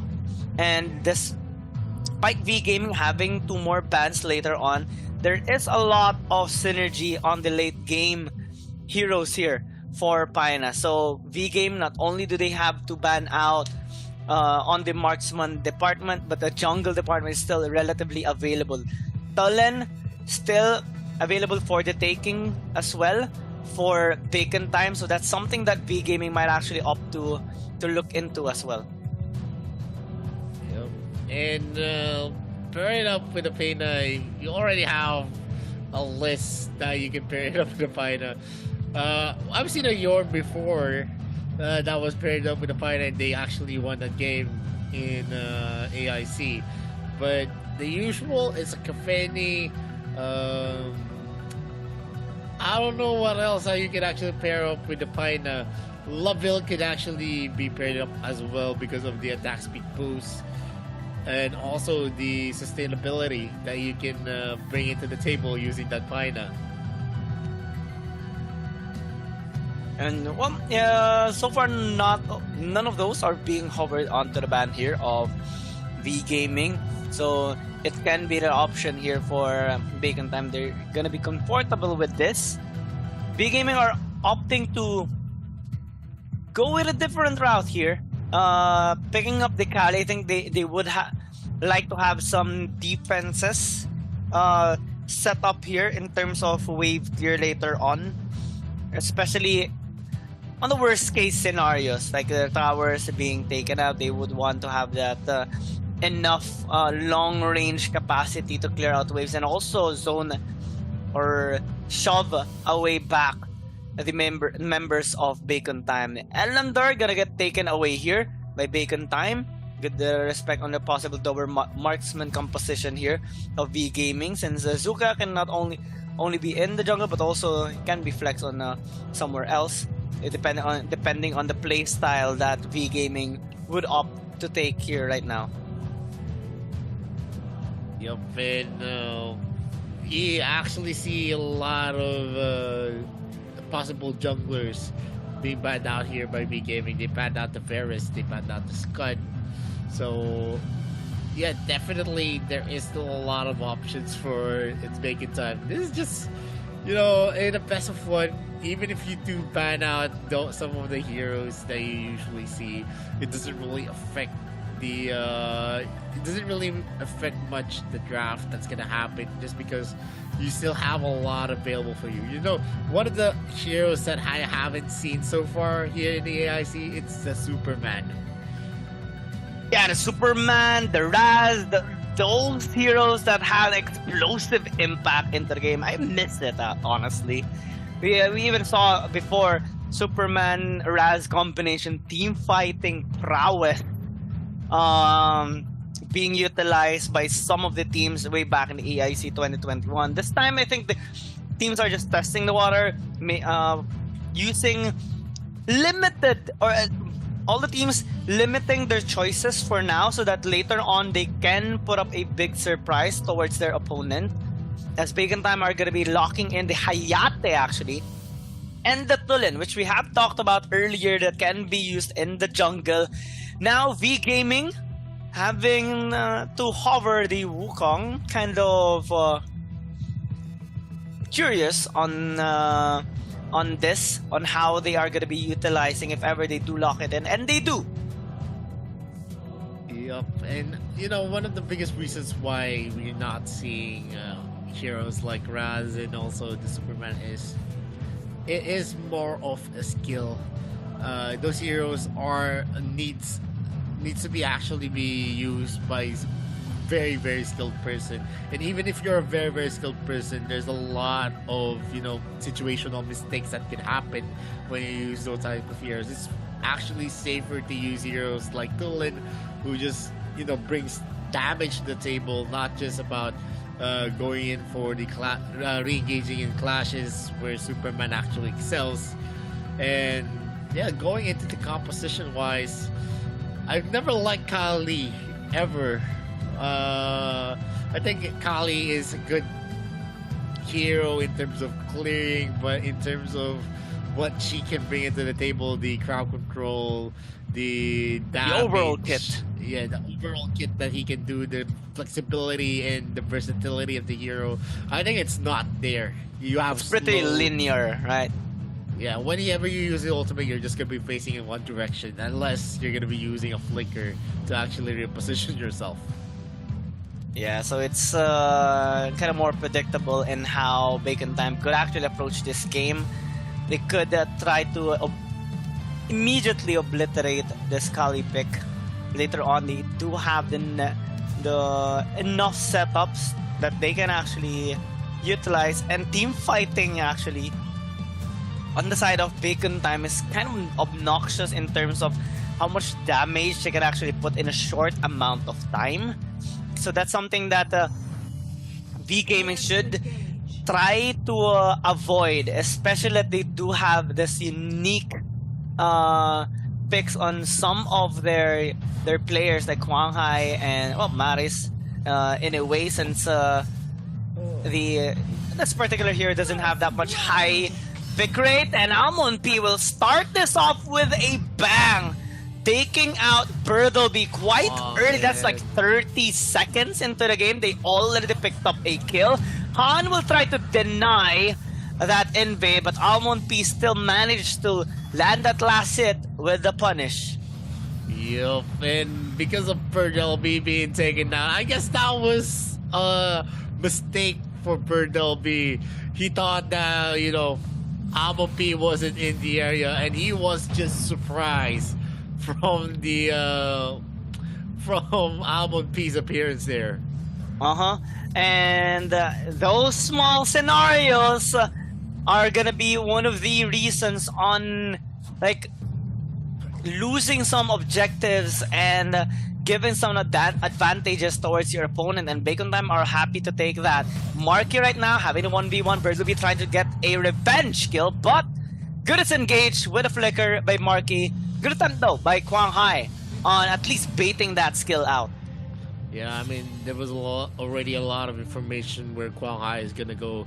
He started in the blue buff, so it is gonna be understandable that the end of his rotation is gonna be on the top lane. So Marky already anticipated at that moment that there might be a gank coming in his way. With 4 seconds in the clock, the Dragon in the Slayer is gonna be spawned there, going hard for the Dragon Pit.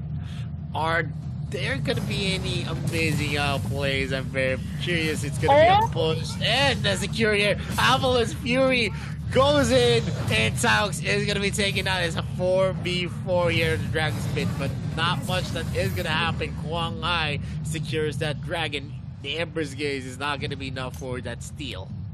Oh, that was a fantastic engage coming in from V Game. I think Tau X did not expect that flicker in and got caught out.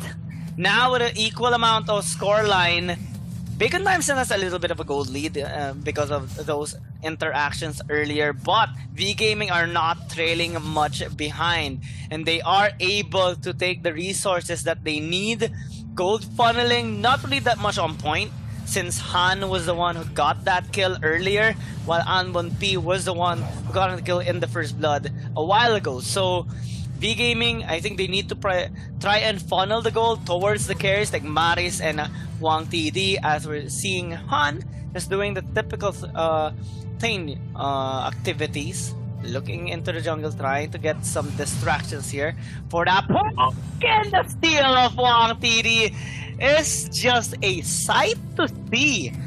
Bacon Time right now are being stolen from what they usually want. Yup, and that is going to be a good sign for V Gaming. They are going to be trying to take in the advantage.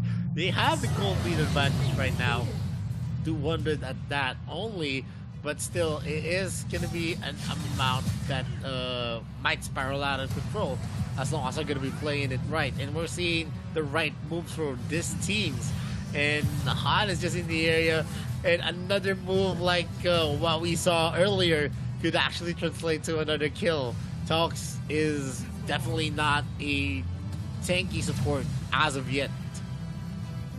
Not yet at all. He did suffer a death earlier from that set of Han.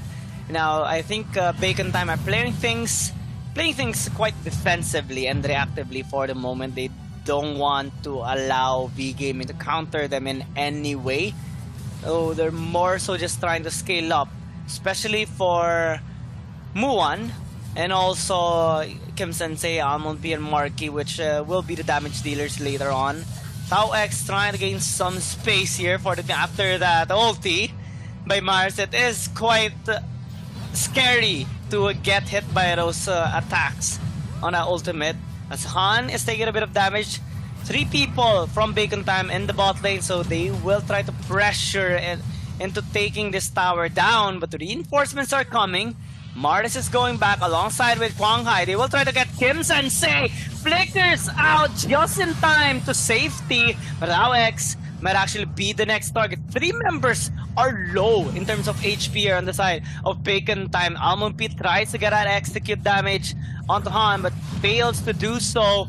Oh, that's a nice damage coming in from Kim Sensei, but they have to fall back. Maris has the ultimate, and he is just clearing the waves and pressuring them into disengaging even more. Ooh, that snipe almost hitting. Marky almost getting killed as well.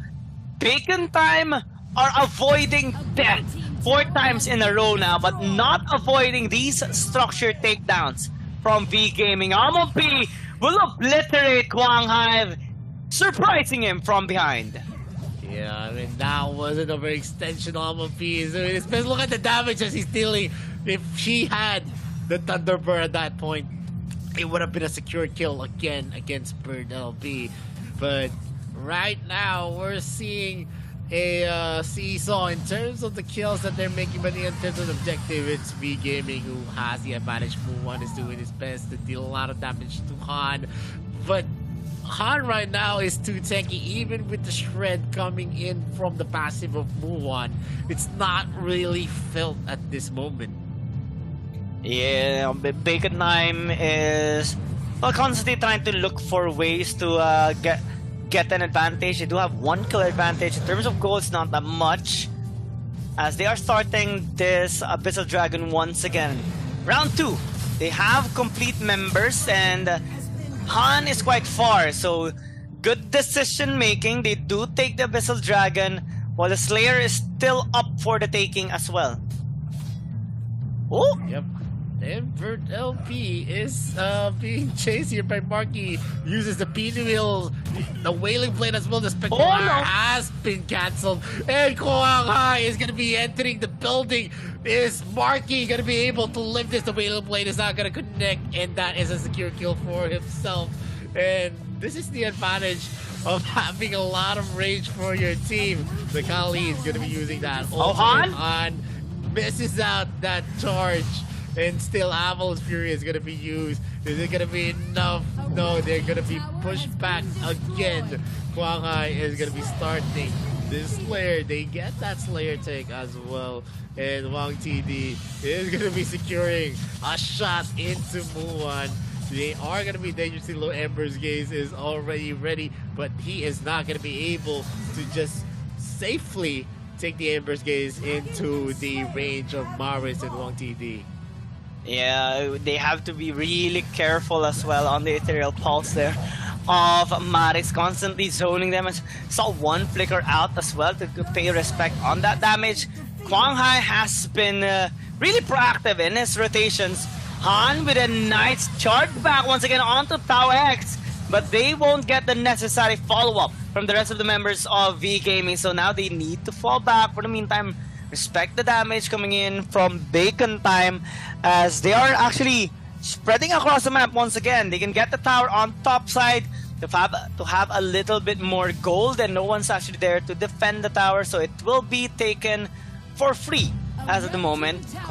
Bird will be a little bit late on that backup towards the tower. Han taking a bit of damage. Thorough Pulse once again here by Maris. Just for the wave clear, just for the defensive strategy of V Game. It's currently working so far, given that they are keeping up so well against Bacon Time and actually zoning them quite effectively. But Han, I need to disengage. The Holy Dragon is up. And oh, that's a nice backstab coming in from Kwang Hai. A big burst, but they're also taking a bit of damage here from Amon P. They need to respect that Kim Sensei also has his Ember's Gaze readily available to burst out any close member that is not moving that much. Oh! Thunderclap not connecting onto anyone, but with the Slayer marching onto the pod, V Gaming are looking to secure more towers. They took mid as well. Bot lane, the only outer third remaining alive, and the Ethereal Pulse is actually doing the work in terms of zoning They will try to clear the wave. They have done it. Only needs to take down this Doombringer, and they successfully defend at least this last outer turret of Bacon Time. Yup. There is still 2 turrets for Bacon Time. It's the mid lane and the bottom lane, but still the pressure is gonna be mounting with with the door almost open here on the top lane.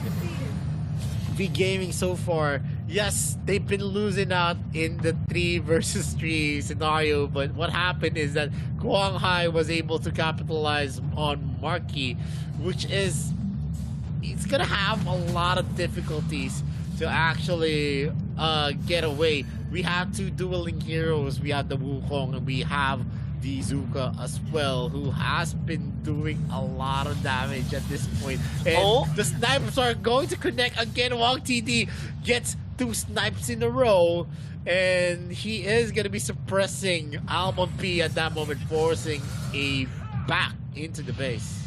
Yeah, Bacon Time needs to respect those pokes and those ethereal pulses landing onto them, chunking their HP bars down. And also, at the same time, watching out for Guang Hai on those flanks. Han is setting up for the team. He's being zoned out a little bit after taking a bit of damage, but the tower will fall down.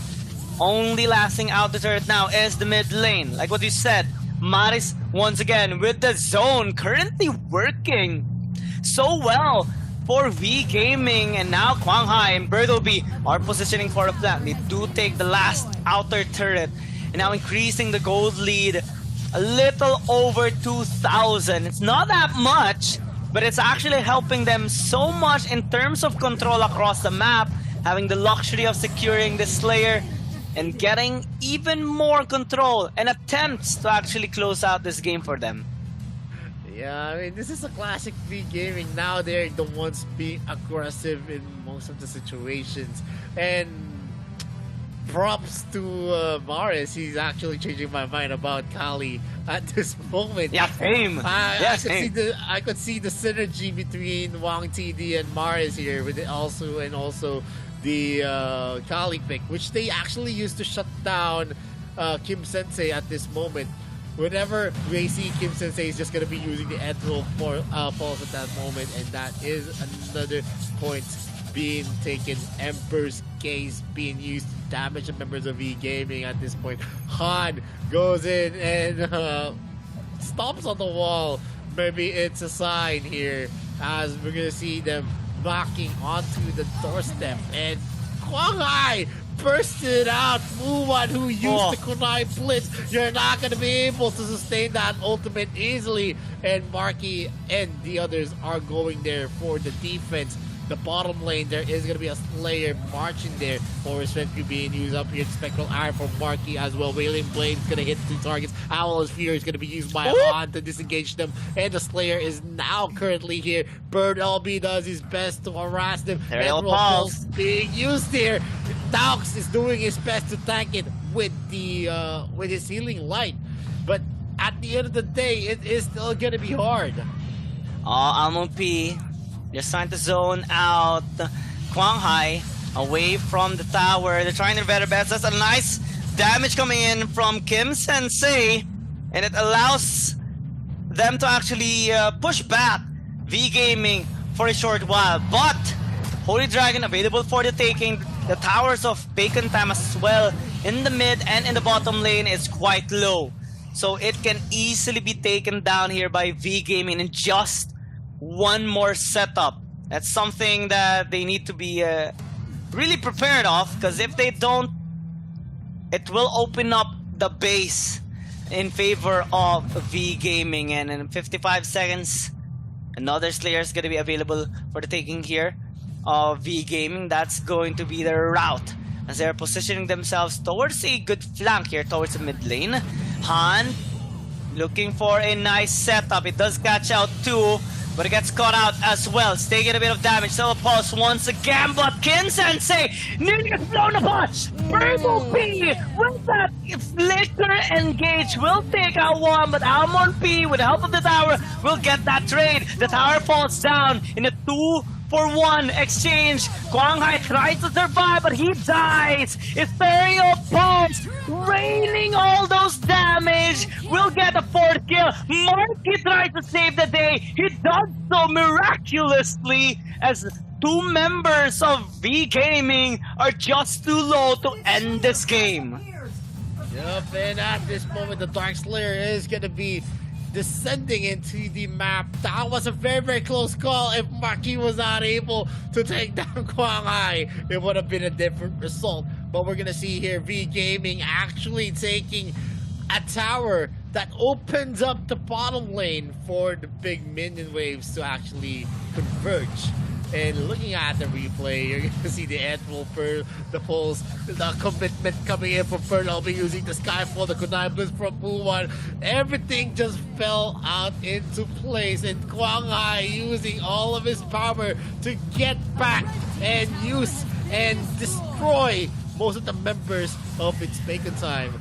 And yeah, if Marky was also taken out at that point, we could already say it's a GG. Well played. V Gaming right now has a almost 3k gold lead, and they can actually capitalize on this. They have the advantage in terms of shoving the lanes, so they have a lot of leeway here. It's either they go for a committance, they shove the lane in the mid lane and actually burst down the mid lane, or they can actually just shove the lanes and take the Dark Lord Slayer. Yeah, they're trying to gauge whether Bacon Time would invest, trying to go to the bot side, but they commit onto the mid lane. Kim Sensei! Instead, Bacon Time is in trouble. Mark is also quite low. They're trying to retaliate. Han is taking a bit of damage here from Muwan. He gets zoned out, but they lost the mid laner. They lost their support as well. This is the perfect opportunity now for V Gaming to close out this game. They disregard the Dark Lord Slayer. They commit onto the push, but I think they need to rethink their thoughts right now because the wave clear of Bacon Time is still relatively high. They do have the necessary engage tools with Han, Quang Hai, and Bird will be ready for the fight. Han is in front. Bacon Time is waiting. They're trying to clear out the waves, but V Gaming transition towards the top. They have the waves incoming, crashing onto the towers. Marking taking a bit of damage. Muwan tries to throw some shurikens. Now Kim Sensei, Tao X is alive. They go, they retaliate, they go up front. The Kunai Blitz doing some damage. Kwang TD taking a lot, getting taken down. Respect were not given, and death were handed over to V Gaming. At this moment, it has been a reverse. V Gaming was on the receiving end of this kind of map, but now they are the ones who let its Bacon Time feel how they felt when they were on the defense on 3 of the lanes, already losing the inhibitor turret. And it's Bacon Time is going to be able to secure the Dark Lord Slayer, but at what cost? They actually lost all of the 3rd tier turrets, and this might actually spell a lot of heartbreaking moments for its Bacon Time. If they're not going to be able to wipe out V Gaming in the next clash, it is still going to be V Gaming who's going to be taking home the win. Yeah, I mean, at most, V Gaming exchanged those 2 kills for Dark Lord Slayer and all the inhibitor towers. But right now, it's going to be another battle. Yeah, you damage the Shuriken and the Kunai Blitz, taking out 2 once again here from V Gaming. And this might be the chance of Bacon Time. Quang Hai is dead. No Ethereal Pulse. No wave clear at all for V Gaming. They had all the chance in the world. They had the opportunity to take the Dark Lord Slayer, but now they have to wait 25 seconds for the wave clear to come back. Oh, Bird will be trying to do his very best to escape. It takes a buckload of damage there from Almond P, and now they're trying to defend this mid lane turret. It's falling down pretty fast. The Dark Lord Slayer is marching to the mid. Bacon Time is mad. They're just engaging right now. No hesitation at all. Taking out Wong TD. Desperation plays. Come on. But desperation can only lead you so far. And Bacon Time gets their 3-0. Oh my gosh. That was an intense match. A big comeback from its Bacon Time. they are now the undisputed winners of this group stages day number 2 as they get a 3-0 record, putting down B Gaming to third place here in the rankings. Yeah, Bacon Time held strong for so long. They had all inhibitor towers destroyed, and V Gaming at that point still had like 6 standing towers on their base, and it cost them just one small mistake. Actually, just one mistake, but that mistake actually turned out to be huge because they decided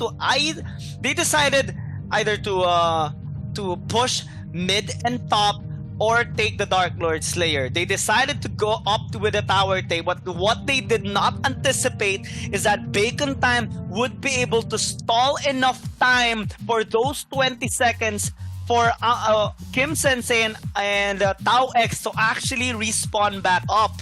And now as we check on the highlights, we can see that V Gaming had it in their hands already in that game. It was a relatively back and forth action in the first 10 minutes, but V Gaming had it all towards the 11 to 15 minute mark, even on the 17th minute mark actually.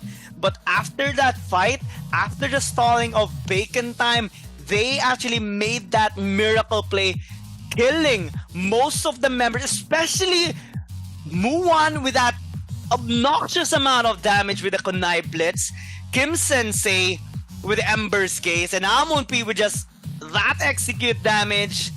V Gaming did not anticipate Bacon Time charging them on, but Bacon Time, they exceed expectations, they exceed all those thoughts, and now they are the undisputed teams right now in the AIC 2022 in the respective groups here at Group D. Definitely seeing a lot more. It's Bacon Time.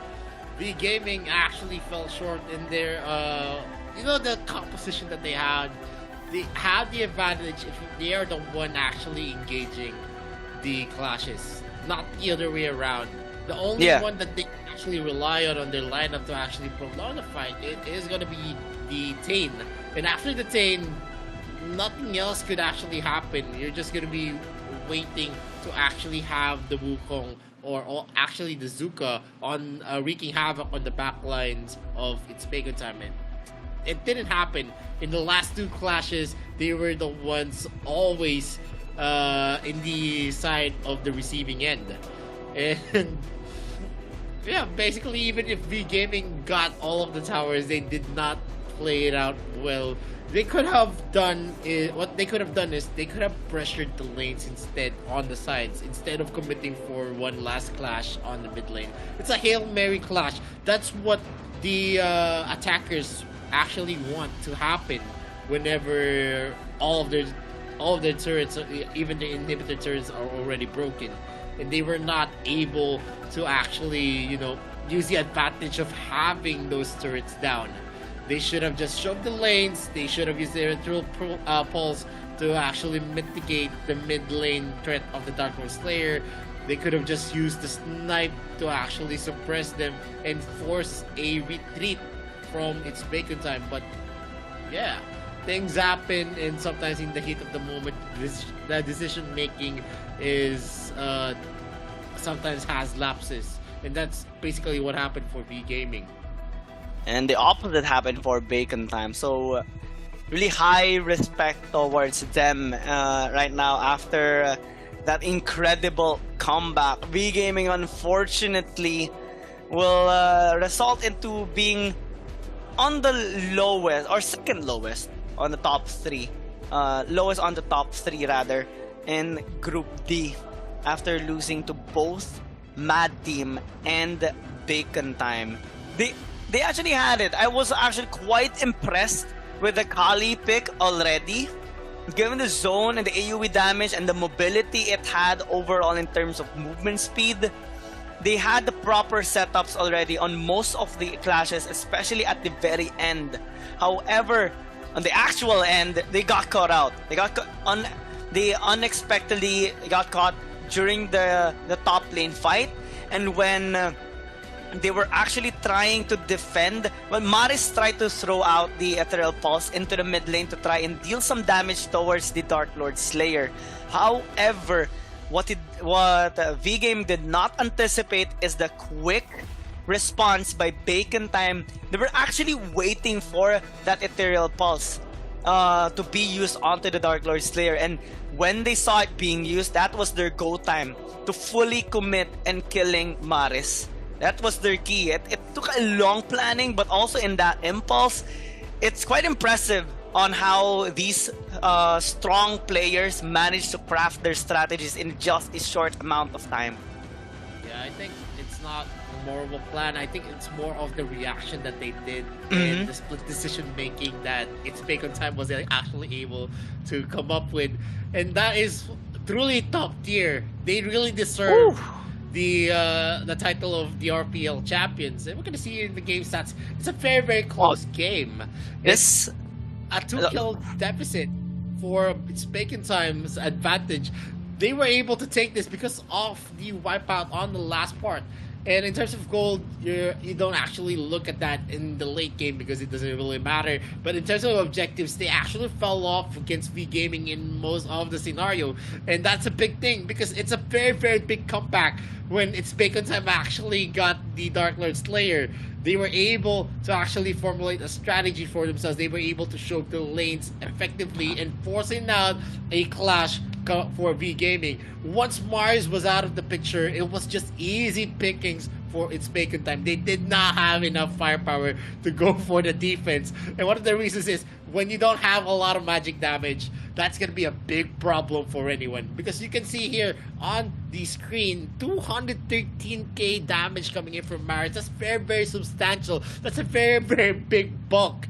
He actually almost doubled the damage coming in from Wang TD. Kwanga and Perdalby barely scratched that. They were not able to go into half of what Mars was able to do for V Gaming. And that was the biggest thing. When he was taken down, it was just all over. And we're going to see here the MVP of the game. It's going to be Muwan on that Hayate, who did fairly well using the Kunai plus to reposition himself and get some kills. Counter kills at that 4-5 KDA, 9.9 MVP points. Kill participation 75%. That is 3/4 that he was able to contribute for his team.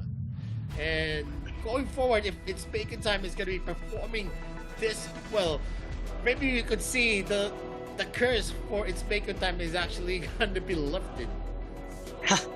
And V Gaming kinda is experiencing some curse right now, kind of reminiscent on AIC 2021. Let's see how they are going to be handling it here on out. But what a good side of this is that we can finally announce the top 3 teams in all the groups. For Group A, we have Talon Esports, Team Flash, Nova Esports. Group B, we have Saigon Phantom, Valencia CF Esports, and one team. Group C, we have Bikertopia Esports, Dewa United, and a dope team. Group D, we have Bacon Time, Mad Team, and V Gaming. I'm so excited to what we are going to be seeing in our next phases, in the group stage, in the knockout stage. Later on, these teams are going to be pushed to their limits for sure. Yup, definitely pushed to the limits. It's it's a very exciting day. We still have 2 days of the group stages. The next 2 following days, we're going to be seeing this 3 teams per group actually face each other in a best of 2. So we're going to see a lot more of this stuff. There's going to be a global ban and pick. So definitely, there's still a lot of picks in those. Maybe we're going to see Superman, we're going to see Raz, and maybe we're going to see other heroes that we haven't seen just yet here in the AIC 2022. Yeah, and I'm really impressed in all the games that we have seen today. We're proud of the teams that made it through the next phase of the group stages, and well, for the teams that weren't able to maintain playing here in the AIC 2022 for Influence, Rage, and Next Ruya. We're hoping to see a big improvement on them and growth on the players for their next performance. Because some teams rise, some teams fall, but one thing is for sure, the love for the game will always remain. Yeah, I really love that saying. Yeah, love for the game. It's just if you want to put in the effort, you need to have that love of the game that you're always gonna be aspiring to be the best in terms of the pro esports scene, not just be the best for yourself, for your teammates as well. Yeah, Arena Valor International Championship 2022 has been giving us a lot of this kind of teams wherein we saw them actually improve upon the losses that they've experienced. And you have to extend, go beyond your limit, exceed expectations, push everything out, and just try to get that win, because it's what you actually allow. It's what it takes. It's what it takes to be a champion here, especially in the Arena of Valor International Championship. So here are the rankings here for the group stage, day 2. We're seeing Bikertopia being the first, Dewa United as a second, Dope Team as the third, given their respective stats on the respective Group C. Bacon Time as the first, Mad Team as the second, V Gaming as the third one, with an interesting similar results as well as Group C.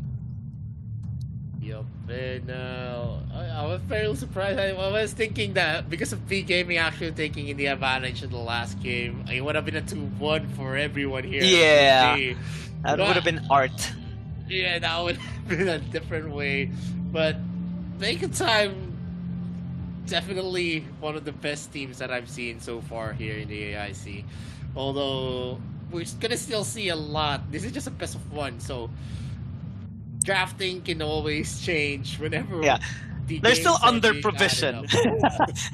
Hopefully, they don't experience the curse in the extended series next time. Yeah, and the extended series also tests out your drafting skills, your hero pool as well. As the games progress, you have limited available heroes. Bans are always going to be affecting you as the games and the series actually progresses. So let's see if we're going to see a better kind of It's Bacon Time in terms of that kind of progression. So we already have here the qualified teams that we're going to be seeing for the rest of the 2 days of the group stages. Group A, Group B, Group C, Group D. These teams are the top teams that you're going to be able to witness. Yeah, top 12. From a lot of teams, actually it's top 16. 4 teams were eliminated in just the first and second day. And more teams will be saying goodbye in the next few days. Even in just the phase 2, tomorrow and the next day, 4 teams again will be saying goodbye. So it's gonna be a tough road for these teams, as well, their performance has been quite interesting and incredible for some, especially for those who have secured 3 zeros, or the undefeated ones at Talon Esports, Saigon Phantom, Bikertopia, and Bacon Time. They're gonna be the ones to really show that they can maintain the top standing in their respective groups, because the other teams will be trying to climb up the ladder and bring someone down to be the ones to be taken away. So in our upcoming matches here for tomorrow, we do have best of 2 series in Group A, Group B, and Group A here at Team Flash versus Nova Esports, Valencia CF Esports versus one team, Nova Esports versus Talon Esports on the next one. And that's a lot of matches we are going to look forward to for tomorrow's matches as well. And yeah, one team esports is going to be facing up against Saigon Phantom. K Talon is going to be facing up Team Flash again. SGP is going to be facing up VCF. That is going to be the 6 matches that we're going to be able to witness in tomorrow's group stage. And well, we're already coming into a conclusion for today. We have ended finally ended day number 2, so congratulations to all the teams that made it through, and moving on towards the next phase of the AIC Arena of Valor International Championships 22. And of course, we're looking forward to having another jam-packed action day tomorrow. So that is it. Well, see you again tomorrow. Make sure to stick around for tomorrow, same time. And of course, we are your shoutcasters, Guillaume Gaming and Vitor. Tomorrow you will be seeing Mikos as well. This is the Arena of Valor International Championships 2022. And of course, on behalf of the production team, Tencent, Level Infinite, Garena, and VSPN, we thank you all and looking forward to seeing again tomorrow.